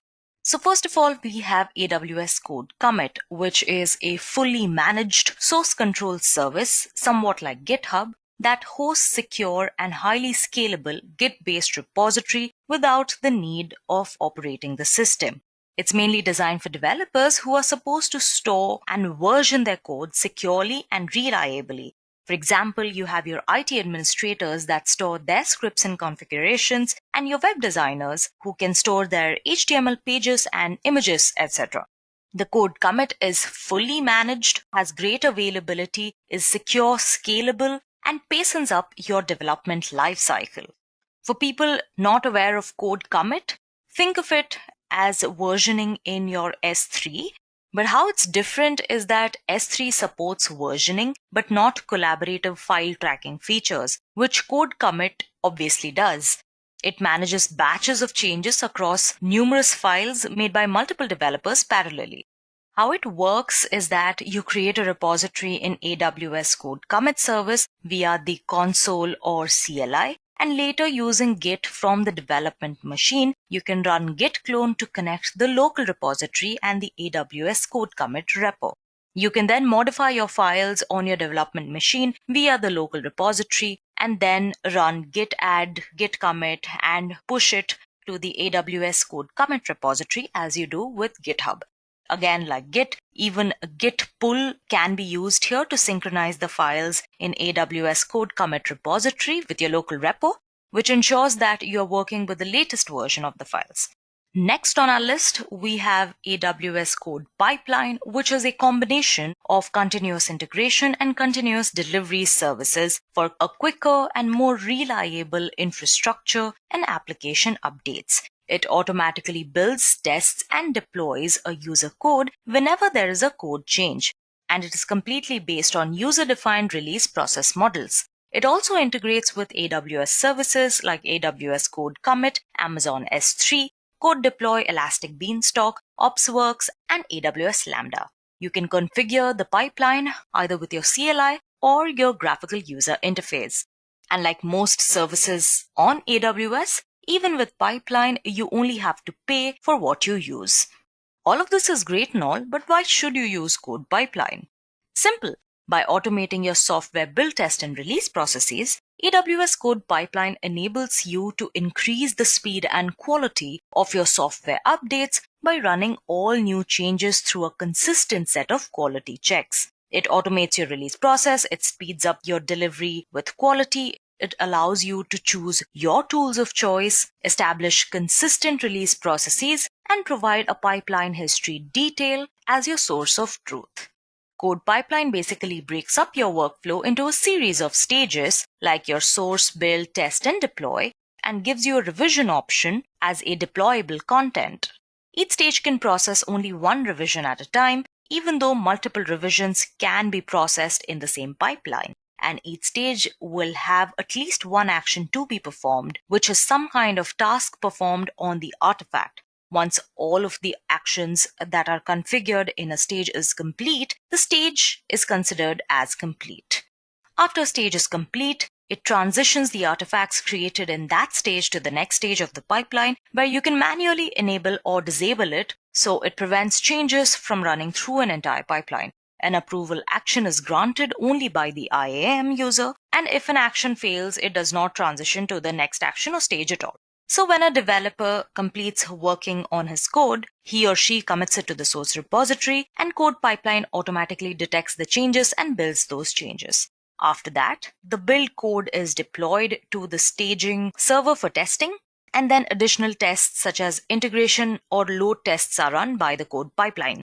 Once all of the tests are run, if the code receives manual approval, then AWS Code Pipeline deploys the tested and approved code to the production instances. Also, every time when a user creates a pipeline, the Code Pipeline creates a folder for that pipeline in an S3 artifact bucket in that particular region to store input and output artifacts. Next on our list, we have AWS Code Build. Now, this is a fully managed build service in the cloud, which compiles your source code, runs unit tests, and produces artifacts that are ready to deploy. It eliminates the need to provision, manage, and scale your own build servers. It provides pre-packaged build environments for the most popular programming languages and build tools, and scales automatically to meet your peak build requests. Now, one prerequisite is that you must provide the AWS Code Build with a build project, which should include information as to where to get the source code from, build environment, build commands, and where to store the build output. How it works is that the code build will use the build project to create a build environment. AWS Code Build then downloads the source code from the build environment and performs tasks that you would specify in the build specifications. If there is any build output, the build environment uploads its output to the S3 bucket, and while the build is running, the build environment sends information to Code Build and CloudWatch logs. You can use the Code Build, console, AWS CLI, or AWS SDKs to get summarized build information from code build and detailed build information from CloudWatch logs as well. Now that was all about code build. Now finally, let's talk about code deploy. Now, AWS Code Deploy is a service that coordinates your application deployment and updates across the fleet of AWS EC2 of any size.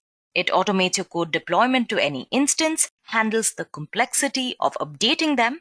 It also avoids downtime during application development and rolls back automatically if failure is detected. Apart from that, it also integrates with third-party tools and AWS to make your job easier. It has 6 primary components to be specific. You have application revision, compute platform, deployment group, deployment configuration, and the code deploy agent. Now, the basic skeleton of how your deployment workflow pursues is as you can see on your screen. You basically create an application with a unique name and set up a deployment group by specifying the instances to which you want to deploy your application and the deployment type. If you're using the Lambda platform, you just deploy your deployment group's name, followed by which in your deployment configuration, you specify the success or failure condition of deployment and to how many instances you want to deploy parallelly. Then you upload the application specification file to the S3 and deploy your application as specified with the help of your code deploy agent, which is running on each instance on an EC2 platform, or as specified in your specification file to the deployment group when you're using a Lambda platform. And finally, you check your deployment results. And if you face any bugs or issues, you can always roll back and redeploy. Finally, let's discuss a little bit about CodeStar, which is basically a cloud-based development service that provides tools that you need to quickly develop, build, and deploy applications on AWS. It's basically a very templatized format where you start developing on AWS in certain minutes and you could choose from a variety of project templates. All of the software delivery is easily managed and you can work across your team very securely using the CodeStar. And apart from all of this, you also are provided with a project management dashboard to monitor your application continuously. All you have to do as an AWS CodeStar admin is create a project and add users. Your users or team members will commit changes, which in turn will be built and deployed. And through consistent monitoring of the application, if there are any updates required or any bugs, the developers take a decision, make updates, fix bugs, and then the loop closes back in on the team, and that's about it. The development process takes little to no time using CodeStar. Now that we have spoken about all of these different components of AWS DevOps, I hope building the CI/CD pipeline would seem a tad more tangible to you. If you're new learners, you can always sign up for a free tier, which is free for the entire year. Obviously, there are limitations to all of the services beyond which you shall be charged, but that rarely happens. So if you're starting out with AWS and want to try out all of its features and services, the free tier is a pretty good idea. We already have a video on how to create a free tier on the AWS console. If any of you want to know how to create a free account, you can just go ahead and check that out. So we're going to be building a CI/CD pipeline using AWS, using Code Pipeline. And I'll try to be as slow and verbose as possible, as comprehensive as possible, so as to help you guys to follow me each step of the way. So what we'll be doing here is that we'll be creating a demo application, platform as a service application, and we shall be deploying it using the Code Pipeline. So let's go ahead and create our application first. So to create an app, we will be using the Amazon Elastic Beanstalk, which basically has a bunch of templates ready for you. Now, since this is a demo about Code Pipeline and not web development, we'll be creating a pretty rudimentary app. So let's go ahead and type Elastic Beanstalk. Using Elastic Beanstalk, we can make simple apps very, very quickly. And if you have already created an application, created a few applications, they are going to appear right here on your screen. But since we have created no applications using this particular account, this is a screen that will greet you. So we're going to go ahead and click on Create Application. So let's call this Deployment App. We're not very original, are we? We're not going to put in any application tags. You could put them if you like, but currently they are completely unnecessary. On platform, let's pick PHP, and it automatically fills up the platform branch and version with the latest ones available. Then I'm just going to be using the sample application code and click on Create Application. Now this is a platform as a service app. So basically, once I click on Create Application, I wouldn't have to worry about any background processes or creating the infrastructure. Elastic Beanstalk is going to do that for me on its own.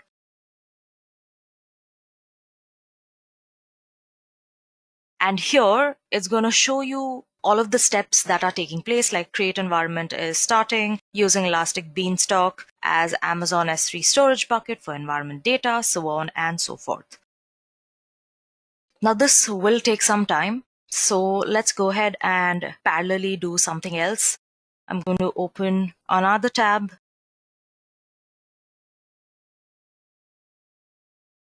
Now the AWS console. Okay, thankfully it did not ask me to sign in again. So while my app gets created, what I'm going to do is I'm going to create the pipeline. So I'm going to type in code pipeline. And the funda is simple even here, guys. You're just going to put in certain details and your pipeline will be created for you.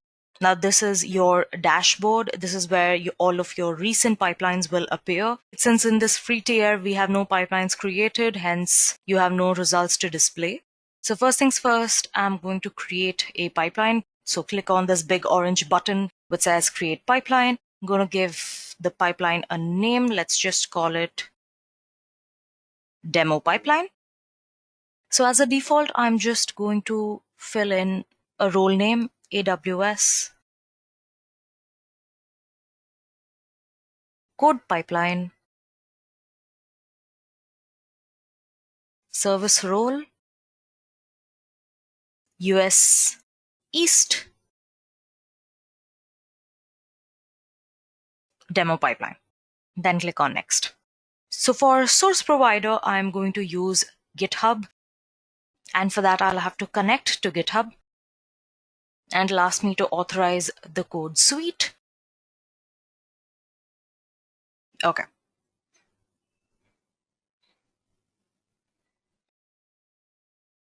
Okay, once you have successfully authenticated the account, you can go ahead and search for the repository. Here, I'm going to choose the demo-code deploy app, which is actually a sample app I have forked from the AWS code pipeline repository. You can go ahead and look for it as well. It will be available in the AWS code pipeline's GitHub account. Yeah. And in the branch, let's select master branch and click on next. Now we move on to the build stage. Because I have nothing major to build, I'm just going to go ahead and pick skip build stage. Then you will be prompted with a notification which will ask you if you're sure to skip your build stage. Now, since I have nothing major to build, yes, I am going to skip this build stage. And for deployment, here we are going to choose a deploy provider. So here I'm going to use Elastic Beanstalk and put in my application name and my environment name. Now our application name was deployment app and our environment name would be deployment app environment. This is something which gets created automatically. So we're going to go ahead and click on next. And finally, we are at the review stage where you can go ahead and review all of the details that you have just put in for your code pipeline. And I'm just going to create this pipeline. It's pretty simple to do. Now this might take a few moments, so kindly be patient. And then you are greeted with a notification which says success, congratulations, your pipeline has been created. Now here you can go ahead and release changes if you want. Our IAM role is in place that we had created earlier. Our pipeline is a success. Now all we have to do is wait for our application to get created, and then we can go ahead and deploy our application.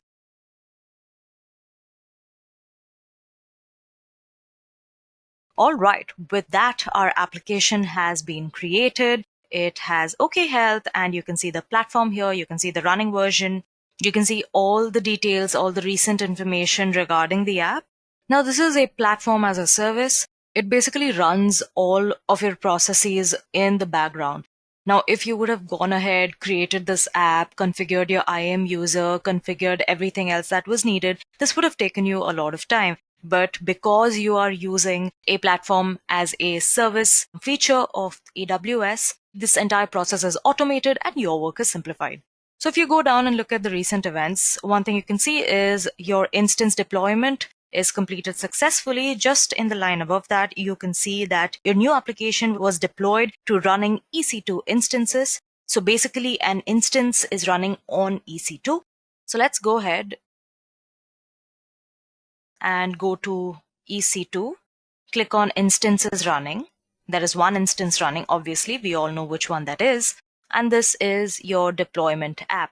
Now if we go ahead and click on it, here you can see the instance state it's running and your pipeline, your source has succeeded, your deployment has succeeded. You go here, you can go down, take a look at your IAM role, your subnet ID.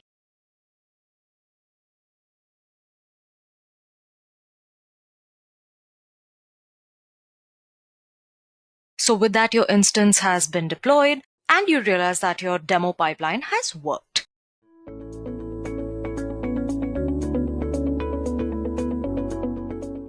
What Azure DevOps exactly is. To understand that, we need to understand what Azure is. And to understand Azure, I would be using this particular analogy.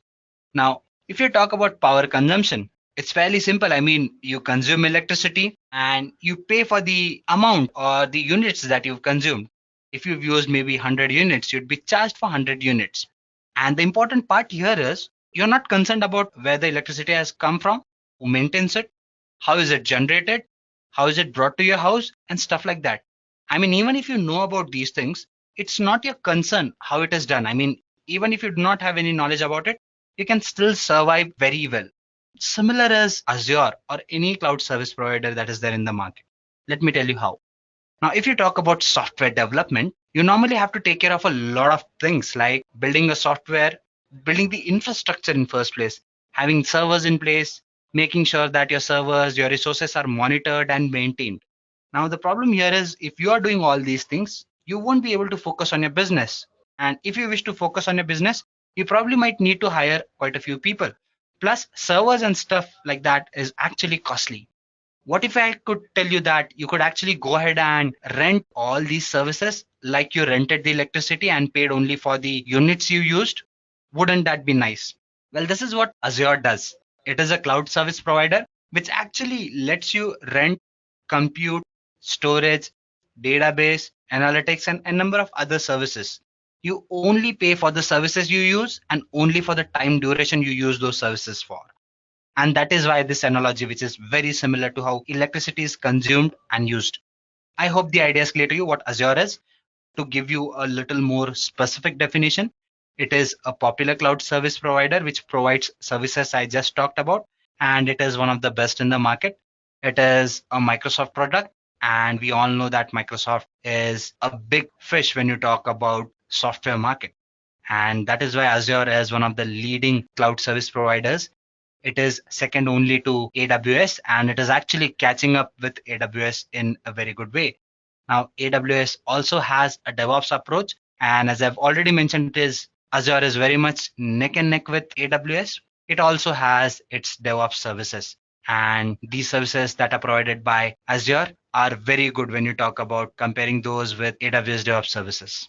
Let's try to understand how Azure DevOps services go well with each other, and to do that, let's take a look at some of the components which Azure has to offer to you. Well, when you talk about Azure components, these are the major components which Azure has to offer to you. You have your Azure pipelines, you have your Azure boards, Azure artifacts, Azure repos, and Azure test plans. If you remember the definition of DevOps, I talked about continuous integration and continuous deployment. Let me throw in some light on what it is exactly. Now, when you talk about continuous integration and continuous deployment, what you mean to do here is you wish to continuously build softwares and continuously deploy those to the end users.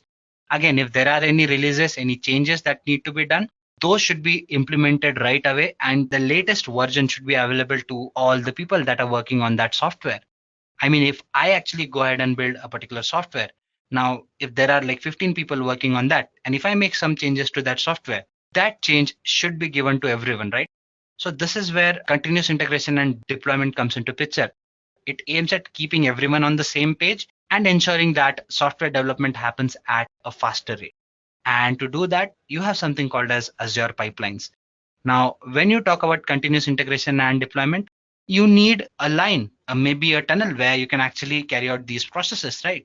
That tunnel, that line, that pipeline is something that is provided by Azure pipelines. I mean, you can actually go ahead and build any kind of software and use different kinds of platforms that Azure supports. And when I say Azure supports, well, Azure supports so many platforms that I believe there is hardly any software or any framework that you wish to use that you cannot using Microsoft Azure. And that is why building pipelines with Microsoft Azure becomes very easy. Now, if you talk about building pipelines in general, it is a very simple and a very easy to implement kind of a process because it is just clicks away when you talk about Microsoft Azure. And once the pipeline is ready, integrating it with different softwares becomes very, very easy. Now, again, if you are building a software, you might be having maybe hundreds of people working on that software. In that case, you need a software or something that would let you keep track of all these things, help you plan better, help you have everyone on the similar pages, and help you keep track of all these things. Now, this is where Azure boards come into picture. It readily integrates with Power BI. Now, if you people know what Power BI is, it is a data visualization and business intelligence tool, and it is one of the best in the market. It is very neck and neck with Tableau, which again is a great tool. And what Microsoft Azure boards do is they let you integrate Power BI into Azure DevOps environment, where you can actually go ahead and take a look at the data in real time and have various graphs, charts, so that you are assessing or the way in which you keep track of all these things becomes a lot more easier. Next, we have Azure Artifacts, and what it does is it lets you take into consideration various packages or feeds that you generate. Now, when I say this, you can do that from both private and public resources. Apart from that, whether it's Maven, whether it's NewGen, whatever it is, everything is taken care by your Azure Artifacts. When you're talking about continuous integration and deployment, your repositories become very important. And Microsoft Azure lets you have any kind of repositories that are there. If you take a look at Azure Repos, it has almost everything that is needed to deal with repositories. If you're building a software, it needs to be tested. And with Azure Test Plans, you can do end-to-end testing and it ensures full coverage for your tests. So these are some of the components that ensure DevOps process is carried out very well with Microsoft Azure. And that is why Azure and DevOps go very well hand in hand. Now let's move further and take a look at the demo part. So guys, in order to understand how Microsoft Azure works or how the Azure DevOps stuff works, we would be switching into Azure portal. Now Azure, as I've already mentioned, is a cloud service provider. And we are going to see how Microsoft Azure can be used to carry out DevOps operations. To do that, you can actually go ahead and visit Azure's website. Just open their website and then you have this place called as portal where you can click in. Now guys, if you have an account, it would ask you to sign in. Just go ahead and sign into your account and you are more than good to go. For people who are completely new to Microsoft Azure, let me tell you a thing that they have something called as a free tier where you can actually go ahead and create a free account. You have to enter in your credit card details, but Microsoft Azure won't charge you for that. Once you create an account, Microsoft Azure gives you certain free credits, which you can use for a particular duration of time. Now, I cannot see my credits here, but normally you can actually go ahead and take a look at the amount of credits that Microsoft Azure has to offer to you. It is somewhere around, if I'm not wrong, it is close to $200 if I'm not wrong. Yeah, that is what it is. So probably you would be able to utilize the services for free. And how do you do that? You use that credit that is made available to you. So if there is a particular service that you want to use, you can pay the bills using the credit that is made available to you, and you won't be charged for the services that you use. There are certain limits on the services that you use. Suppose if you actually go ahead and create a server and you let it open for a long time, create a database on top of it, you might be charged heavily for that. But I would suggest that you actually go ahead and take a look at certain documentation that Microsoft Azure has to offer to you. And as long as you stay in the specified limits, you won't be charged anything. So I would suggest that you actually go ahead and put in your credit card, debit card details and get an account created. Once you create an account, this is what the Microsoft Azure portal or the interface looks like. So we have our account, which is up and running. Now we are going to go ahead and carry out DevOps practices, right? So how do we do that? We switch into DevOps. You can just come to the search console and type DevOps here, Azure DevOps, or you can just go ahead and type Azure DevOps somewhere here. The reason I'm doing this is I want to show you how the interface looks like. So this is what it would look like when you start. And if you click on start free, you would be redirected to this page. Now again, guys, first you need to create an organization. Think of organization as an environment. I mean, if your company is actually planning to build a software, they would be having a structure to do that, right? So if your company is planning to actually go ahead and build a particular software, they would be having a template, a structure to do that, right? So when I say an organization, I'm talking about a structure. How do you create an organization? It is very simple. Here's an option here. If you click on new organization, it would ask you for the name of the organization. You enter the name and your organization gets created. Now that we have an organization, our next step should be to go ahead and create a project. How do we do that? Again, click on project. There would be an option here once you create an organization saying that do you want to create a project? You should say yes on it. Again, that is how the interface looks for somebody who has started fresh.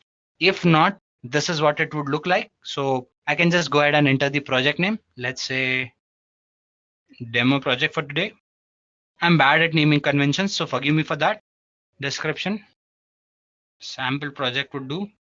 Again, guys, the complexity of project is not important here. I'm just trying to explain certain stuff to you. So please pardon this simpleness of this particular project. Again, guys, once you do enter in the details, it gives you an option. Do you want it public or private? When you say public, anyone on the internet can have access to it. More of an open source kind of stuff. If not, you can stick to your private thing and you can give access to the people you want to take a look at your project. Having said that, if you select private, you can just say create project and your project gets created. Okay, guys, so the project is created. It took a longer while than normal. If your internet is not working that well, at times it takes this time. So once the project is ready, guys, you are actually free to go ahead and do the stuff. Now, these are the components that we talked about. At the bottom, you can see these components. You have your boards, repos, pipelines, test plans, artifacts, and you can actually go ahead and create all of those. Let's start by creating a pipeline first, guys. So all you have to do is say new pipeline. Now again, guys, how do you actually go ahead and create a pipeline? What do you do for that? Do you go ahead and use an existing piece of code that you have? Do you have repositories that you want to do? Or do you want to type in your own code? You can do anything you want. You can use Azure repos, which are made available to you for free. GitHub, we all know, is a popular place to have your repositories kept. And if you wish to do that, you can import repositories from your GitHub as well. To do that, you have to actually just go ahead and click on this icon. That is what I'm going to do in this session. I'm going to use a GitHub repository. So you have to click on this thing and you have to authorize your GitHub repository or your GitHub account rather. Now my account is already authorized with Azure, so I don't think it should ask me for reauthorization. You can actually go ahead and authorize your GitHub account. Once you do that, you're free to actually go ahead and import repositories from your GitHub. Now, if I go to GitHub, this is my demo account. So I have one repository that I have it here. My repositories. You can see this is a Python repository, guys. As I've already mentioned, you can use any platform you want when you talk about Azure. Python is something that is simple and I wish to stick to that. Now, this repository is something that is made available to you by Microsoft Azure as well. Do not worry, I would be sharing in this link. If not, you can visit Microsoft Azure Docs for Azure DevOps and you would get this link as well. So once you have this link, you have to fork this thing into your GitHub. For people who do not know what GitHub is, well, think of it as a storage place where you can actually go ahead and store your repositories. Now, repositories is nothing but it is a piece of code or a software which you can actually go ahead and store it here, which you can give access to others as well. Something that is called as open source, where others can actually go ahead and take in your piece of code, maybe modify it and give it to you, or modify it and use it for their own purpose. So this is what GitHub does. It is a place where you can put in your codes, you can have a master branch for it, and you can give access to certain people who can make changes to that code. Now, how do people make changes to it? They have this option which is called as forking your GitHub repository. When I say forking it, that means I'm actually creating a copy or a branch of this particular repository and I'm using it for my own sake. Once I make changes to it, I can submit those changes to the main repository or to the master branch of it. So this is what GitHub is. And the process which we saw here, it would ask you to authorize your GitHub account. And if you've already forked that particular repository, it would be available here in the suggestion. As you can see, it has been forked here. So I have this repository here, which I've selected. So it opens my YML file, which is there, which I can actually go ahead and edit. What does this thing do? It considers Python Django framework. It tests a Django product or project rather on multiple versions of Python. And it has steps that lets you analyze code, save, build artifacts, deploy them, and more. So this is what this piece of code does for you guys. And won't be getting into the details of what this code does, but again, it's a sample repository. You can actually go ahead and study it a little more. Once you do that, all you have to do is just run this piece of code. As simple as that, guys. You have to run it. What this code does is it creates a pipeline for you. And when I say it creates a pipeline, it lets you probably actually go ahead and make codes, make changes to the codes, and submit those to the master branch. We would be doing that. Do not worry about that. As you can see, Microsoft Azure gives you continuous feedback and update as to what is happening, where it is happening, and how it is happening. This might take maybe half a minute or so because quite a few things that are happening. As you can see, it's telling you what has happened, right? I mean, the processes, you can see the tasks happening. It is performing tests and stuff like that. See, these are the number of processes that have taken place. You've prepared a job. It has initialized an agent to take care of it, initialized the job, got resources for it, used Python version, exported the project path, then it installed certain prerequisites, it ran tests, it published the test results, and then this is what happened. Post job get sources. If you wish to have more details, you can click on this icon and it would give you the details about what has happened here. So you can do that as well. Or you can just probably come back to pipelines and see that there's a pipeline that has been created. Now guys, if I actually go ahead and commit changes to this piece of code, that is my YML file or the files that I have in this repository, those would be reflected here. You can see the status here. We are going to do that, but let me show you some other things as well. If I click on analytics, it should give me analytics of what has happened here, whether there were any failures, whether the code ran properly and stuff like that. Test failures is not available because we do not have a plugin here. When I say plugin, okay, it did not find any test results is what it is saying. So let's just go ahead and do certain things and probably this would be more clear to you guys. Do not worry about that. Going back to the history part. If I take a look at the summary part, it would tell me what has happened here. Test succeeded, build pipeline succeeded, manually queued, and this is what has happened. Now guys, can I just go ahead and put in certain other details? Can I make certain changes here? Let's try to understand what can be done. Now, again, I have this Git repository with me, right? So let's just go ahead and play with it a little and commit certain changes. To do that, first, go to the pipeline. This is the pipeline I'm concerned about. And probably I must be getting certain details that I'm looking for. They're not here. So let's go back a little. Projects, pipelines again. Here you have this option called as status badge. Now, what is the status badge? See, this is what the status badge looks like. It tells that, okay, whether the pipeline you built was built correctly or not. So if you are a developer, you would be wanting your code to be green, right? I mean, everything should be checked green. Everything should be nice and ready and successful. So this is what the badge does. So we are going to go ahead and use this piece of badge to add to our code so that now this is a sample stuff. I mean, it's not that important, but if we do go ahead and make or add this badge to our piece of code, it would show that a certain change was made in the code or in the file, and that would be reflected in the pipeline, something that is important when you talk about CI/CD. So let's do that with this simple example. So I come to the pipelines here, my pipeline, and then I scroll down. You would be having this README file where you can make changes. How do we do that? I say edit. And then I add in a piece of code here. Say, let's add a new piece of code somewhere here maybe. Okay, there you go. Again, guys, do not get into the details of the complicacy of this stuff. It is fairly easy. and do not judge me for that either. I mean, as I've already mentioned, my aim is to just go ahead and show you how the concept or the stuff works. So it is very basic, guys. I've just gone ahead and made some change to this piece of code. I've actually just gone ahead and added the batch here. So I'm just going to go ahead and say commit changes, update readme file. Yes, please do that. Commit directly to the master branch, or should I commit it to the new branch that I did? Let's say master branch for now.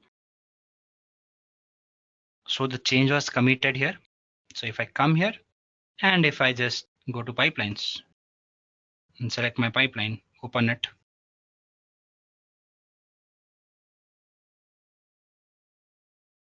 Yeah, there you go. The change has been reflected. Update readme. So this file was updated. So again, guys, this is what I'm talking about. Continuous integration and deployment. That is what it means. I mean, if I make change to this piece of code, and if somebody else wants to access it, it or my software should give me the latest copy, right? So this is what this piece of code is doing. In my pipeline, if I just go ahead and pick a certain piece of code, I make change to it, that change gets reflected. And this is what DevOps does. And this is what Azure helps you do. It lets you bring in the whole GitHub concept into Azure, and it helps you go ahead and work with CI/CD in a much better way. Again, I talked about some other stuff as well. Repos, you have your boards, you have quite a few things that you can do. If you talk about overview in general, you have something called as dashboard. So if I click on this icon here, so I have this dashboard that is created by default. Oh, there is no dashboard here. Or if there is a dashboard, it does not have widgets. So I'm going to add a widget. Let's say I need a widget for build history. So I click on it and I say add. So I say done editing. So if I just refresh this thing,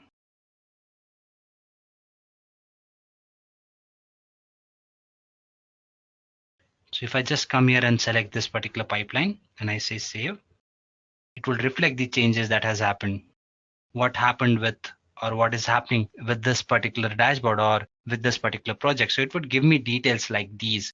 And as I've already mentioned, when you create dashboards, you can actually go ahead and integrate Power BI, which is a very popular business intelligence and BI tool basically. So you can actually go ahead and take in or consider all those features as well. Apart from that, you have all the other stuff that you can actually go ahead and play with. Again, to use analytics or to understand how analytics work with this thing, you actually would have to go ahead and do two things. One, you would have to go ahead and integrate your plugin for analytics. Once you do that, you can go ahead and implement quite a few things. To do that, you can actually come here and you can do quite a few things. You can take your GitHub connections. You can integrate your GitHub with your Azure. You can actually go ahead and integrate quite a few other things. See, you have options like service connections, agent pools, retention, parallel jobs, and stuff like that. So you can take care of all those things as well. Boards, again, you can go ahead and add items here. Items as in you can put in states where you want to put in details for certain things, like there are particular bugs that have particular priorities. Based on your project, you can add in those items saying that, okay, this is the criticality of those items and stuff like that. It is fairly easy. You can just click on create a new item, whether it's a bug, whether it's a feature, issue, whatever it is. You can go ahead and you can add that here. And you can keep track of all those things in the form of dashboards or boards here. Repos, you can actually go ahead and when you click on files, you can see the repos that you're using and stuff like that. You can go to the marketplace and you can take in the repos that Microsoft Azure supports. Pipelines, we've seen what it is. Test plans, you can go ahead and launch proper test plans as well. And you can create your own artifacts or your feeds as well by using Azure artifacts. So yeah, guys, this is pretty much what this session had to offer to you people. We did go ahead and create a pipeline. We saw how to commit changes and how those changes get reflected when you use an Azure pipeline. And we also saw what dashboards are and how do they work.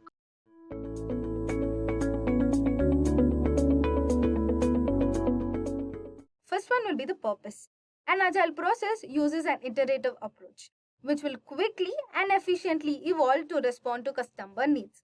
Whereas DevOps practices combine the development and the operation team, using automation for continuous deployment. Next, we have principles. Agile mindset revolves around teams who prioritize delivering working software through constant communication with the client. This allows for adaptability to new information and keeps projects relevant in the world.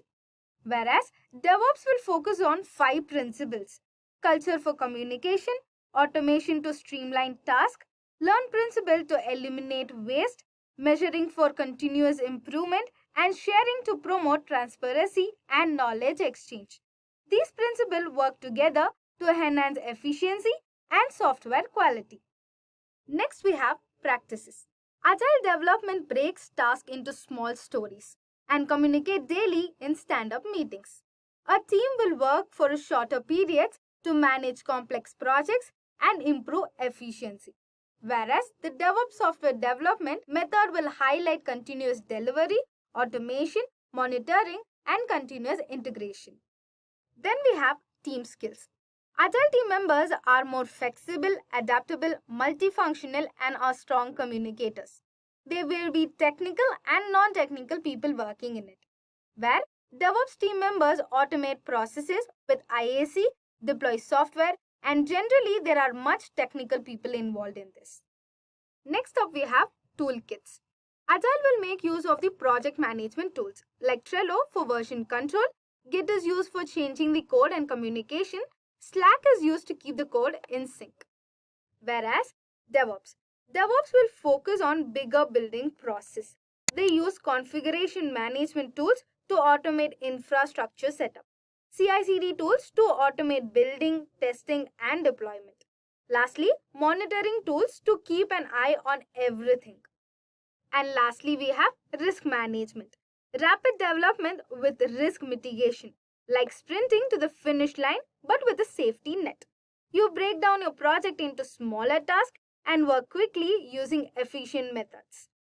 Whereas in DevOps, it ensures that the changes wouldn't risk project integrity, meaning making sure any modification to the project wouldn't negatively impact its overall quality, performance, or ability to achieve its goal.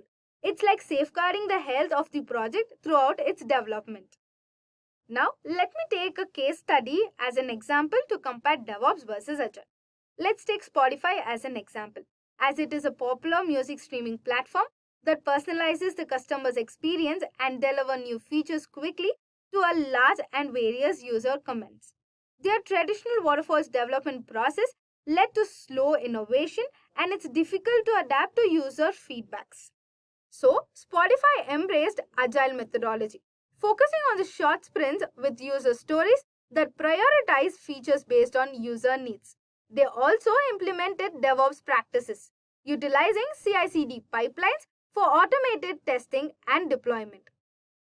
Additionally, they also adapted a culture of experimentation, allowing teams to test new features with a small setup of users before broader rollouts. This approach has enabled Spotify to personalize music recommendations, roll out new features more frequently, and adapt to user feedback faster.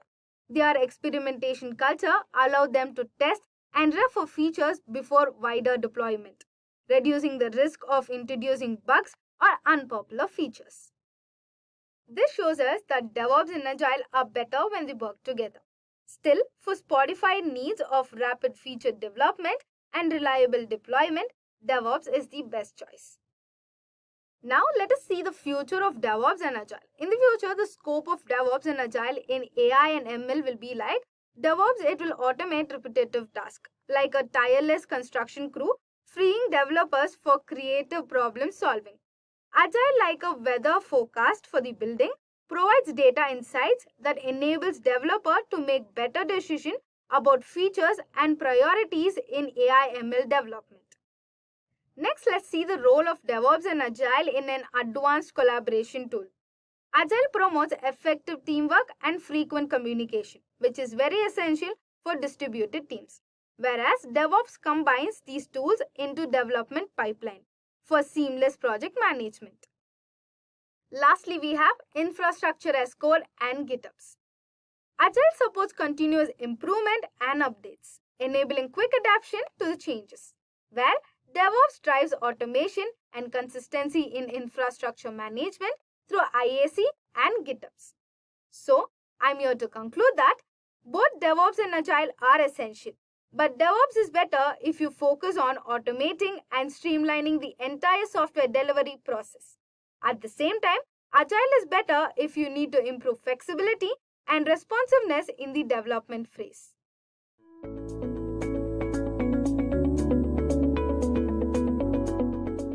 Why DevOps tools are important? DevOps tools are essential for streamlining and enhancing the software development lifecycle. They enable teams to automate repetitive tasks, improve collaboration, and deliver software more reliably and efficiently. Here are some key reasons why DevOps tools are important. First is its automation and efficiency. Tools like Jenkins, Ansible, and Docker automate tasks such as testing, deployment, and configuration management. They reduces manual work, minimizes errors, and speeds up processes, enabling faster releases. Next is its collaboration and communication. Version control tools like Git and GitLab facilitate collaboration by allowing multiple developers to work on code simultaneously. DevOps tools also bridge gaps between development and operation teams, promoting shared responsibility and transparency. Consistency and reliability. Configuration management tools like Puppet and Chef helps enforce consistent environments, reducing "it works on my machine" issues. Infrastructure as code tools like Terraform enable the reproducibility of environments, ensuring reliable deployments. Next we have is the scalability and flexibility. Tools like Kubernetes and cloud management platforms like Terraform for multi-cloud make it easier to scale applications up or down, manage resources, and support dynamic business needs. Last is its continuous improvement. Monitoring tools like Prometheus and visualization platforms like Grafana provide real-time insights into system performance. This feedback helps teams identify issues early and optimize continuously for improved performance and user satisfaction. Moving on to a first concept, that is version control. Version control in DevOps refers to practice of tracking and managing changes to software code, configurations, and document over time. It enables teams to collaborate on projects, ensuring that multiple developers can work on the same code base without conflicts. Version control systems like Git allow you to track changes where every modification is saved as a version, so you can go back to any previous state. Next is its collaborative efficiency, where multiple team members can work on different features or bug fixes simultaneously. Ensure code integrity, where changes are reviewed, merged, and tested before they are deployed, maintaining a stable code base. Last comes its rollback. In case of errors or bugs, you can easily revert to a previous working version of the code.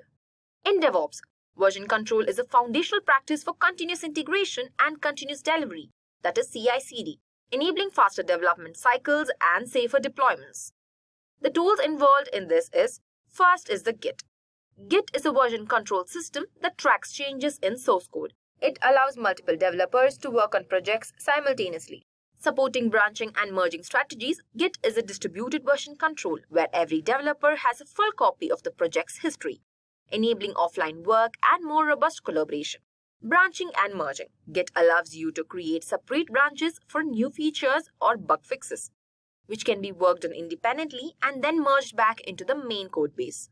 Git also has the commit history, where each change can be saved as a commit with a unique ID, making it easy to review, track, and revert changes.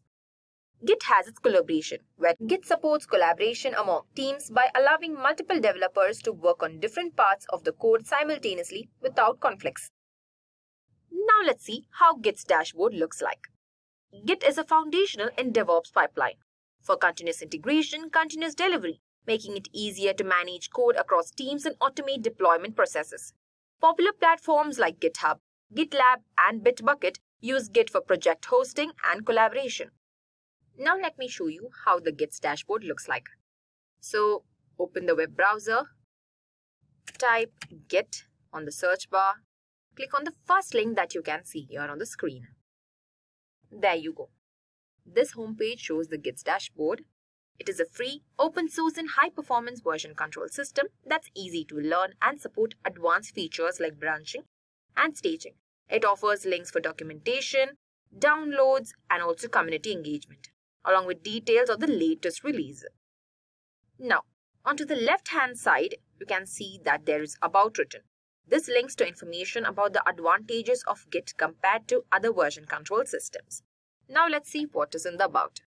Under About, you can see branching and merging, where it focuses on Git's branching models. Then comes Small and Fast. likely discusses about Git's lightweight and efficient performance.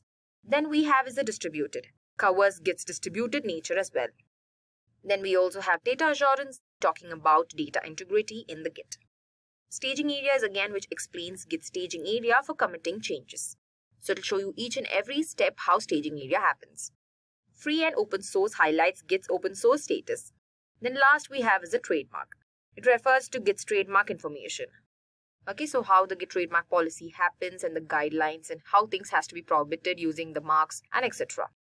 Now under documentation, this provides all the access to detailed documentation including command reference, tutorials and other resources as well. By clicking download, which offers download links to Git clients for various platforms. For example, let it be Windows, it can have Mac OS and even Linux etc. as well. It will show you the latest source release of it. Last here we have is the community. Links to Git community including mailing list, forums and development resources. So this is how the Git dashboard looks like. Now let me show you how the Git command works. So for that, type git bash. I have installed git bash from my Microsoft store. Okay, so this is how the git bash looks like. So let's type the command first. I'll be typing a simple command to check the version of the Git which I have installed. For that, I have typed git --version. Here you go. You can see the Git version that is 2.45.2.Windows 1. Okay. Now, let me also show you how to initialize empty Git repository. Before that, let me show you how you can take a help of any command in case you forget. Okay. So git --help command will help you to reach to any command in case you forget or you want to just see what the description of the command looks like. So for example, if it is add, you want to add any kind of files, or if you want to add any repository to your file, anything or any content, you can know what kind of changes and what kind of description for this can be. You have add, move, you also have restore and remove as well. Okay, so all these will help you to fetch and know what kind of commands can be used and where. Now with that, let's continue to initialize the empty Git repository. For that, let's create a directory by typing mkdirectory. So I will just create anything called opt, name of it. So let's change the directory to opt now. Yeah, here you can see that my directory is changed. Now let's check if there's any files in the opt. You can see there's no files. Okay, now let's initialize the Git by typing git init. There you go. You can see initialized empty Git repository in the opt directory. Okay, now let's see what are the untouched files that we have. So ls-a will show you all the files that should be untouched. Okay, so remember .git shows that all the repositories that is considering in this should not be untouched because it has this configuration, and do not touch the .git. If you touch the initialization, will go off. Okay, now let's remove the .git, or let's lose the .git from my opt repository. So for that, let me type rm-rf.git.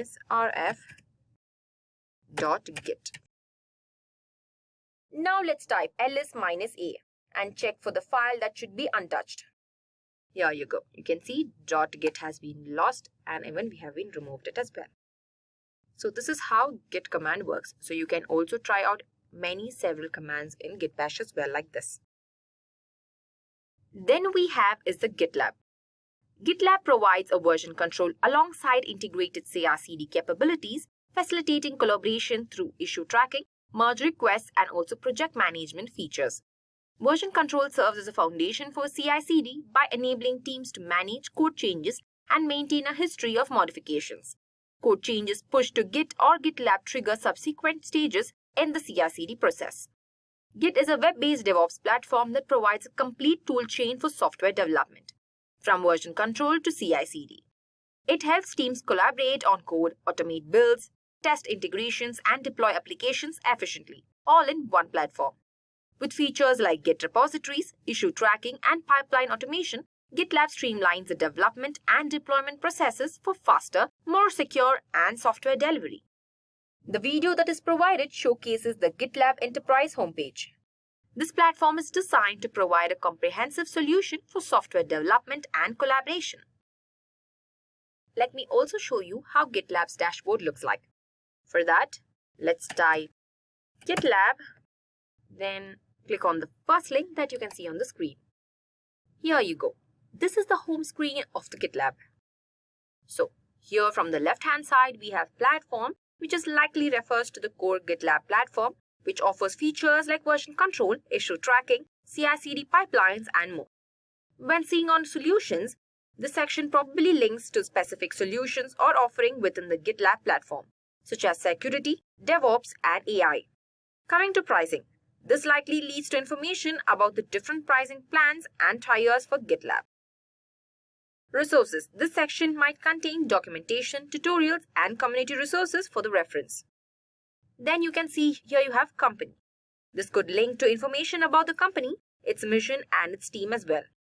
You can also see we have Get Free Trial, a call to action to sign up for a free trial of GitLab. Here you can see Sign In button, a button for existing users to log into their GitLab account as well. So you can just type your username and password, or if you're not signed in, you can even create one as well. Overall, the homepage aims to convey GitLab's comprehensive approach to software development and its commitment to leveraging AI to enhance the development process. It highlights the platform's capabilities, encourages users to sign up for a free trial, and provides resources for further exploration as well. As we have seen, tools like Git and GitLab, which is a web-based DevOps platform that provides a complete toolchain for software development. Now let's see what CI/CD is. CI/CD is a continuous integration and continuous delivery. It is a DevOps practice that automates the software development lifecycle. Continuous integration, where developers frequently integrate code with a shared repository, where automated tests run to ensure code quality and detect issues early. Continuous delivery, which automates the process of preparing code changes for production, ensuring that updates can be deployed quickly and reliably. Together, CI/CD speeds up development, improves collaboration, and reduces the risk of errors during deployment. The tools included in CI/CD first is Jenkins, an open source automation server that supports building, testing, and deploying applications through pipelines. It integrates with various tools and plugins to create robust CI/CD workflows. Jenkins has continuous integration, where it automates code integration by triggering builds and tests upon commits, helping catch issues early and improve code quality. Then it is also having the continuous delivery, where Jenkins automates deployment after successful builds, ensuring consistent delivery to staging or production environments. Extensive plugin ecosystem. With over 1,800 plugins, Jenkins integrates with many tools, that is Git, Docker, Slack, to support diverse DevOps workflows. Pipeline as code. Jenkins allows CI/CD pipelines to be defined in code, that is Jenkins file, making workflows repeatable and version controllable. Declarative and scripted pipelines. Offers two types, that is declarative pipelines for simplicity and scripted pipelines for complex Groovy-based workflows. Then it's distributed builds. Jenkins can distribute tasks across multiple nodes, enabling parallel job execution for faster builds in larger projects. Extensive community support. Jenkins has a large community with comprehensive documentation and plugins, making it easy for teams to adopt and customize. Cross-platform and open source. Jenkins works on multiple OSs and is open source, offering flexibility and customization for diverse project needs. Monitoring and notification. Jenkins notifies teams through email, Slack, etc. on build and deployment statuses to keep everyone informed. Last is its DevOps pipeline essential. Jenkins' flexibility and scalability make it a key DevOps tool, streamlining testing, integration, and deployment. The Jenkins dashboard offers a comprehensive view of CI/CD processes, allowing teams to manage and monitor automated workflows for building, testing, and deploying applications.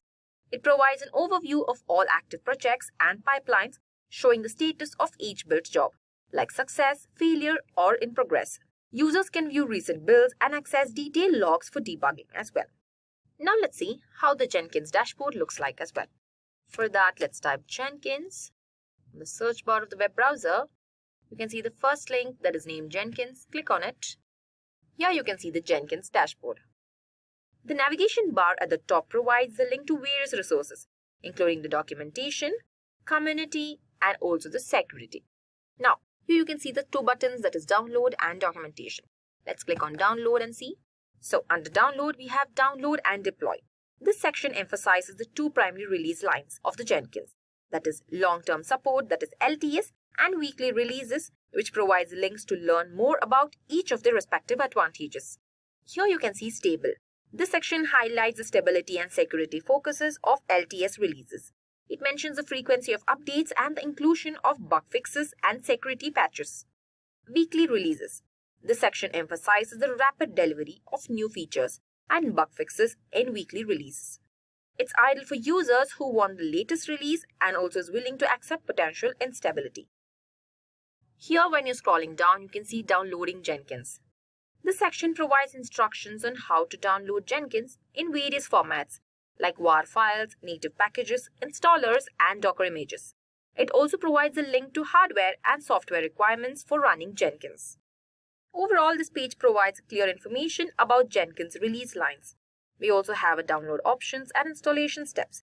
It caters to different user needs, so whether you prefer stability or the latest release. Now when you click on documentation, under documentation we have installing Jenkins, platform information, how to use Jenkins, pipelines, and etc. So you can refer to this to know more information about Jenkins as well. This is how the overall dashboard of Jenkins look like. The next we have is GitLab CI/CD.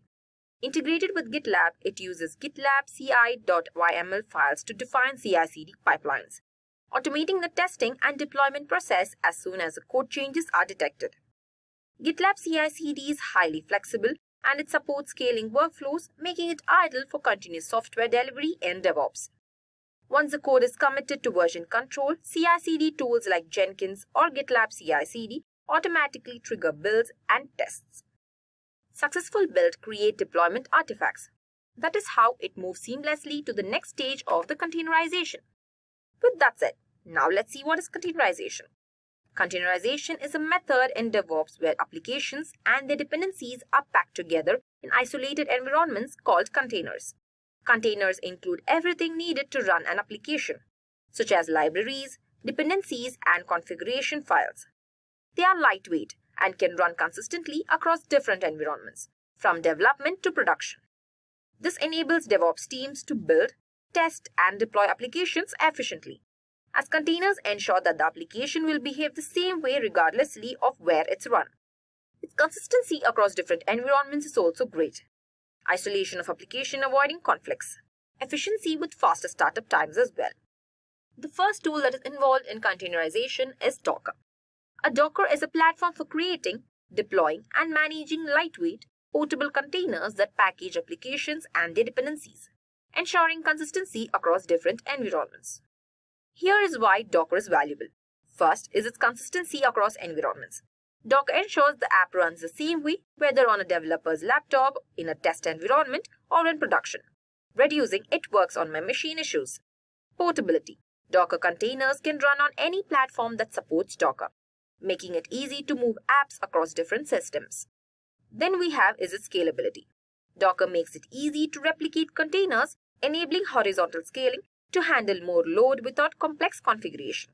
Isolation. Each container runs independently, which isolates application and reduces conflicts between dependencies. Last is its efficient resource usage. Docker containers are lightweight and efficient, using less memory than traditional virtual machines, which helps optimize server resources. Docker actually streamlines application deployment, reduces infrastructure costs, and also support agile development and continuous delivery workflows. The Docker dashboard provides a visual interface to manage containers, images, volumes, and networks within Docker. It displays an overview of active and inactive containers, allowing users to start, stop, restart, and delete them easily. The dashboard also lists available images which can be pulled from Docker Hub or created locally with details on size and version. Users can manage volumes and networks, critical components for container data storage and communication. For developers, it offers insights into resource usage like CPU memory per container, helping monitor performance and troubleshoot issues in containerized applications. Now let's see in detail how the Docker dashboard looks like. Go to your web browser. On the search bar, just type Docker. click on the first link that is seen. This is how the homepage of the Docker website looks like. We have the Docker logo, which is iconic Docker logo representing a whale, as you know. Then in the navigation bar, which links to various sections of the website, includes products, developers, pricing, support, blog, and company. We also have a search bar to search any content on the Docker as well. We have a sign in button and get started button. These allow users to log into the Docker accounts to start their Docker journey. As you can see, the headline given is develop faster and run anywhere. This actually emphasizes Docker's core valuable proposition, which enabling developers to build and run applications consistently across different environments. We have download Docker desktop button, which encourages users to download Docker, the primary tool for local Docker development. You can download on any OS system like Mac, Windows, or Linux, and different versions of it is also given. Learn more about Docker, which is a link to more detailed information about Docker and its features. It gives you step-by-step information and also the documentation of how Docker is processed.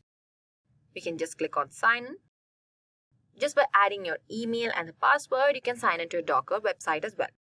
So it'll just show you a message like welcome to Docker Home with your preferable name.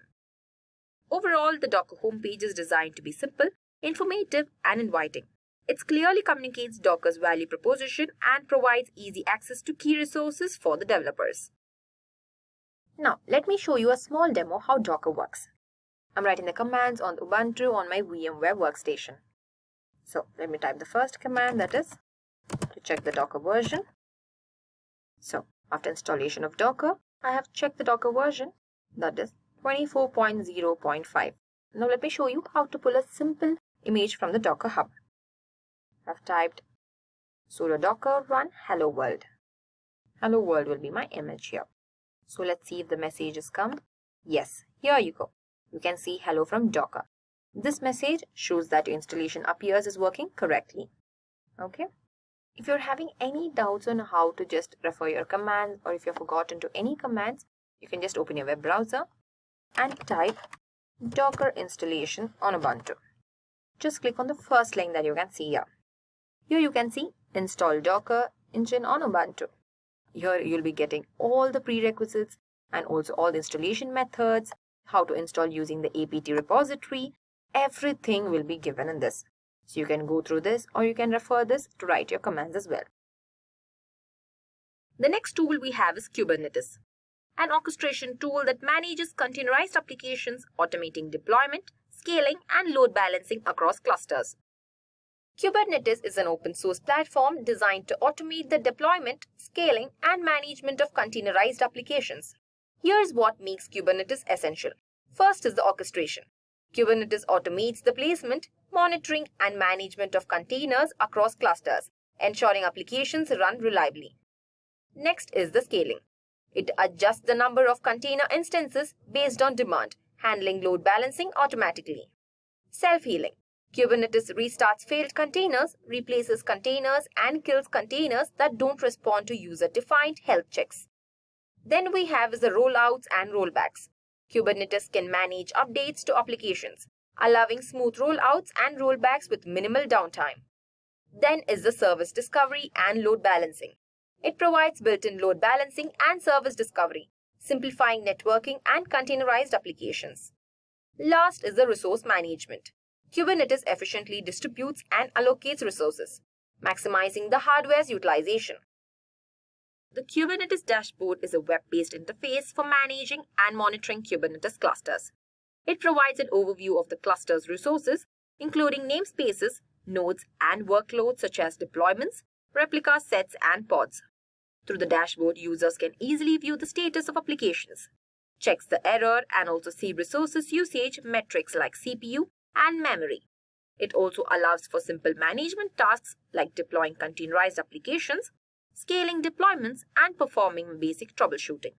Additionally, the dashboard offers insights into configuration maps, secrets, and persistent storage, enabling users to manage configuration and storage within the cluster. After the CI/CD process generates deployable artifacts like Docker images, Docker packages these applications into containers. Kubernetes then manages these containers, orchestrating their deployment and scaling as needed. Next, we will see about the configuration management. Configuration management is a vital component of DevOps that ensures computer systems, servers, and software are maintained in a desired and consistent state. It involves tracking and controlling changes to software and hardware components, which helps prevent problems between environments. By automating the deployment and configuration of systems, configuration management reduces manual errors and accelerates processes. It also includes version control, allowing teams to track changes and roll back to previous configurations when necessary. This practice fosters consistency across development, testing, and production environments, ensuring that applications run smoothly regardlessly of the setting. Common tools used in configuration management include Ansible, Chef, Puppet, and SaltStack, each offering unique features for automating system management and enforcing configuration as code. Overall, effective configuration management streamlines infrastructure management, enhancing reliability and efficiency in software delivery. The tools included in the configuration management is, first we have is Ansible. Ansible is an automation tool that simplifies configuration management, application deployment, and orchestration through YAML-based playbooks. It's agentless and can manage multiple servers simultaneously. Ansible provides a visual interface for managing automation tasks, playbooks, and also inventory, enabling users to monitor playbook runs, organize hosts, and also manage roles securely. Tools like AWX and Ansible Tower support these dashboards, simplifying task management and fostering team collaboration. I will just show you how the Ansible website looks like. So just type Ansible. When you scroll down, just click on the first link that you can see Homepage Ansible Collaborative. This shows the homepage of the Ansible website. On the navigation bar, you can see links to documentation, Galaxy, forum, resources needed for your references, and also Ansible automation platform as well. So when you scroll down, you have a small brief of what Ansible is. Here there's a link to how Ansible works. So you have a detailed view of how Ansible works, its efficiency architecture, credentials of Ansible, and so on as well. So here under documentation, we have project documentation and Ansible automation platform. So when you click on project documentation, here there is an Ansible community documentation where it offers you how to install the Ansible package. You can also run your first command and how to start writing your Ansible playbooks.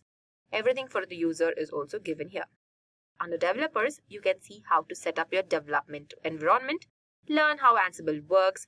You can also write custom modules and plugins as well. Overall, the homepage aims to introduce Ansible as a powerful automation tool. It encourages community engagement and knowledge sharing. It also provides easy access to documentation and the resources as well. Provides and promotes the use of Ansible through Ansible automation platform. I'll just show you a small command how Ansible can just be written. So for that, just type Ubuntu. This Ubuntu app can be installed from the Microsoft Store itself. So after creating all the needed credentials, I've also installed Ansible. You can also install Ansible from the documentation which I have shown.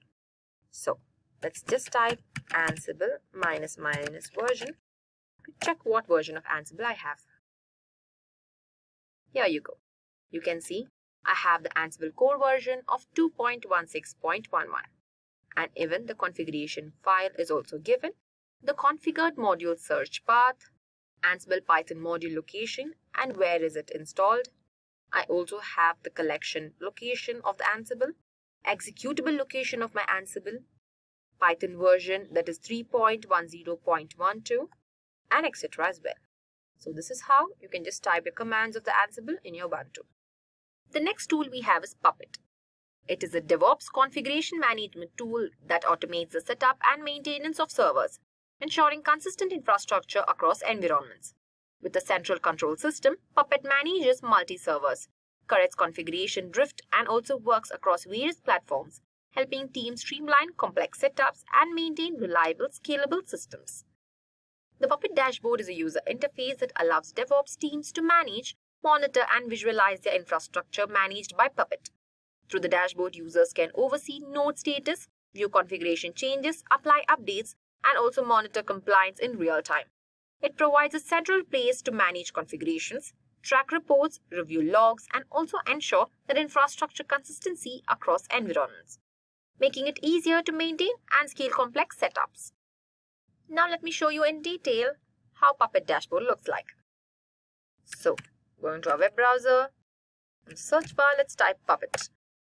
Just click on the first link that you can see. This will direct to your home page of the Puppet.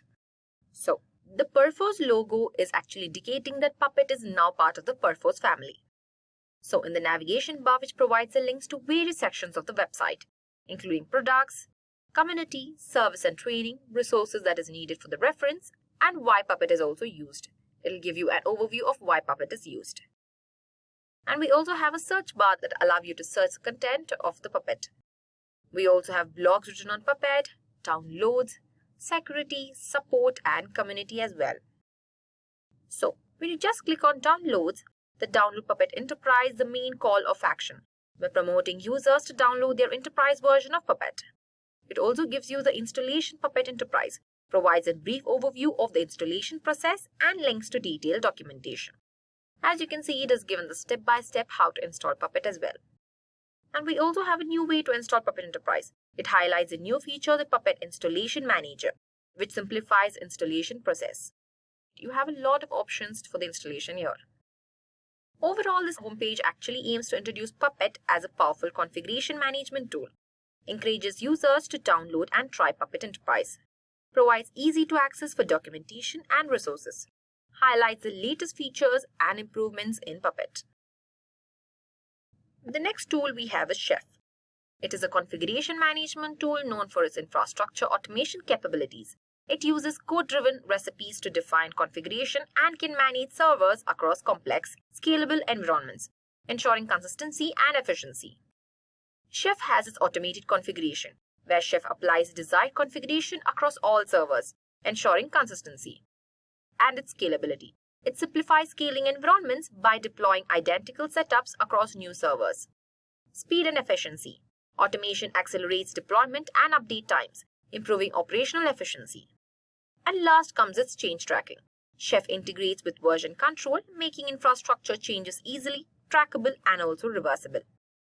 Once the infrastructure is provisioned and applications are containerized, Ansible can be used to automate the configuration of those containers and their environments as well, ensuring consistency and reducing manual errors. Ansible simplifies the orchestration of complex setups with its YAML-based playbooks. Moving on to Infrastructure as a Code. Infrastructure as a Code is a DevOps practice that automates the management and provisioning of computing infrastructure through machine-readable configuration files. This approach enables consistent, repeatable, and scalable setups by allowing teams to define infrastructure using code stored in version control.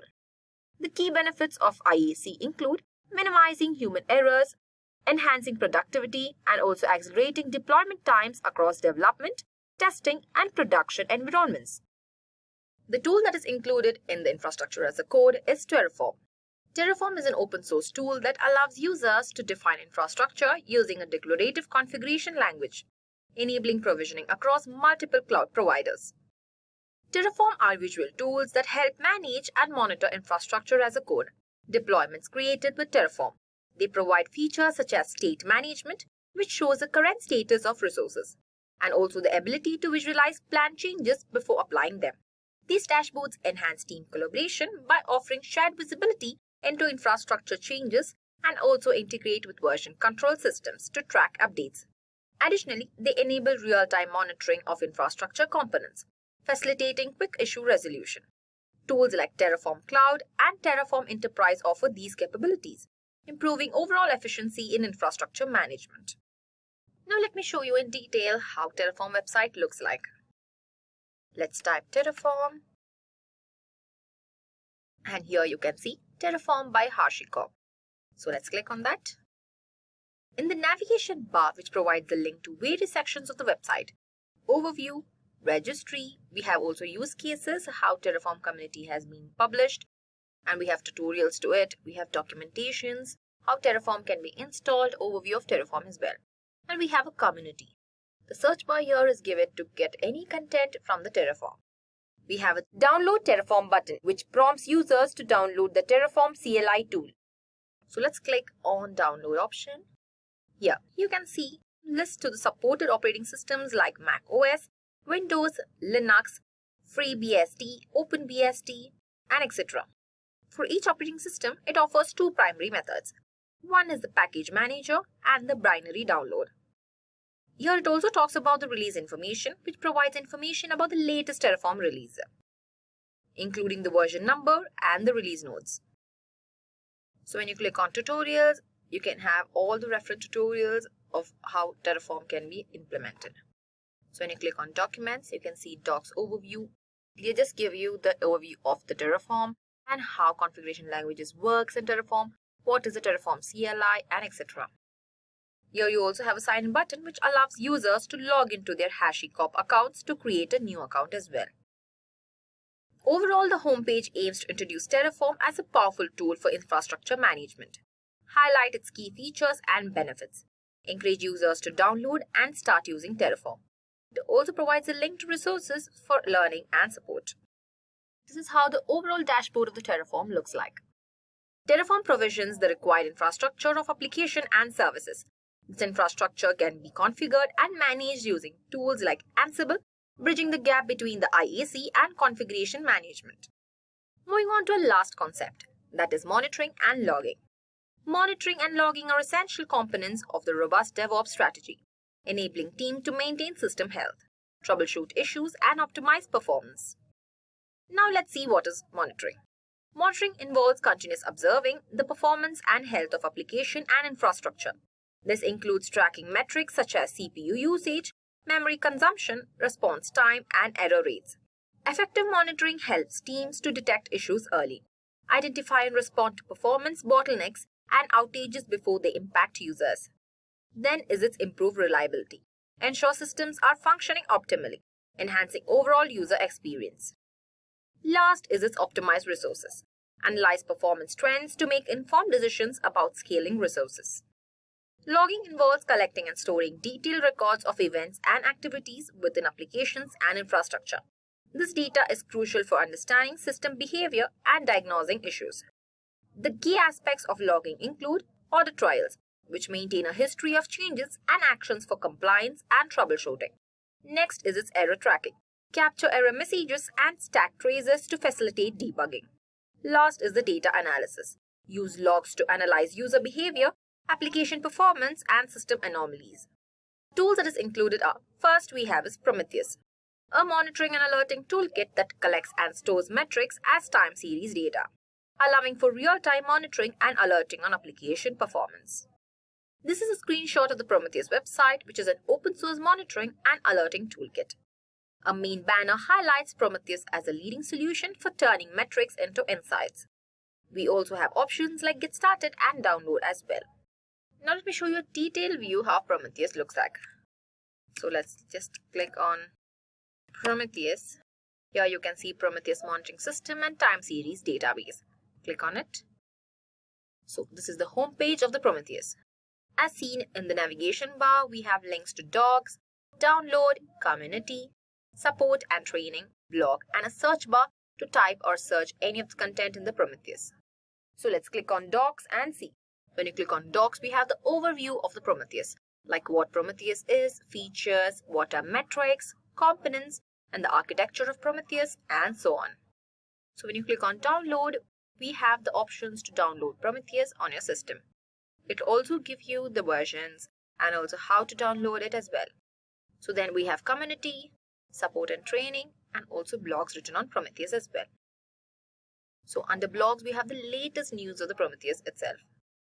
So in the home page, we have here a dimensional data where it explains Prometheus uses data model based on metrics and key value pairs to capture time series data.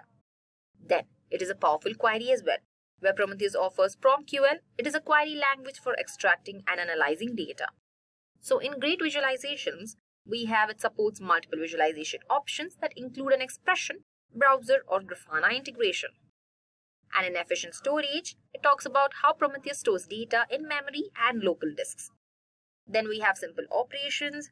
It will show how server runs independently, relying on local storage, which simplifies deployment and reliability. In precise alerting, it is an alert that's based on PromQL, with a focus of dimensional information and notification handling. We also have many client libraries and many integrations, where Prometheus supports libraries in over 10 languages, so it is easy to service for the instrumentation as well. Then, in many integration, we have integrations with various systems like Docker, HA Proxy, StatsD, and JMX. So Prometheus is widely used in DevOps for monitoring application, infrastructure, and systems. The next tool we have is the Grafana, a visualization tool that creates interactive dashboards from various data sources, including Prometheus, to monitor application health and performance. This image is from the Grafana Labs website, showcasing Grafana as a powerful visualization and monitoring tool. It describes Grafana as a pane of glass for monitoring various data sources, including AWS, Zabbix, and more. Grafana allows users to visualize data in dashboards and monitor different metrics in real time. The Grafana Cloud Free tier offers features like 10K Prometheus metrics, 50 GB logs, 50 GB traces, and 500 VU K6 testing, along with numerous plugins and pre-built solutions. Trusted by companies worldwide, Grafana aims to provide an accessible and also comprehensive monitoring solution. So after deploying applications and services, monitoring tools like Prometheus continuously collect metrics, which can then be visualized in Grafana. This feedback loops informed developers to perform issues, which may also lead to further code changes and trigger the CI/CD cycle again. Now let's see the conclusion of what we have learned. These tools in one stream of DevOps will make the software development lifecycle more efficient in organizations. Here the flow starts from the source control, followed by CI/CD and containerization, then goes to configuration management and IAC, finally to continuous monitoring and logging. This cycle brings innovation in collaboration and automation, also with rapid results in deploying high-quality software and allowing teams to work together more effectively and respond quickly to changes. So, mastering these skills will widely enhance your capabilities in the field of DevOps towards developing high-efficient and reliable software programs.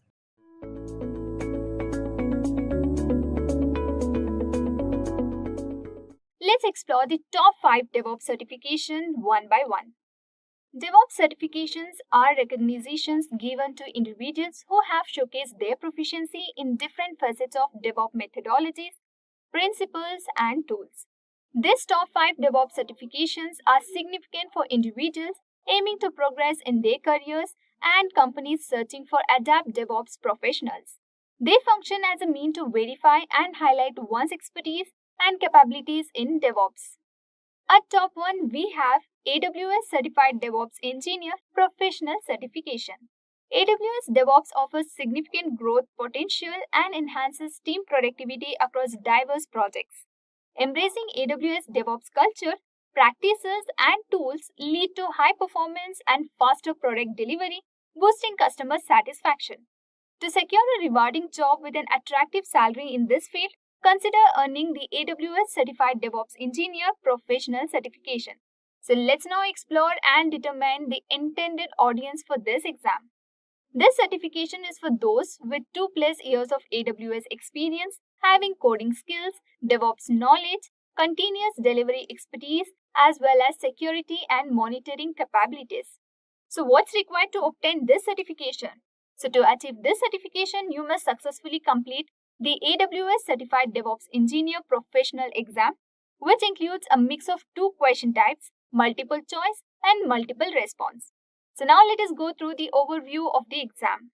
The exam is at the professional level and allows 180 minutes for completion with a fee of $300 USD. So it consists of 75 questions which can be multiple choice or multiple responses. You may also check out the AWS DevOps Engineer Certification Training course from Edureka that provides live interactive learning, lifetime access, hands-on project-based learning, and many more.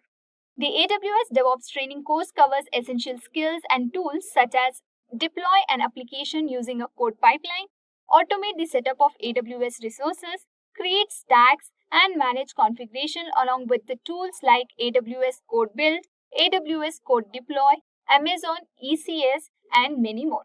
So check out the link in the description for more details. The following certification we have is Certified Kubernetes Administrator. The Certified Kubernetes Administrator is a popular certification that validates an individual's knowledge, and skills in the management, operations, and maintenance of Kubernetes clusters. It is a widely recognized credential for professionals who work with Kubernetes, an open source container orchestrations platform. Certified Kubernetes Administrator is a recognized certification for Kubernetes management. So let's have a look at certification prerequisites. So one should have experience with Kubernetes and basic knowledge of container technology. The CKA exam tests skills in Kubernetes tasks like cluster setup, workload management, networking, storage, maintenance, and troubleshooting. Check out the Kubernetes Certification Training Course Administrator from Edureka that provides industry-recognized certifications. The CKA training course covers essential skills and tools such as Kubernetes controllers, securing Kubernetes clusters, logging, and monitoring groups. To know more details, visit course link in the description below. Moving on to the next certification, we have a Microsoft Certified Azure DevOps Engineer Expert. The Microsoft Certified Azure DevOps Engineer Expert certification is a prestigious credential that validates an individual's expertise in implementing and managing DevOps practices using Microsoft Azure tools and services.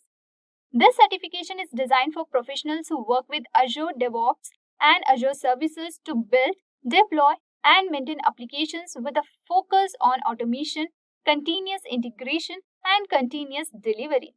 The Microsoft Certified Azure DevOps Engineers Expert certification exam is around 150 minutes long with a mix of question types. It assesses your skills in instrumentations, SRE strategies, security, source control, CI/CD, collaboration, and monitoring. You may also check out the Microsoft Azure DevOps Certification Training Course by Edureka. Prominent multinational corporations including Microsoft, HCL, KPMG, Accenture, and others employ Azure DevOps for constructing robust cloud infrastructure. Check out the curriculum designed by the experts, the link to which is in the description box below. Next on the list, we have the Docker Certified Associate Certification. The Docker Certified Associate Certification is a credential that validates a professional knowledge and expertise in working with Docker containers. It demonstrates proficiency in Docker technology, container orchestration, and related concepts. This certification is recognized in containerization and is valuable for individuals working in roles such as DevOps engineers, container administrators, and software developers who use Docker as a part of their workflows. The Docker Certified Associate exam is a performance-based online test that evaluates your Docker container skills. It typically lasts around 90 minutes, covers various Docker topics, and has a passing score of approximately 70%. There are no strict prerequisites, but practical Docker experience is recommended. You can check out the Docker Certification Training Course by Edureka. By opting for this training course, you will gain hands-on experience in Docker's installation. Through this course, you will acquire expertise in understanding containerizations and Docker architecture and its components. Also, it covers essential skills and tools. So check out the link in the description for more details.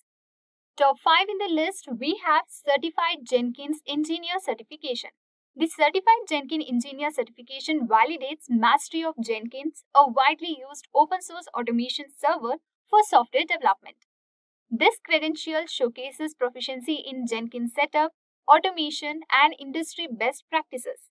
It is especially beneficial for individuals in software development and DevOps roles, especially those handling Jenkins pipelines and automation. The Certified Jenkins Engineer exam is typically an online test lasting around 90 minutes. It assesses various Jenkins skills, including installation, configuration, pipeline, creation, security, and troubleshooting. Practical tasks are included. Check out Edureka's Jenkins Certification Training Course. Industry experts craft this certification training to provide comprehensive knowledge of Jenkins, a widely used CI/CD tool. You can also explore the Jenkins certification training curriculum, the link to which is available in the description box below.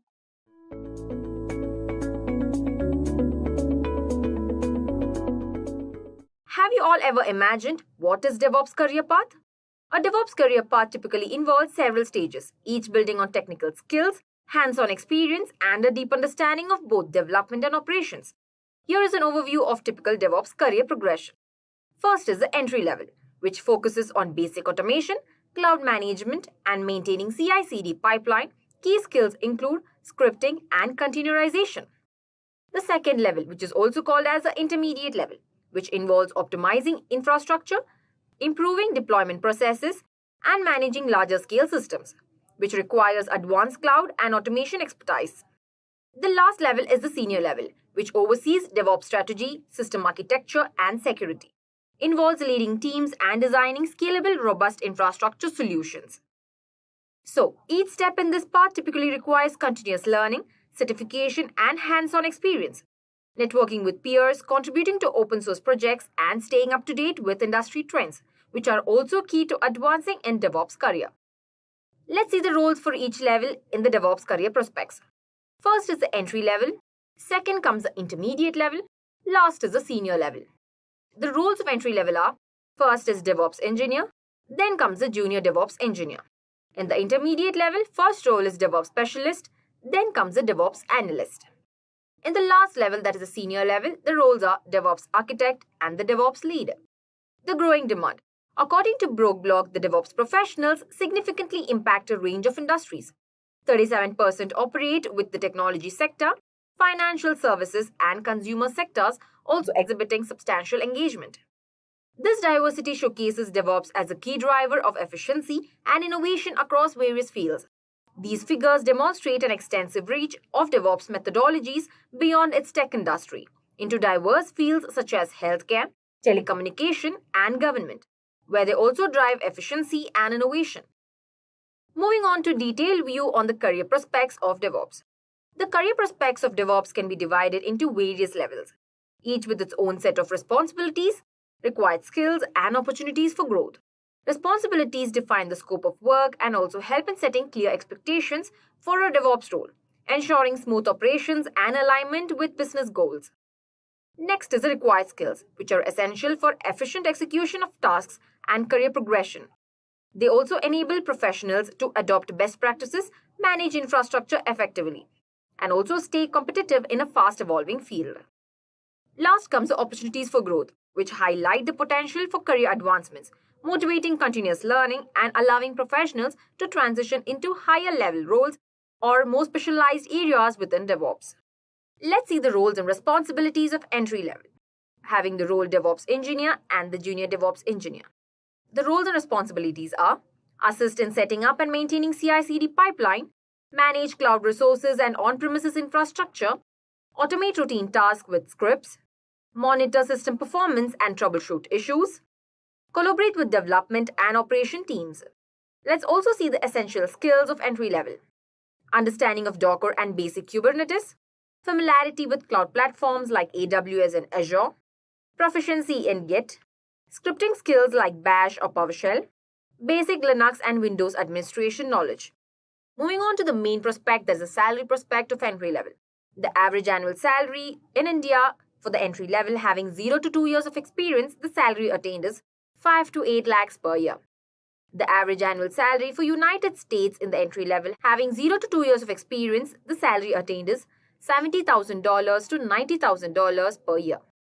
Next, coming up is the intermediate level. The roles and responsibilities of intermediate level having the roles DevOps specialist, then the DevOps analyst are design and optimize CI/CD pipeline, manage and scale cloud infrastructure, develop and enhance automation scripts, implement advancement monitoring and performance tuning, collaborate on integrating new tools and processes. Let's also see the essential skills needed for intermediate level. Advanced CI/CD tools like Jenkins, expertise in IAC tools like Terraform, in-depth knowledge of Docker, strong experience with cloud platforms like AWS, advanced scripting like Bash and Python and even automations. Moving on to the salary prospect of intermediate level is the average annual salary in India having 3 to 5 years of experience, the salary attained is 10 to 18 lakhs per year. The average annual salary for United States having 3 to 5 years of experience, the salary attained is $100,000 to $130,000 per year. Intermediate level DevOps roles offer competitive salaries and involve managing complex tasks with growth opportunities into senior and specialized positions. Now, moving on to the last level, that is the senior level. The roles and responsibilities of DevOps architect and the DevOps lead are: design and implement scalable DevOps frameworks and infrastructure, lead and mentor DevOps teams, oversee project execution, develop and execute strategies for CI/CD, automation, and cloud infrastructure, integrate new tools and optimize processes for performance and efficiency.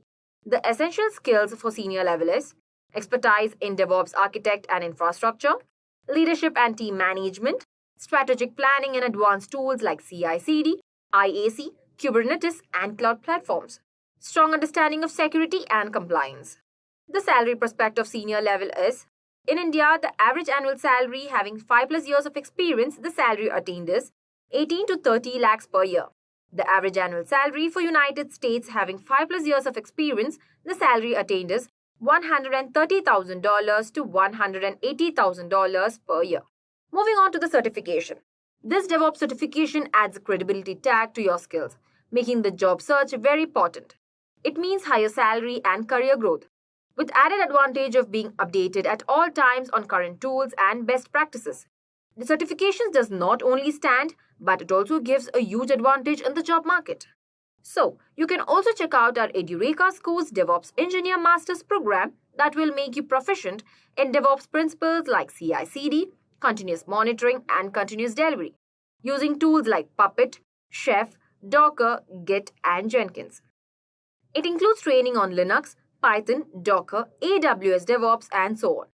DevOps Engineer Certification Training Course Curriculum created by extensive research on 5,000+ job descriptions across the globe to make you a certified DevOps expert. Let's see the summary for this video. A DevOps career path is ideal for individuals passionate about blending software development with IT operations, with growing demand for DevOps professionals, attractive salaries, and clear progression opportunities. This field offers a fulfilling and lucrative career for those willing to continuously learn and adapt to new technologies.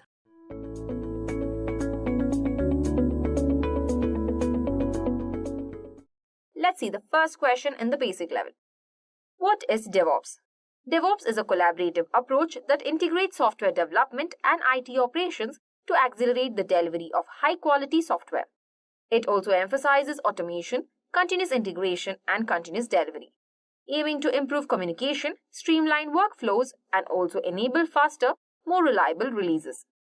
By fostering a culture of collaboration and leveraging tools for monitoring, infrastructure as code, and automation, DevOps allows teams to innovate rapidly while maintaining stability and scalability. Let's move to the second question. What are the principles of DevOps? The principles behind DevOps are: first is continuous deployment. Then comes infrastructure as a code. Next, automation. Moving on to monitoring. Last is the security. Let's see the third question now. Explain some popular tools of DevOps. Here are some popular tools of DevOps such as: first we have is Jenkins. Jenkins is a DevOps tool for monitoring the execution of repeated tasks. Jenkins is a software that allows continuous integration, and it will be installed on a server where the central build will take place. Then we have is Ansible. Ansible is a leading DevOps tool. Ansible is an open source IT engine that automates application deployment, cloud provisioning, intra-service orchestration, and other IT tools. Then we also have Nagios. Nagios is one of the more useful tools for DevOps. It can determine the errors and rectify them with the help of network, infrastructure, server, and log monitoring systems. The next tool is Docker.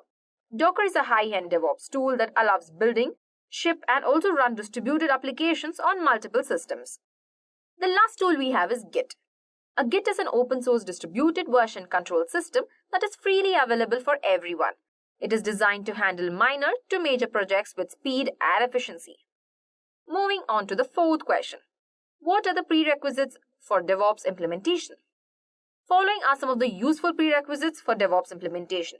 Those are: proper communication between the team members, at least one version controlled software, automated testing, last is the automated deployment. Now let's see the fifth question. What are the core operations of DevOps with application development and infrastructure? First, let's see application development. Under that, we have code building, code coverage, unit testing, packaging, last is the deployment. Same as under infrastructure, we have provisioning, configuration, orchestration, Last is the deployment. Let's see the sixth question now. What are the key components of DevOps? The most important key components of DevOps are continuous integration, continuous testing, continuous delivery. Last is the continuous monitoring. With that, let's also see the seventh question now. What are the technical and business benefits of DevOps work culture? First, let's see the technical benefits. Less complex problems to fix. Continuous software delivery. Last is a faster bugs resolution. Similarly, under business benefits, we have more stable operating environments, more time available to add products value, faster delivery of feature or customer satisfaction. Let's move to the eighth question. Which scripting tools are used in DevOps? We have two scripting tools that are mainly used in DevOps. First is the Python, which is used for automation, configuration management, and scripting. Then comes Ruby, which is used for automation tasks and also as a basis of tools like Chef. Moving on to the ninth question, what is the role of AWS in DevOps? AWS is a cloud-based service provided by Amazon that ensures scalability through unlimited computing power and storage. It empowers IT enterprises to develop and deliver experienced products and deploy applications on the cloud. Now let's see the last question in the basic level. That is the 10th question. Explain continuous testing. Continuous testing is a technique of running automated tests as a part of delivery pipeline to quickly get feedback on the business risks associated with the software release candidate. It improves and expands test automation to keep up with the increasing complexity and speed of modern application development and delivery. With that, let's start with the intermediate level questions. So moving on to the 11th question in the intermediate level. What is continuous integration and continuous deployment, and why are they important in DevOps?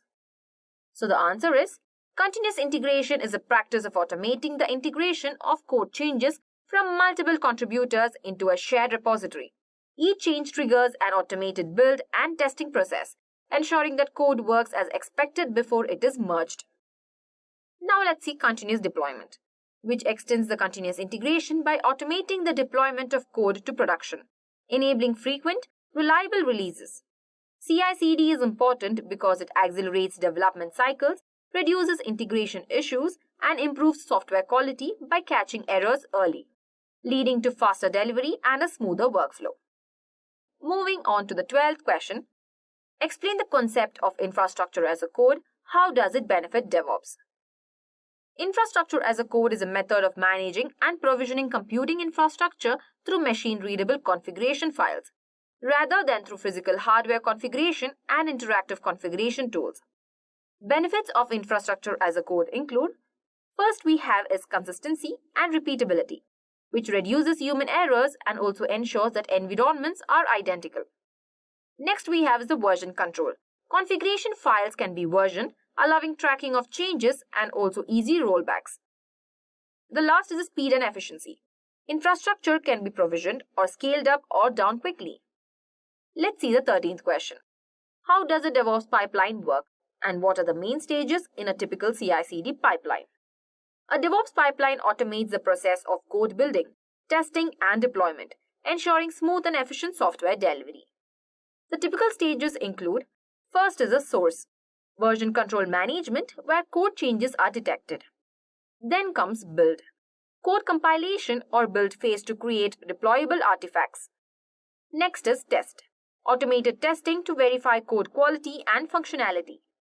Then comes deploy, delivery to staging or production environments. Last is the monitor, ongoing monitoring of application performance and logs. Each stage has automated steps that reduce manual interventions and ensure reliable results. With that, let's see the 14th question as well. What is containerization and how does it differ from virtualization? Containerization involves bundling an application with its dependencies, libraries, and configurations into a container image that can run consistently across any environment. Virtualization involves creating multiple virtual machines, that is VMs, on a single physical machine, each with its own OS and resources. The difference between the containerization and virtualization are, containers share the host OS kernel and are more lightweight and faster to start than VMs. VMs are heavier, require more resources, and include a full OS, making them more isolated but less efficient for rapid deployment. Now let's see the 15th question. How does Kubernetes support DevOps? Kubernetes, a container orchestration tool, automates the deployment, scaling, and also the management of containerized applications, which is essential for modern DevOps practices. The key features that support DevOps include automated scaling and load balancing, that is for efficient resource use. Next is self-healing capabilities, that is to automatically restart or replace failed containers. Then is service discovery and DNS management for container communication. Last is the declarative configurations that align with infrastructure as code principles. Moving on to the 16th question, what is Docker and how is it different from virtual machines? Docker is a platform for creating, deploying and managing lightweight portable containers for applications. Unlike virtual machines, which include a complete OS, Docker containers share the host OS kernel, making them more efficient and faster to start up. Containers use fewer resources and are ideal for microservices and distributed applications. With that, let's also see the 17th question now. What is a Docker image and how is it different from a container? A Docker image is a static file with a pre-configured environment, application code and dependencies needed to run an application. A container is a runtime instance of an image, which runs in an isolated environment on the host. In short, images are blueprints, while containers are the execution of those blueprints. Now let's see the 18th question. What is the purpose of the Docker registry? The Docker registry is a centralized repository that stores Docker images. It serves as a distribution and collaboration platform, allowing users to publish, discover, and retrieve container images. The Docker registry can be either Docker Hub or a private registry. It provides a reliable source for sharing and deploying containerized applications. Now we will see the 19th question as well. How do you check the installed version of Ansible on your system? You can check the installed Ansible version by running the following command, that is Ansible ---- version. So, once the Ansible is installed, we can check the Ansible version by just typing Ansible ---- version command and just give enter. Here you can see that the Ansible code version is 2.16.11. This command provides information about the Ansible version and Python version it's using, and the paths of the configuration files and modules. Now, moving on to the 20th question. Can you explain the purpose of the following Docker commands, and when would you use them? So the first command we have is the Docker run. This command creates and starts a new container from a specified image. For example, here we have Docker run -d-p with the port that is linked and with the file name as well. So that will start a new interactive container using the my app image. Now let's run Docker container from the image. For that, let's type Docker run -d-p 8080. This tells Docker to run the my app container and map the port to 8080 on your local machine to port 80 inside the container. The next command we have is the Docker ps. It lists all the running containers showing the container ID, the image name, the command, when it is created, and what is the status of the image, and also the ports and names as well. Now let me show you the command of Docker ps. For that, let's type Docker ps. So, once you have entered the Docker ps command, you can see the container ID, the image that is formed, the commands, and also when it is created, the status of it, and also the ports. Moving on to Docker stop. It stops the running container. It's used when you want to gracefully stop a container by sending it a SIGTERM signal. Now let me show you how the stop command works. For that, let's type Docker stop with the image that is given here. So let's type it. So let's check by in the Docker ps again. Yeah, so here you can see that we have stopped all the running containers.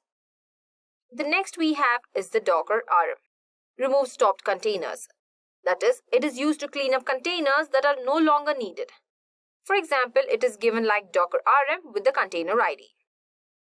Now let me show you how to remove it. For that, let's type Docker rm with the image ID. Okay. Let me just paste it here, give enter. So this error response is shown because we don't have any running containers left.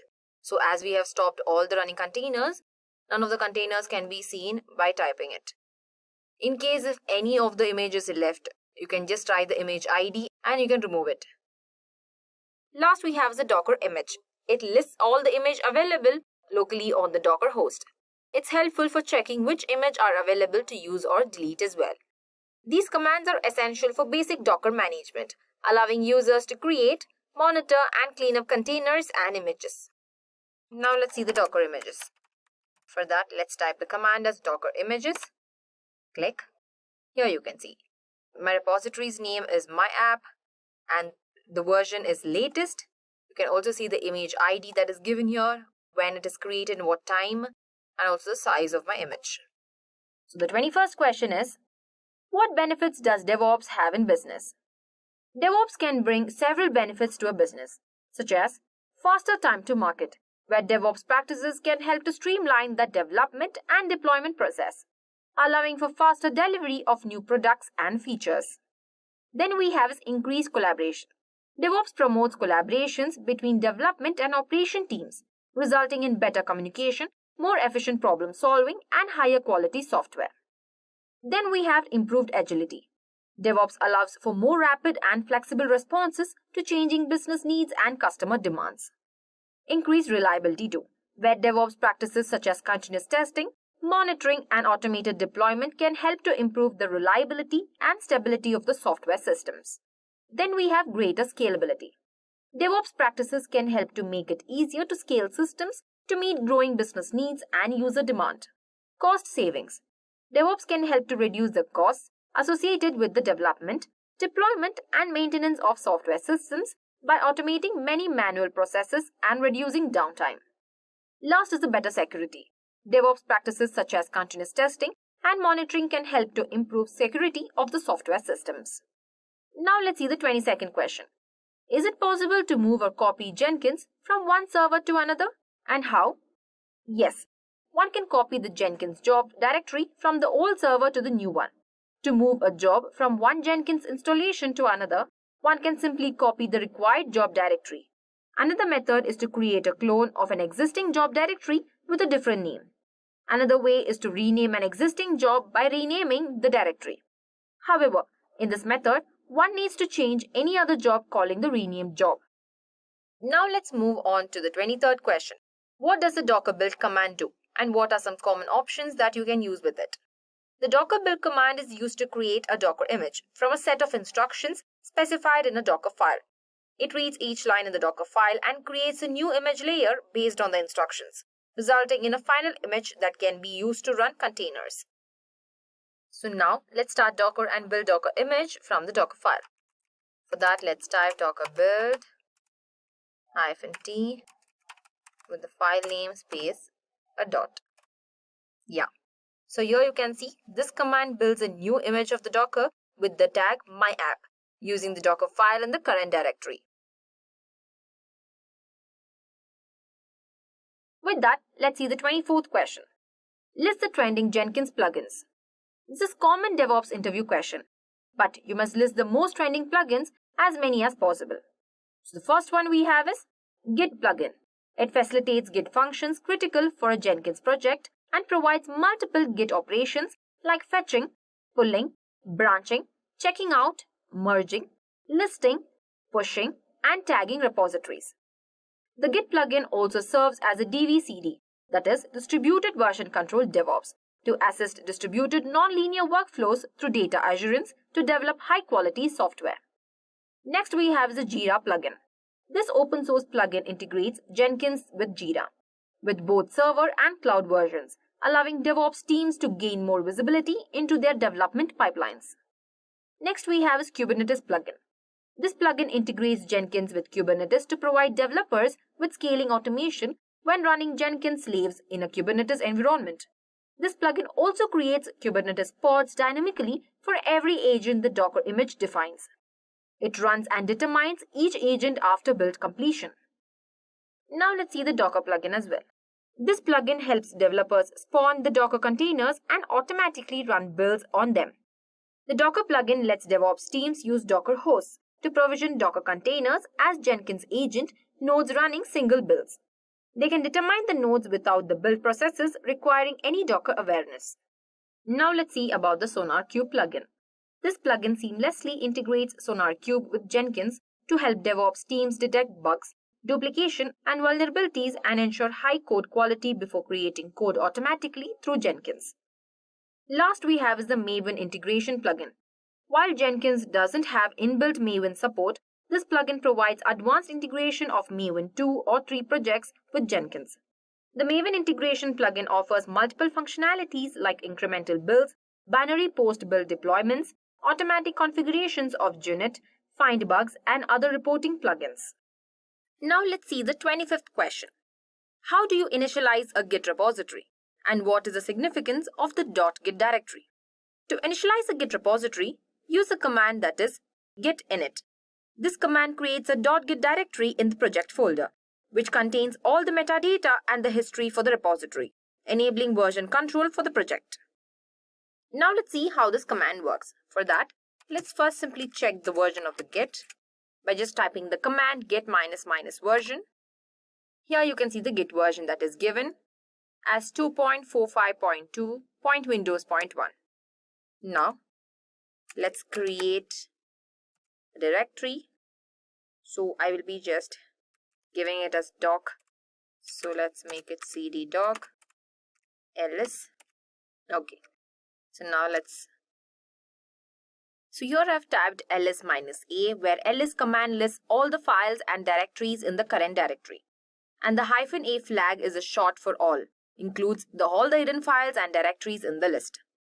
Now, totally, ls-a will display all files, including the hidden ones which are not shown in regular ls command. So let's just hit enter.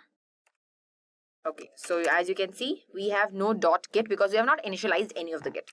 So now let's initialize the Git now. Yeah, so you can see Git is initialized with the empty Git repository. So now let's again type ls-a and check. Here you go. When you initialize the Git repository using the git init, Git creates a hidden directory called the .git in your project's root directory.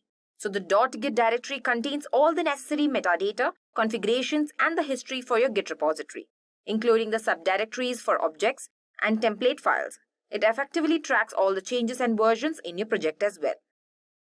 Now let's move on to the 26th question. What command would you use to check the status of your repository?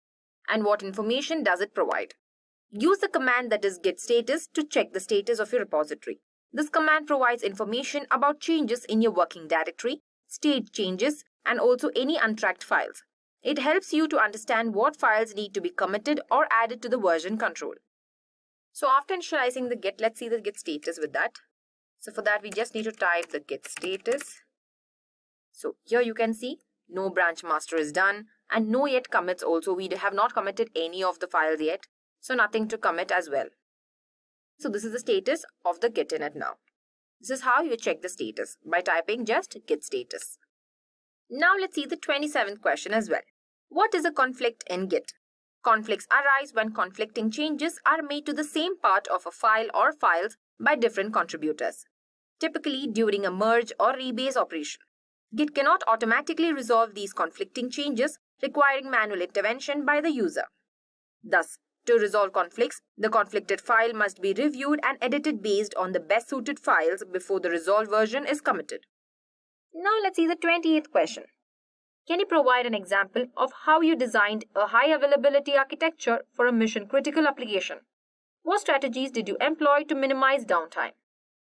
Designing for high availability involved redundancy, failed-over mechanism, and also disaster recovery planning. We used multi-region deployments, active-active configuration, and distributed database systems. Additionally, we conducted regular chaos engineering exercises to identify and rectify weaknesses in our architecture proactively. Now let's move to the 29th question. How does the blue-green deployment pattern work? The blue-green deployment pattern is a deployment strategy that aims to reduce new release risks. It involves running two separate production environments, one is blue and the green, one for the current production system and other for staging the new release. Traffic is gradually shifted from the old production environment to new release once testing is complete and software is deployed. The new release becomes live, and once the traffic has been completely transferred, the old production environment becomes idle. Now let's see the last question in the advanced level. Are there any other limitations of Microsoft hosted agents? There could be many limitations, such as no custom installation of packages or software. Sometimes you have to wait for the agent to become available, which causes delays in pipeline execution. Then it comes with predefined storage, that is memory and CPU, which is insufficient for executing a memory or CPU extensive build pipeline. Last is that you cannot harden the security of Microsoft hosted agents. And with this, we have come to an end to this full course on DevOps. If you enjoyed listening to this full course, please be kind enough to like it, and you can comment on any of your doubts and queries. We will reply to them at the earliest. And do look up for more videos and playlists, and subscribe to Edureka's YouTube channel to learn more. Thank you for watching and happy learning.